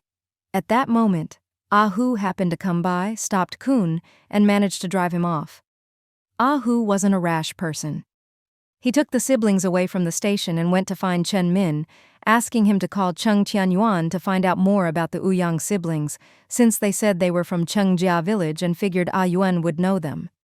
Before heading to the capital, Cheng Tianyuan had given Chen Min his father-in-law's phone number in case anything came up at the shop. After the call, when Ah Yuan said Ouyang Xiang wasn't a good person, Chen Min immediately told his cousin. Ah Hu had been around for years and could read people well. After a meal together, he figured out Ouyang Xiang wasn't any good, so he sent the siblings away and didn't get involved further. It was just a chance encounter. Ah Hu said he can't stand men hitting women, so he stepped in. Xue Ling nodded slowly and asked, "So what about Xiang and his sister? How are they now?" Cheng Tianyuan lowered his gaze and replied, "Ahu said Xiang took his sister to apologize to Kun the next day, and it seems they're getting married in a few days." "Oh." Xue Ling pursed her lips. "It seems they're not living next door anymore." "That's right," Cheng Tianyuan explained. "I contacted the landlord, Granny Gong, before the new year. She said the people next door didn't renew their lease, so it expired at the end of the year." The two of them chatted quietly as they looked around the shop.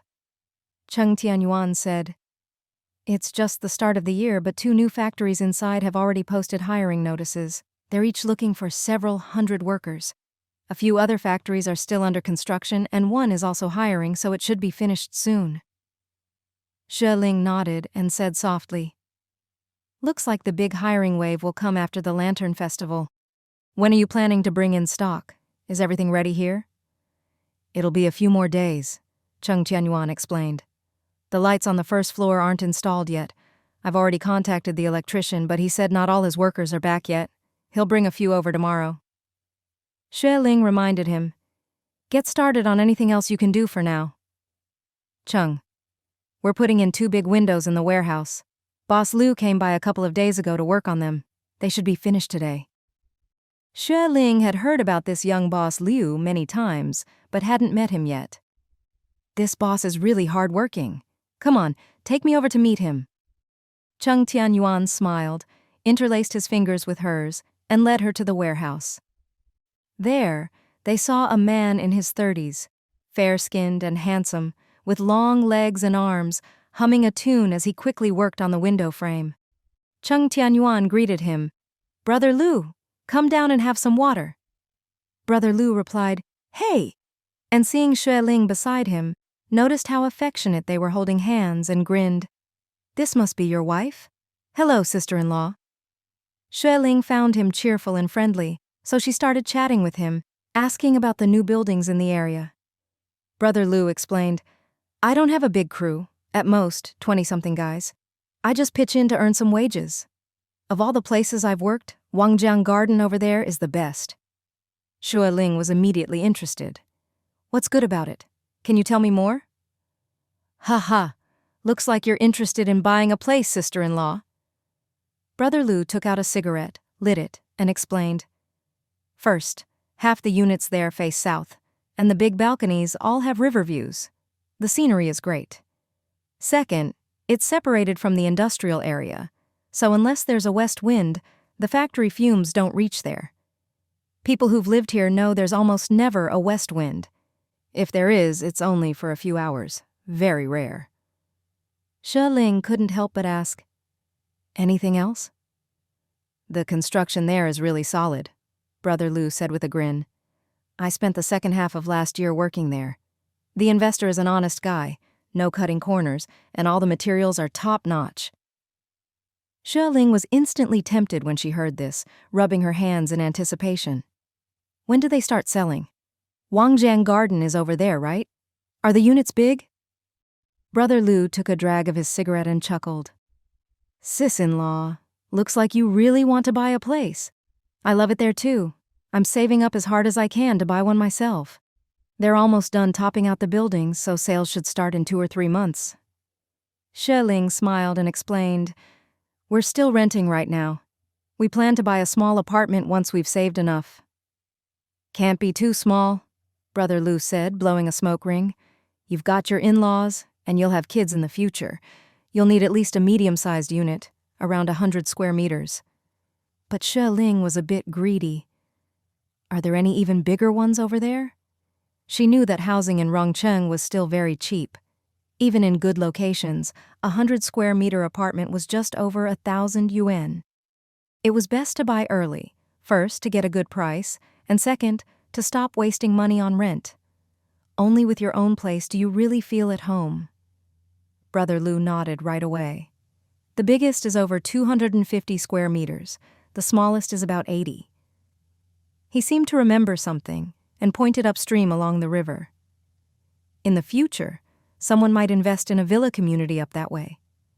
There are a few small hills, Beautiful scenery, river on one side, hills on the other, perfect for building villas. I told my wife, once Wangjiang Garden starts selling, we'll buy a small unit there for now. When we've saved enough, we'll buy a villa and live in comfort. Ha ha. Xue Ling was even more tempted, nodding repeatedly. Great, that sounds wonderful. Cheng Tianyuan had always wanted to buy a place in the city. Hearing Brother Lu praise Wangjiang Garden again and again, he couldn't help but ask about the price. Brother Lu thought for a moment and replied, Depends. The south-facing units with river views in the back will definitely be more expensive. The north-facing ones in the front will be cheaper. For a south-facing unit of about 100 square meters, it'll be around 2,300 to 2,500 won. There's basic finishing, but you'll still need to spend a few hundred more to get it ready to live in. Cheng Tianyuan made a mental note. He thought that once the shop started making money, they'd save up and try to buy a new place by the end of the year or next year. Unexpectedly, his little wife was even more eager than he was. She called out, Brother Lu, when they start selling over there, please let us know. We want to buy a unit too. Who knows, maybe we'll end up as neighbors. Hey, that's great, Brother Lu said heartily, patting Cheng Tianyuan on the shoulder. I've gotten along really well with Yuan lately. Sis-in-law, you seem like a straightforward person too. If we end up as neighbors, that'd be even better. What are you talking about? Hu came over, cigarette in hand, striding over with a big smile to greet Xue Ling and the others. Sis-in-law, I just heard you're going to sell clothes here. Is that true? Xue Ling covered her mouth and laughed. How do you get news so fast? Yes, I don't need much space. Just a little stall on the edge will do. No way. Hu stubbed out his cigarette and said gruffly, If you're coming, sis-in-law, you get the best spot. Xue Ling waved her hand. I still have some part-time work, so I need a quieter spot. Cheng Tianyuan, always considerate, said, Let's use the shop in the far corner. It's sheltered from the wind and doesn't get direct sun. Hu patted his chest. Sis-in-law, a clothing shop needs to look nice. I'll find materials for you and let Xiao Lu and Yuan help with the renovations. We'll add some pretty lights. And since you're a writer, you'll need good lighting too. All right, I'll leave it to you guys. Xue Ling thanked them. Hu shook his head. No need to thank us. If this business works out, it's all thanks to you. The clothes you sell are all yours. That's not right, Xue Ling said. We're partners in this shop. No matter what we sell, it's all shop income, and we'll split it together. No need, Hu insisted. I heard your clothes are all from your own father. We're not putting up any money for them, so how could we take a share? But I'm taking up a bit of shop space, Xue Ling said. Hu waved it off. We're only using a little over 3 of the shop fronts ourselves. The place is big, and there's a second floor. We're not short on space. Just use it. If you keep being polite, I'll be embarrassed. Then I won't be polite, Xue Ling laughed. It's almost noon. Let me treat everyone to lunch. I want to celebrate my little clothing shop joining the team. All right, sounds good? Over the next few days, the shop continued with renovations and installing lights, then started bringing in stock and setting up displays. Boss Lu was not only good at renovations, but also a skilled carpenter. In just over a day, he finished setting up Xue Ling's clothing shop. The place was spacious. At first, it looked like just a corner, but after the renovations, it was about 30 square meters. In the evenings, Cheng Tianyuan made her a desk with 3 big drawers, which could be used as both a writing desk and a small cashier's counter. There was a lot of heavy work, but with Cheng Tianyuan, Chen Min, and Hu helping, plus Cheng Muhai lending a hand, there were enough people. Xue Ling spent her days at the rental house doing translation work, while Liu Ying took care of all the housework and meals. With no one disturbing her, she worked efficiently and finished 30,000 words in a week. On Friday afternoon, she rode her bike to the post office to mail her work to Zhaojiashu, then delivered the final draft for the English column to the newspaper. Editor-in-chief Lin pulled her aside to chat, and after reading the draft, kept it. I always trust your work. Liu Xing and Wang Ting came out to see her off, asking for the shop's address, when it would open, and if they could help. No need, Xue Ling said warmly. My husband's handling everything. The stock will arrive next week, and the shop's already renovated and airing out. My husband cleans it every couple of days. Wang Ting praised, "Your husband is so considerate." Xue Ling gave her a teasing look and whispered, "Liu Xing isn't bad either. Once he becomes your husband, I bet he'll be even more considerate." Wang Ting blushed, glared at her, and ran off. "I'm not talking to you anymore." Liu Xing also blushed and said quietly, "Lingling, she's just shy. Don't tease her." "Oh," Xue Ling rolled her eyes and muttered, "So you feel sorry for her? Wow, I can't stand you two. I'm leaving." Liu Xing laughed and waved. "See you next week." After the Lantern Festival, the development zone became busy, with factories preparing to open and workers pouring in. Ahu's mother specially went to the temple to ask for an auspicious day and set the grand opening for the 18th day of the lunar month. The master said with the right time, place, and people, we'll definitely have a booming business. "Great. My mom's word is always right," Ahu said with a big smile. On opening day, everyone wore new clothes and happily set off 2 huge strings of firecrackers. The atmosphere was even livelier than New Year's. Grand opening sale, everything in the shop is 10 cents off. Welcome, everyone. A few days earlier, everyone had asked Xue Ling to come up with a name for the shop. She didn't let them down and finally settled on the name Dajale. Everyone's happy. Everyone really liked the name. First, it was easy to remember and recognize. Second, since they were all partners in the business, they hoped to always work together happily. Cheng Tianyuan had someone make the shop sign, painted it red, and hung it on the 3rd floor. He even installed a light in the middle, so at night the 3 characters were clearly visible. The shop was right across from the development zone. Nearby, aside from the mudflats and the rolling river, this was the only big store around. The workers who had just arrived in the development zone all needed to settle in. When they heard there was a place selling daily necessities and that everything was 10 cents cheaper, they all came out to shop. On the first day, they sold several hundred plastic buckets, several hundred toothbrushes, about 1,000 towels, and lots of other daily goods. While checking inventory, Cheng Tianyuan said, "We shouldn't be greedy for big profits. If we sell at a small margin but in large quantities, the big money will come naturally. If we can sell cheaper, let's do it. Let the workers spread the word for us. That's better than any advertisement." "We'll do as you say, whatever you say." Ahu laughed as he counted the cash. Chen Min was busy stocking shelves, and Cheng's father was helping out, both of them sweating from the work. Ahu's mother and Liu Ying were in the back kitchen cooking, with laughter and the smell of food wafting out. Xue Ling set out the big dining table and helped arrange the bowls and chopsticks. "Dinner's ready? Time to eat."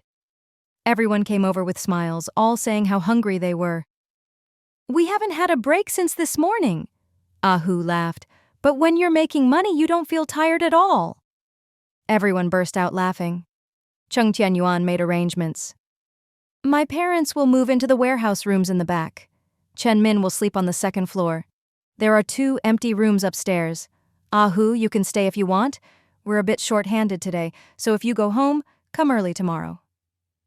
Ahu agreed cheerfully. "I'm a grown man. I'll just stay here. My house is close. I'll just go home to shower now and then." Ahu's mother quickly said, "I'll come every day to help cook, wash dishes, and clean. Don't worry, I can handle all that." Cheng Tianyuan thought for a moment and said, "We're busy now because it's just opened, but once things settle down, we should have enough people. Still, I suggest we hire another female employee." There were lots of female workers in the factories, and they'd need to buy personal items here. Having a young female staff member as a sales assistant would be much more convenient. "That's easy." Ahu looked at Chen Min. "Didn't Alan say she wanted to change jobs? Just ask her to come." Chen Min nodded quickly. Cheng Tianyuan asked, "Is that your 3rd sister?" "Yes," Chen Min explained. "Her name is Chen Lan. She's 18 this year. After finishing primary school, she worked at a daycare for 3 or 4 years, but the boss never gave her a raise. She wanted to change jobs before the new year, but my parents wouldn't let her. She's still working at the daycare now." Ah Hu's mother smiled. All three of my nieces have good tempers, especially Alan. She loves kids and is very diligent and considerate, but that daycare boss is too much. Pays her just a few dozen yuan a month, no bonuses no matter how well she works.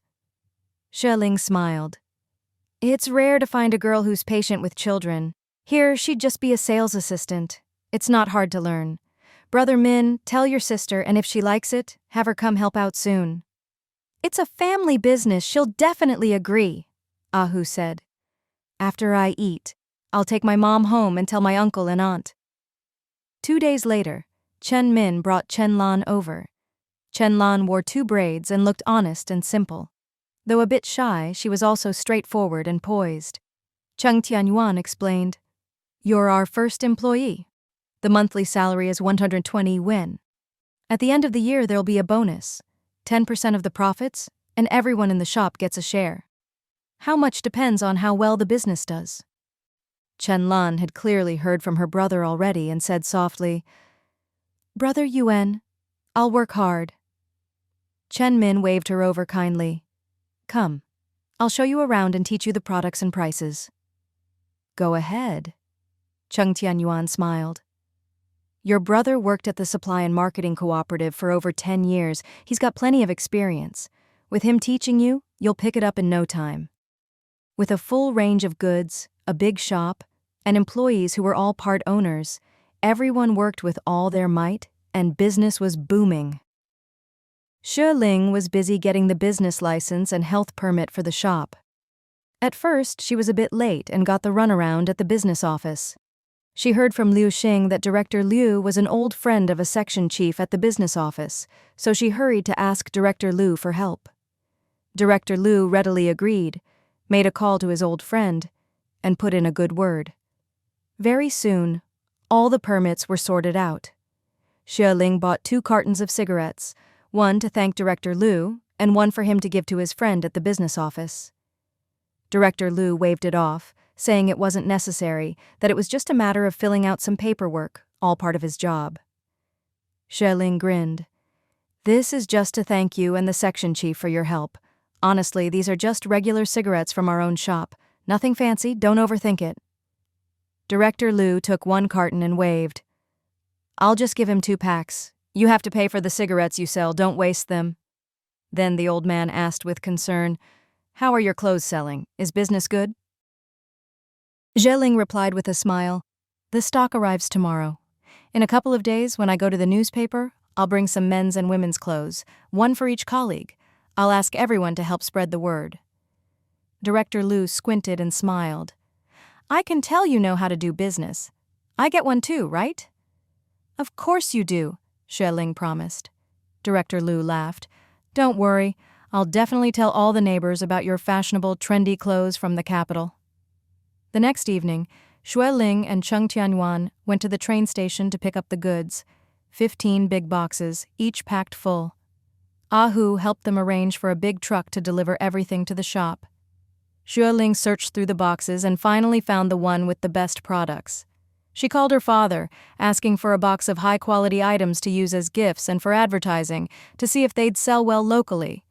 Her father agreed right away, told his secretary to pack up several styles from the second half of last year, 10 of each color, bundled into a big box, making up 15 boxes in total, and had workers deliver them to the station.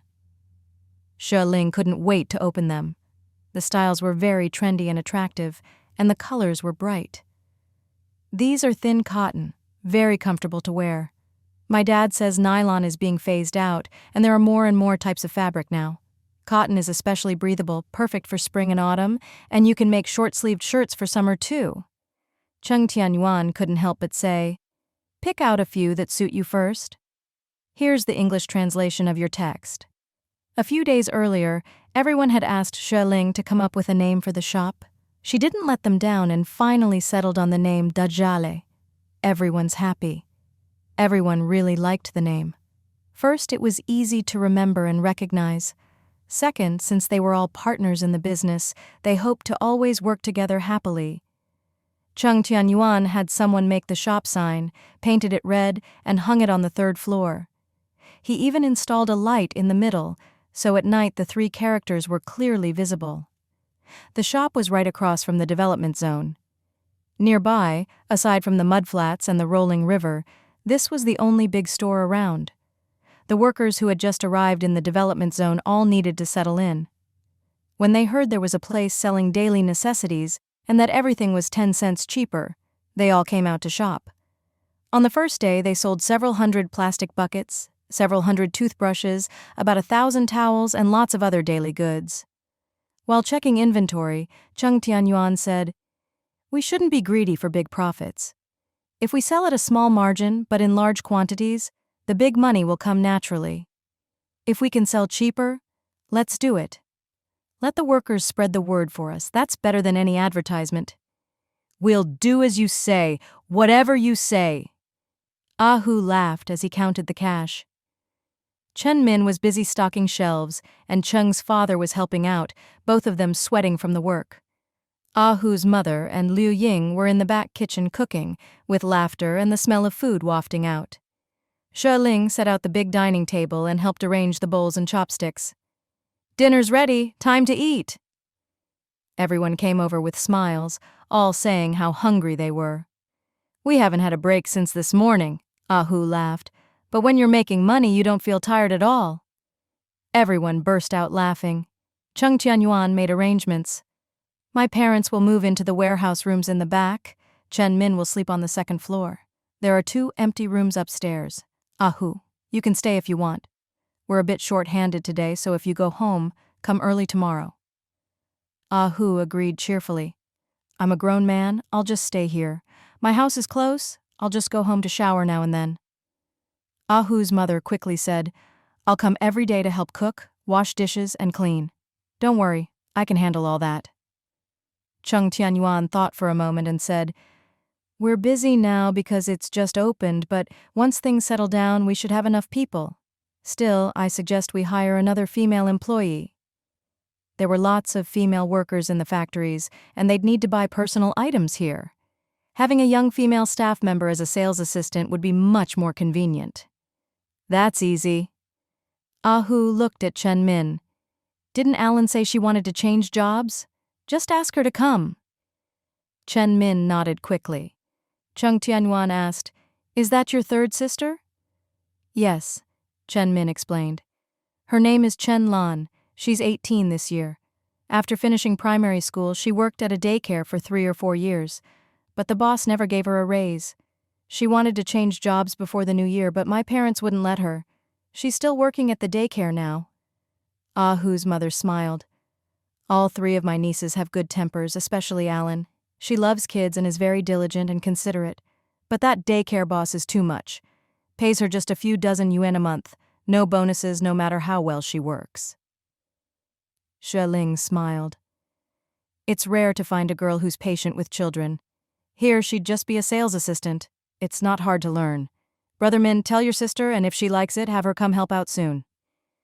"It's a family business, she'll definitely agree," Ah Hu said. "After I eat, I'll take my mom home and tell my uncle and aunt." 2 days later, Chen Min brought Chen Lan over. Chen Lan wore 2 braids and looked honest and simple. Though a bit shy, she was also straightforward and poised. Cheng Tianyuan explained, "You're our first employee. The monthly salary is 120 yuan.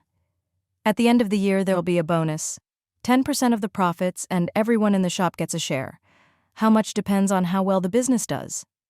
Chen Lan had clearly heard from her brother already and said softly, "Brother Yuan, I'll work hard." Chen Min waved her over kindly. "Come, I'll show you around and teach you the products and prices." "Go ahead," Cheng Tianyuan smiled. "Your brother worked at the Supply and Marketing Cooperative for over 10 years.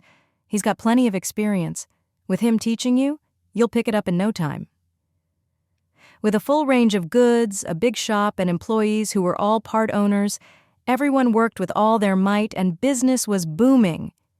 Xue Ling was busy getting the business license and health permit for the shop. At first, she was a bit late and got the runaround at the business office. She heard from Liu Xing that Director Liu was an old friend of a section chief at the business office, so she hurried to ask Director Liu for help. Director Liu readily agreed, made a call to his old friend, and put in a good word. Very soon, all the permits were sorted out. Xue Ling bought 2 cartons of cigarettes, one to thank Director Liu, and one for him to give to his friend at the business office. Director Liu waved it off, saying it wasn't necessary, that it was just a matter of filling out some paperwork, all part of his job. Xue Ling grinned. "This is just to thank you and the section chief for your help. Honestly, these are just regular cigarettes from our own shop, nothing fancy, don't overthink it." Director Liu took 1 carton and waved. "I'll just give him 2 packs. You have to pay for the cigarettes you sell, don't waste them." Then, the old man asked with concern, "How are your clothes selling? Is business good?" Xue Ling replied with a smile, "The stock arrives tomorrow. In a couple of days when I go to the newspaper, I'll bring some men's and women's clothes, one for each colleague. I'll ask everyone to help spread the word." Director Liu squinted and smiled. "I can tell you know how to do business. I get one too, right?" "Of course you do," Xue Ling promised. Director Liu laughed. "Don't worry, I'll definitely tell all the neighbors about your fashionable, trendy clothes from the capital."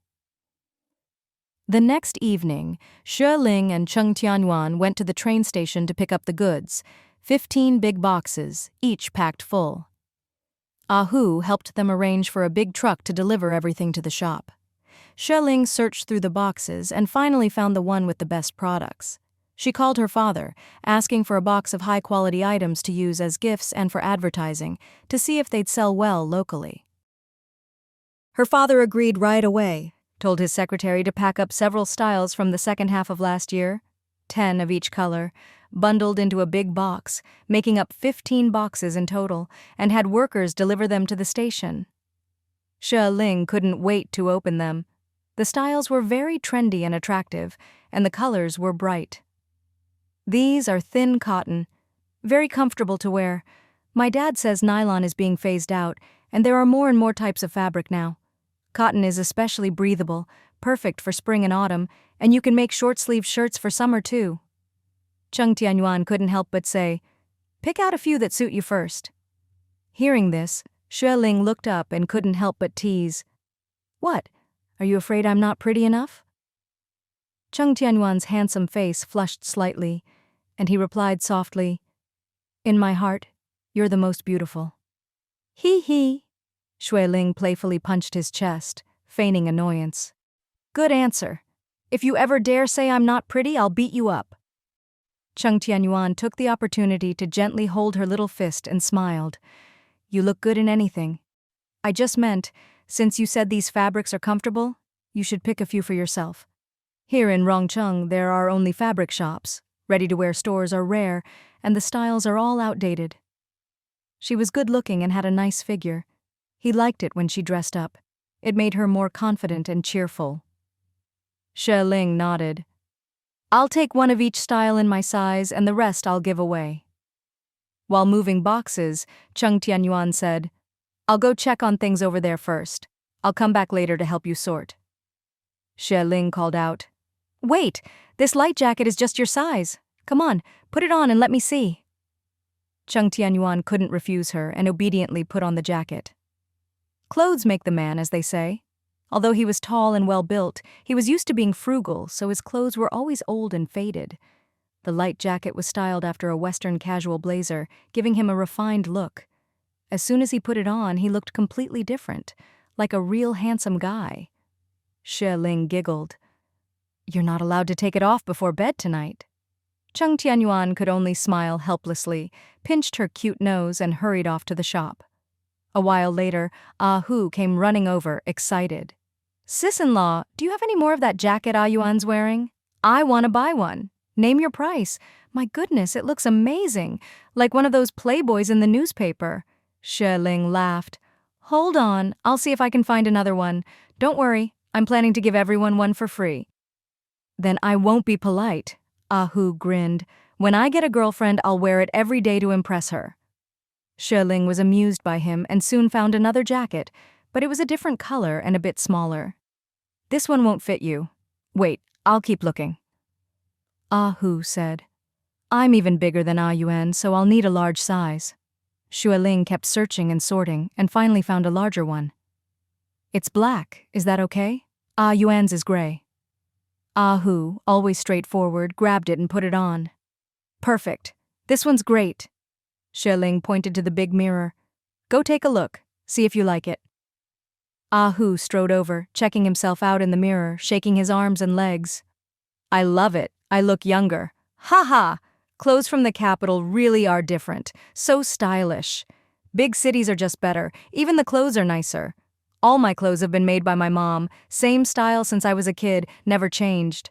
Sis-in-law, are you really giving this to me? Really? Of course. Xue Ling waved her hand. Go show it off to Aunt Lin. All right, then I won't be shy. Thanks, sis-in-law. Mom, look, your son finally looks handsome. Look at me. Laughter rang out from outside. Xue Ling couldn't help but laugh along, then lowered her head and got back to work. The clothes were all youthful styles, mostly for girls. She picked one for Zhang Lan and another for Chen Min. Then she opened the other boxes and slowly sorted everything. Luckily, the place was big enough, and Ah Yuan had set up several large cabinets and brought over 2 big boards. Otherwise, there wouldn't have been enough space. When business slowed, Cheng Tianyuan came back to help her. With his help, they quickly separated the men's and women's clothes, then sorted them by season. Some were too defective, so Xue Ling set them aside. These can't be worn. Later we'll use them as rags or doormats. Cheng Tianyuan laughed and suggested, Mom's good at sewing. She could turn them into little clothes to give away. There are lots of kids in the village, and most wear old patched clothes. Let Mom alter them when she has time and give them away. Great idea. Xue Ling pouted playfully. You really think things through. If I just used them as rags, it'd be a waste. The two of them worked together, but by 10 that night, they'd only sorted about half. Xue Ling was exhausted and said with a wry smile, I never thought selling clothes would be so much work. Cheng Tianyuan felt sorry for her and said gently, It doesn't matter if it takes another day or 2. Let's finish tomorrow. Come on, let's go back to Songming Road. The factory dorms had curfews. After 10:30, you couldn't come and go freely. Dajale mainly served the development zone across the street. If the workers weren't out, business was slow. Cheng Tianyuan told Chen Min to close up and let his parents rest early, then took Xue Ling back to their rental. He heated water, and after a hot bath, they went to bed early. The next morning, they got right back to work. Chen Lan was very diligent. When there were few customers, she'd come over to help. Liu Ying also came to help, only going to the kitchen at mealtimes. With everyone working together, all 15 boxes of clothes were finally sorted after 3 days. Xue Ling was excited. During lunch break, she went to the department store to check local clothing prices, then hurried back to set her own prices. We have to be honest in business. I'm going to put up a sign saying these are factory returns and the price is half the market rate. So cheap? Chen Lan's eyes lit up and she swallowed. Sis-in-law, can I bring my friends to buy? These clothes are so nice, and if they're half price, a ton of people will want them. Xue Ling smiled. Of course, we're open any time. But let your friends know in advance. These are factory returns, so there might be small flaws. Chen Lan nodded. The department store's clothes aren't as nice as these, and they cost over 10 yuan each. The thicker ones are 20. Even at regular fabric shops, it's 5 or 6 yuan for one, and a set is usually 10. Xue Ling took some cardboard and wrote out 3 prices, 5, 10, and 15 yuan. The best ones are just 15, the rest are 5, and some pretty women's clothes are 10. Chen Lan was shocked. Those and these, both 5 yuan? Xue Ling replied, That's right, all 5 yuan, big sale. Chen Lan dashed out and quickly ran back in. Sis-in-law, can I buy 4 pieces? She shyly pulled out 2 big bills. Xue Ling laughed. Of course, you're our first customer. Pick as many as you want, just don't mess up the display. Chen Lan bought 4 pieces in one go. Xue Ling wasn't in a rush to sell. She closed the shop door, focused on finishing the English column, checked it carefully, then took about 20 pieces of clothing to the newspaper office. By the time Xue Ling arrived at the newspaper office, It was already evening and most of her colleagues were about to get off work. She quickly handed the final draft to Editor-in-Chief Lin. Editor Lin read it over, nodded in approval, and carefully put the manuscript in the drawer. Xue Ling then turned around, pulled out a big bag, and said with a smile, "My little shop is opening for clothing sales tomorrow, so I brought some for everyone. If you like them, please take one home to wear." Wow, so pretty. What kind of fabric is this? It feels so nice. Xiao Xue, can I have this one? Is that okay? Ling, is this one too young for me? It's so nice. Can I try it on? Clothes from the capital really are different. Oh my, these look just like what people wear on TV. Ha ha ha, this style is so fashionable. The newspaper office instantly erupted in excitement. Director Liu, who was reading drafts in his office, was startled by the commotion and rushed out, thinking something big had happened. Hey, Xiao Xue, where's mine? You promised me one, remember? Xue Ling laughed and pulled out a dark gray light jacket from the corner. I saved this one for you. The size should fit. Try it on. Director Liu grabbed it and stroked the fabric. What material is this? It feels so comfortable. Before Xue Ling could answer, other colleagues pulled her away. Deputy Director Jen coughed, glanced over, and couldn't take her eyes off the clothes. In Rongcheng, even the best and most expensive department stores didn't have such stylish and beautiful clothes. And the key thing was, these were gifts, completely free. In this era, people spent money in dimes and nickels.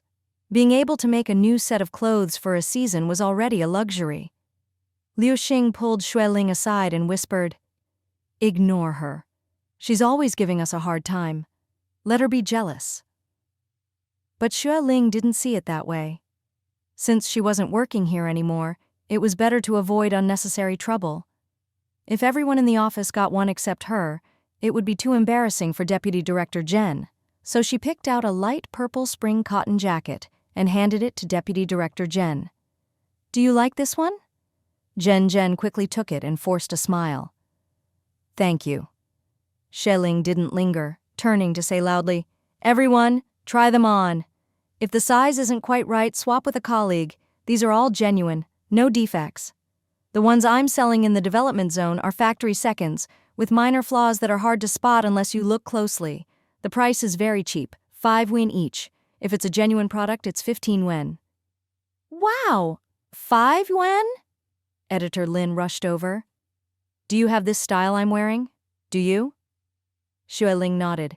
Yes, and in several colors. Editor Lin burst out laughing. Ling, where's your shop? I'm coming tonight to buy. Tonight! I'm coming too. I want to buy for my sister, my cousin. My mom needs one too. I'm going to check it out. I want to buy too. Xue Ling could only nod. She didn't even have time to answer. Director Liu was very pleased with his new jacket, trying it on and off. Seeing everyone else trying theirs on, he figured there was no need to be shy, so he took off his nylon blazer and put on the new jacket. How does it look? Everyone tell me.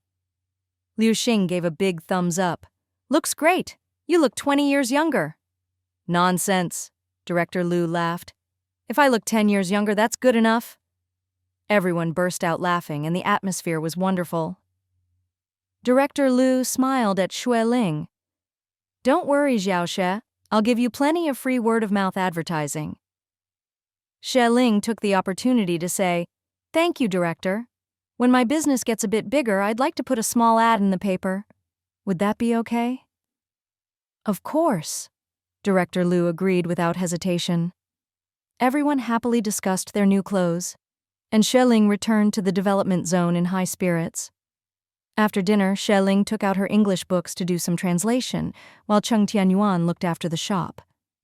After 10, Cheng Tianyuan closed up and gave her a ride home on his bike.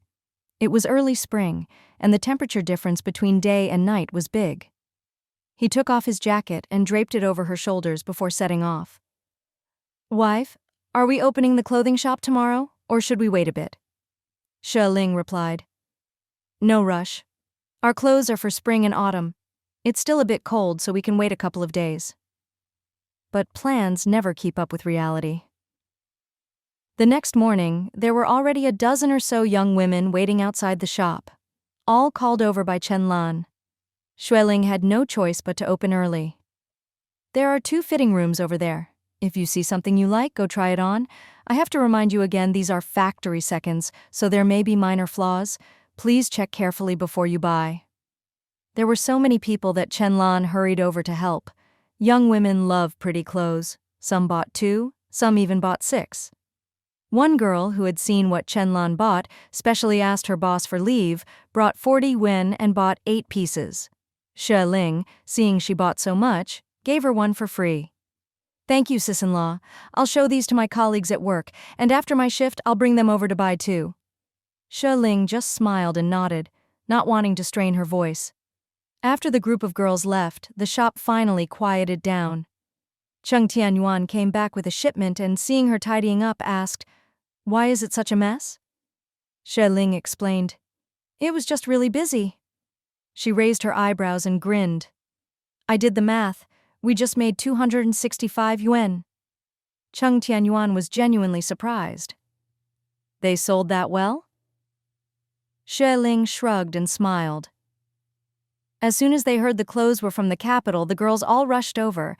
Some said they'd bring their relatives and sisters, and some planned to bring colleagues this afternoon. Cheng Tianyuan, worried she'd get tired, said gently, "Go take a break. I'll tidy up here." Xue Ling had been busy for over an hour and was indeed tired, so she took her English book to the back to rest. At noon, when the factory workers got off, they came out to shop.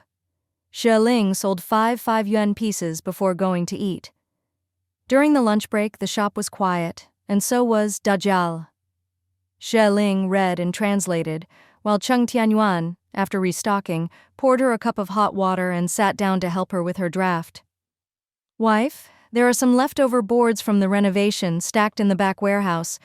Dad plans to make a small bed for you behind the shop so you can rest at noon if you get tired." "Really? That's great. Thank you, Dad," Xue Ling replied happily. Cheng Tianyuan said, "He started working on it yesterday, and after lunch he went out to keep at it. It's easy to make, a day or 2 at most, and it'll be done." That evening, the clothing shop was busy again, packed with more than 30 people. Xue Ling was so busy she felt dizzy, but luckily Cheng Tianyuan and Chen Lan came to help. A pretty young girl pulled Xue Ling aside and asked, "Sis, how come your shop doesn't have a name? Are you with Dajiao over there?" Xue Ling's eyes flickered. Only then did she realize she'd completely forgotten to come up with a name for the clothing shop. That night, Cheng Tianyuan was busy counting a big stack of cash. Xue Ling racked her brains, trying to think of a catchy name for the shop. Cheng Tianyuan stacked 500 yuan together, then continued counting the smaller bills. "Since we're selling to the masses, why not pick a name that's more down to earth? Naming a shop is like naming a person. The easier it is to remember and write, the more likely people are to remember it. Let's not use anything awkward or hard to pronounce." Xue Ling was exhausted after a long day and her mind was foggy. "You're right, we're serving the public, so let's just call it Dazhong Fu Zhuang, popular clothing." Cheng Tianyuan was taken aback for a moment, then smiled. "That's great. Easy to write, easy to remember, let's go with that." And so, the clothing shop finally had a name. The shop was in the development zone, a bit far from the residential area, but people's love of a good bargain was unstoppable. Word spread quickly, and soon the shop hit its peak. During the busiest times, the couple barely had time to eat. Chen Lan and her brother Chen Min both came to help, and even mother-in-law Liu Ying pitched in. All 15 boxes of clothes, even the high-end ones priced at 15 yuan, were snapped up. For the remaining stock, Xue Ling marked them down to 2 yuan each, and they were gone in a flash. After 10 days, all that was left in the shop were a few battered cardboard boxes, nothing else. Xue Ling's voice was hoarse from calling out to customers, but she was so happy she could barely speak. After counting all the money, Cheng Tianyuan was stunned for a long time. "Wife, these clothes really sold well." Xue Ling, exhausted, lay on the little bed her father-in-law Cheng Muhai had made for her and asked, "How much did we make?" Cheng Tianyuan swallowed and gestured. We sold over 4,800 yuan in total. After deducting 100 for shipping, we made about 4,700 yuan. Wow! Xue Ling jumped up and threw herself into his arms, laughing with delight. Cheng Tianyuan was dumbfounded at first, then broke into a big grin. Unbelievable! The couple calmed down and started to sum up the main reasons they'd made so much money. First, except for the 100 yuan shipping, we had no other costs. The goods were from my dad, the shop was ours, and the staff were all family, so costs were almost nothing. Second, since we didn't have big costs, we could afford to sell cheap. People in Rongcheng don't have high incomes. Most make just over 100 yuan a month, a bit more if they have skills or education. So cheap clothes made them really happy. Third, there's just not much variety in clothes here. People saw the new styles and good fabrics and rushed to buy. Xue Ling rubbed her shoulders and explained, if we had to pay for the goods, we'd have to sell at higher prices. It would still be cheaper than the department store, but nowhere near as popular as now. Cheng Tianyuan agreed and couldn't help asking, so, are you going to get more stock from your dad? Xue Ling was honest. If we do, it'll probably be like the department store. Sales won't be as good. Cheng Tianyuan said gently, then let's take a break for now. These 10 days of buying and selling have worn you out. We can think about it later. Xue Ling stood up and said, tomorrow I'll deposit the money in the bank, then call Dad to share the good news. The next day, she slept in until almost noon, had a lazy lunch, then took 4,500 yuan to the bank to deposit her first earnings from the business. The bank teller was stunned to see her pull out wad after wad of cash. In those days, it was rare for a family to have even 1,000 yuan in savings. A pretty young woman depositing several thousand at once could have made the news. But Xue Ling was calm, put away her passbook, and rode her bike to the newspaper office to hand in her draft. She borrowed the phone at the office and called her father. When he heard how well her clothes had sold, he couldn't help but laugh. The factory's just started up, so there aren't that many seconds. If you want to sell more, you'll have to wait. By the way, use the money to get a phone installed at the shop. That way, your mom and I can reach you and Yuan easily. In the evenings, we can even chat with Muhai. Xue Ling thought that made sense. Okay, I'll check with the telecom office. Once it's installed, I'll call you with the number. She hung up and was about to leave when Editor Lin stopped her. The post office delivered a remittance slip for you yesterday. It's in your drawer. Looks like it's for a manuscript fee. Ling, do you write for other newspapers too? Xue Ling paused, realizing it must be the payment from Xiao Jiaxue. No, I just helped a friend with some English translation. Editor Lin laughed. Girl, are you trying to earn all the money in the world?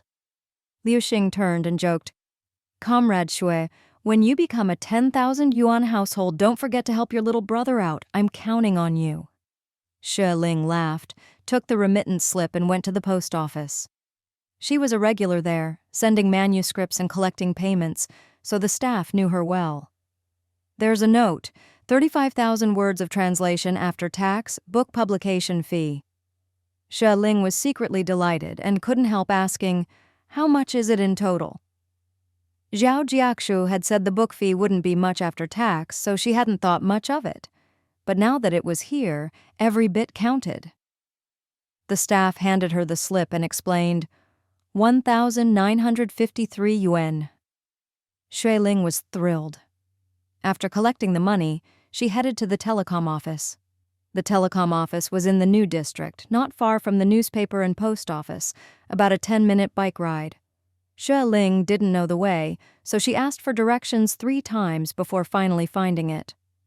The so-called telecom office was just 2 single-story rooms with a sign reading Telecom Bureau. There weren't many staff inside. When they heard Xue Ling wanted to install a phone, they said arrogantly, private installations all require an application. Not just anyone can get one.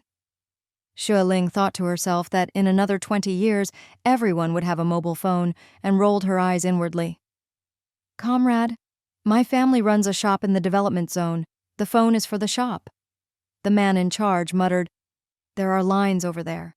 Here's how it works. Installing a phone costs about 2,000 yuan, and any extra wiring is at the customer's expense. It's 1 yuan per meter, and the total depends on how far you are from the main line. Xue Ling asked, "How soon can it be installed?" The man looked at her in surprise. "If it's for a business, write an application. Once the director approves, you can pay and we'll come install it. 2,000 yuan is a lot of money. Go home and discuss it with your family before you apply." Xue Ling smiled. "I'm here because I'm sure I want it. Comrade, do you have an application form? Please give me one. I want to apply right away." The staff member was a bit surprised, pulled a blank form from the back drawer and handed it to her. "Fill it out as required. You can read and write, right?" Xue Ling nodded, took out her fountain pen, and quickly filled it in. "All done." The staff glanced over it and said, "All right. The director will approve it when he comes in tomorrow."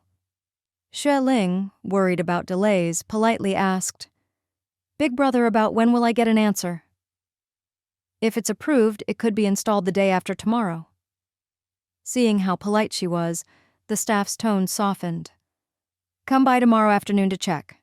Bring the money too. Once you pay, we can install it right away." "Okay," Xue Ling thanked him. "Thank you, big brother."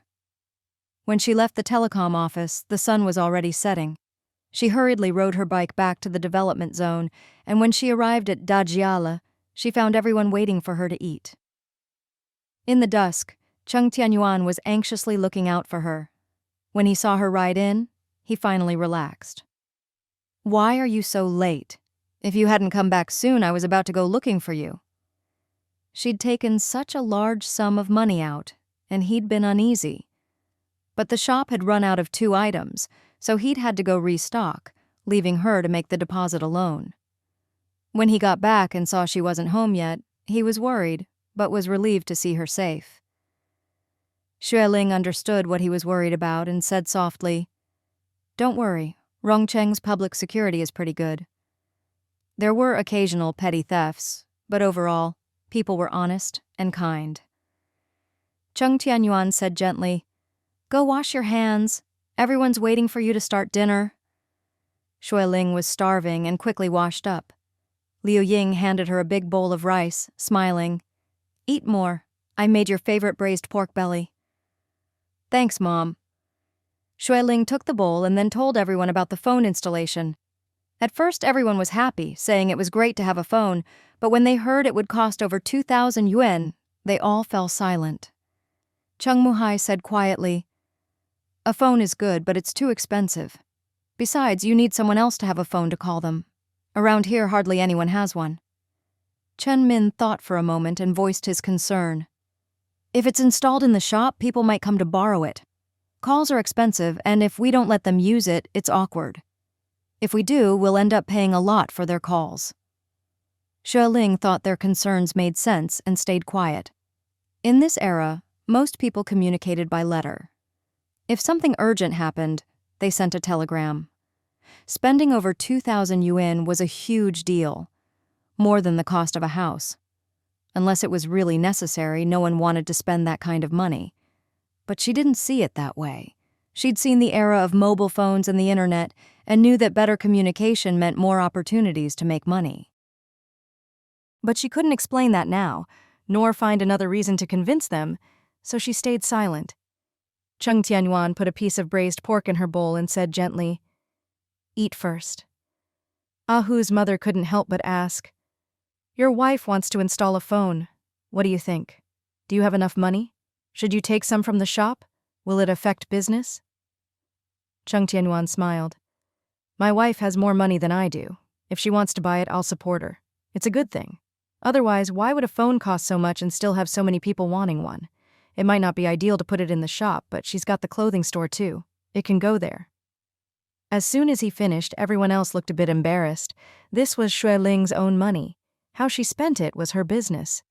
If her husband supported her, what were they worrying about? Xue Ling felt sweet inside hearing his words. Cheng Tianyuan put another piece of meat in her bowl and gave her a reassuring look before eating. After dinner, Xue Ling quietly asked him, "You really agree? You don't mind?" Cheng Tianyuan took her hand and led her to the clothing shop. "Once the phone's installed, you can talk to your parents anytime. If we have business contacts in the future, it'll be easier to communicate. It's a good thing. Why would I object? Xue Ling giggled, muttering, I was just afraid you'd think it was too expensive and wouldn't want to get it. It's your money, Cheng Tianyuan said dotingly. Spend it however you want, I won't say a word. Once the shop made money, he'd pay her back the capital. He was already grateful she'd put up so much money to help start the business. Having such a capable and beautiful wife made him proud. He trusted her to do whatever she wanted. Xue Ling hugged his arm and teased, What if I stop making money and just laze around at home for you to support me? Would you agree? Cheng Tianyuan was touched, pinched her nose, and said, It's only right for a husband to support his wife. Whatever you want, I'll support you. If you want to work, I'll help you. If you want to be a housewife, I'm all for it. But you're not the type to sit still. You'd be bored at home in 2 days. Xue Ling laughed. That's right. You really do know me best. The next afternoon, Cheng Tianyuan didn't need to go out for supplies. After finishing up, he hurried to the telecom office. When he got back, Xue Ling had just woken from a nap and was working on her translation. Wife, it's been approved. We can pay any time.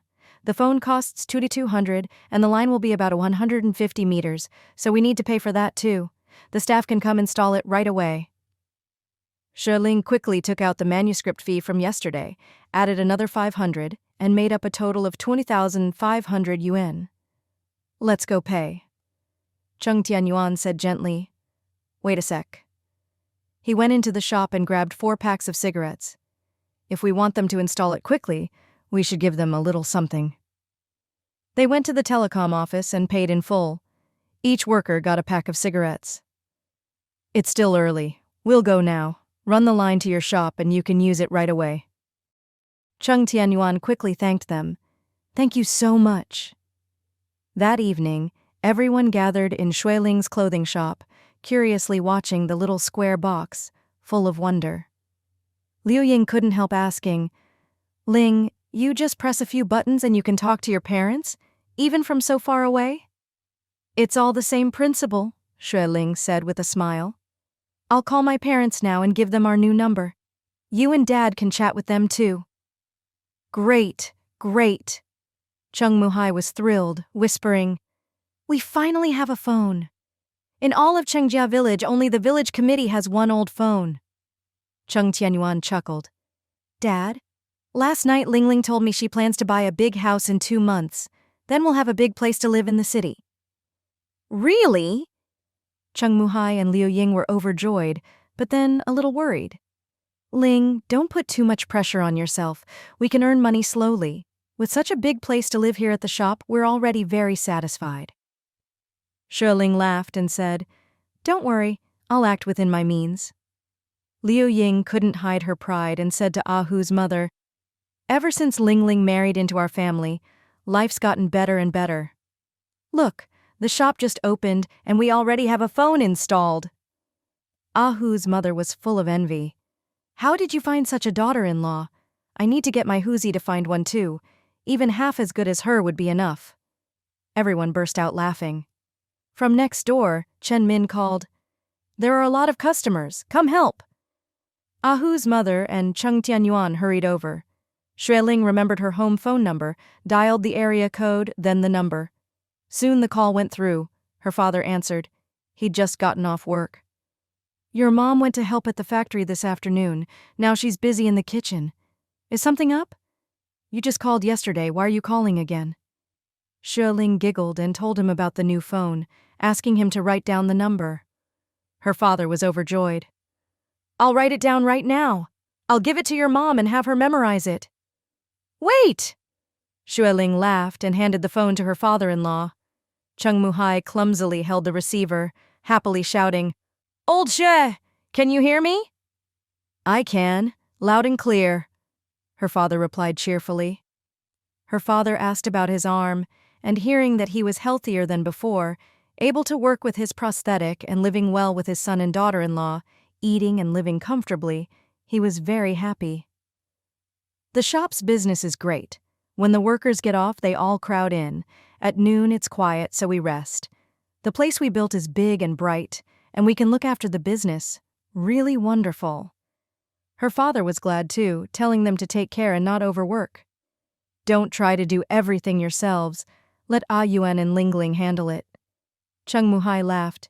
They're busy. Lingling works the hardest. If you don't worry about her, my wife and I sure do. Her father laughed too, and quickly called Xue Ling's mother over so she could chat with the Chengs. They talked for several minutes and only hung up reluctantly, worried about the cost of the call. Hu came in, grinning. Sis-in-law, you're amazing! Sold clothes and immediately got a phone. Uncle and Auntie probably won't be able to sleep tonight. They'll be so happy. Everyone laughed. Hu added, Sis-in-law, when are you selling more clothes? Lots of people are asking. Yeah, Chenlon chimed in. All my friends and classmates are begging to come by. There's been a crowd outside the shop these days, Liu Ying explained with a wry smile. I told them to come back later, that we're resting for a few days, but they wouldn't leave, saying they just wanted to buy one. I explained over and over that there's nothing left, and they were all so disappointed. Xue Ling explained, Once my dad sends more stock, I'll start selling again. For now, I'm busy with some translation work. Cheng Tianyuan thought for a moment. Wife, I don't feel comfortable with you home alone doing translation. You should eat all your meals here so we can look after you. Also, don't open the shop too wide. Put up a sign saying sales will resume next month so customers don't keep coming for nothing. Her father said it would probably be next month before a few more boxes could be sent, and they'd be shipped from the train station. So it was best to keep the customers informed, so they wouldn't come in vain and be disappointed. Good idea, Xue Ling agreed. The next morning she wrote a sign and posted it on the shop door, saying sales would resume next month. Then she quietly hid in the shop to do her translation work. At mealtimes, Cheng Tianyuan would call her to eat, and sometimes, if they were just having noodles, he'd bring them in so they could eat together. When the workers were on shift and the shop was quiet, Cheng Tianyuan would come help her copy out her drafts. Life was busy and fulfilling, and another week quickly passed. One day at noon, Xue Ling was napping when the phone suddenly rang. Since the phone was installed, aside from calling her parents in the capital that first night, and Hu calling once, it had been so quiet it was easy to forget it was there. The sudden ring startled her. Xue Ling rubbed her eyes, picked up the receiver. Hello? Who is it? Your old dad? Her father said gruffly. Sleeping in again? It's already past 2. Xue Ling giggled and explained. I've been doing translation work lately, lots of brain work, so I need a longer nap at noon, or I get a headache. Her father reluctantly accepted the excuse. If it's too tiring, don't take on so much. There's a batch of clothes here I'm planning to send you to sell. You should be able to make some money. What? Xue Ling instantly perked up, excited. Dad, what kind of clothes? Did the factory mess up that many? Watch your mouth, her father scolded with a laugh. Don't jinx your old man. This batch is from an old friend's factory, mostly spring and autumn clothes. Last year he made a batch for export and made some money at first, but then the Gulf War broke out in the Middle East and the order was canceled. Xue Ling frowned. Export goods? Don't tell me it's some weird foreign style. Those won't sell here. No, her father explained. They're all domestic styles, mostly for overseas Chinese, designed by local merchants. He wants to sell them off, just to cover labor costs, and asked me to help. Xue Ling thought for a moment and asked, About how many pieces? All women's clothes? All women's, her father replied, giving a precise number. 52,000 pieces. Wow, that was a huge amount. Xue Ling asked seriously, What's the price range? How much does he want for labor? Or is he hoping to recoup some of his costs? Her father laughed, secretly proud of his clever daughter. If people weren't greedy, why would they work so hard to make money? Everyone's in it for profit, right? If he doesn't sell them now, in a couple of years the styles will be outdated and worthless. He wants to get rid of them quickly. Whatever he can get is good. With this quality, the department store could sell them for over 20 yuan, at least 20. He says 5 yuan per piece just to cover labor. Too expensive, Xue Ling objected. If labor alone is 5 yuan a piece, you factory owners would go broke. He's not being honest or sincere. Her father laughed. He's just naming a price to leave room for bargaining. Don't you get it? Xue Ling muttered with a wry smile. That's way too many. Dad, I don't have that kind of capital. Even at 3 yuan apiece, I couldn't afford it. She only had about 5,000 yuan to her name, enough to buy a house in Rongcheng, but nowhere near enough to swallow such a huge batch of goods. After a pause, she couldn't help but ask, Dad, would he be willing to split the batch? Like, say, 10,000 pieces? Her father snorted. He wants to sell the whole lot, not split it up. In the clothing market, a few thousand is considered a small order. Usually, it's over 10,000.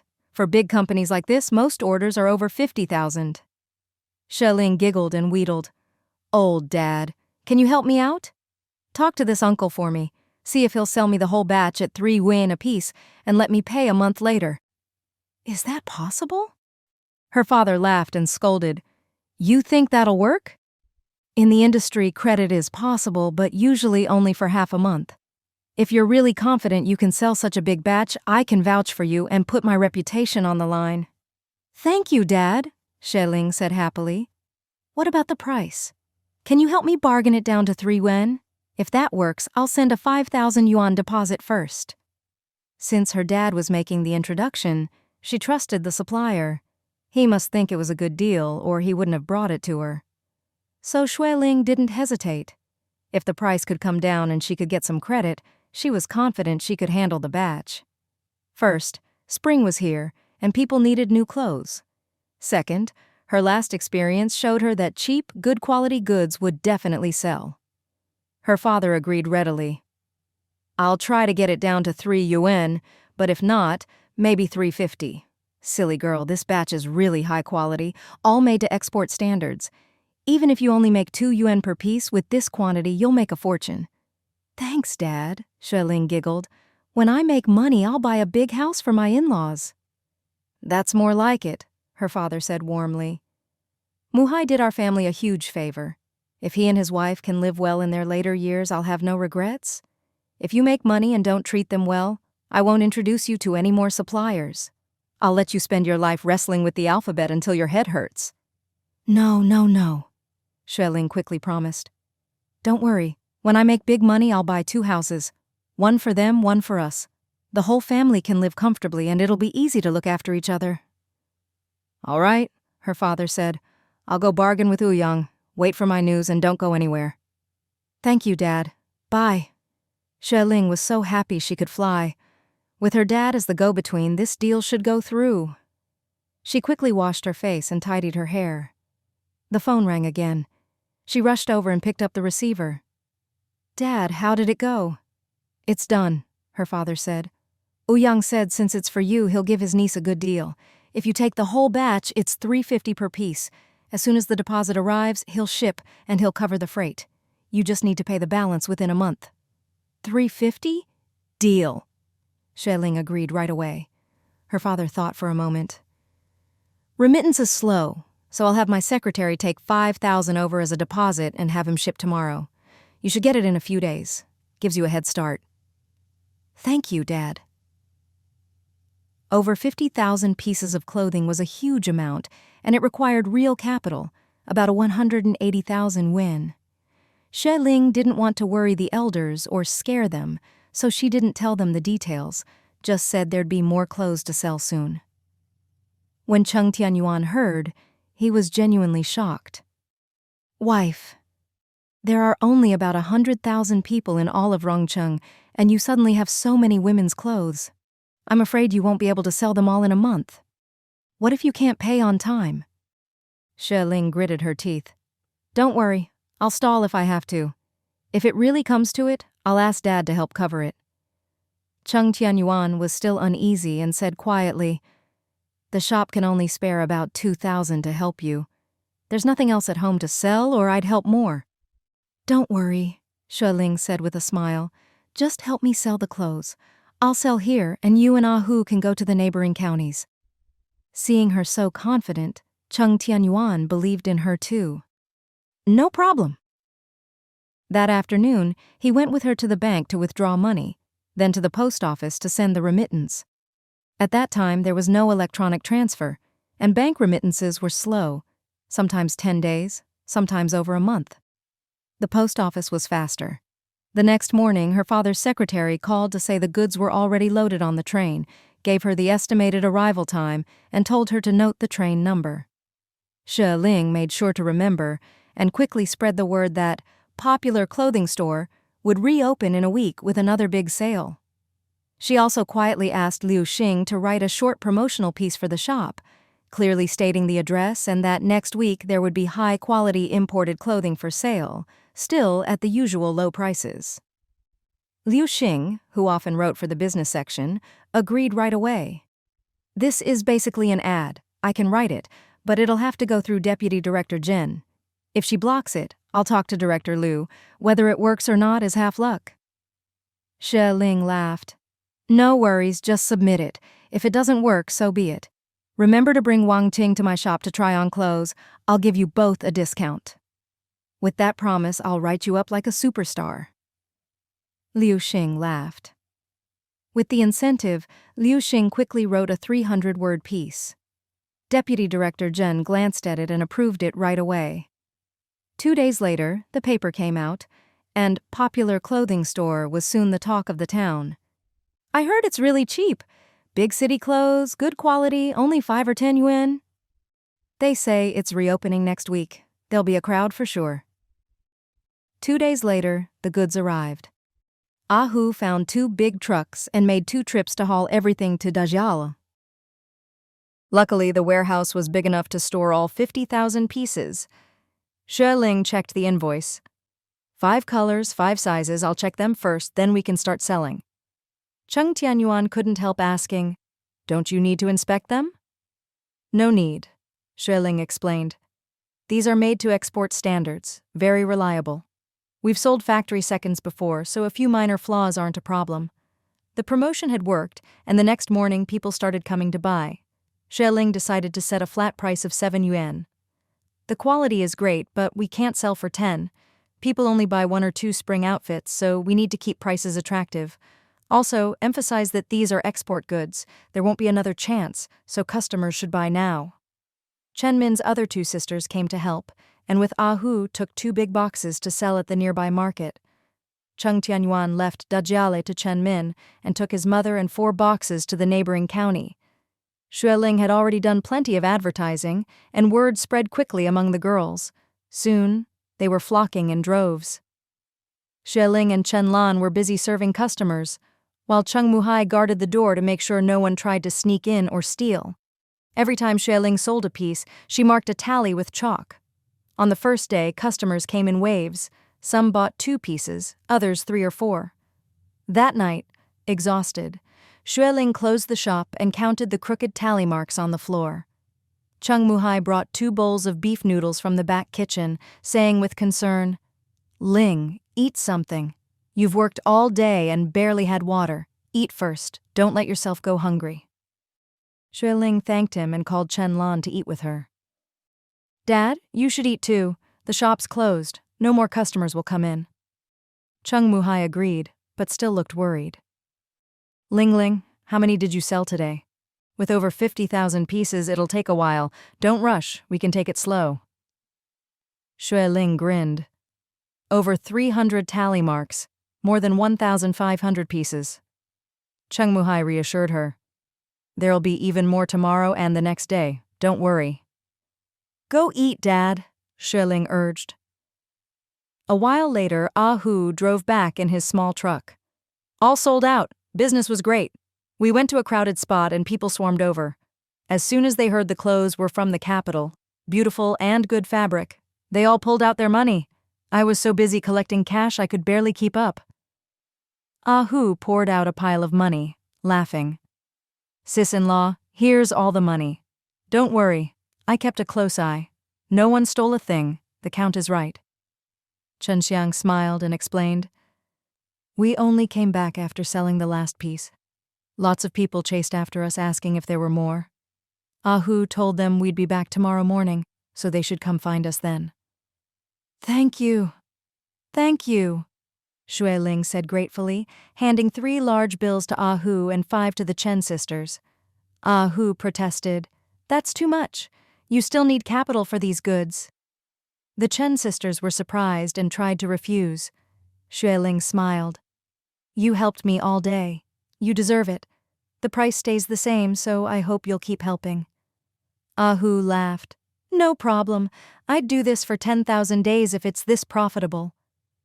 The Chen sisters went home happy, promising to come early the next day. After eating, Xue Ling carefully counted the money. Just then, Cheng Tianyuan returned with his mother. Xue Ling ran out to greet them, asking, Why so late? Liu Ying explained, Yuan said it was late, so he took me and the driver to eat before coming back. The driver dropped us off and we walked in. Cheng Tianyuan, sweating, smiled. I arranged for the driver to come again tomorrow morning. I told him not to take other jobs for a few days. He needs to help us. Liu Ying was excited. We went to 2 places, sold 2 boxes, and people kept coming. The other 2 boxes sold out in no time.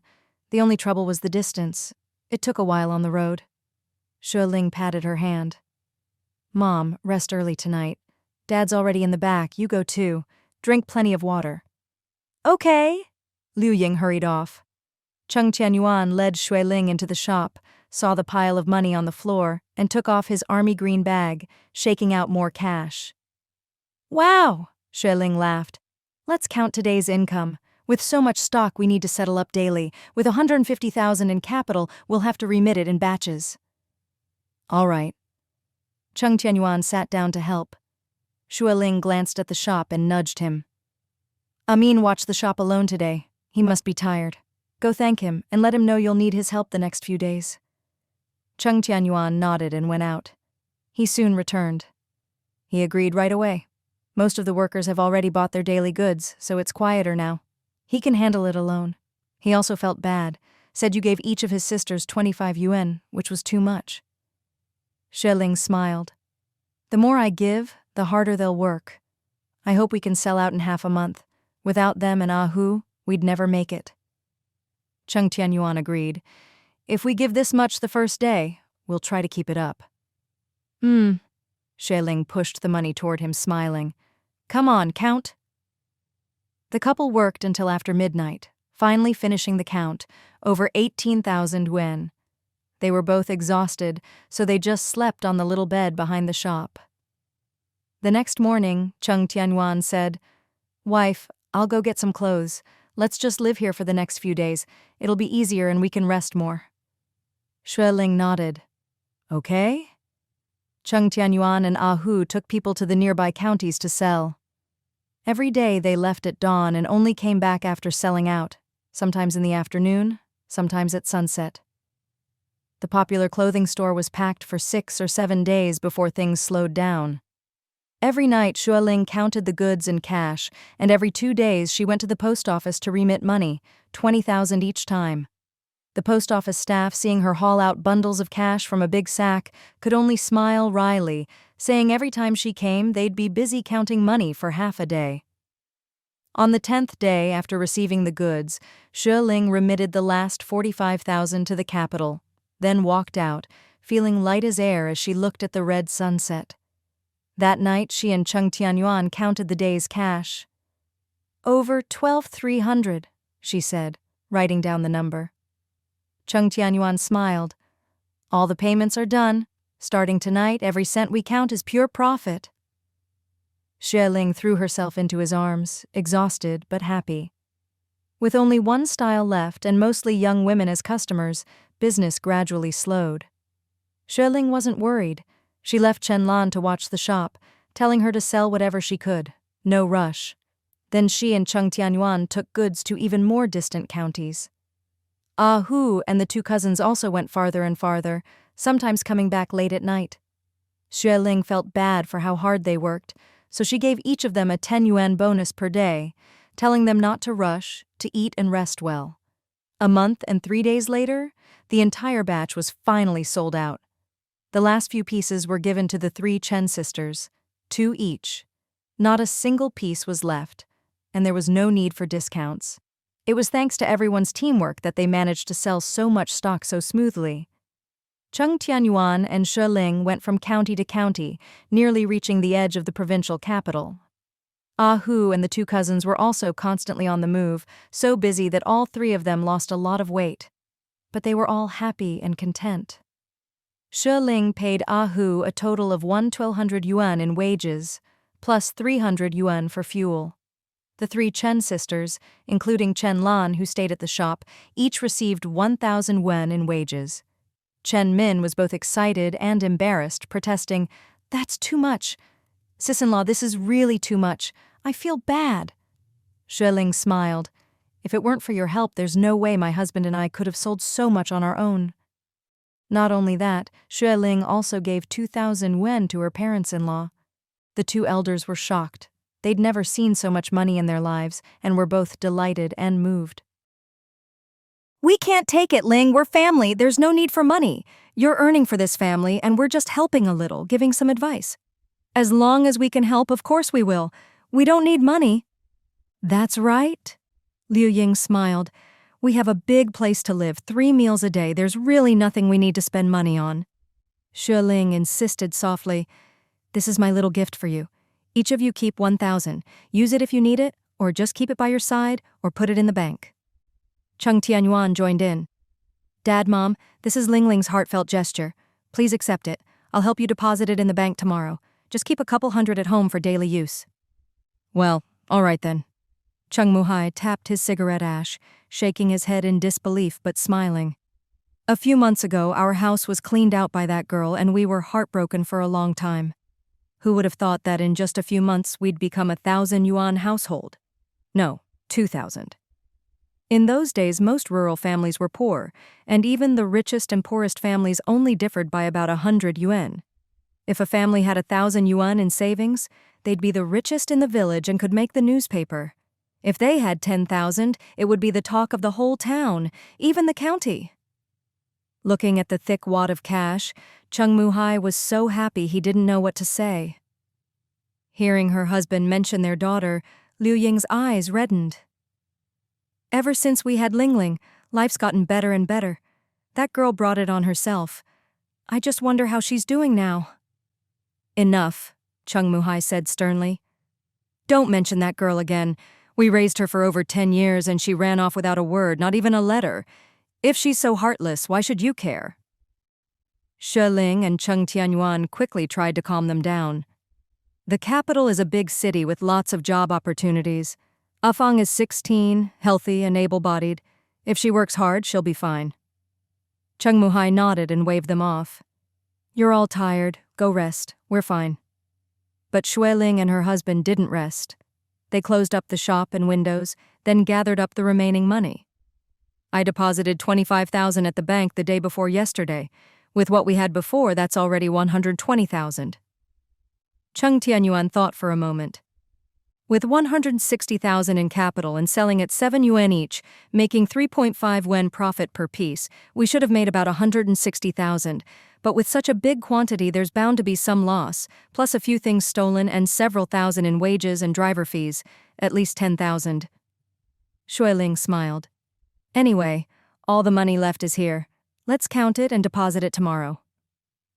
The couple worked until 2 a.m., sorting out more than 28,000 yuan. Xue Ling bundled the cash and pushed it to him in a black cloth bag.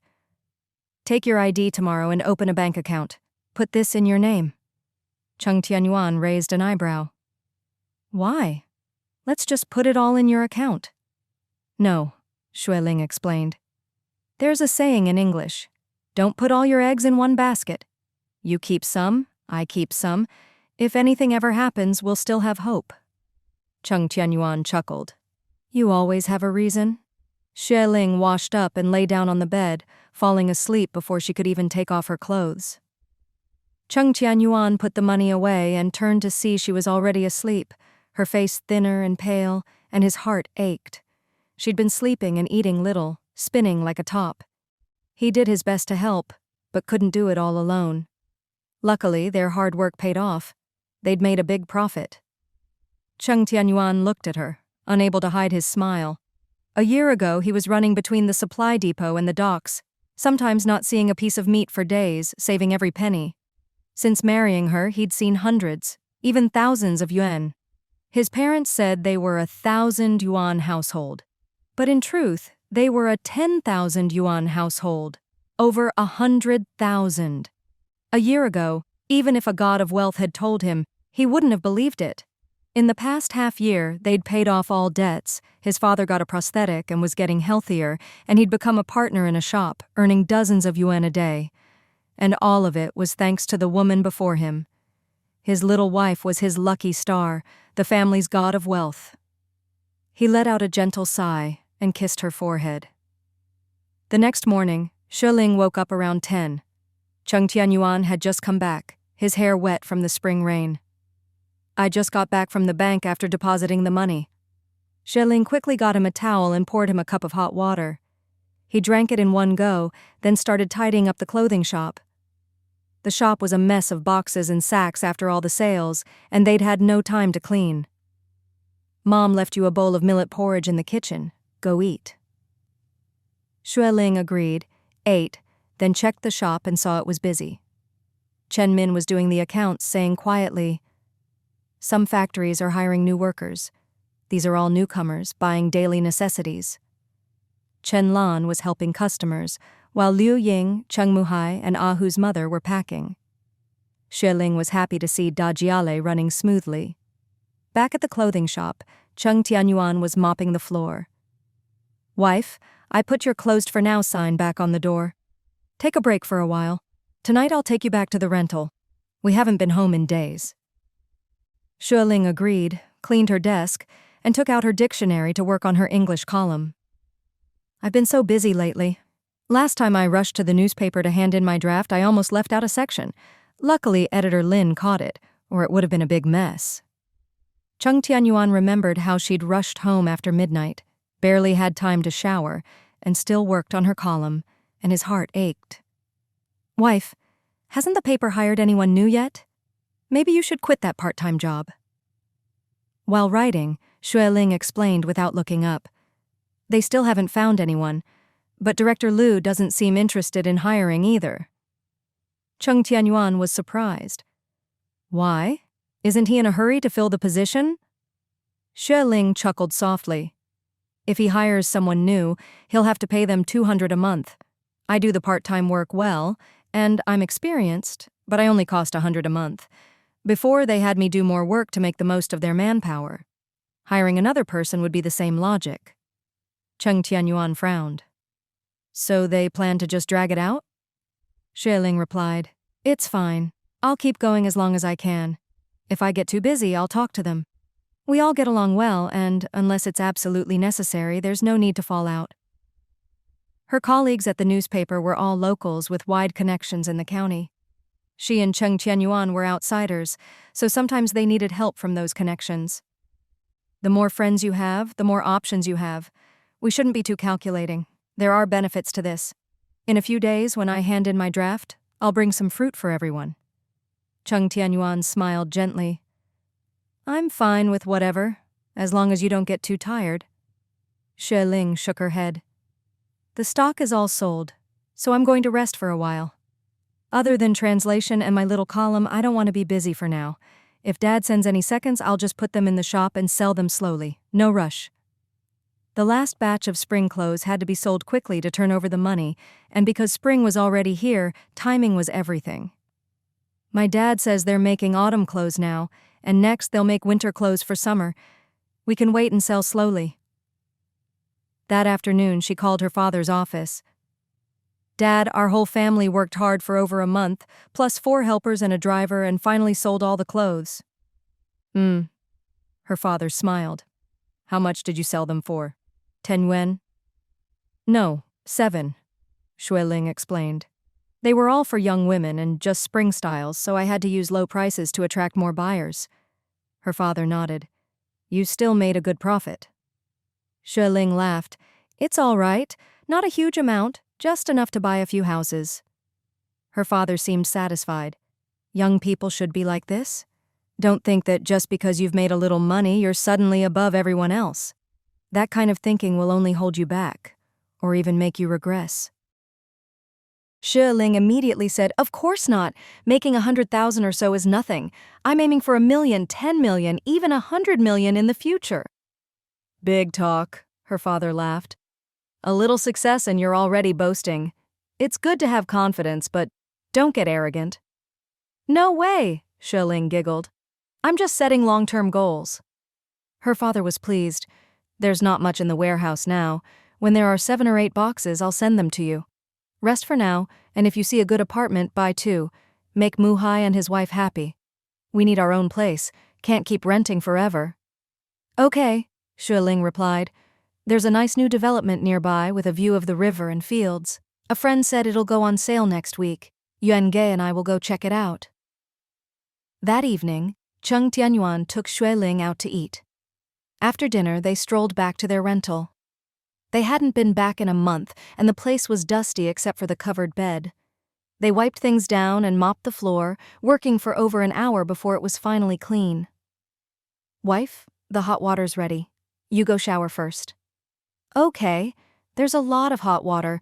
No need for a whole tub in this weather." Cheng Tianyuan came in, eyes burning, and said softly, "Then, let's shower together." Xue Ling blushed and stepped aside to make room. For the past month, they'd been so busy with business that they left at dawn and didn't rest until after midnight. They'd fall asleep as soon as they hit the pillow, with no time or energy for intimacy. Now, alone together, they quickly grew affectionate, especially Cheng Tianyuan, in his prime. While showering, he couldn't keep his hands to himself and finally scooped her up and kissed her. They kissed from downstairs to upstairs, from outside to inside, making love passionately until late at night, only stopping when Xue Ling was completely exhausted. The next day, they slept in, not needing to worry about work or being late. Cheng Tianyuan, still not satisfied, pulled her close for another round before getting up. They had breakfast at the street corner, bought fresh beef at the market, and strolled back to the development zone. It was nearly Qingming Festival, and the streets were full of people selling candles and flowers for tomb sweeping. Cheng Tianyuan said gently, "Dad and Mom said Qingming is in a few days. We haven't been home in months. They want to go back and visit the ancestors' graves." "Should we go too?" Xue Ling asked. Cheng Tianyuan smiled. "If you want, we'll go with them. Chengjia village is close. It's only a 2-day trip." Xue Ling thought for a moment and agreed. "Since I married you, I haven't paid respects to your ancestors. As the younger generation, I should go."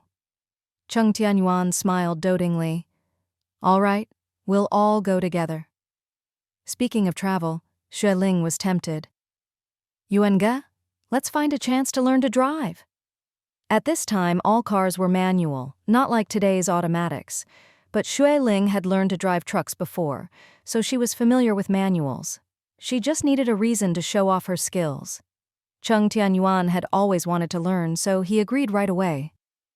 "Hu doesn't need to deliver goods these days. He should be around. Let's ask him for help."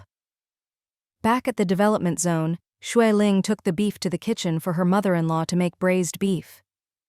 "Wow, it smells great!" Hu came in grinning. "Auntie, you're making braised beef again. I could smell it from far away." Liu Ying laughed. "You'll get your fill soon." Cheng Tianyuan and Xue Ling quickly pulled him aside to ask about learning to drive. "Ha! You've come to the right person!" Hu crossed his legs and grinned. "Do you know what my old job was?" Xue Ling played along. "What was it?" She only knew he'd left his job to drive trucks and do business, but not what he did before. Hu's mother flicked his forehead and interjected, "He used to be in the transport division doing logistics, just odd jobs, nothing to brag about." "Ministry of Transport?" Xue Ling laughed in delight. At this time, there wasn't even a concept of traffic police, and getting a driver's license didn't require any exams. As long as you could drive on the road, you could get a license and drive legally for life. Hu explained, "The Ministry of Transport manages the bus stations and some traffic accidents. We used to be in charge of the train station too, but not anymore. My mom's right, the work there is all over the place. But if you want to learn to drive and get a license, I'm definitely the right person." Cheng Tianyuan asked. Can you teach us? How do we get a license? Hu replied, Of course I can teach you. I worked in the transport team and drove trucks. I can drive anything. Are you planning to buy a Jeep? Xue Ling smiled. We'll learn to drive first, then buy a car. Hu thought for a moment. No problem. I'll teach you, then take you to my unit to register, fill out a form, hand in a photo, and drive a bit for my supervisor. You'll get your license quickly. Is it hard?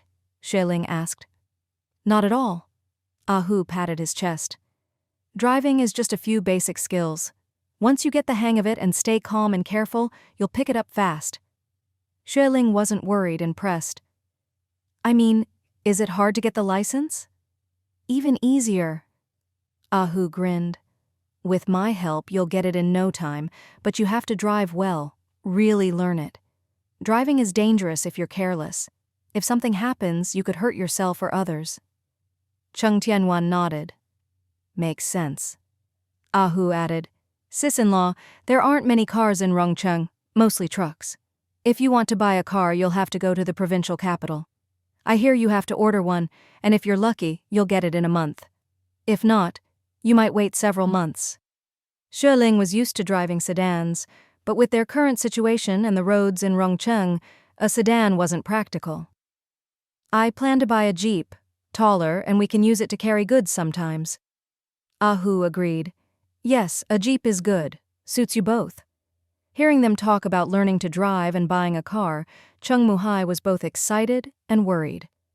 How much does a car cost? Do you know, Hu?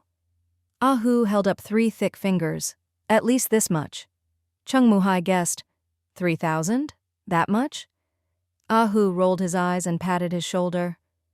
Uncle, you're way off.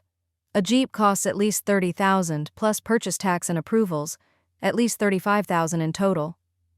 Everyone was stunned. 30,000. Hu's mother nearly lost her breath. That's too much. Hu laughed. If it wasn't, I'd have bought one myself. Why would I still be driving for others? If you buy your own, all the money you make is yours. How great is that? Cheng Muhai recovered and looked at his son and daughter-in-law. Are we really going to buy a car? Liu Ying nudged him. Let the young people decide. Don't ask too much. Cheng Tianyuan looked at Xue Ling and explained, If we need it, we'll buy it. If Ling Ling wants one, we'll try to get one. Hu, having worked with Xue Ling for over a month, guessed she'd made a lot of money. He grinned. Of course sis-in-law wants to buy one.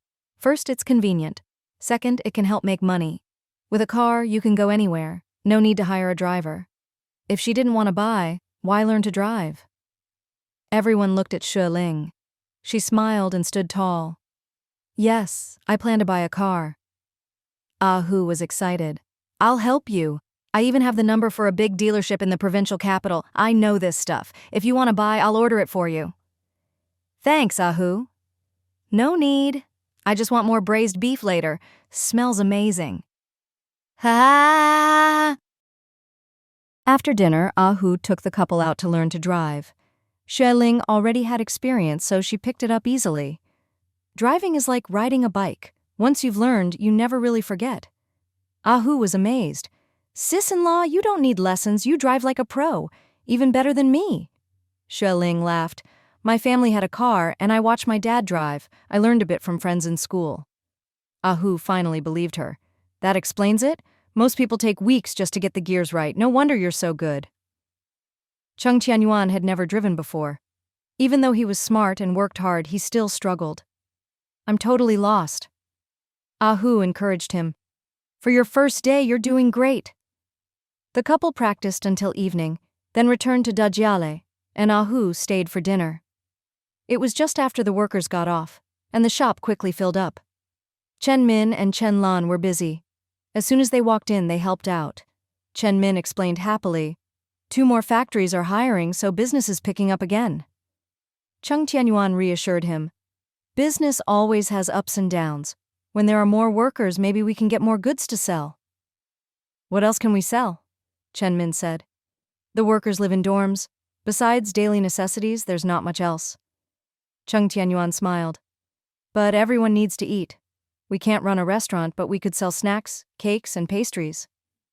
That's a great idea, Chen Min agreed. Ah Hu's mother chimed in. No need to look elsewhere. I can make them, so can Ah Yuan's mom and Lan. During holidays, we all make rice cakes and mung bean cakes at home. It's not hard. Ah Hu put his arm around his mom. My mom's cooking is the best. Better than anything you can buy outside. Cheng Tianyuan shook his head. But you all help at the shop. Don't overdo it. Don't try to do everything and wear yourselves out. Liu Ying called from the kitchen. We're only busy at mealtimes. The rest of the day the workers aren't around, so we have plenty of time to sit and rest. After listening, Cheng Tianyuan still wasn't quite convinced. Business can be busy or slow. Sometimes it's not hectic. But if there's ever an emergency and a sudden rush of customers with no staff around, a single loss could be huge. Forget it, it's better if the elders can take it easy. But Liu Ying and Ah Hu's mother were determined, insisting they could handle it. Liu Ying, still thinking about Xue Ling's suggestion, smiled and said, I want to sell braised meat. Ling Ling said my family's secret recipe is great. If I sell braised meat and eggs, people will love it. Ah Hu's mother said boldly, all my pastries are delicious. Ah Hu grew up tall and strong because I made him pastries every day. Chen Min and Ah Hu exchanged a smile and agreed, if it sells, great. If not, we'll just eat it ourselves. No way to lose on this business. Cheng Tianyuan thought for a moment. The only regular staff now are Amin and Alan. I go out for deliveries every 2 days and sometimes help my wife, so I can't be here all the time. Ah Hu can't be here regularly either. He's often out delivering. I'm here all the time, aren't I? Said Cheng Muhai gently. Your mom and I live here. We're here 24/7. Ah Hu's mother suddenly remembered something and said, my niece, Ah Xiang, is out of work now. Why not have her come help and be a regular staff member? Chen Min quickly whispered, Aunt, don't say that. Cheng Tianyuan asked with concern, what's wrong? Wasn't Ah Xiang working at a textile factory? Did she quit? Ah Hu's mother looked at her son, but Ah Hu quickly lowered his head, avoiding her gaze. She glared at him, then answered, the textile factory is unstable, sometimes only 2 or 3 days of work in 10. Ah Xiang is hardworking, but she barely makes 20 yuan a month. Chen Min interrupted. She's been helping Ling Ling sell clothes and made 1,000 yuan. She's quit the textile job and is looking for new work. No need to worry about her. Ah Hu's mother muttered, if you're hiring, it's best to hire family. Right now, Alan is the only staff. Everyone else is family. If Ah Xiang comes, she'll be on the payroll. If there's a bonus at the end of the year, she'll get a share. How great is that? And you, as her brother, shouldn't let outsiders benefit instead of your own sister. Chen Min blushed, at a loss for words. Cheng Tianyuan noticed the awkwardness between aunt and nephew and Ah Hu's silence and found it odd. Let's leave this for now and discuss it later. If we need another staff member, we'll consider Ah Xiang first. She's family. Ah Hu's mother was delighted. You're so easy to talk to, Ah Yuan. Ha ha ha. Chen Min looked embarrassed and glanced at Ah Hu, who pretended not to hear, his face darkening. After dinner, Xue Ling went back to the clothing shop to do translation work, waiting for Ah Yuan to close up. It started to rain. At first a drizzle, then heavier, with thunder rumbling. Spring thunder was rare, and everyone was surprised by the stormy night. With no customers, everyone chatted as they got ready to close. Ah Hu, with his truck, wasn't afraid of the rain and drove his mother and Alan home. Cheng Tianyuan made hot water and brought it to Xue Ling. Wife, the rain's too heavy tonight. Let's sleep here. Xue Ling, writing, agreed softly. Cheng Tianyuan didn't disturb her but told his parents to rest early, then helped Chen Min close up the shop and windows. With just the two of them left, he asked about Ah Xiang. Is there something else going on? Chen Min gave a wry smile. You're sharp. He sighed. What's up? Asked Cheng Tianyuan. Chen Min sat down. You know I'm the eldest, then I have 3 sisters. I'm 28. Ah Xiang is 25. The family's anxious about my marriage and about hers too. Cheng Tianyuan joked. Don't tell me they want to marry within the family. Chen Min smiled bitterly. Ah Hu is over 30. Years ago after my uncle died, things were tough, so he delayed marriage. Later, working in transport, he found it too easy and couldn't settle down. Then my aunt got sick, so he didn't think about marriage. My aunt always hoped he'd marry Xiang. Family knows each other and it'd keep things close. Ah Hu doesn't want to? Cheng Tianyuan asked. Chen Min shook his head. Ah Hu says close relative marriage isn't good, and he only sees Xiang as a sister, not a wife. He told my parents he's not good enough for her and she'd suffer with him.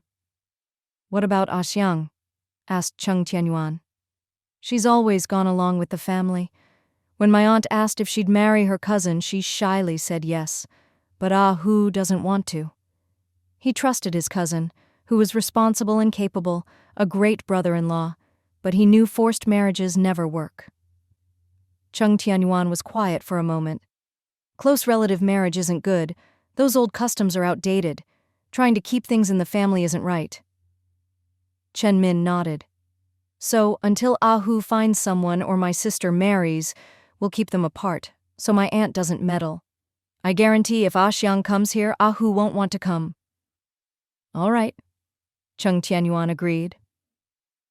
Chen Min patted his shoulder and went upstairs. Cheng Tianyuan turned off the lights and went to Xue Ling. The rooms were connected, and no matter how hard it rained, he wouldn't get wet. Seeing it was still early, he sat beside Xue Ling to help copy her draft. They'd been too busy selling clothes to do translation work, but luckily Zhao Jiaxu hadn't sent a telegram to rush her, or she'd have had a hard time explaining. The couple worked until 11 before showering and going to bed. Listening to the rain, Xue Ling couldn't sleep and lay on his chest, wanting to chat. Cheng Tianyuan smiled with his eyes closed. What do you want to talk about? Anything, she murmured. Cheng Tianyuan told her about his conversation with Chen Min. Let's be careful in the future, so we don't accidentally do the wrong thing with good intentions.